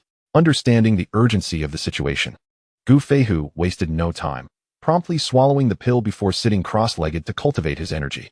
Approximately half an hour later, he felt his body fully restored, even stronger than before, and he eagerly rose to seek out Jiang Linhe. Arriving at a pavilion within the community, he found Jiang Linhe with his eyes tightly shut, meditating in silence. Gu Feihu, in haste, dared not disturb him, standing straight at the side, patiently awaiting his awakening. Before long, Jiang Linhe gradually opened his eyes and inquired, "Feihu, tell your master how you sustained your injuries." Gu Feihu respectfully acknowledged and recounted the entire incident in detail. Upon hearing his tale, Jiang Linhe admonished, "In the future, you must never act so recklessly. Always ascertain your opponent's strengths and weaknesses before taking action, aiming for a decisive strike. Tomorrow, I shall accompany you to resolve this matter." Meanwhile, within the East Lake Villa, Yi Feng lay sprawled on a soft, comfortable bed, pondering why Yi Lin had invited Li Xiaona into the room. Driven by curiosity, he decided to use his spiritual sense to eavesdrop on their interactions. As his spiritual awareness scanned the room occupied by the 2 women, Yi Feng observed Yi Lin holding a hefty photo album, flipping through its pages while elaborately explaining the images to Li Xiaona. "Sister Xiaona, look at this one. This was taken during my brother's summer vacation in high school when he went out with his classmates. I insisted on tagging along. And do you see that beautiful girl standing next to him? Her name is Molly, and she has since become an enviable flight attendant. However, She has harbored a secret crush on my brother and even mustered the courage to confess her feelings. But alas, she was met with a heartless rejection. At this revelation, Li Xiaona couldn't help but softly ask, Lin Lin, are there many girls who like Brother Feng? Yi Lin's face beamed with pride as she replied. Of course. Throughout the years, the number of girls enamored with my brother is simply countless. Hee. Those girls have often showered me with various treats just to glean information about him. I particularly remember one time when a girl gifted me an entire box of chocolates, pleading that I deliver a love letter to my brother. Li Xiaona laughed heartily. You are truly turning your brother into a means to satisfy your cravings. Did you ever deliver that letter? Yi Lin's lips curled into a sly smile. Of course not. If you were to end up with that girl, it would cut off my supply of goodies. I'm not that foolish. At this, Li Xiaona erupted into laughter, nearly losing her breath, and teased. Oh, you little rascal. How many of Brother Feng's admirers must you thwart? Thankfully, when I was dating Brother Feng, you were still in Jin City. Otherwise, we would have been torn apart by you. With that, she playfully lunged at Yi Lin. After a bout of playful banter, Li Xiaona suddenly quieted, her expression contemplative as she asked, Yi Lin, do you know what Brother Feng usually likes? Yi Lin furrowed her brow, pondering for a moment before shaking her head. I can't seem to think of anything he particularly enjoys. He strikes me as quite a dull person and a total straight shooter. When he first took me to tour the Magic City University, he even needed me to remind him to buy you a bouquet of flowers. Goodness. I can't fathom how someone so oblivious managed to win your heart. At that moment, Yi Lin seemed to have an epiphany and playfully remarked, Sister Xiaona, I noticed Mom only tidied up one room. It seems you'll be sleeping with my brother tonight. If you ask me nicely, I might consider letting you stay in my room. Li Xiaona's cheeks flushed a deep crimson, her eyes betraying a mix of anticipation and trepidation. She stood frozen, as if sculpted in place, until Yi Lin waved her hand in front of her face, rousing her from her reverie. You little imp, always teasing me. How could Annie arrange such a thing? You must be joking. Li Xiaona retorted. Yi Lin gazed at the blushing Li Xiaona with a playful smirk. I suspect deep down, you're just itching to share a bed with my brother. Why else would you be blushing? She teased. Sister Xiaona, your thoughts are rather impure. Just as their playful exchange continued, Wang Meiwan entered the room, her face adorned with a warm smile. She gently addressed Li Xiaona. Xiaona, your room has been prepared. Just across from Xiao Feng's. If you feel tired, you can rest there anytime. Tomorrow, let Xiao Feng show you around. And as for you, Yi Lin, make sure to get to bed early. Remember to enroll in driving school tomorrow. Strive to obtain your license this summer. Chapter 70, Gu Feihu's Letter. Yi Lin still harbored a flicker of hope, yearning to join them in their outings. But as she opened her mouth to speak, she met Wang Meijuan's stern gaze, forcing her to swallow back her words. With no recourse, Yi Lin could only respond with a hint of disappointment. All right, Mom, I understand. I want to disturb brother and sister Xiaona in their world together. Wang Meiwan seemed satisfied with Yi Lin's response, giving a slight nod before turning to leave. Watching her mother's retreating figure, Yi Lin's face fell as she remarked to Li Xiaona, Sister Xiaona, since that's the case, you should go find my brother. I need some time to myself. Li Xiaona smiled reassuringly. I think Annie has a point. You need to get your driver's license quickly. After all, Brother Feng promised that once you obtain it, he would gift you a car. So don't be too downcast. As soon as she finished speaking, Li Xiaona returned to her room. Passing by Yi Feng's door, she deliberately glanced inside, locking eyes with him. After their gazes met, she confidently stepped into the room and closed the door behind her. Once inside, Yi Feng beckoned Li Xiaona to sit beside him on the bed. Complying, Li Xiaona approached and sat down, feeling her cheeks flush under Yi Feng's intense gaze. Li Xiaona gently closed her eyes, silently awaiting a passionate kiss. However, as seconds turned into minutes, there was no movement. Unable to contain her curiosity, she slowly opened her eyes, only to find Yi Feng stealthily approaching the door. At that moment, Yi Feng suddenly flung the door open, causing Yi Lin to stumble and tumble into the room. Dusting herself off, Yi Lin, with an embarrassed expression, explained. Brother, Sister Xiaona, please don't misunderstand. I just saw a little ant scuttling into the room, and I was eager to catch it. Don't you think that's a valid excuse? Yi Feng shot her an exasperated glare, retorting, Enough. You're nothing but a nosy little ant. Hurry back, you troublemaker. Yi Lin sheepishly scratched her head, grinning. I'll take my leave then. You two carry on, With that, she dashed away. At this moment, Li Xiaona's face was flushed with embarrassment, wishing she could find a crevice to hide in. She hastily rose to her feet and fled back to her room. Gazing at the empty space, Yi Feng could only sigh in resignation. While other sisters knew how to create opportunities for their brothers, his own sister was a mischievous imp, reveling in causing chaos. The following morning, as the first light of dawn broke in the east, Wang Meiwan had already set out to purchase breakfast. At this moment, She was carrying a steaming selection of morning delicacies towards the dining table when she happened upon Li Xiaona, who was coming to lend a hand. She quickly waved her off, saying, "Xiaona, you needn't trouble yourself. Let me handle this. Hurry and call Xiao Feng and Linlin down for breakfast." Just then, Yi Feng had finished washing up and was making his way downstairs. Upon hearing his mother's words, a smile crept onto his lips, and he remarked, "Mom, you might as well not expect Linlin to rise early. She has always been one to stay up late and sleep in. We might as well start without her." With that, he made his way directly to the dining table. As he surveyed the array of breakfast items laid out before him, Yi Feng couldn't help but exclaim, "Mom, just how much did you buy? Even if 5 more Yilin were here, I doubt we could finish such a feast." Wang Meiwan laughed heartily at her son's words and explained, "I wasn't sure what Xiaona liked, so I bought a bit of everything. Xiaona, come and sit. Do you prefer tofu pudding or soy milk? Oh, and this noodle tea might be unfamiliar to you, but do give it a try." Yi Feng nodded in agreement and added, "Xiaona, you must try this pancake and this egg roll. They are truly delightful. However, you might not fancy this flatbread roll, so I'll take care of it." With that, he picked up a piece of flatbread and began to eat heartily. Watching the two, Wang Meijuan's face radiated a smile of contentment. She gently patted Xiaona's hand and advised, "After breakfast, you should let Xiao Feng take you out for a stroll. It's not good to be cooped up at home all the time. Fresh air is beneficial for your health." However, before Yi Feng could respond, a sudden ringtone pierced the air. He instinctively grabbed his phone, and the screen displayed a call from Qian Zhongwen. A wave of concern washed over him, but he quickly answered the call. On the other end, Qian Zhongwen's anxious voice came through. "Yi, it's bad. Gu Feihu has shown up. He has summoned me to a dilapidated building in the outskirts to settle our grievances. After being wounded by Wuhan last time, I didn't expect him to come back so soon, and he has likely brought formidable allies." Yi Feng's heart tightened. He understood the gravity of the situation. Since the opponent dared to provoke them again, he surely had his reasons. Nevertheless, he could not allow Qian Zhongwen to face such peril alone. "Brother Qian, don't panic. I'll be there right away. Remember, do not go alone recklessly. We'll discuss everything once I arrive." As he spoke, he was already standing up, ready to leave. After hanging up, he looked apologetically at Li Xiaona and said, "Xiaona, I'm truly sorry, but I may not be able to accompany you today." Li Xiaona understood Yi Feng's urgency. She gazed at him tenderly and softly urged, "Feng Gu, go and take care of things, but do remember to return early." Yi Feng dared not delay, hastening to Donghu Hotel. Upon entering, he spotted Zhang Zhuwei and Yi Wuhan also present. However, Yi Feng did not engage in pleasantries, but instead approached Qian Zhongwen directly, eagerly inquiring, "Brother Qian, have you seen Gu Feihu yet?" Qian Zhongwen shook his head slowly, his tone grave as he replied, "Not yet. This morning, the front desk delivered a letter from Gu Feihu." He handed the mysterious envelope to Yi Feng.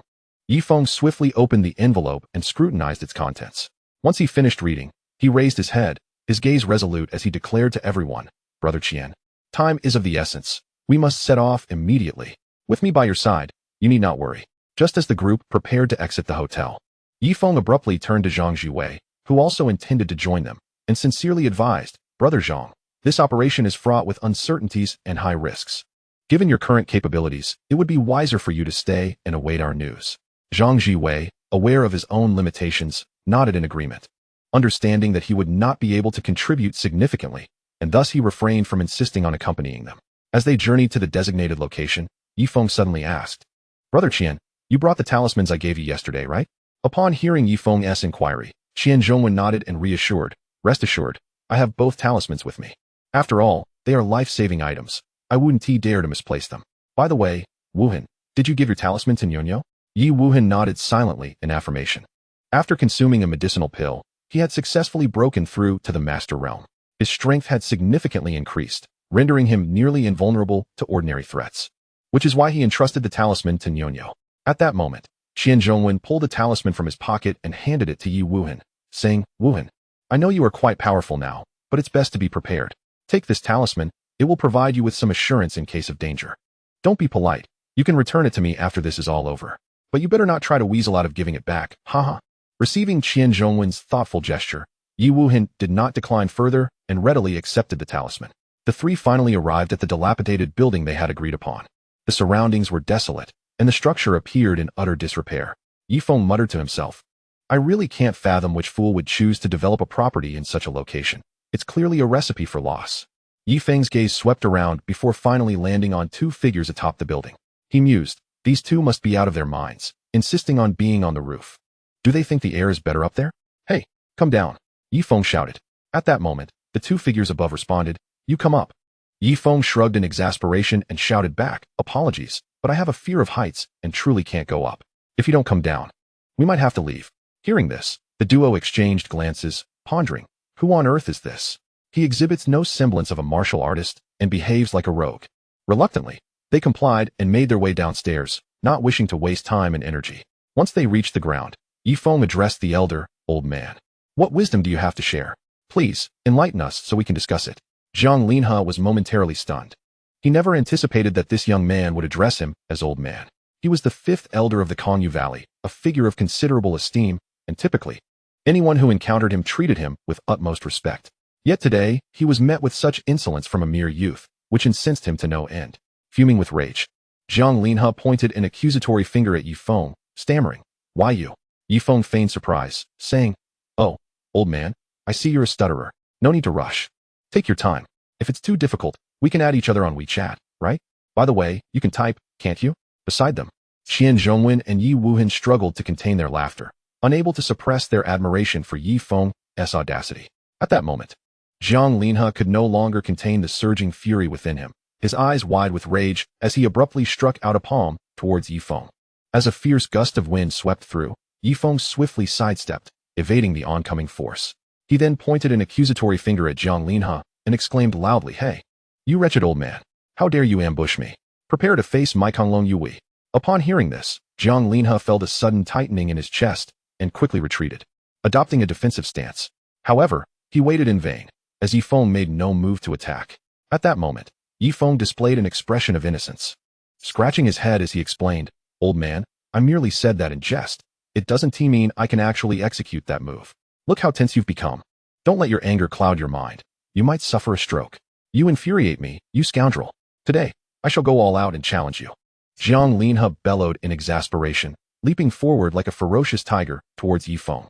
Unfazed, Yi Feng shouted back, "Taste my Qixing Hundun palm, shattered stars." Before the words had left his lips, he unleashed a powerful palm strike directed at Zhang Linhe's chest. Zhang Linhe pondered internally, suspecting that Yi Feng was merely engaging in theatrics to deceive him. Yet, he did not feel alarmed and charged straight ahead without hesitation. In an instant, both men struck simultaneously, their palms colliding with great force, sending them both reeling backward, struggling to rise from the ground. Yi Feng wiped the blood trickling from the corner of his mouth and quipped, "Old man, my apologies, I indeed know that move. Surprised, are you?" At that moment, Zhang Linhe could no longer contain his fury and spat out a mouthful of blood. Whether this was due to the injury from the earlier strike or the anger ignited by Yi Feng remained uncertain.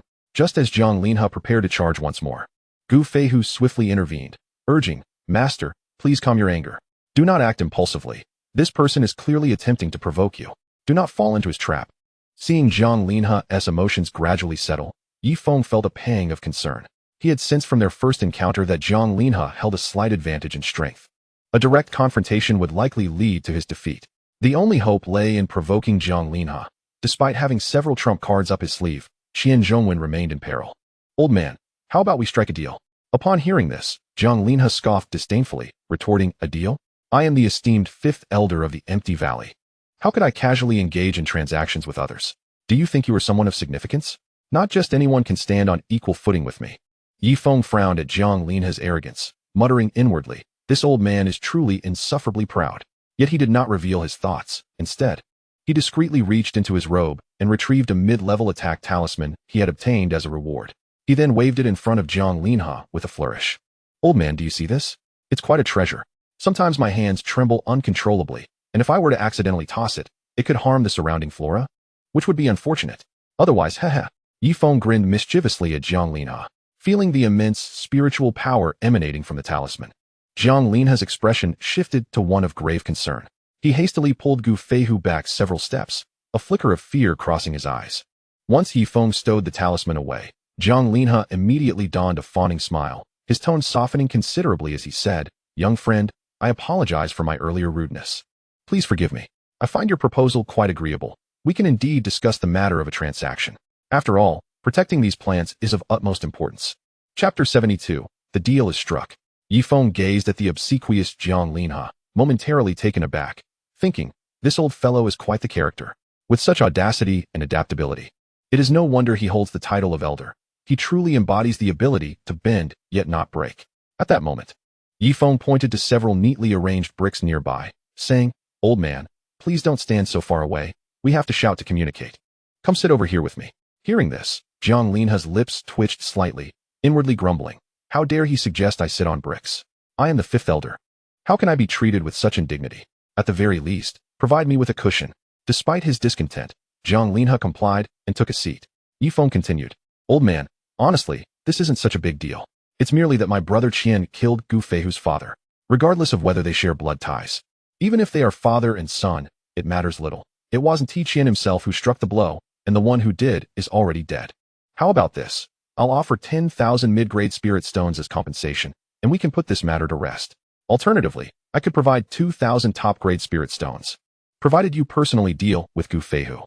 Jiang Linha stared at Yifeng with suspicion, pondering, what is this young man thinking? The blood feud of a father's murder cannot be dismissed so lightly.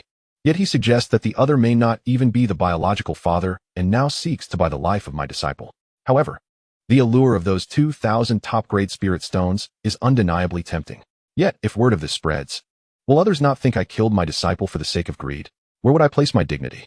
After much internal struggle, Jiang Linha finally spoke.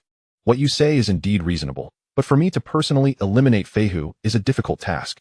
How about we resolve this enmity with 10,000 mid-grade spirit stones instead?" Upon hearing this, Yifeng slowly rose, feigning a return to his vehicle. In reality, he accessed the system's marketplace and successfully exchanged for 100 top-grade spirit stones. He then placed these stones into a tattered, cracked plastic bag and returned to Jiang Linha, presenting it. "Old man, to be honest, I don't have that many mid-grade spirit stones, so I can only offer these top-grade spirit stones as a substitute." Jiang Linha, upon seeing this, internally lamented. He could hardly believe that this young man would so carelessly place such invaluable top-grade spirit stones in such a shabby plastic bag, and it was even torn. If it had been his own disciple, he would have slapped him so hard that he wouldn't recognize him. "Young friend, now that this matter is settled, it is time for us to part ways. Should you find yourself free in the future, do visit me in the empty valley. Just mention my name, Jiang Linha." With that, he took the visibly displeased Gu Feihu and turned to leave. Once they had departed, Gu Feihu murmured under his breath, "Master, how can we not avenge a father's murder? To leave like this is truly unsatisfactory." Jiang Linha was well aware of his apprentice's feelings, but he knew that if they were to engage in combat again today, both master and disciple would likely find themselves in peril. "Feihu, it is not that I am unwilling to assist you. You saw the talisman that young rascal wielded, capable of easily ending both our lives. This matter requires careful consideration, and without a solid plan to deal with him, we must not act rashly." Meanwhile, Qian Zhongwen, relieved of a great burden, felt as though a massive stone had been lifted from his heart. To be secretly observed by a master at the inner strength level was no trivial matter. "Brother Yi, I cannot thank you enough for your assistance. Allow me to host a celebratory feast for us to drink heartily," Qian Zhongwen said gratefully. His eyes filled with sincerity as he looked at Yifeng. Yifeng smiled and waved his hand dismissively, responding in a calm tone, "Brother Qian, you are too kind. It was merely a trivial effort on my part, nothing to be concerned about. Moreover, my mother has specifically arranged for me to take my girlfriend out for a stroll today, so I sincerely apologize for not being able to join you for drinks. However, I must say, in my opinion, Gu Feihu is unlikely to relent so easily. Until he possesses sufficient strength to confront me, I doubt he will make another move against you." Qian Zhongwen nodded in understanding and refrained from further comment. Subsequently, the three of them returned to the East Lake Hotel. Upon arriving at their destination, Yifeng drove straight back to the Cloud Villa. Once at home, he parked the car, stepped out, and meticulously adjusted his slightly wrinkled attire before gently pushing open the door and entering the house. As soon as he stepped inside, Li Xiaona greeted him with a beaming smile and inquired with genuine concern, "Brother Feng, have all matters been settled? Was everything smooth?" Yifeng nodded slightly and replied softly, "Yes, it went fairly well. Although there were a few minor hiccups along the way, overall it was relatively smooth. Oh, by the way, where has Yellen gone?" Li Xiaona chuckled softly, explaining, "Linlin has been urged by Annie to sign up for driving school. She should be on her way home soon." At that moment, Wang Meiwan heard the commotion and emerged from her room into the living room. Noticing her mother's presence, Yifeng asked, "Mom, why has Dad been out all day recently? Where has he gone?" Wang Meiwan shot her son a glare and retorted, "Isn't it all you're doing? You insisted he managed that wretched flower base. He practically lives there now. If I didn't know his character, I'd truly suspect he has another family outside." She continued, "While Linlin is away, you should take Xiaona out for a walk. Don't just stay cooped up at home." feeling somewhat embarrassed by his mother's words. Yi Feng scratched his head and promptly took Li Xiaona by the hand, leading her out of the house. As they reached the entrance, Yi Feng turned to Li Xiaona and asked, "Xiaona, should we go to the amusement park, or would you prefer to explore the trendy street?" After a brief moment of contemplation, Li Xiaona replied, "Brother Feng, let us go to the trendy street. I've heard that it's often referred to as the World Expo of Jean City. Haha. Afterward, we can also ride the famous Jean City Ferris wheel." Yi Feng, holding her hand, approached the Aston Martin 1-77 and cheerfully opened the door, saying, "Beautiful Ms. Li, your dedicated chauffeur has arrived. I shall ensure your satisfaction today." Li Xiaona grinned widely and responded, "Mr. Yi, I'm counting on you today. If you perform well, there might just be a reward." Chapter 73, The Jean City Eye. Yi Feng carefully assisted Li Xiaona into the car, then drove swiftly toward the city center. At that moment, his mind was filled with thoughts of the reward she had mentioned, brimming with anticipation and curiosity. Upon reaching their destination, unable to contain his excitement, Yi Feng finally inquired, "Xiaona, could you perhaps divulge what kind of reward you have in mind?" Li Xiaona's lips curled into a slight smile as she elegantly lifted the hem of her jeans. Yi Feng's gaze was instantly captivated, and his heart raced uncontrollably. Silk inside her pants. His eyes sparkled with fervor, and he mused to himself, "I must do everything possible to ensure Xiaona's satisfaction today. Oh, how I long to feel that with my own hands." Noticing the change in Yi Feng's expression, Li Xiaona playfully teased, "Brother Feng, if you perform exceptionally well today, I might just allow you to touch my lovely legs. Hee. But don't turn into a lecher too quickly." Yi Feng took a deep breath, striving to calm his exhilaration, and confidently replied, "Rest assured, I will certainly make you thoroughly content today." After they exited the car, Yi Feng spotted a place offering tandem bicycles for rent and promptly took Li Xiaona's hand, leading her in that direction. "Xiaona, what do you think about riding a bicycle around? If you're concerned about getting tired, we could also opt for a sightseeing horse-drawn carriage." Li Xiaona pondered for a moment before responding, "Brother Feng, I think I prefer the bicycle. This way, we can wander freely and stop to take photos whenever we like. Just remember to capture me looking beautiful." They carefully selected a tandem bicycle, and Yi Feng gently helped Li Xiaona into her seat before effortlessly hopping on the other side. They pedaled leisurely, enjoying their time together. "Brother Feng, look. There's a wishing well over there. Let us hurry and check it out." Upon arriving at the wishing well, Li Xiaona eagerly rummaged through her handbag, finally producing a coin.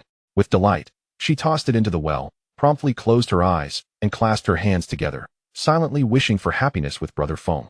Free from quarrels, and hoping to one day have a pair of children, a sweet boy and a lovely girl, When she opened her eyes, Yi Feng leaned closer. Curiosity piqued. "Xiaona, what wish did you just make? Can you share a hint with me?" Li Xiaona's cheeks flushed a rosy hue, and she coyly replied, "Oh, I can't tell you. If I do, it won't come true." Her melodious voice carried a playful and mysterious tone, further intensifying Yi Feng's curiosity.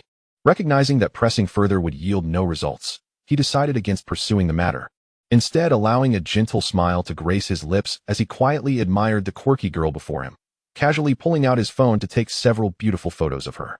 They then strolled side by side, continuing their leisurely walk. Soon, they reached a vividly lifelike sculpture. Li Xiaona blinked her sparkling eyes and inquired, "Brother Feng, do you know who this statue represents?" Yi Feng momentarily lost his train of thought, but quickly regained his composure, pulling out his phone to look up some information before patiently explaining to Li Xiaona, "This statue depicts Marco Polo, a renowned figure from Italy. He visited our land during the Yuan dynasty and authored the famous The Travels of Marco Polo." Upon hearing this, Li Xiaona's eyes sparkled with excitement, and she animatedly exclaimed, "Brother Feng, you don't know this, but I'm quite the expert at playing Marco. I'm impressive at it." Yi Feng, exasperated, rubbed his forehead, realizing that the seemingly demure Li Xiaona was, in fact, a certified internet addict. He swiftly shifted the topic and suggested, "Xiaona, look over there. There's an ice cream shop. Shall we go in for a seat, or would you like me to buy you something?" Li Xiaona's cheeks flushed with a hint of shyness as she softly replied, "Brother Feng, could you please get me a cup of hot milk tea?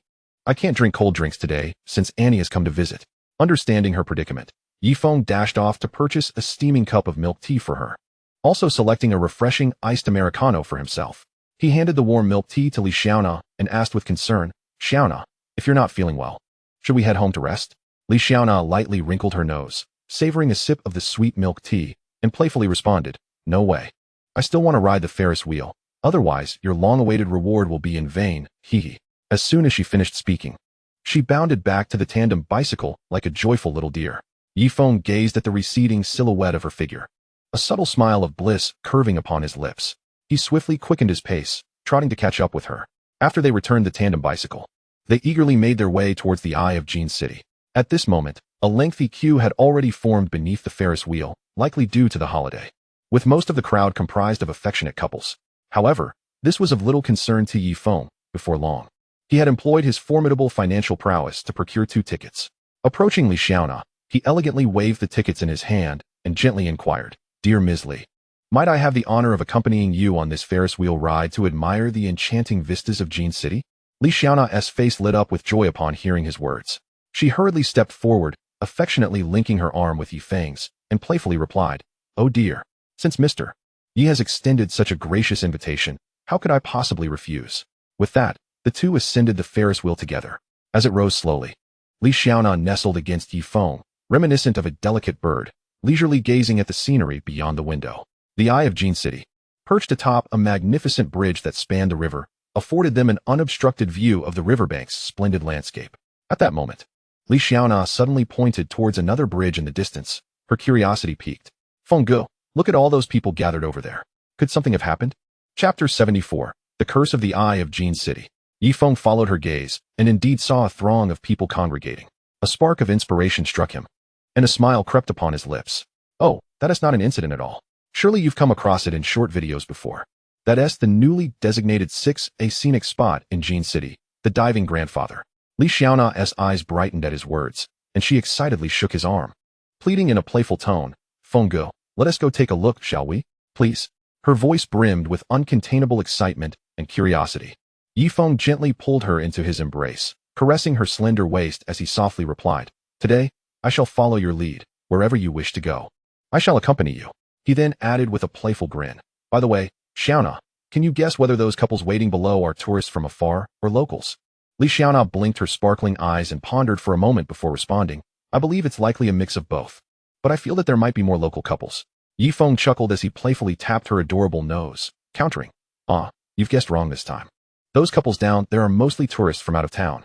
Li Xiaona looked at him with a puzzled expression, her curiosity evident. "How is that possible? Feng Ge, how do you know?" With an air of mystery, Yi Feng explained, "There exists a peculiar curse among the locals of Jean City, which claims that any couple who rides the eye of Jean City will ultimately end in separation. Consequently, the locals have affectionately dubbed it the breakup wheel. They say that unless one is truly in love, it's best not to tempt fate with this curse." Li Xiaona's face paled slightly at his words, and her voice trembled as she asked, "Should we hurry down, then? Is it still possible?" Her anxious demeanor amused Yi Feng, who couldn't help but burst into laughter. He had merely been jesting, unaware of her superstitious nature. Thus, he quickly reassured her, "Fear not, my dear, for our love is invincible. If you're truly worried, why don't we each secretly retrieve our household registration books and go get our marriage certificate? That should put your mind at ease, right?" Seeing Li Xiaona nod earnestly in agreement, Yi Feng was momentarily taken aback. He could scarcely believe his eyes. Was she genuinely contemplating sneaking home for the household registration book? If her parents were to discover this, wouldn't he be cast as the villainous deceiver of an innocent maiden? Just then, the Ferris wheel completed its rotation. Yi Feng carefully lifted Li Xiaona from her seat. "Xiaona, let us now set forth to see the diving grandfather."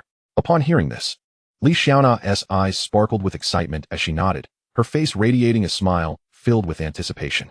She grasped Yi Feng's hand, and together they made their way towards the gathering crowd. The surrounding scenery seemed to fade into the background, leaving only the two of them hand in hand. Advancing towards their shared destination, they navigated through the bustling throng and reached the railing by the bridge, where an elderly man clad in red swim trunks stood poised on a high platform, preparing to dive. Li Xiaona excitedly pointed at him, exclaiming, "Look, that's the diving grandfather." Yi Feng followed her gesture and saw the elderly man slightly lean forward, gripping the railing with determination and focus. Taking a deep breath, he leapt dramatically into the air, carving a graceful arc before landing solidly on the water's surface. Li Xiaona watched in awe, her mouth agape, exclaiming, "Wow, that's incredible.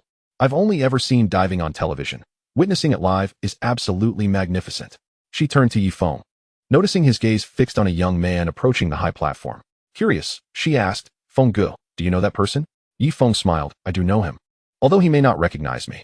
He is Chong Gu, the world diving champion. I never expected he would be here today." Li Xiaona pointed excitedly to another figure nearby, shouting, "Feng Ge, look over there. That person in the frog costume is also about to dive. And over there, another in a floral quilted jacket. He doesn't even seem to feel the heat. At that moment, one by one, people began to dive into the river, creating a spectacle akin to dumplings being dropped into water. The divers no longer sought perfection in technique. They simply reveled in the joy of the moment. Li Xiaona, swept up in the exuberance of the crowd, couldn't help but raise her voice and cheer. Feng, Jin City truly lives up to its reputation as the land of laughter. It's like a sea of joy. It's south, no wonder this place has the lowest depression rate in the country. In such an environment, who could possibly feel down? Yi Feng laughed heartily in agreement. Indeed, when one is cheerful, their appetite flourishes, leading to delightful feasts, which is why Jin City boasts the highest obesity rate in the nation. Feng, look over there, Li Xiaona exclaimed, pointing to a nearby stall. That grandpa selling candied hawthorn looks like he has delicious treats. Let us go buy one. Following her finger, Yi Feng spotted the elderly man surrounded by an array of colorful candied hawthorn, each exuding an irresistible aroma. He nodded, smiling at Li Xiaona. All right, let us go taste a candied hawthorn. They wove through the crowd and approached the old man's stall. Li Xiaona excitedly selected the largest candied hawthorn, handing it to the elderly vendor. The old man expertly wrapped it up and presented it to her. Li Xiaona took a bite of the candied hawthorn, the sweet flavor bursting in her mouth.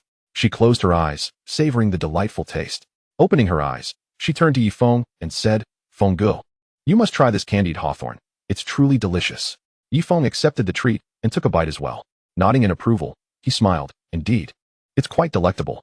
However, Xiaona, do you know why the candied hawthorn in Jin City tastes so good? Besides the old man's skill, it's also because the very air here is filled with joy. Li Xiaona burst into laughter at his words. She gestured towards the surrounding crowd and remarked, Indeed, the people here are filled with such joy that even the air seems to be imbued with a sweet, delightful essence. Yi Feng gazed at the exuberant Li Xiaona and softly inquired, Beautiful Miss Li, seeing you so elated today, I presume my performance has met your expectations, right? Hee. When shall I receive my reward? Upon hearing Yi Feng's words, a hint of shyness graced Li Xiaona's cheeks as she playfully chided, Brother Feng, why do you always think of such things? Let's discuss it when we get home. Chapter 75, Journey to Kyoto. Yi Feng endeavored to calm the tumultuous emotions within him and gently grasped Li Xiaona's small hand, saying, The hour is growing late. It is time for us to return home, or else my mother will surely worry. Li Xiaona smiled faintly and teasingly retorted, Humph, you and your excuses about your mom. I can see right through your little schemes. You are quite the lecher. Despite her playful banter, Li Xiaona obediently followed Yi Feng into the car. And as the engine roared to life, their delightful and fulfilling day trip came to a close. Upon their arrival at the Yunding Villa, they were met with the sight of Yilin, her expression one of discontent, sulking on the sofa, while Wang Meiwan approached Li Xiaona with boundless enthusiasm, grasping her hands and inquiring after her well-being. Yi Feng settled comfortably on the sofa and jestingly teased, Hey, Lin, who are you sulking over? Did the driving school reject you for your looks? At this, Yilin immediately stood up, indignantly retorting, You wicked brother, all you do is mock me. I am a beauty of unparalleled grace. How could they possibly refuse me? I had eagerly anticipated joining you and Sister Xiaona at Happy Valley today, but instead, I ended up playing alone all day. Yi Feng stifled his laughter, realizing that had they indeed gone to Happy Valley, their idyllic duo would have been disrupted by this mischievous girl. Just then, Yi Yuanhai returned home. Upon seeing him, Wang Meiwan couldn't contain her grievances. You spend all day tending to those ridiculous flowers. You used to help me out on weekends, but now, I hardly see you. Should I give you a labor model award? Yi Yuanhai offered a sheepish smile, explaining, Meiwan, you know that cultivating flowers is my only passion. I must tell you, my prized lotus actually blossomed today. However, before he could elaborate, Wang Meiwan interrupted. All right, enough of that. I have something important to discuss with you all. Come over to the sofa. Yi Feng, seeing his parents approach, moved aside, pondering what announcement his mother might have. Once everyone was seated, Wang Meiwan continued, Xiao Feng, when you return to Magic City, your father and I plan to visit Xiaona's parents to formalize your relationship. Yi Feng turned to the radiantly Xiaona beside him and nodded in agreement. All right, Mom, I have no objections. Once Xiaona and I finalize the details, we can set off. This way, you and Dad can also take the opportunity to explore Magic City. Hearing this, Yilin couldn't hide her delight, eagerly interjecting, That's fantastic. Mom and Dad, let me be your tour guide and show you around. We can also check out the house my brother gifted me. At that moment, Yi Feng's phone rang with a melodic tone. He quickly retrieved it, noticing it was a call from Xiaopeng. After pressing the answer button, Xiaopeng's excited voice came through. Hey, Feng, I heard you've returned to Jin City. Haha, why not come over to Kyoto for a few days? My dad specifically asked me to invite you to our home. Yi Feng pondered for a moment, realizing he had no pressing matters, and readily agreed. Sounds good. I'll be there on time tomorrow morning. I want to see the legendary spendthrift of Kyoto. Rest assured, Fenggu, I guarantee you'll be amazed. Zhao Peng responded. Now, I'll call my old man to inform him. You take care of your own business. After hanging up, Yilin's eyes sparkled with excitement as she eagerly asked, Brother, is that Zhao Peng? I want to go too. I've never been to Kyoto. Wang Meiwan rolled her eyes, retorting, You little brat, what nonsense are you spouting? Our whole family went to Kyoto together when you were little. You were even clamoring for roast duck back then.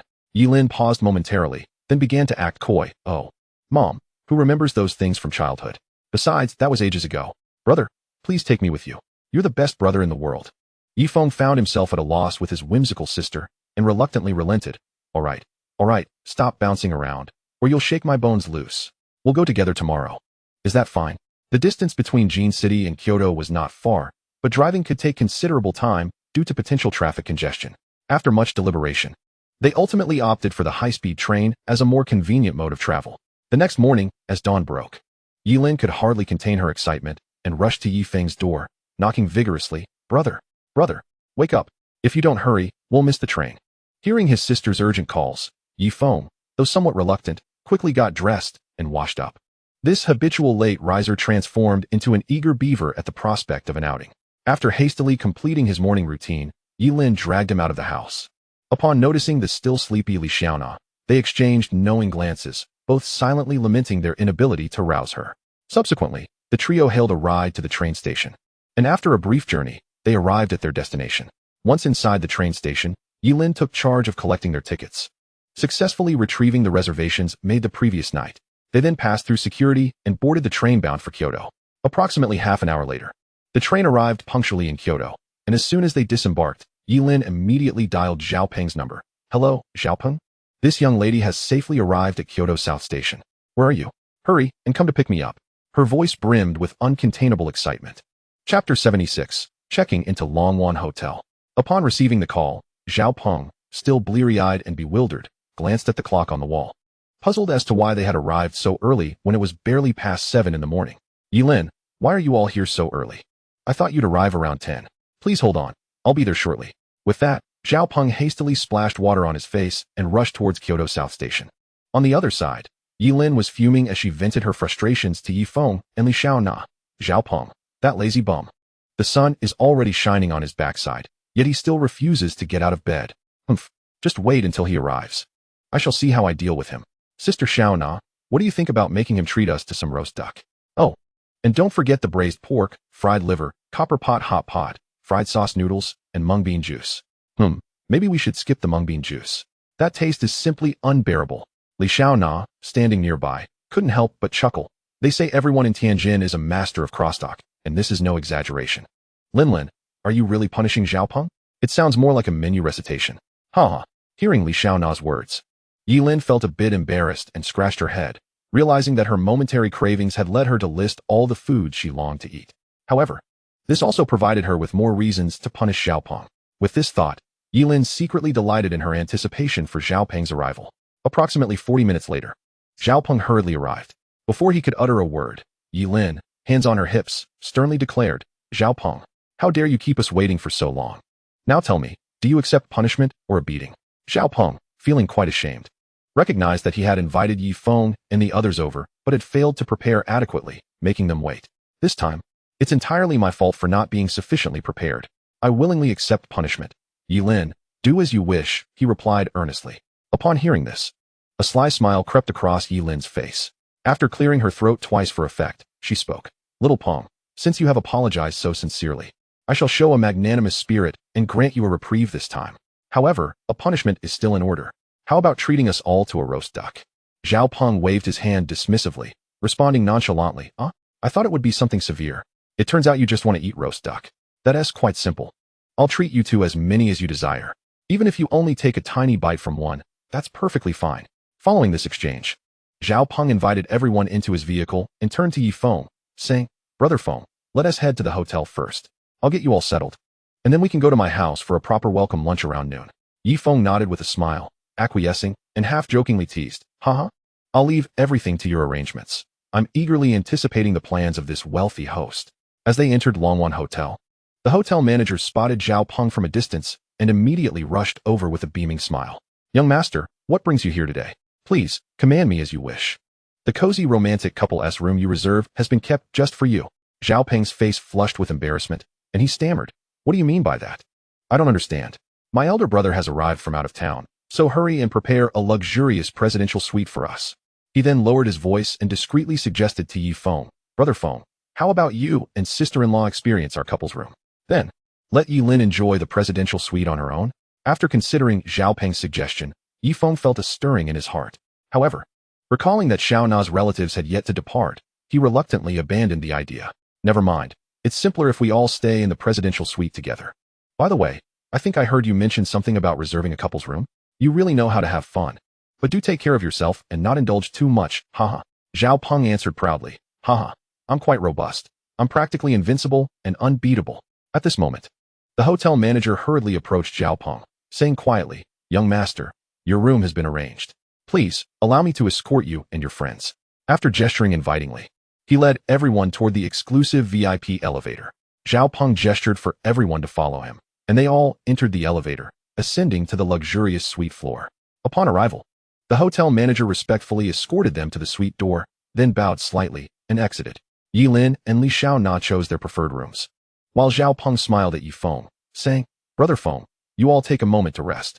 I'll notify my family that we've arrived at the hotel. I'll wait for you in the lobby around noon, and then we can head to my home together. With that, Zhao Peng turned and left. Once Zhao Peng stepped out of the room, Yi Feng casually picked a room and entered. He lay on the soft, comfortable bed but felt as though he had forgotten something important. Just as he pondered this, Li Xiaona suddenly walked into the room, and he abruptly remembered the promised reward he had forgotten. At that moment, Yi Feng's eyes sparkled with desire and eagerness as he fixed his gaze on Li Xiaona, a mischievous smile playing on his lips as he teased, Xiaona, are you here to deliver my long-awaited reward? Li Xiaona's face turned as red as a ripe apple, and she playfully scolded, Brother Feng, you're so annoying, always thinking about those things. You rejected it yesterday, and now the reward has expired. Hee. Yi Feng decided not to press the matter further as he sensed Yi Lin approaching. That little girl always causes trouble at critical moments. It seems I won't be bringing her along on outings anymore. Yi Lin burst into the room, grinning as she said, Sister Xiaona, I knew you were here with my brother. Hee. Why don't you two just stay together? Yi Feng shot her an exasperated glance. If you know I'm here, why did you come in? It seems I can't take you out anymore. I'll leave you at home with Mom to keep an eye on you and prevent you from causing mischief. Chapter 77. Visiting the Zhao family. Yi Lin scrunched her dainty nose, feigning a fierce expression, and playfully retorted, Humph. How dare you not let me come along? I'm going to stick with you no matter what. Let us see how you deal with me, you annoying brother. With that, she tightly grasped Li Xiaona's hand and exited the room without looking back. Yi Feng watched the two retreating figures with a helpless smile. Realizing he needed to educate that girl properly, he then gently tapped the system interface, accessing the system store and successfully redeeming a millennium-old ginseng. He intended to present this ginseng as a gift when visiting the Zhao family. System, why do I feel your presence has diminished lately? Yi Feng mused aloud. Host, it is not that this system's presence has waned, but rather that you have become increasingly lethargic, lacking ambition and the spirit to dominate the world. The system retorted without mercy. What is wrong with being a leisurely, carefree fish? I can do what I love every day and enjoy a comfortable life. Once, I yearned for this very lifestyle. Since it has been realized, I should savor it. Yi Feng countered nonchalantly. The system found itself momentarily speechless in response to Yi Feng's remarks. Hey, system, why are you suddenly silent? Did you freeze? Yi Feng teased when the system didn't respond for a while. I can no longer engage with this unambitious fish. The system replied irately. As noon approached, Yi Feng rose slowly and exited the room. He casually placed the Millennium Ginseng into a tote bag emblazoned with the Dragon Bay Hotel logo, then softly called out to the two women to join him as they made their way downstairs to the hotel lobby. Upon arriving on the ground floor, Zhao Peng spotted them from afar and immediately waved his hands in greeting. As the three approached, he ushered them into a luxurious Maybach parked in front of the hotel, and the vehicle swiftly sped towards the Zhao residence. Approximately 20 minutes later, the Maybach came to a steady halt before an imposing Sihiyuan. Flanking the entrance were a pair of lifelike, majestic stone lions, standing proudly as if guarding this ancient and dignified abode. Observing the astonished expressions on their faces, Zhao Peng couldn't help but feel a surge of delight. A proud smile adorned his face as he exaggeratedly introduced to Yi Feng, Brother Feng, please come in. The views inside are simply breathtaking, truly unparalleled. With that, he personally opened the courtyard gate, inviting everyone to explore. Zhao Peng guided them through intricately carved doorways and winding corridors, leading to a spacious courtyard. Within, a rockery and flowing waters harmonized with the swaying bamboo, creating an atmosphere akin to a serene paradise. Brother Feng, do you not agree that this courtyard possesses far more elegance than those towering skyscrapers outside? Zhao Peng boasted with satisfaction. Yilin couldn't help but exclaim, it's absolutely beautiful here. The air feels so much fresher. Zhao Peng continued to showcase various rooms, each exquisitely decorated with fine furnishings. Eventually, he led them to a study adorned with shelves brimming with books, ranging from the classical to the contemporary. This is my father's favorite retreat, where he enjoys reading and sipping tea in tranquility, Zhao Peng remarked, pouring everyone a cup of fragrant tea. Yilin lifted her cup, savoring a sip, and praised, this tea is delightful. Everything here radiates comfort and relaxation. Zhao Peng's face gleamed with pride at her compliment. At that moment, a middle-aged man clad in a crisp suit approached Zhao Peng with a serious demeanor, slightly bowing as he respectfully announced, young master, the banquet is ready. Please, you and your friends may take your seats. The master is eagerly awaiting your arrival. Zhao Peng nodded slightly, acknowledging the message, then turned to Yi Feng, saying, Brother Feng, my father has prepared a feast. Shall we proceed? Upon hearing this, Yilin's face lit up with excitement, and she eagerly interjected, let's hurry. And Zhao Peng, just to clarify, this time it doesn't count as a punishment for you. Thus, the group, led by Zhao Peng, traversed the courtyard towards the main hall of the Sihiyuan. As they stepped into the hall, they spotted Zhao Jianxi seated at the head of the table.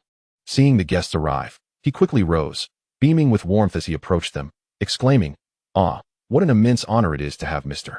Yi grace our humble abode today. Please, take a seat. Once everyone was settled, Yi Feng gently placed the tote bag emblazoned with the Dragon Bay Hotel logo on the table and smiled at Zhao Jianxi, saying, Uncle Zhao, as a token of my first visit, I've brought a modest gift. I hope you will not find it lacking. Zhao Peng, quick to notice the tote bag, was instantly filled with curiosity and couldn't resist asking, Brother Feng, what treasure lies within? You've even used a bag from our hotel. Feeling a bit embarrassed, Yi Feng scratched his head and explained with a smile, inside is a millennium ginseng. I noticed there was a bag in the hotel room, so I thought to use it.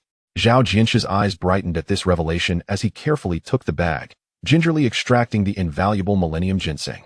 He cradled it as if it were a rare gem, placing it into a beautiful redwood box beside him. However, upon noticing a few broken roots left in the bag, a pang of regret washed over him. Zhao Peng, equally intrigued, picked up the tote bag and began to rummage through it.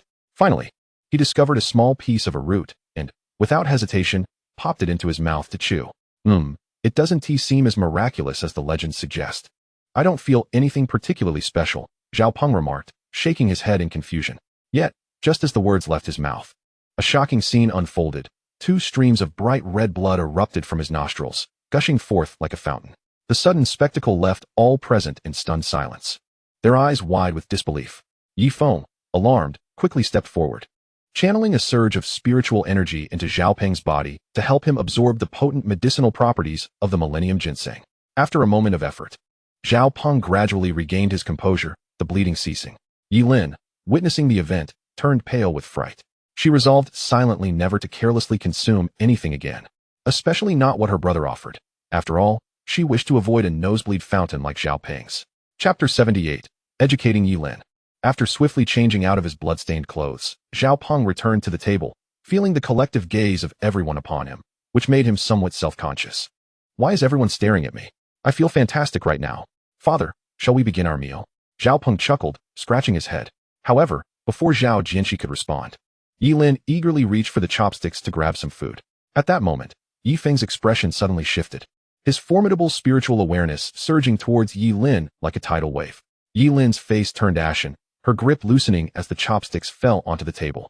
With an apologetic glance, Yi Feng turned to Zhao Jianxi and said, Uncle Zhao, I sincerely apologize. My younger sister is naive and her actions a bit inappropriate. I hope you can forgive her. Zhao Jianxi, having keenly sensed Yi Feng's fleeting wave of spiritual energy, felt a deep shock and quickly responded, Mr. Yi, please do not take it to heart. Today is simply a gathering of friends, no need for formalities. Everyone, stop staring and dig in. At that moment, the guests at the table picked up their chopsticks to begin dining, but Yilin remained frozen in place, as if still in a trance. When she finally regained her senses, Her expression was one of grievance as she stared intently at Yi Feng. Noticing this, Li Xiaona quickly rose to offer comfort. Yi Feng gently tugged at Li Xiaona's sleeve, signaling her to disregard Yi Lin. Seeing Yi Lin gazing longingly at him, yet hesitating to eat, he coldly remarked, "If you do not wish to eat, you may leave now." Zhao Peng swiftly intervened to ease the tension, raising his glass with a smile towards Yi Feng, saying, "Brother Feng, let us toast. Since I last saw Hua Linger in the Magic City, those young scions in Kyoto have practically made me their idol." After clinking glasses, they downed their drinks. Speaking of Hua Linger brought back memories of her invitation for him to return to the 100 Flowers sect. Perhaps it was time to pay a visit. He might even seize the opportunity to earn some points. Zhao Jianxi also raised his glass in gratitude towards Yi Feng, saying, "Mr. Yi, I am deeply grateful for your timely assistance last time. Otherwise, little Peng might have faced dire consequences." He then drank from his cup in one gulp. Yi Feng took a sip of his drink and smiled in response. "Uncle Zhao, you are too courteous. I am good friends with Zhao Peng. It is only natural to lend a helping hand in times of trouble. Please do not take it to heart. By the way, has the Han family caused any trouble for the Zhao family regarding this matter?" Zhao Jianxi was quite straightforward, responding candidly, "Not at all. In fact, since this incident occurred, the competition between the Han family and our Zhao family has significantly diminished. Moreover, I've heard that they specifically invited Qi Yuanshan, renowned as a national medical sage, to heal Han Shaoqing's arm." Upon hearing this, Yi Feng merely nodded slightly, acknowledging the information. After all, the treatment had concluded, and he was indifferent to the details. However, should the Han family foolishly provoke him again, they ought not to expect his leniency. It would no longer be a mere matter of an arm. Subsequently, Zhao Jianxi raised his glass in a toast to Yi Feng, reminding Zhao Peng to graciously entertain everyone before departing from the banquet. At that moment, Yi Lin suddenly began to sob, pouting in a pitiful manner. "Brother, you were so fierce just now." Witnessing this, Yi Feng couldn't suppress a cold snort. His expression stern as he admonished her, "Look at you, behaving so pathetically. It's clear that you've been spoiled. You don't even understand the rules anymore. If you continue to act so willfully, believe me, I'll send you abroad all by yourself." Yi Lin trembled slightly, shrinking back against the chair behind her. Her beautiful eyes glistening with hurt and fear, her lips quivering but no longer daring to utter a word. At this moment, Yi Feng also felt disinterested, signaling Zhao Peng to escort the three of them back to their hotel. As they entered the hotel lobby, a graceful and alluring woman approached them like a whirlwind. In a sweetly flirtatious tone, she exclaimed, "Young Master Peng, why haven't you contacted me lately? If I hadn't learned from a friend that you were here today, I might not have found you at all." A hint of embarrassment flashed across Zhao Peng's face as he quickly glanced at Yi Feng, then pulled the woman aside to whisper, "Darling, why don't you go wait for me in the room? After I see my friends settled, I'll come find you." As he spoke, he playfully patted her well-rounded backside. Once inside the suite, Yi Feng called out to Zhao Peng, who was about to turn away, a teasing smile playing on his lips as he remarked, "Look at you, so impatient. Just be careful later." Zhao Peng grinned sheepishly in response, "Brother Feng, it's not that I'm impatient. It's just that the ginseng is incredibly potent, and I feel energized. But I must hurry." With that, he rushed toward the door. Yi Feng smiled subtly, watching Zhao Peng's retreating figure before turning back to his room. Closing his eyes, he focused his mind, using his spiritual sense to probe into Yi Lin's room. As expected, he saw Li Xiaona gently soothing the weeping Yi Lin. At that moment, Yi Lin, filled with grievances and dissatisfaction, incessantly complained to Li Xiaona, "That annoying brother of mine actually dared to bully me. I didn't do anything wrong. Woo-woo, Sister Xiaona. You are the only one who treats me well. I won't talk to him anymore." Li Xiaona, looking helplessly at her future sister-in-law throwing a tantrum, earnestly replied, "Yi Lin, haven't you noticed your recent changes? Though you used to be a bit mischievous, you were still endearing and sensible. But now, you've become somewhat willful and spoiled. Brother Feng's admonishment isn't solely due to today's incident. Your transformation has been quite substantial over this period. If you cannot deeply reflect on your own issues, you will soon find that even your good friends will drift away from you one by one." As soon as Li Xiaona finished speaking, she stood up and left the room, leaving Yi Lin sitting alone on the edge of the bed. Hoping she would take the time to reflect seriously, Yi Feng, observing the situation, silently withdrew his spiritual sense, knowing that Li Xiaona was likely on her way to his room. Sure enough, shortly thereafter, the door to his room was gently pushed open by Li Xiaona, who quietly took a seat beside Yi Feng, softly saying, "Brother Feng, please don't be upset. I've talked to Lin Lin, and she has realized her issues." Yi Feng sighed helplessly. This girl is truly spoiled. If she isn't properly educated, who knows what she'll become in the future. Chapter 79, Night at the Unfinished Bar. Yi Feng shook his head vigorously, dismissing those thoughts. He pulled Li Xiaona tightly into his embrace and gently inquired, Xiaona, have you mentioned my parents' trip to the Magic City to Uncle and Auntie? Li Xiaona playfully shook her head, pouting, not yet. Don't be so hasty. I'll tell them tonight, hee. Brother Feng, do you still want to honor the reward you mentioned before? I've already come over. With that, she intentionally leaned a little closer to Yi Feng. Yi Feng's eyes brightened, his gaze intensely focused on the slightly blushing beauty before him, a mischievous smile curling at his lips. He gently tugged, and they both fell onto the incredibly soft bed. Like a hungry wolf, Yi Feng eagerly pressed his lips against her enticing red ones, his hands also wandering towards her ample bosom. Li Xiaona couldn't help but let out a soft gasp, her trembling eyelashes igniting a wave of excitement within him. His hands gradually descended, exploring the smoothness of her long legs and the fullness of her rear. Just as he was about to reach that mysterious triangular region, Li Xiaona suddenly squirmed slightly, her sultry eyes gazing at him as she shyly murmured, Brother Feng, my relatives are still here. Yi Feng suppressed the fiery passion within him, gradually regaining his composure, his eyes filled with deep affection. He gently kissed Li Xiaona's forehead, softly saying, Xiaona, I truly like you. Ever since you entered my life, I've come to realize how sweet and beautiful love can be. Li Xiaona gazed back at him with equal depth of feeling, offering him a passionate and lingering kiss in return. Just then, a voice called from outside the presidential suite, Brother Feng, are you two done resting? I've discovered an incredible place. Do you want to join us for some fun?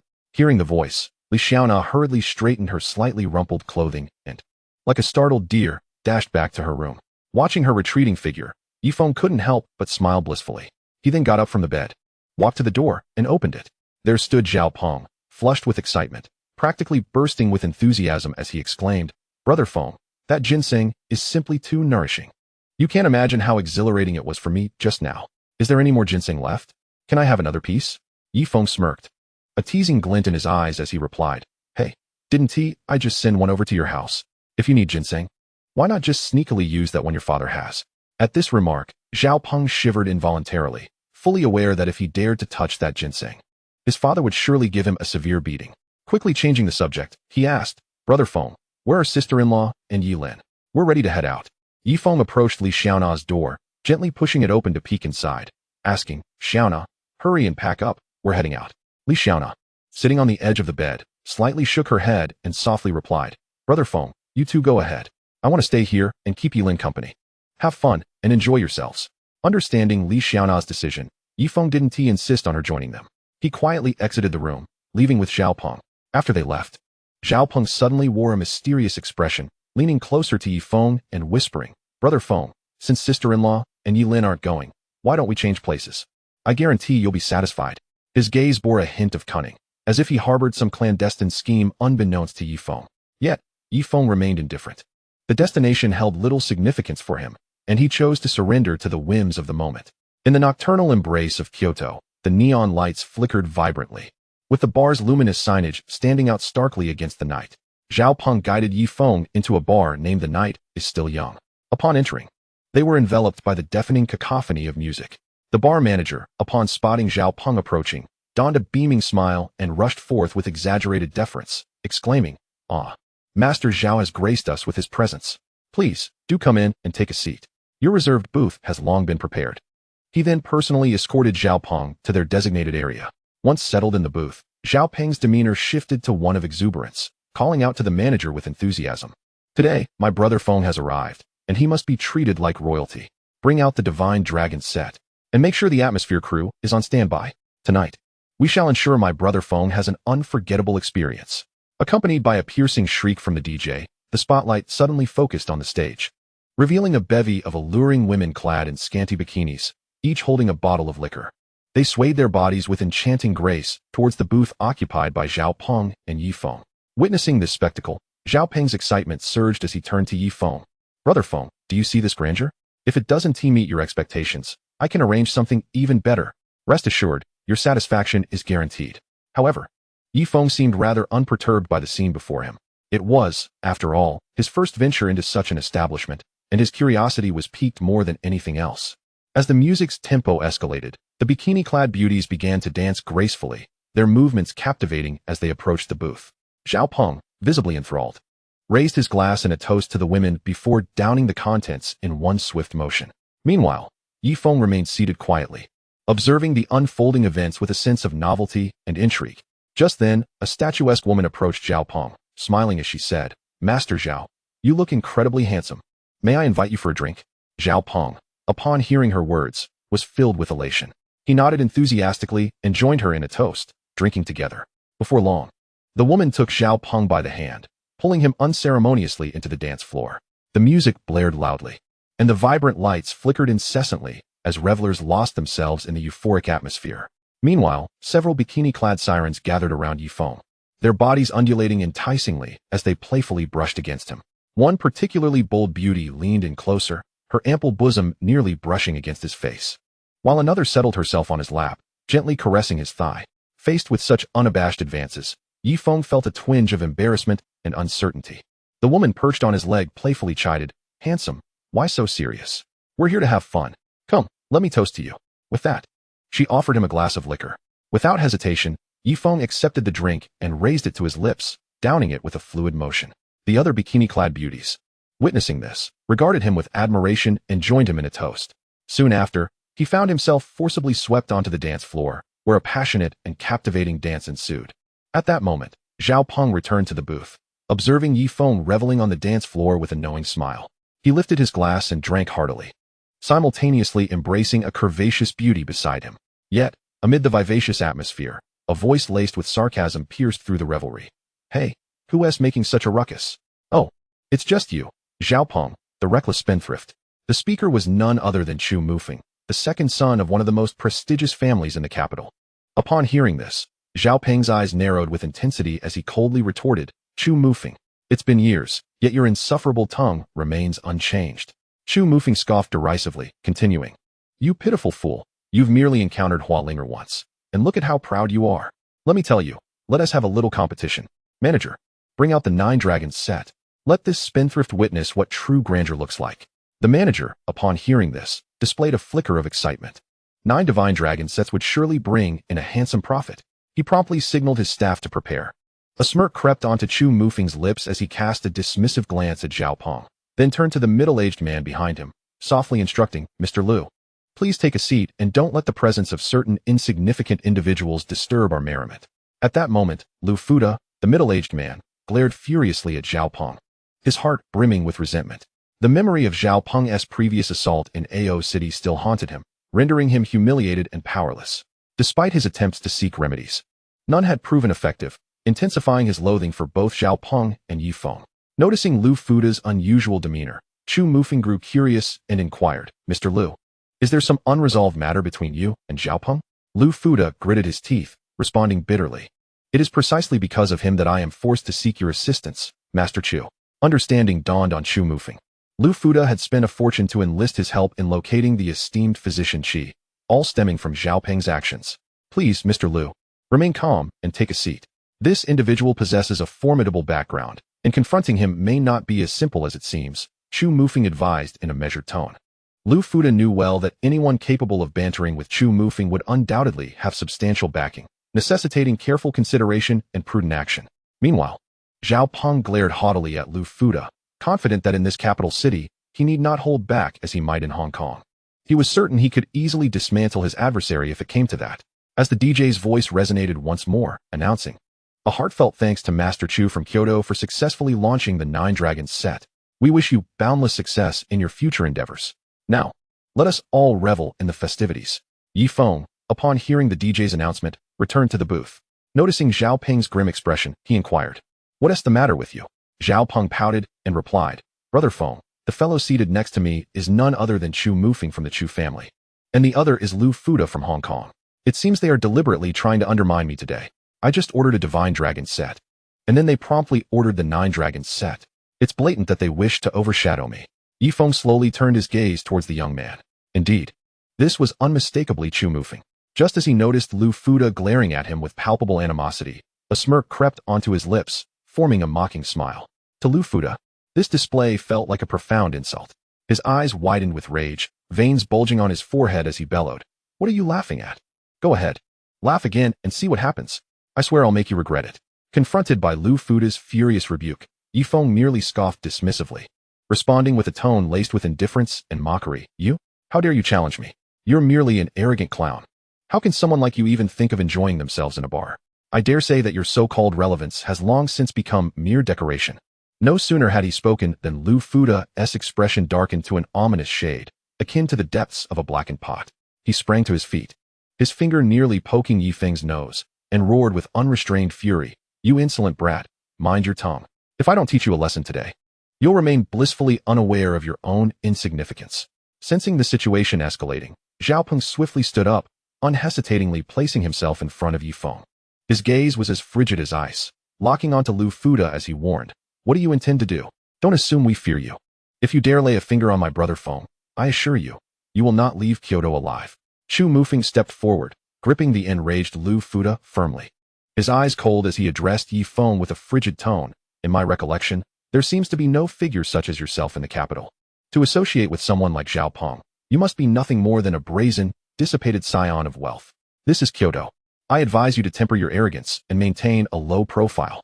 Unperturbed, Yi Feng merely smirked, a hint of disdain gracing his lips as he retorted, "Maintain a low profile? Huh, very well, allow me to show you what true subtlety looks like."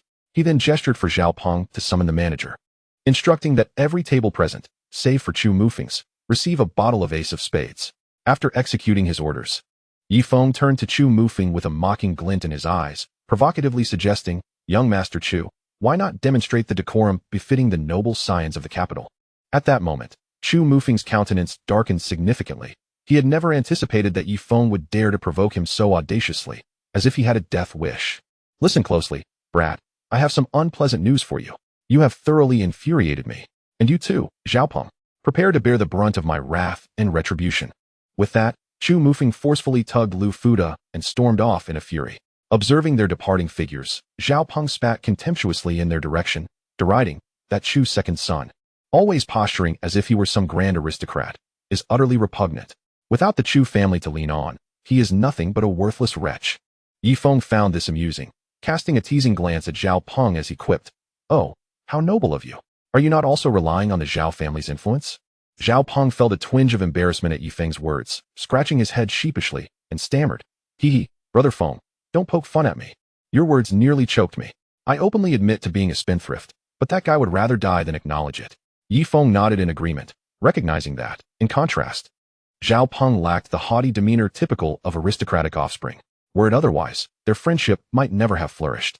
"Well then, let us set aside such matters for now and indulge in the pleasures of fine wine instead," Yi Feng suggested, raising his glass to toast with Xiaopeng. At that moment, a group of alluringly clad women in bikinis returned to the booth, filling the air with laughter and music, creating a vibrant and joyous atmosphere. The two continued to revel in the festivities for a while, noticing Xiaopeng still brimming with enthusiasm and a thirst for more. Yi Feng bid him farewell and returned to the hotel to rest. In a villa within Kyoto, Chu Mufeng sat in his study, his face ashen, brows knitted tightly as he clutched a document. The atmosphere was oppressive, the moonlight seeping through the window casting a somber glow upon him. He fixed a serious gaze upon Lu Fuda, stating gravely, "Mr. Lu, this Yi Feng is undoubtedly no ordinary character. From the information we have gathered, he commands a company known as Universal Investments, with operations extending to Tianjin and Shanghai, the scale of which is staggering, reaching an astonishing trillion level." Upon hearing this, Lu Fuda was inwardly taken aback. Having weathered 3 decades of trials to elevate his own Fuda Group to a valuation of 200 billion, he could scarcely fathom how this young man, barely in his 20s, could amass such wealth. With trepidation, he cautiously probed, "Young Master Chu, could this intel be erroneous?" Chu Mufeng sighed, expressing his frustration, "Alas, I wish it were false. But to be frank, this information has been painstakingly uncovered through considerable family resources and connections. Moreover, to my knowledge, his funds originate exclusively from abroad. Thus, I suspect he may very well be a representative of a foreign consortium in our homeland. Fortunately, we have yet to uncover any links to the authorities, which may present us with an opportunity." After processing this information, Lu Fuda felt slightly reassured. If the opponent lacked official backing, the situation might be manageable. However, his mind was consumed with thoughts of Yi Feng's vast wealth, igniting a fierce desire within him. "Young Master Chu, since this fellow lacks any official support, with such a tempting prize before us, why not devise a plan to seize it together?" Lu Fuda proposed eagerly. A sly smile crept onto Chu Mufeng's lips as he replied, "Haha, I had the same thought, Mr. Lu. Tomorrow, after I introduce you to old Master Qi, we can deliberate on our strategy in detail. Additionally, I need to investigate further to ascertain whether he has any rivals. If he does, we could unite against him. Otherwise, attempting to devour this substantial prize alone could incite envy and resentment from others. Lu Fuda, equally grinning, nodded in agreement. Very well, then I leave the arrangements to you. Young Master Chu. For now, I shall take my leave, eagerly anticipating our collaboration tomorrow.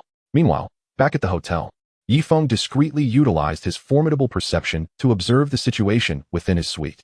Upon discovering that Li Xiaona was in Yi Lin's room, he swiftly and silently slipped into his own chamber.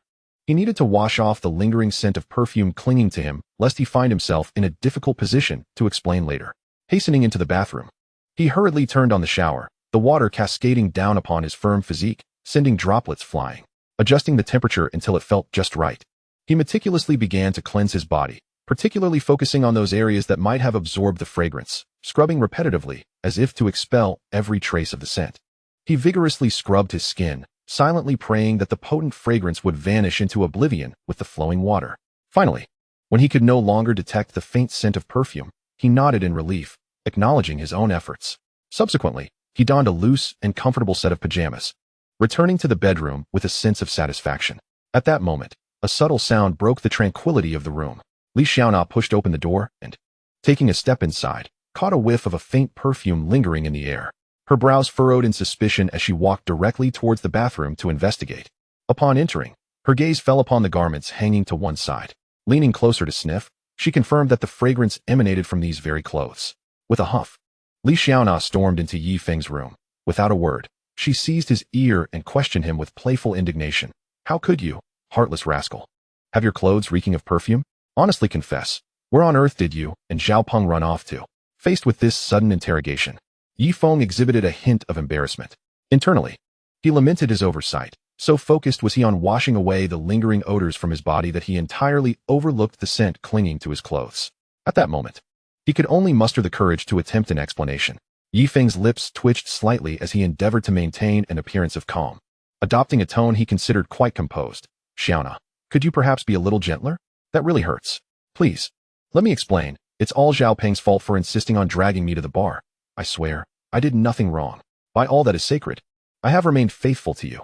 So why would I return so early if I had strayed, right? You must believe me. Yi Feng muttered to himself, perplexed by the common notion that women in love become foolish.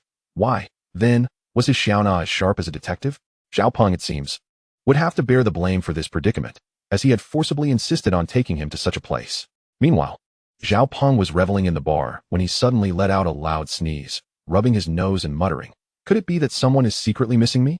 Oh, never mind that. With so many stunning beauties around, it seems tonight I can once again unleash my charm and sweep the floor. At this moment, Li Xiaona continued to scrutinize Yi Feng, her gaze seemingly attempting to pierce through his facade in search of any unusual signs.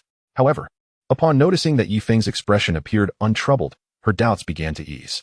She released her grip on his ear and spoke softly, Brother Feng, I was merely worried that you might be led astray by the outside world. Besides, am I not good enough for you? Hee. I'll head back to my room now. With that, she turned to leave with a light step. In a flash, Yi Feng appeared at the doorway like a specter, gently kicking the door shut behind her. He then strode forward, swiftly lifting Li Xiaona by the waist and tossing her onto the soft bed as if she were a mere sack of sand. Following suit, he leaped onto her, pinning her beneath him. Xiaona, you can't escape me today. Just let me enjoy you. A devilish grin adorned Yi Feng's lips as his gaze, filled with a predatory gleam, locked onto the enchanting beauty below him. Li Xiaona's cheeks flushed crimson, brimming with shyness as she playfully chided, Brother Feng, you're so naughty. But no matter how hard you try, it will be in vain. Hee, my relatives are still here. Upon hearing this, Yi Feng's smile broadened, his keen eyes sparkling with mischief as he fixated on Li Xiaona's alluring crimson lips. Understanding his intentions, she felt her face grow even warmer but gently nodded in acquiescence. Thus, the two gradually succumbed to a fervent yet inexperienced entanglement. The following morning, Lu Fuda could no longer contain his excitement and hurried to Chu Mufeng's villa. However, upon learning that Chu Mufeng had not yet arisen, he felt a twinge of dissatisfaction but dared not voice it, instead anxiously waiting in the living room. After an hour and a half, Chu Mufeng finally descended the stairs leisurely. Upon seeing him, Lu Fuda immediately stood and rushed forward, exclaiming, Young Master Chu, let us set off quickly. I can hardly wait for my little brother to regain his former vigor. Chu Mufeng turned his head slightly, Casting a sidelong glance at Lu Fuda with a faint smile, speaking in a calm tone, Lu, please remain patient. Since I have promised to take you to meet Elder Qi, I shall not go back on my word. Internally cursing, Lu Fuda, unable to express his frustration due to his dependence on Chu Mufeng, forced a smile and said, Young Master Chu, you must understand my feelings. This concerns my happiness for the rest of my life. Rest assured, once I meet Elder Qi, I will ensure the 100 million Huaxia coins I promised you will reach your hands without fail. Upon hearing this, a smile finally graced Chu Mufeng's face. He waved his hand, feigning generosity. Lu, you flatter me. Do you think I, Chu Mufeng, am the kind of person who covets money? Seeing your urgency, let us depart at once. 20 minutes later, the two arrived at Elder Qi's courtyard. After announcing their presence, they were ushered into Elder Qi's reception room. Upon entering, Chu Mufeng immediately donned a fawning expression, addressing Qi Yuanshan, Grandfather Qi, it has been a long time since we last met. You look remarkably rejuvenated. Qi Yuanshan chuckled and replied, Mufeng, what brings you here today? How is your grandfather? It has been a while since I last saw him. Chu Mufeng responded with utmost respect. Thank you for your concern, Grandfather Qi. My grandfather is in good health. We come today to humbly ask for your miraculous skills to aid my friend. Before he could finish speaking, Lu Fuda hurriedly stepped forward, gently placing the carefully prepared gifts on the table, bowing deeply as he said, Elder Qi, I am Lu Fuda. This small token is a humble gesture of respect. Please accept it. Qi Yuanshan scrutinized Lu Fuda, a look of skepticism crossing his face. Mr. Lu, you appear vibrant and healthy. It seems you are not afflicted by any illness. Might I ask? Lu Fuda sighed deeply and confessed, to be honest, Elder Qi, I have inexplicably lost my male vitality not long ago. In my desperation, I have sought every possible remedy without success. Thus, I have come to implore you personally to rescue me from this dire situation. Understanding Lu Fuda's distress, Qi Yuanshan led him into a tranquil room for a thorough examination. After the examination, he returned to the reception room. Fixing his gaze on Chu Mufeng, Qi Yuanshan spoke in a calm, measured tone, Mufeng, let your friend take his gifts home. Lu Fuda's heart sank, and he hurriedly protested, Elder Qi, have I perhaps fallen short in some way? Please do enlighten me. I came here with utmost sincerity, pleading for your assistance. With a sigh, Qi Yuanshan replied, it is not that I am unwilling to treat you. Rather, the meridians below have been severed, and there is nothing I can do unless you can find a healer from the Valley of Rejuvenation. Lu Fuda quickly inquired, Elder Qi, please tell me the location of the Valley of Rejuvenation. I am willing to part with half my fortune in exchange for treatment. Qi Yuanshan's expression turned contemplative as he slowly said, in my youth, I encountered a disciple from the Valley of Rejuvenation, but as for its exact location, I know nothing. Mr. Lu, you should return. Chapter 83, Yi Lin's Regret. Upon hearing the news, Lu Fuda felt as if struck by lightning, his entire being seemingly drained of all vitality. He sat there in a daze, his gaze vacant, and his heart brimming with despair and helplessness.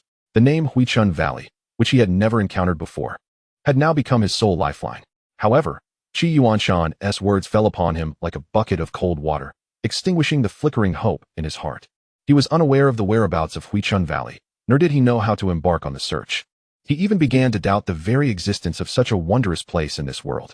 Gradually, he rose to his feet and exited Qi Yuanshan's courtyard. The sunlight outside was blinding and piercing, sending him into a state of dizziness. Qi Yuanshan observed the departing figures of the two and murmured, once again, a martial artist's handiwork, it seems chaos is about to ensue in this world. Outside the courtyard, Lu Fuda's initially perplexed expression twisted into one of rage, ultimately spiraling into a state of madness. He fixed his gaze on the retreating figure of Chu Mufeng, gritting his teeth and bellowing, rest assured, young Master Chu, I will have someone transfer that 100 million Huaxia coins immediately. That damned Yi Feng and Zhaopeng. I will not let the two of you escape.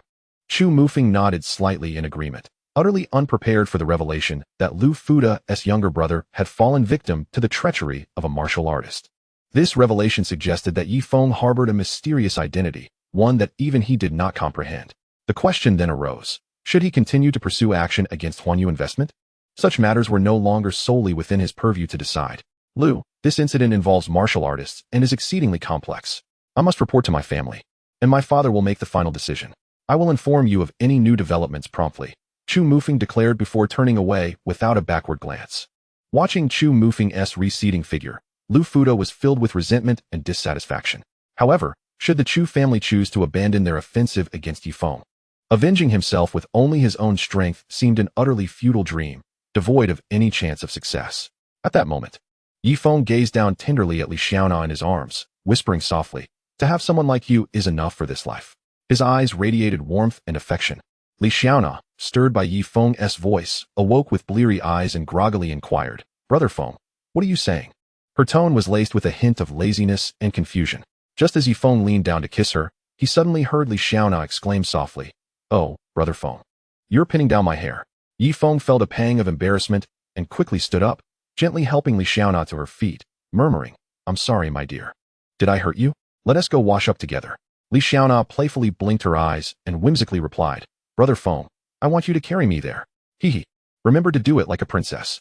Her tone exuded endless charm and cuteness. Without hesitation, Yi Feng scooped her up into his arms and strode towards the washroom. Once inside, they swiftly completed their morning routines. Hand in hand, they made their way to the hall of their room. At this moment, Yilin was quietly seated on the sofa. Upon seeing Yi Feng enter, a wave of panic surged within her, and she hurriedly lowered her head. Murmuring in a subdued voice, "Brother, I realize my mistake, and I am truly sorry." Yi Feng slowly approached and sat beside Yilin, calmly asking, "Do you understand where you went wrong?" Yilin gently nodded, replying, "Ever since you took me to Modu, my entire mindset has shifted. Perhaps it is because I saw you become wealthy that my deep-seated vanity began to swell. Consequently, I became arrogant and disrespectful, disregarding the feelings of others, consumed only by my own desires." Upon hearing this, a faint smile of satisfaction crossed Yi Feng's face as he earnestly advised, "I hope you can genuinely comprehend the meaning of your words and not merely utter them superficially. Look at our parents. Despite their wealth, they maintain an admirable attitude and have not changed for the worse. Allow me to impart one final piece of wisdom.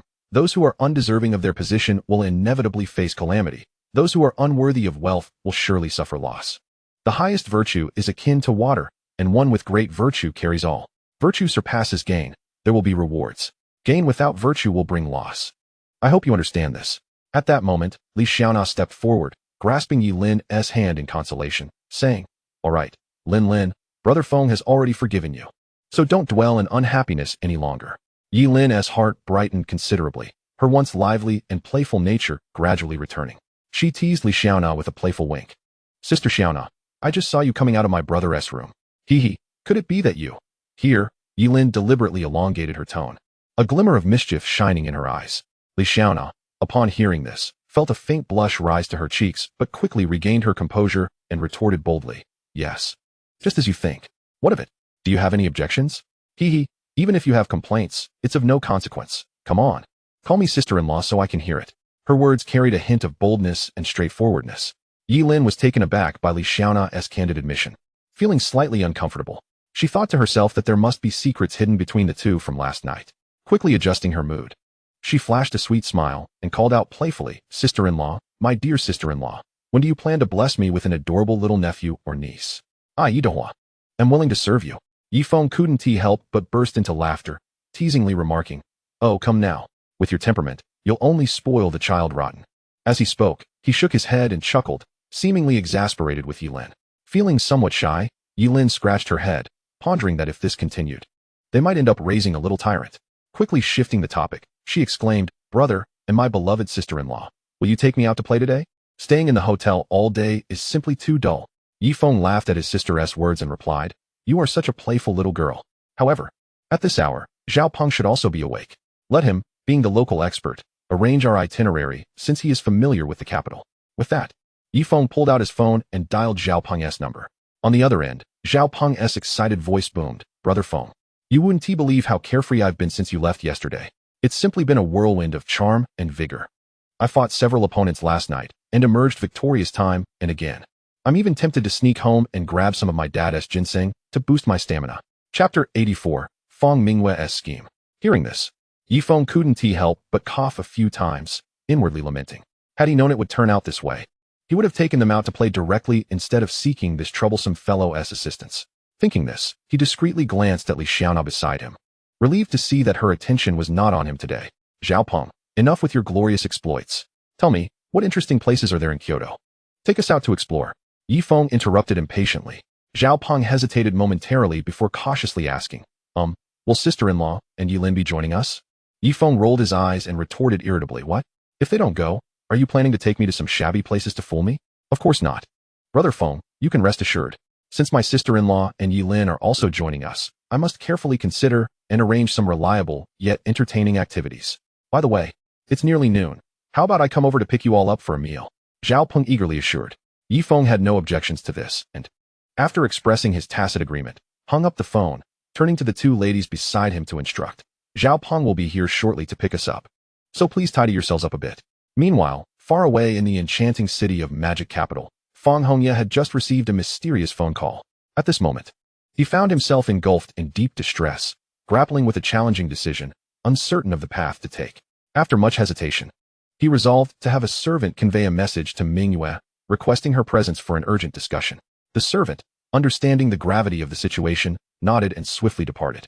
Soon after, Feng Mingyue hurriedly arrived. Noticing her father's grave expression, she promptly inquired, "Father, may I ask what urgent matter brings me here?" Feng Hongya, furrowing his brow, replied, "News has come from the Chu family in the capital, urging us to join forces against Mr. Yi. This is a significant issue, and I am truly at a loss. Hence, I summoned you to deliberate on our family's course of action." Upon hearing this, Feng Mingyue bowed her head in contemplation, mentally weighing the potential gains and losses this situation might entail. After a considerable pause, she finally lifted her gaze, her eyes resolute as she addressed Feng Hongya. "Father, in my humble opinion, our Feng family lacks any substantial leverage to contend with Mr. Yi. Even in the event of a resounding victory for the Chu family, we would likely find ourselves as mere spectators, perhaps not even receiving a share of the spoils. Given the current state of our family, it would be unwise to involve ourselves in such disputes." Feng Hongya seemed to be drained of all strength, slumping in his chair as he responded despondently, "Indeed, you speak the truth. The present Feng family has long since lost the capital and power to engage in such conflicts. Alas, I shall promptly inform the Chu family of our disinterest in this matter." However, Feng Mingyue quickly interjected, "Father, please wait. In my view, considering Mr. Yi's character, if we discreetly provide him with some support and assistance, we may receive unexpected rewards in return." Feng Hongya's previously dim eyes suddenly glimmered with a spark of hope. He became animated and eagerly urged Feng Mingyue, "Mingyue, please share your thoughts with me." Understanding the significance of this opportunity for the Feng family, which could determine their revival, she openly laid out her carefully considered plan. "Father, I propose we feign compliance with the Chu family's demands and find a way to relay crucial information to Mr. Yi. However, this matter is of utmost importance, and we must ensure that no one else in the family is aware to avoid any leaks." Feng Hongya furrowed his brow. Skepticism etched on his face. The Chu family is quite astute. If we merely profess our agreement without any concrete actions, how can they be easily convinced? Feng Mingyue smiled faintly, confidence radiating from her. "Father, do not fret. The Chu family values our connections in Magic Capital above all else. Yet, let us not forget the Qin family in this city, who share a strong rapport with Mr. Yi. With a little cunning, we can collaborate with the Qin family to stage an impressive performance, ensnaring the Chu family in our trap. As for the specific details, I shall consult with Haoyue later to discuss them thoroughly." Upon hearing this, a glimmer of satisfaction crossed Feng Hongya's face, and he nodded slightly in agreement. "Yes, Mingyue, you speak wisely. If that is the case, we shall proceed according to your plan. Remember, while executing this, we must exercise utmost caution to avoid alerting the Chu family to any hints of our intentions." Feng Mingyue, her expression serious, responded, "Rest assured, Father, I shall not fail in this mission." With that, she resolutely turned to leave, leaving Feng Hongya to gaze after her retreating figure, unable to suppress a long sigh. He pondered to himself that if his daughter truly possessed the ability to restore the Feng family to its former glory, then the position of head of the family could very well be entrusted to her in the future. With this decision made, Feng Hongya promptly retrieved his phone and dialed the Chu family, conveying that the Feng family had consented to their proposed terms. Meanwhile, Zhao Peng had also arrived at the entrance of Longwan Hotel. Upon spotting Yi Feng and his companions, he hurriedly approached to greet them. "Brother Feng, sister-in-law, and Yi Lin, let us get in the car. Since we missed out on the roast duck yesterday, today we shall indulge ourselves at Quanjude." Yi Lin, delighted by the suggestion, chimed in, "Zhao Peng, you truly keep your promises. Hee, I've been craving Quanjude's roast duck for ages." Zhao Peng, brimming with pride, replied, "Yi Lin, while I may be a spendthrift, my reputation is impeccable. You can trust me absolutely." The group couldn't help but laugh, and seeing this, Zhao Peng beamed even more. Continuing, "All right, everyone, let us stop laughing and get in the car. We must set off." As they all boarded the vehicle, Zhao Peng started the engine, and the car gently pulled away from the hotel. On the way, He enthusiastically praised Quanjude's roast duck, eliciting waves of laughter from everyone. Eventually, they arrived at Quanjude. As they disembarked, they were captivated by the bustling scene before them. Zhao Peng led them to their reserved table, ordering several signature dishes, the most eye-catching of which was, of course, the roast duck. Chapter 85. Enjoying roast duck and climbing the Great Wall. Before long, a server brought a steaming, aromatic plate of roast duck to their table. Yilin, unable to contain her eagerness, picked up her chopsticks and swiftly grabbed a shiny piece of duck meat, savoring it meticulously before swallowing. A look of sheer satisfaction spread across her enchanting face as she exclaimed, "Wow, this roast duck is simply divine. The meat is exceptionally tender and juicy, and the skin is crispy without being greasy, truly no exaggeration." Seated beside her, Li Xiaona quickly followed suit, using her chopsticks to sample a piece as well. Instantly, her previously dull eyes sparkled with life, nodding in approval as she marveled, "Indeed, it's incredibly delicious. This far surpasses what I've had elsewhere." Observing the two ladies so engrossed in their culinary delight, Zhao Peng felt a surge of joy, pride evident on his face. He smiled broadly and declared to Yilin and Li Xiaona, "Haha, since you both find it delightful, I shall order a couple more. Let us indulge ourselves today." At that moment, Yifeng skillfully picked up a delicate spring pancake, expertly wrapping it around 2 slices of roast duck, and took a hearty bite. After wiping the grease from his mouth, he turned to Zhao Peng and inquired, "Zhao Peng, what do you have planned for the rest of our itinerary?" After a moment of contemplation, Zhao Peng replied, How about considering a visit to the Great Wall? Or perhaps a tour of the Forbidden City would be a splendid choice as well. Of course, if you're interested in the royal gardens. The Summer Palace is also an excellent destination. Ultimately, it's up to you all to decide." After pondering for a moment, Yilin responded, "I'm actually interested in all these places, but time is limited, so we may have to choose just one. Sister Xiaona, why don't you make the decision?" Li Xiaona reflected for a while before resolutely declaring, "As the saying goes, he who has never been to the Great Wall is not a true hero. Let us go to the Great Wall." Hearing their discussion, Yifeng decisively affirmed, "Very well. Then it's settled. We shall go to the Great Wall together." Before long, the waiter presented the freshly sliced roast duck to the table. Upon seeing this, Yilin and Li Xiaona immediately began to indulge themselves heartily. Meanwhile, Yifeng gently sipped his tea and slowly remarked, "Zhao Peng, you are always so reckless with your extravagance, utterly unconcerned about your reputation. Have you never considered aspiring to become the head of the Zhao family? If that is your desire, I would be more than willing to lend you my assistance." Zhao Peng hastily waved his hands, repeatedly declining, "Brother Feng, please do not jest at my expense. I am not like those protagonists in novels who conceal their true selves, pretending to be dissolute young masters. I simply revel in amusement. I truly harbor no lofty ambitions. Besides, I lack the acumen for business that my elder brother possesses. Nor do I have the capability to manage family affairs. Furthermore, my brother and I share a wonderful bond. It would be splendid for him to take on the role of head of the family. Living freely as I do now, doing as I please, is simply delightful. I have no desire to concern myself with bothersome matters." At that moment, Yilin, who had been intently focused on her roast duck, lifted her head and gave Zhao Peng a thumbs up, exclaiming, "Zhao Peng, I never expected you to be so carefree and open-minded. My dream is quite similar to yours. I aspire to be a carefree slacker, enjoying food and drink without a worry in the world." Zhao Peng smiled slightly at her words and responded with a teasing tone, "Haha, we are not quite the same. My goal is to be a high-class slacker who can feast heartily and indulge in merriment, far superior to your ordinary sort."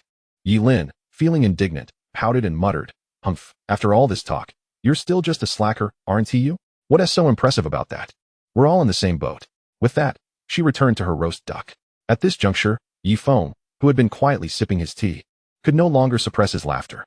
He set down his cup and, gazing at the two lively characters before him, playfully remarked, "You two. Since you have both resolved to be slackers, why continue to compete against one another? It seems we have all eaten sufficiently. Shall we set off now?" Thus, the group departed from the renowned Quanjude restaurant, eagerly making their way towards the magnificent Great Wall.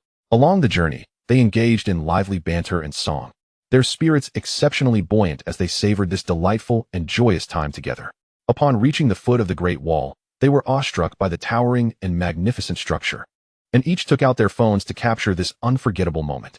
Yilin, brimming with excitement, waved her arms and exclaimed, "Wow, this is the Great Wall. It's breathtaking. We must take a good walk and truly appreciate the historical significance of this grand edifice." They meandered along the Great Wall, experiencing the weight of history and its vicissitudes. The scenery unfolded like a picturesque scroll, refreshing to the spirit. They frequently paused to take photographs, immortalizing these precious memories. At the summit of the Great Wall, they gazed down upon the distant mountains and villages, feeling the grandeur of nature and humanity's greatness. Yifeng sighed, standing here. I can almost sense the valiance and lofty aspirations of the ancient warriors. They erected this immortal marvel with their blood, sweat, and lives, leaving us a priceless cultural heritage. Li Xiaona echoed. Indeed, this Great Wall is not only a pride of our nation but also a treasure of the world. We should cherish and protect it, allowing more people to experience its splendor. Yi Lin, smiling brightly, excitedly called out to the two, Brother, Sister Xiaona, let me take another photo of you. You two can scoot a bit closer. Hearing his sister's words, Yifeng unhesitatingly stepped behind Li Xiaona, gently wrapping his arm around her slender waist. Their heads tilted slightly together, drawing near, as if time itself had come to a standstill in that very moment. Just then, Yi Lin pressed the shutter, capturing this beautiful and warm instant. Looking at the perfect photograph on her camera, Yi Lin was filled with joy and eagerly sent the picture to their mother, Wang Mei Wan, who was busy tidying up in Jin City, along with a message that read, Mom, look how affectionate my brother and sister Xiaona are. Hee. I have a little secret to share. Last night, they actually stayed together, so you might soon be holding a lovely little grandson. At that moment, upon receiving her daughter's message, Wang Mei Wan felt an overwhelming surge of excitement. She barely noticed the vacuum cleaner she had been holding, tossing it aside as she quickly replied, Little Lin, you must keep a close watch on your brother and Xiaona for me. In that case, we need to hasten our plans to visit Shanghai. Her words were brimming with anticipation and joy. Chapter 86, The Ninth Bureau. Yifeng gazed with suspicion at Yi Lin, who was stifling a laugh behind her hand, and curiously inquired, Hey, you little rascal, are you hiding something mischievous again? Yi Lin mischievously made a face at him before cheerfully responding, Of course not. I merely sent a photo to Mom. Hee, brother, from Mom's reply. It seems we will soon be heading to Shanghai. Yifeng chuckled in response. That works out perfectly. We were bound to go sooner or later. If it weren't for Xiaona's graduation, we would have already been married. Zhao Peng, overhearing this, couldn't he help but interject, Brother Feng, I'm so envious. When will I ever find a girlfriend as wonderful as sister-in-law? Yifeng, seeing this, teasingly retorted, Oh please, stop pretending. You change girlfriends faster than you change clothes. Are you still worried about finding someone? Zhao Peng wore a look of mock injury and muttered, Brother Feng, please don't make fun of me. Those were just for fun. My life's major decisions aren't really up to me. As a scion of a prominent family, I can't escape from arranged marriages. Noticing the somber atmosphere settling in, Yi Lin promptly stepped forward to break the silence, suggesting, Why don't we take a group photo to create a memory? Upon hearing this, everyone eagerly agreed. Just as they were immersed in the joyful ambience, an enormous conspiracy targeting Yifeng was quietly unfolding, of which he remained blissfully unaware. Meanwhile, at the Chu family's old residence in the capital, the atmosphere was exceptionally tense. Chu Xiaotian sat confidently at the head of the table, his piercing gaze fixed on Han Fu Li as he sternly inquired, Head of the Han family, the Feng family in Shanghai has agreed to join forces against Yifeng. And even Mr. Liu from Hong Kong has contacted several local clans to prepare for a joint strike. Why does your Han family still hesitate? In the face of Chu Xiaotian's questioning, Han Fu Li's expression darkened, and he took a deep breath before responding, Head Chu. Yifeng possesses at least the strength of a master. If you have a way to counter him, my Han family will certainly offer our full support. Upon hearing this, Chu Xiaotian burst into laughter and turned to Chu Mufeng, instructing, In that case, Mufeng, why don't you elaborate for Head Han? Chu Mufeng respectfully addressed Han Fu Li, saying, Head Han, you may not be aware, but my elder brother, Chu Mu Yun, is soon returning to the capital to report and join the Lungting team. He has already informed the Ninth Bureau, and if that Yifeng dares to harm non-martial artists, he will undoubtedly face encirclement. The Ninth Bureau has powerful martial arts experts stationed. Han Fu Li asked suspiciously, Can you truly guarantee that the Ninth Bureau will intervene? Chu Mufeng laughed heartily. Rest assured, today high-ranking officials from the Ninth Bureau will indeed put pressure on Yifeng.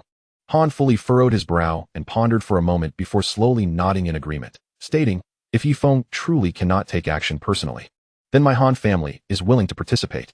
Chu Xiaotian let out a hearty laugh and confidently replied, Rest assured, Master Han. Your decision today will undoubtedly leave you with no regrets.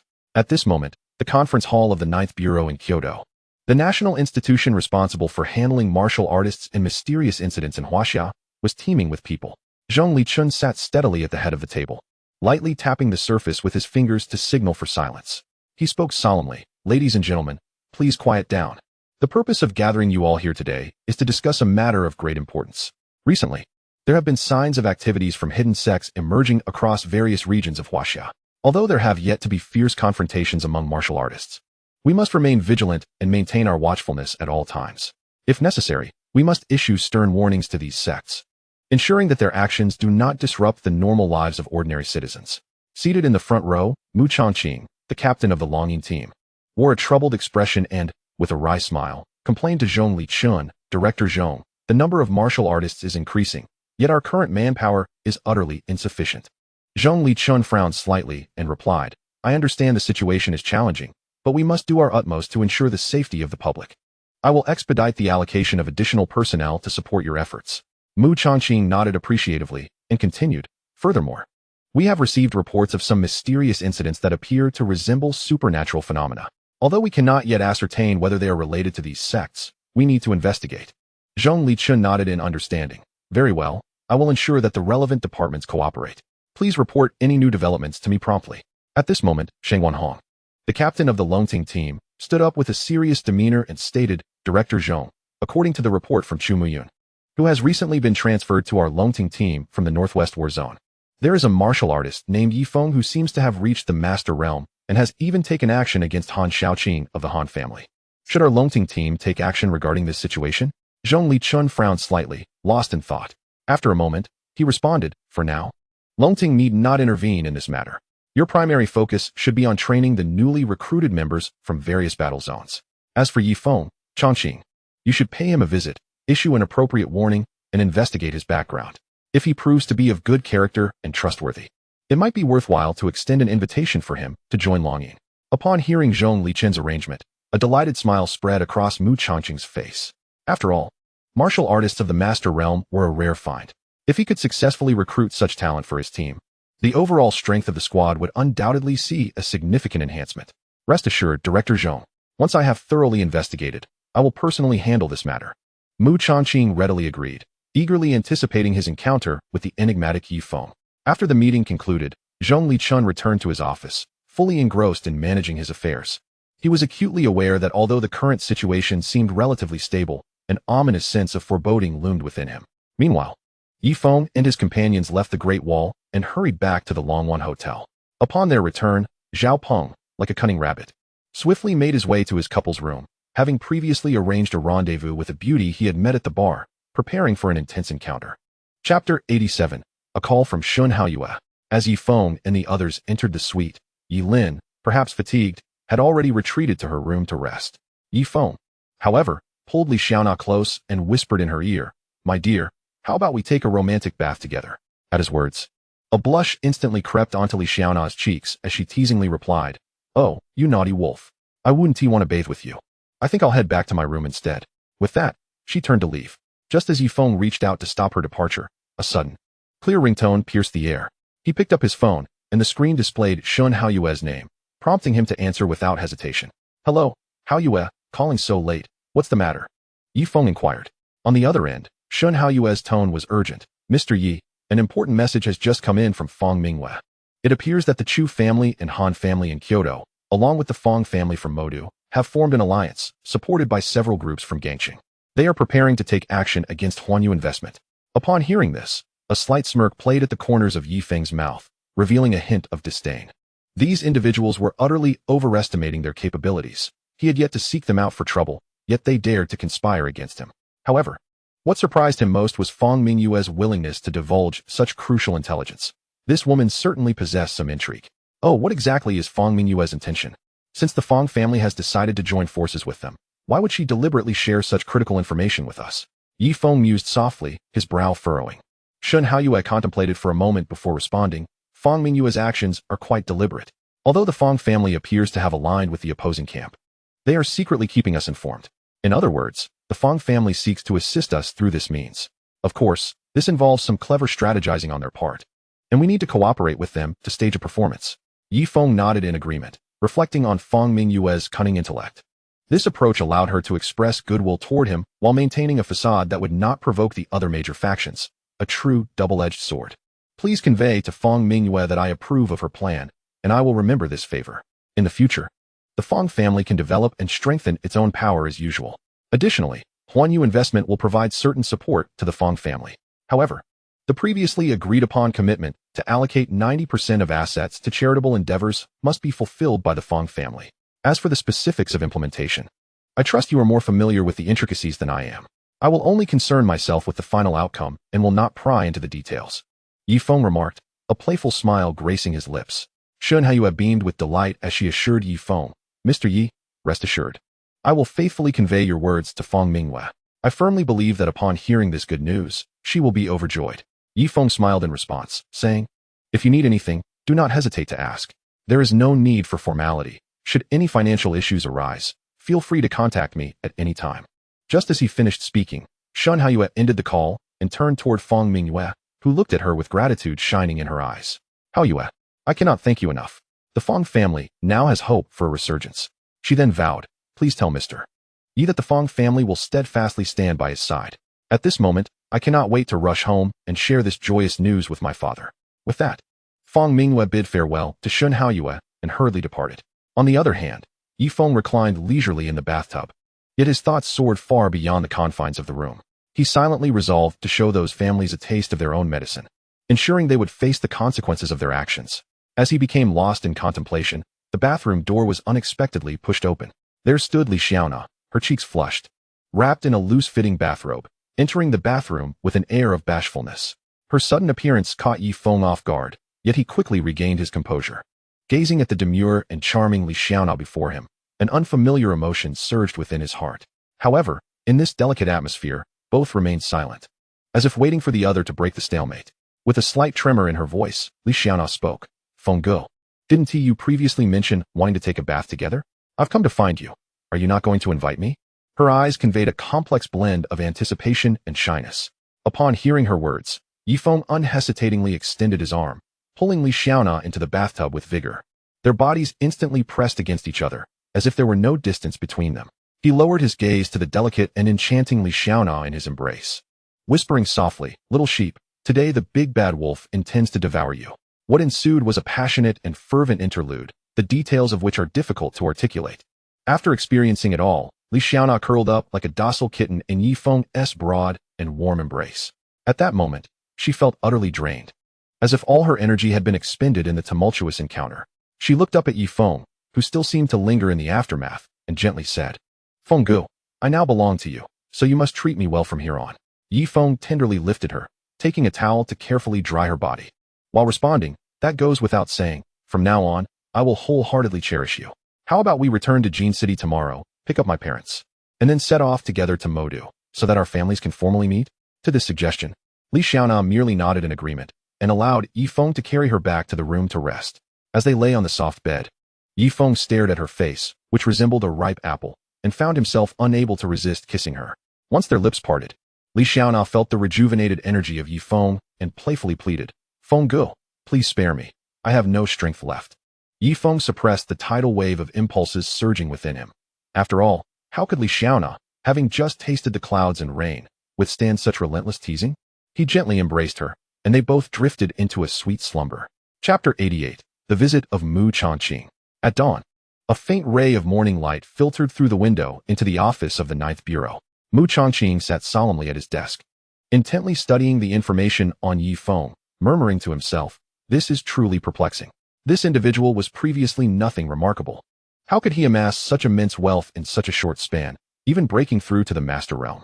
Surely, Yi Feng harbors many untold secrets. I wonder if he has any connections with foreign forces.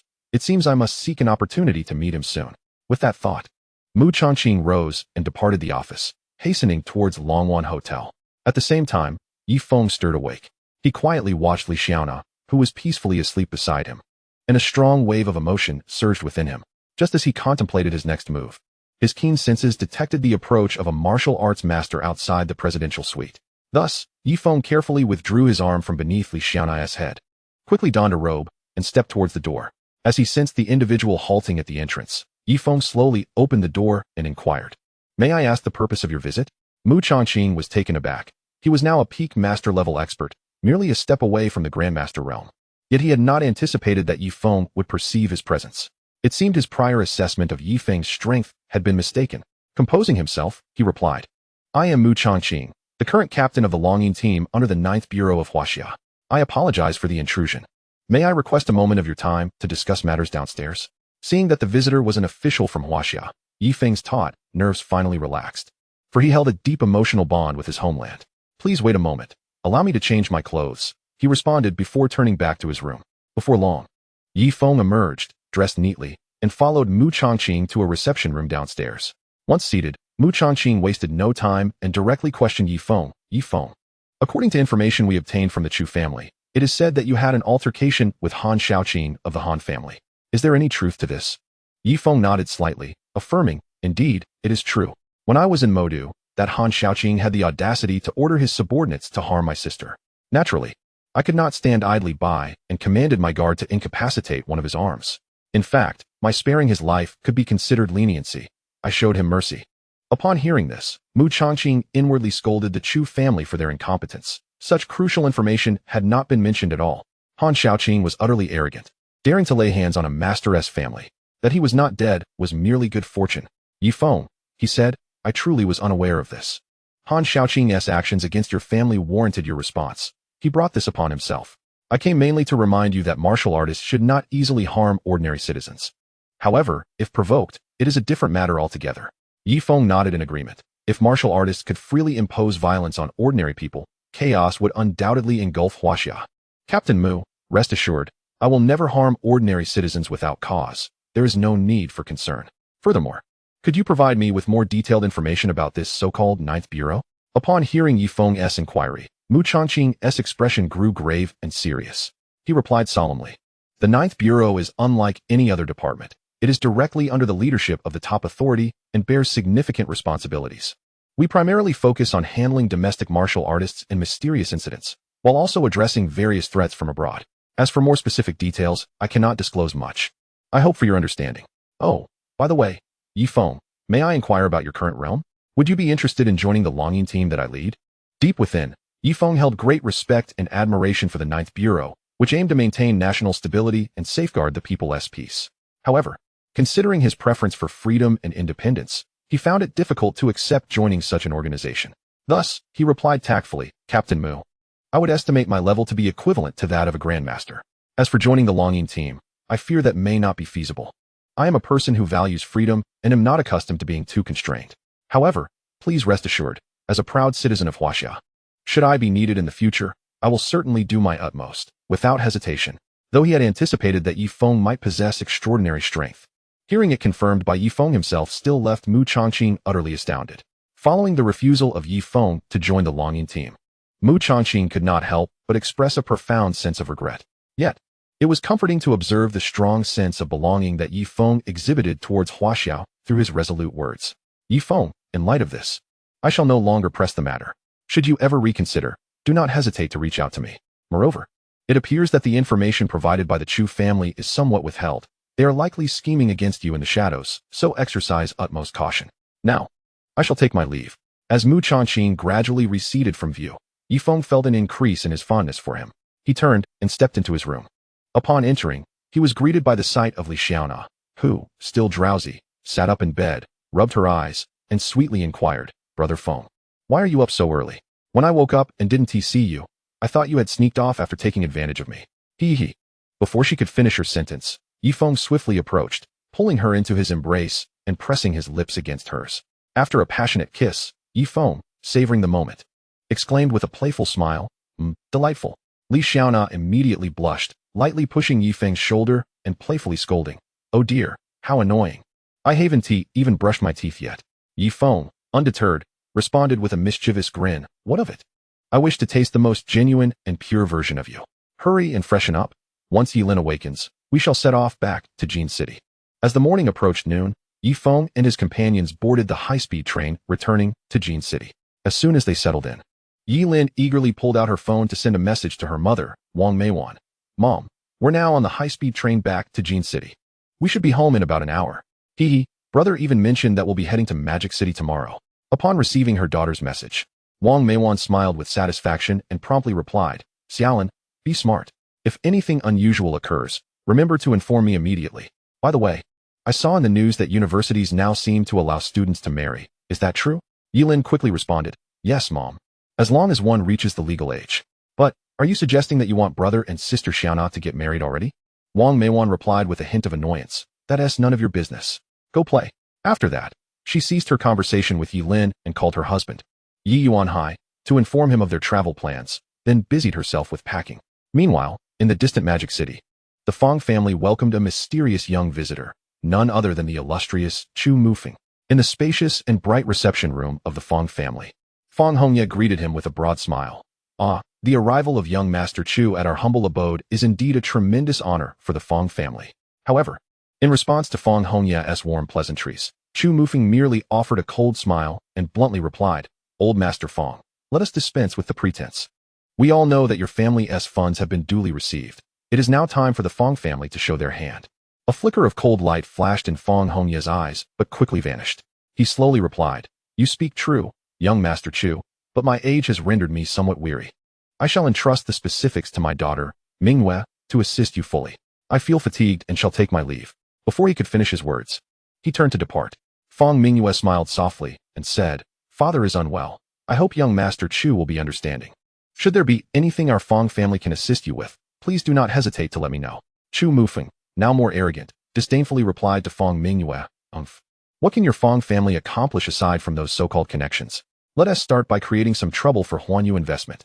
Feng Mingyue nodded slightly in agreement and responded, Rest assured, young Master Chu, I will immediately arrange for that. If you have any subsequent plans or needs, please inform me so that I can prepare thoroughly and collaborate with your endeavors. With a smug expression, Chu Mufeng confidently stated, First, you must ensure that Huanyu Investment is thrown into disarray. Next, I will launch an aggressive campaign against the companies they have acquired, and when the time is ripe, I shall acquire them at a bargain. Oh, and I presume there are still many of your family members within the Feng group that was purchased by Yi Feng? Perhaps you should rally them to create some negative impacts. After grasping the initial plan of Chu Mufeng, Feng Mingyue flattered, Your plan is truly brilliant, young Master Chu. We will undoubtedly succeed in swallowing the entire Huanyu Investment. However, I wonder what benefits our Feng family will gain afterward. Nevertheless, Chu Mufeng mused inwardly. Do you truly think your Feng family deserves anything? If it were not for the remnants of your connections, your family's current state of decline would hardly qualify you to collaborate with me. He thought to himself while maintaining a composed facade. As long as the Feng family can demonstrate its value, the corresponding rewards will be exceedingly generous. There is no time to waste. Let us act swiftly. As for other matters, there is no need for excessive concern. Now, I have pressing matters to attend to, so I shall take my leave. With that, Chu Mufeng turned and departed. Once his figure faded from sight, Feng Mingyue's earlier smile vanished, replaced by a shadow of gloom. She understood that in Chu Mufeng's eyes, the Feng family was of little consequence, even dispensable. Fortunately, she had not genuinely allied with him. Otherwise, they would have ended up empty-handed and perhaps even in grave danger. Without hesitation, Feng Mingyue summoned her subordinates and began to meticulously devise a strategy in response to Huanyu Investment. Once everything was arranged, she promptly called Shun Haiyue to disclose the entire plan in detail. At that moment, Yi Feng and his companions had arrived at the Donghu Villa. As they stepped through the door, Wang Meiwan eagerly approached, but she completely ignored Yi Lin, who was rushing towards her, and instead seized Li Xiaona's hand, showering her with warm inquiries. Observing this, Yi Feng couldn't help but smile with amusement, turning to tease the neglected Yi Lin. How does it feel to be overlooked by Mom? Are you feeling quite upset, little sister? Yi Lin pouted at her brother's words and retorted defiantly, What is so funny about it? You're not in any better position. You're just as bad as I am, so don't think you can mock me. With that, she stormed off to her room, visibly annoyed. Seeing his mother and Xiaona engrossed in conversation, Yi Feng exchanged a brief greeting with them before heading towards the Donghu Hotel. Along the way, he called Yi Wuhan and Zhang Zhuwei to arrange a meeting with Qian Ge. Before long, Yi Feng arrived at Qian Zhongwen's office. Upon seeing Yi Feng, Qian Zhongwen warmly poured him a cup of hot tea and, with a smile, inquired, Yi, my dear brother, what brings you to my humble abode today? Yi Feng, eschewing any circumlocution, lifted his teacup and drank it down in one gulp, then replied candidly, I actually have some matters to inform everyone about. Once Brother Zhang and Brother Wuhan arrive, we shall discuss it together. Not long after, Zhang Zhiwei and Yi Wuhan hurriedly arrived at Qian Zhongwen's office. As they entered, Zhang Zhiwei looked at the three men present and, with a puzzled expression, asked, Yi, my dear brother, what has transpired that necessitates your urgent summons? Yi Feng nodded slightly before responding directly. In recent times, the Chu family and Han family from Kyoto, along with several enterprises from Hong Kong Island, have formed an alliance to launch an offensive against me. You must remain vigilant to avoid being embroiled in this conflict." Upon hearing this, the expressions of Qian Zhongwen, Zhang Jiwei, and Yi Wuhan turned grave. It is important to note that facing even one of these factions would be a formidable challenge, let alone the fact that they have chosen to unite against Yi Feng. Taking a deep breath, Qian Zhongwen spoke with unwavering resolve. "Yi, my dear brother, rest assured. If there is anything you require assistance with, do not hesitate to ask. I, Qian Zhongwen, will undoubtedly rise to the occasion." Zhang Jiwei immediately echoed, "Indeed. While these adversaries are undeniably powerful, we shall never succumb to their intimidation." Witnessing the unwavering loyalty of the two men, Yi Feng felt a warm surge of gratitude, his emotions evident in his expression. "Thank you both for your support. However, rest assured, I have already devised a strategy to address the current situation. Should you encounter any attacks, please notify me immediately." Both men nodded in agreement. Qian Zhongwen continued, "Yi, you must remain particularly vigilant. The primary targets of these factions will undoubtedly be you, so do not overly concern yourself about our safety." Yi Feng concurred with a nod, replying, "I suspect they will focus their efforts on my Huanyu investments in Modu. As for the situation in Jincheng, there is currently no need for concern. Brother Wuhan, if they attempt to acquire our companies, do not allow them to depress the stock prices. Should funding become insufficient, contact me at once. We must find ways to entrap their finances, and when the opportune moment arises, we shall strike back and absorb them." Yi Wuhan nodded resolutely. "Dear Yi, you can rest easy. I will ensure we maintain a firm grip on their finances." At this juncture, Qian Zhongwen, having discerned the conversation's depth, inquired, "Yi, how long do you intend to stay in Jincheng? If time permits, why not gather for a drink together?" Yi Feng knew he would be returning to Modu the next day, and that a return visit would be difficult in the near future. He readily replied, "Very well. Then please arrange for tonight's gathering, Brother Qian. And Brother Wuhan, do not forget to invite Lin Wanqiu and Nyonyo as well. I have only heard Brother Qian speak of them, and have yet to meet them." Upon hearing this, a subtle blush crept onto Yi Wuhan's face as he replied with a hint of exasperation, "Hey, Yi Feng, you rascal, you've learned to tease me. Very well. I will ensure she brings Nyonyo along. You, too, must remember to bring your mysterious girlfriend." Yi Feng smiled slyly, assuring, "Rest assured, that shall be no issue. But truly, Brother Qian, we have known each other for quite some time, yet I have never had the pleasure of meeting your wife." Qian Zhongwen sighed softly, a touch of melancholy in his voice. "My wife has relocated with our children to the distant shores of America. I have accumulated too many enemies here, and their presence here leaves me uneasy. It is far more secure for them abroad, allowing them to live without the constant fear that accompanies my life." He gazed into the distance, seemingly lost in thoughts of his family. Yi Feng, observing the sorrow etched on Qian Zhongwen's face, felt a pang of compassion within him. He gently offered, "Brother Qian, I believe your wife and children will surely understand your good intentions. Whenever you find the time, do remember to visit them." At this, Qian Zhongwen nodded slightly in agreement, then sighed, "Indeed, I miss them dearly. However, I have been swamped with too many matters recently to find the time. By the way, Yi, you must be aware that the situation in America is rather unstable, correct? Gun violence has become rampant. Although I have arranged for dedicated protection, one can never be too cautious. Thus, I wish to inquire if you still possess those remarkable talismans." Yi Feng erupted into laughter, teasingly responding, "Ah, Brother Qian, it seems you have been waiting for me to arrive. As luck would have it, I have just acquired a new stock." He then pretended to reach into his jacket pocket, but in reality, he swiftly exchanged for 30 basic defensive talismans from the system store, arranging them neatly on the table. Continuing, Yi Feng stated, "There are 30 talismans here. You may distribute them among your close ones, ensuring everyone has one for precaution." His tone was filled with genuine concern, reflecting his dedication to the safety of his friends. Zhang Jiwei, witnessing Qian Zhongwen grab the talismans, stepped forward, exclaiming, "Old Qian, what are you doing? Yi Feng clearly indicated that we should share these talismans equally. How can you think of hoarding them all for yourself?" Beside him, Yi Wuhan chimed in, "Exactly, Old Qian. I have just broken through to the Grandmaster level. If it comes to a confrontation, do you think you could hold on to even one talisman?" Upon hearing this, Qian Zhongwen turned to him with a furrowed brow. "Wuhan, I do not quite understand your reasoning. Since you have already attained the Grandmaster level, what use do you have for these talismans? Surely they serve no further purpose?" Yi Wuhan shrugged helplessly, responding, "I have no personal need. But Nyonyo and Shaolin might find them useful. Now, enough dawdling. Let's distribute the talismans among ourselves." Zhang Jiwei nodded vigorously in agreement. "Yes, Old Qian, hurry along now. 10 talismans each, and let us move swiftly." Faced with their insistence, Qian Zhongwen appeared somewhat reluctant, but ultimately produced 20 talismans from his pocket, handing 10 to each of them. Yi Feng could not help but chuckle at the scene before him. He then bid farewell to the group. I shall take my leave for now, but I will return with Xiao Na this evening to see you all. With that, he turned and departed.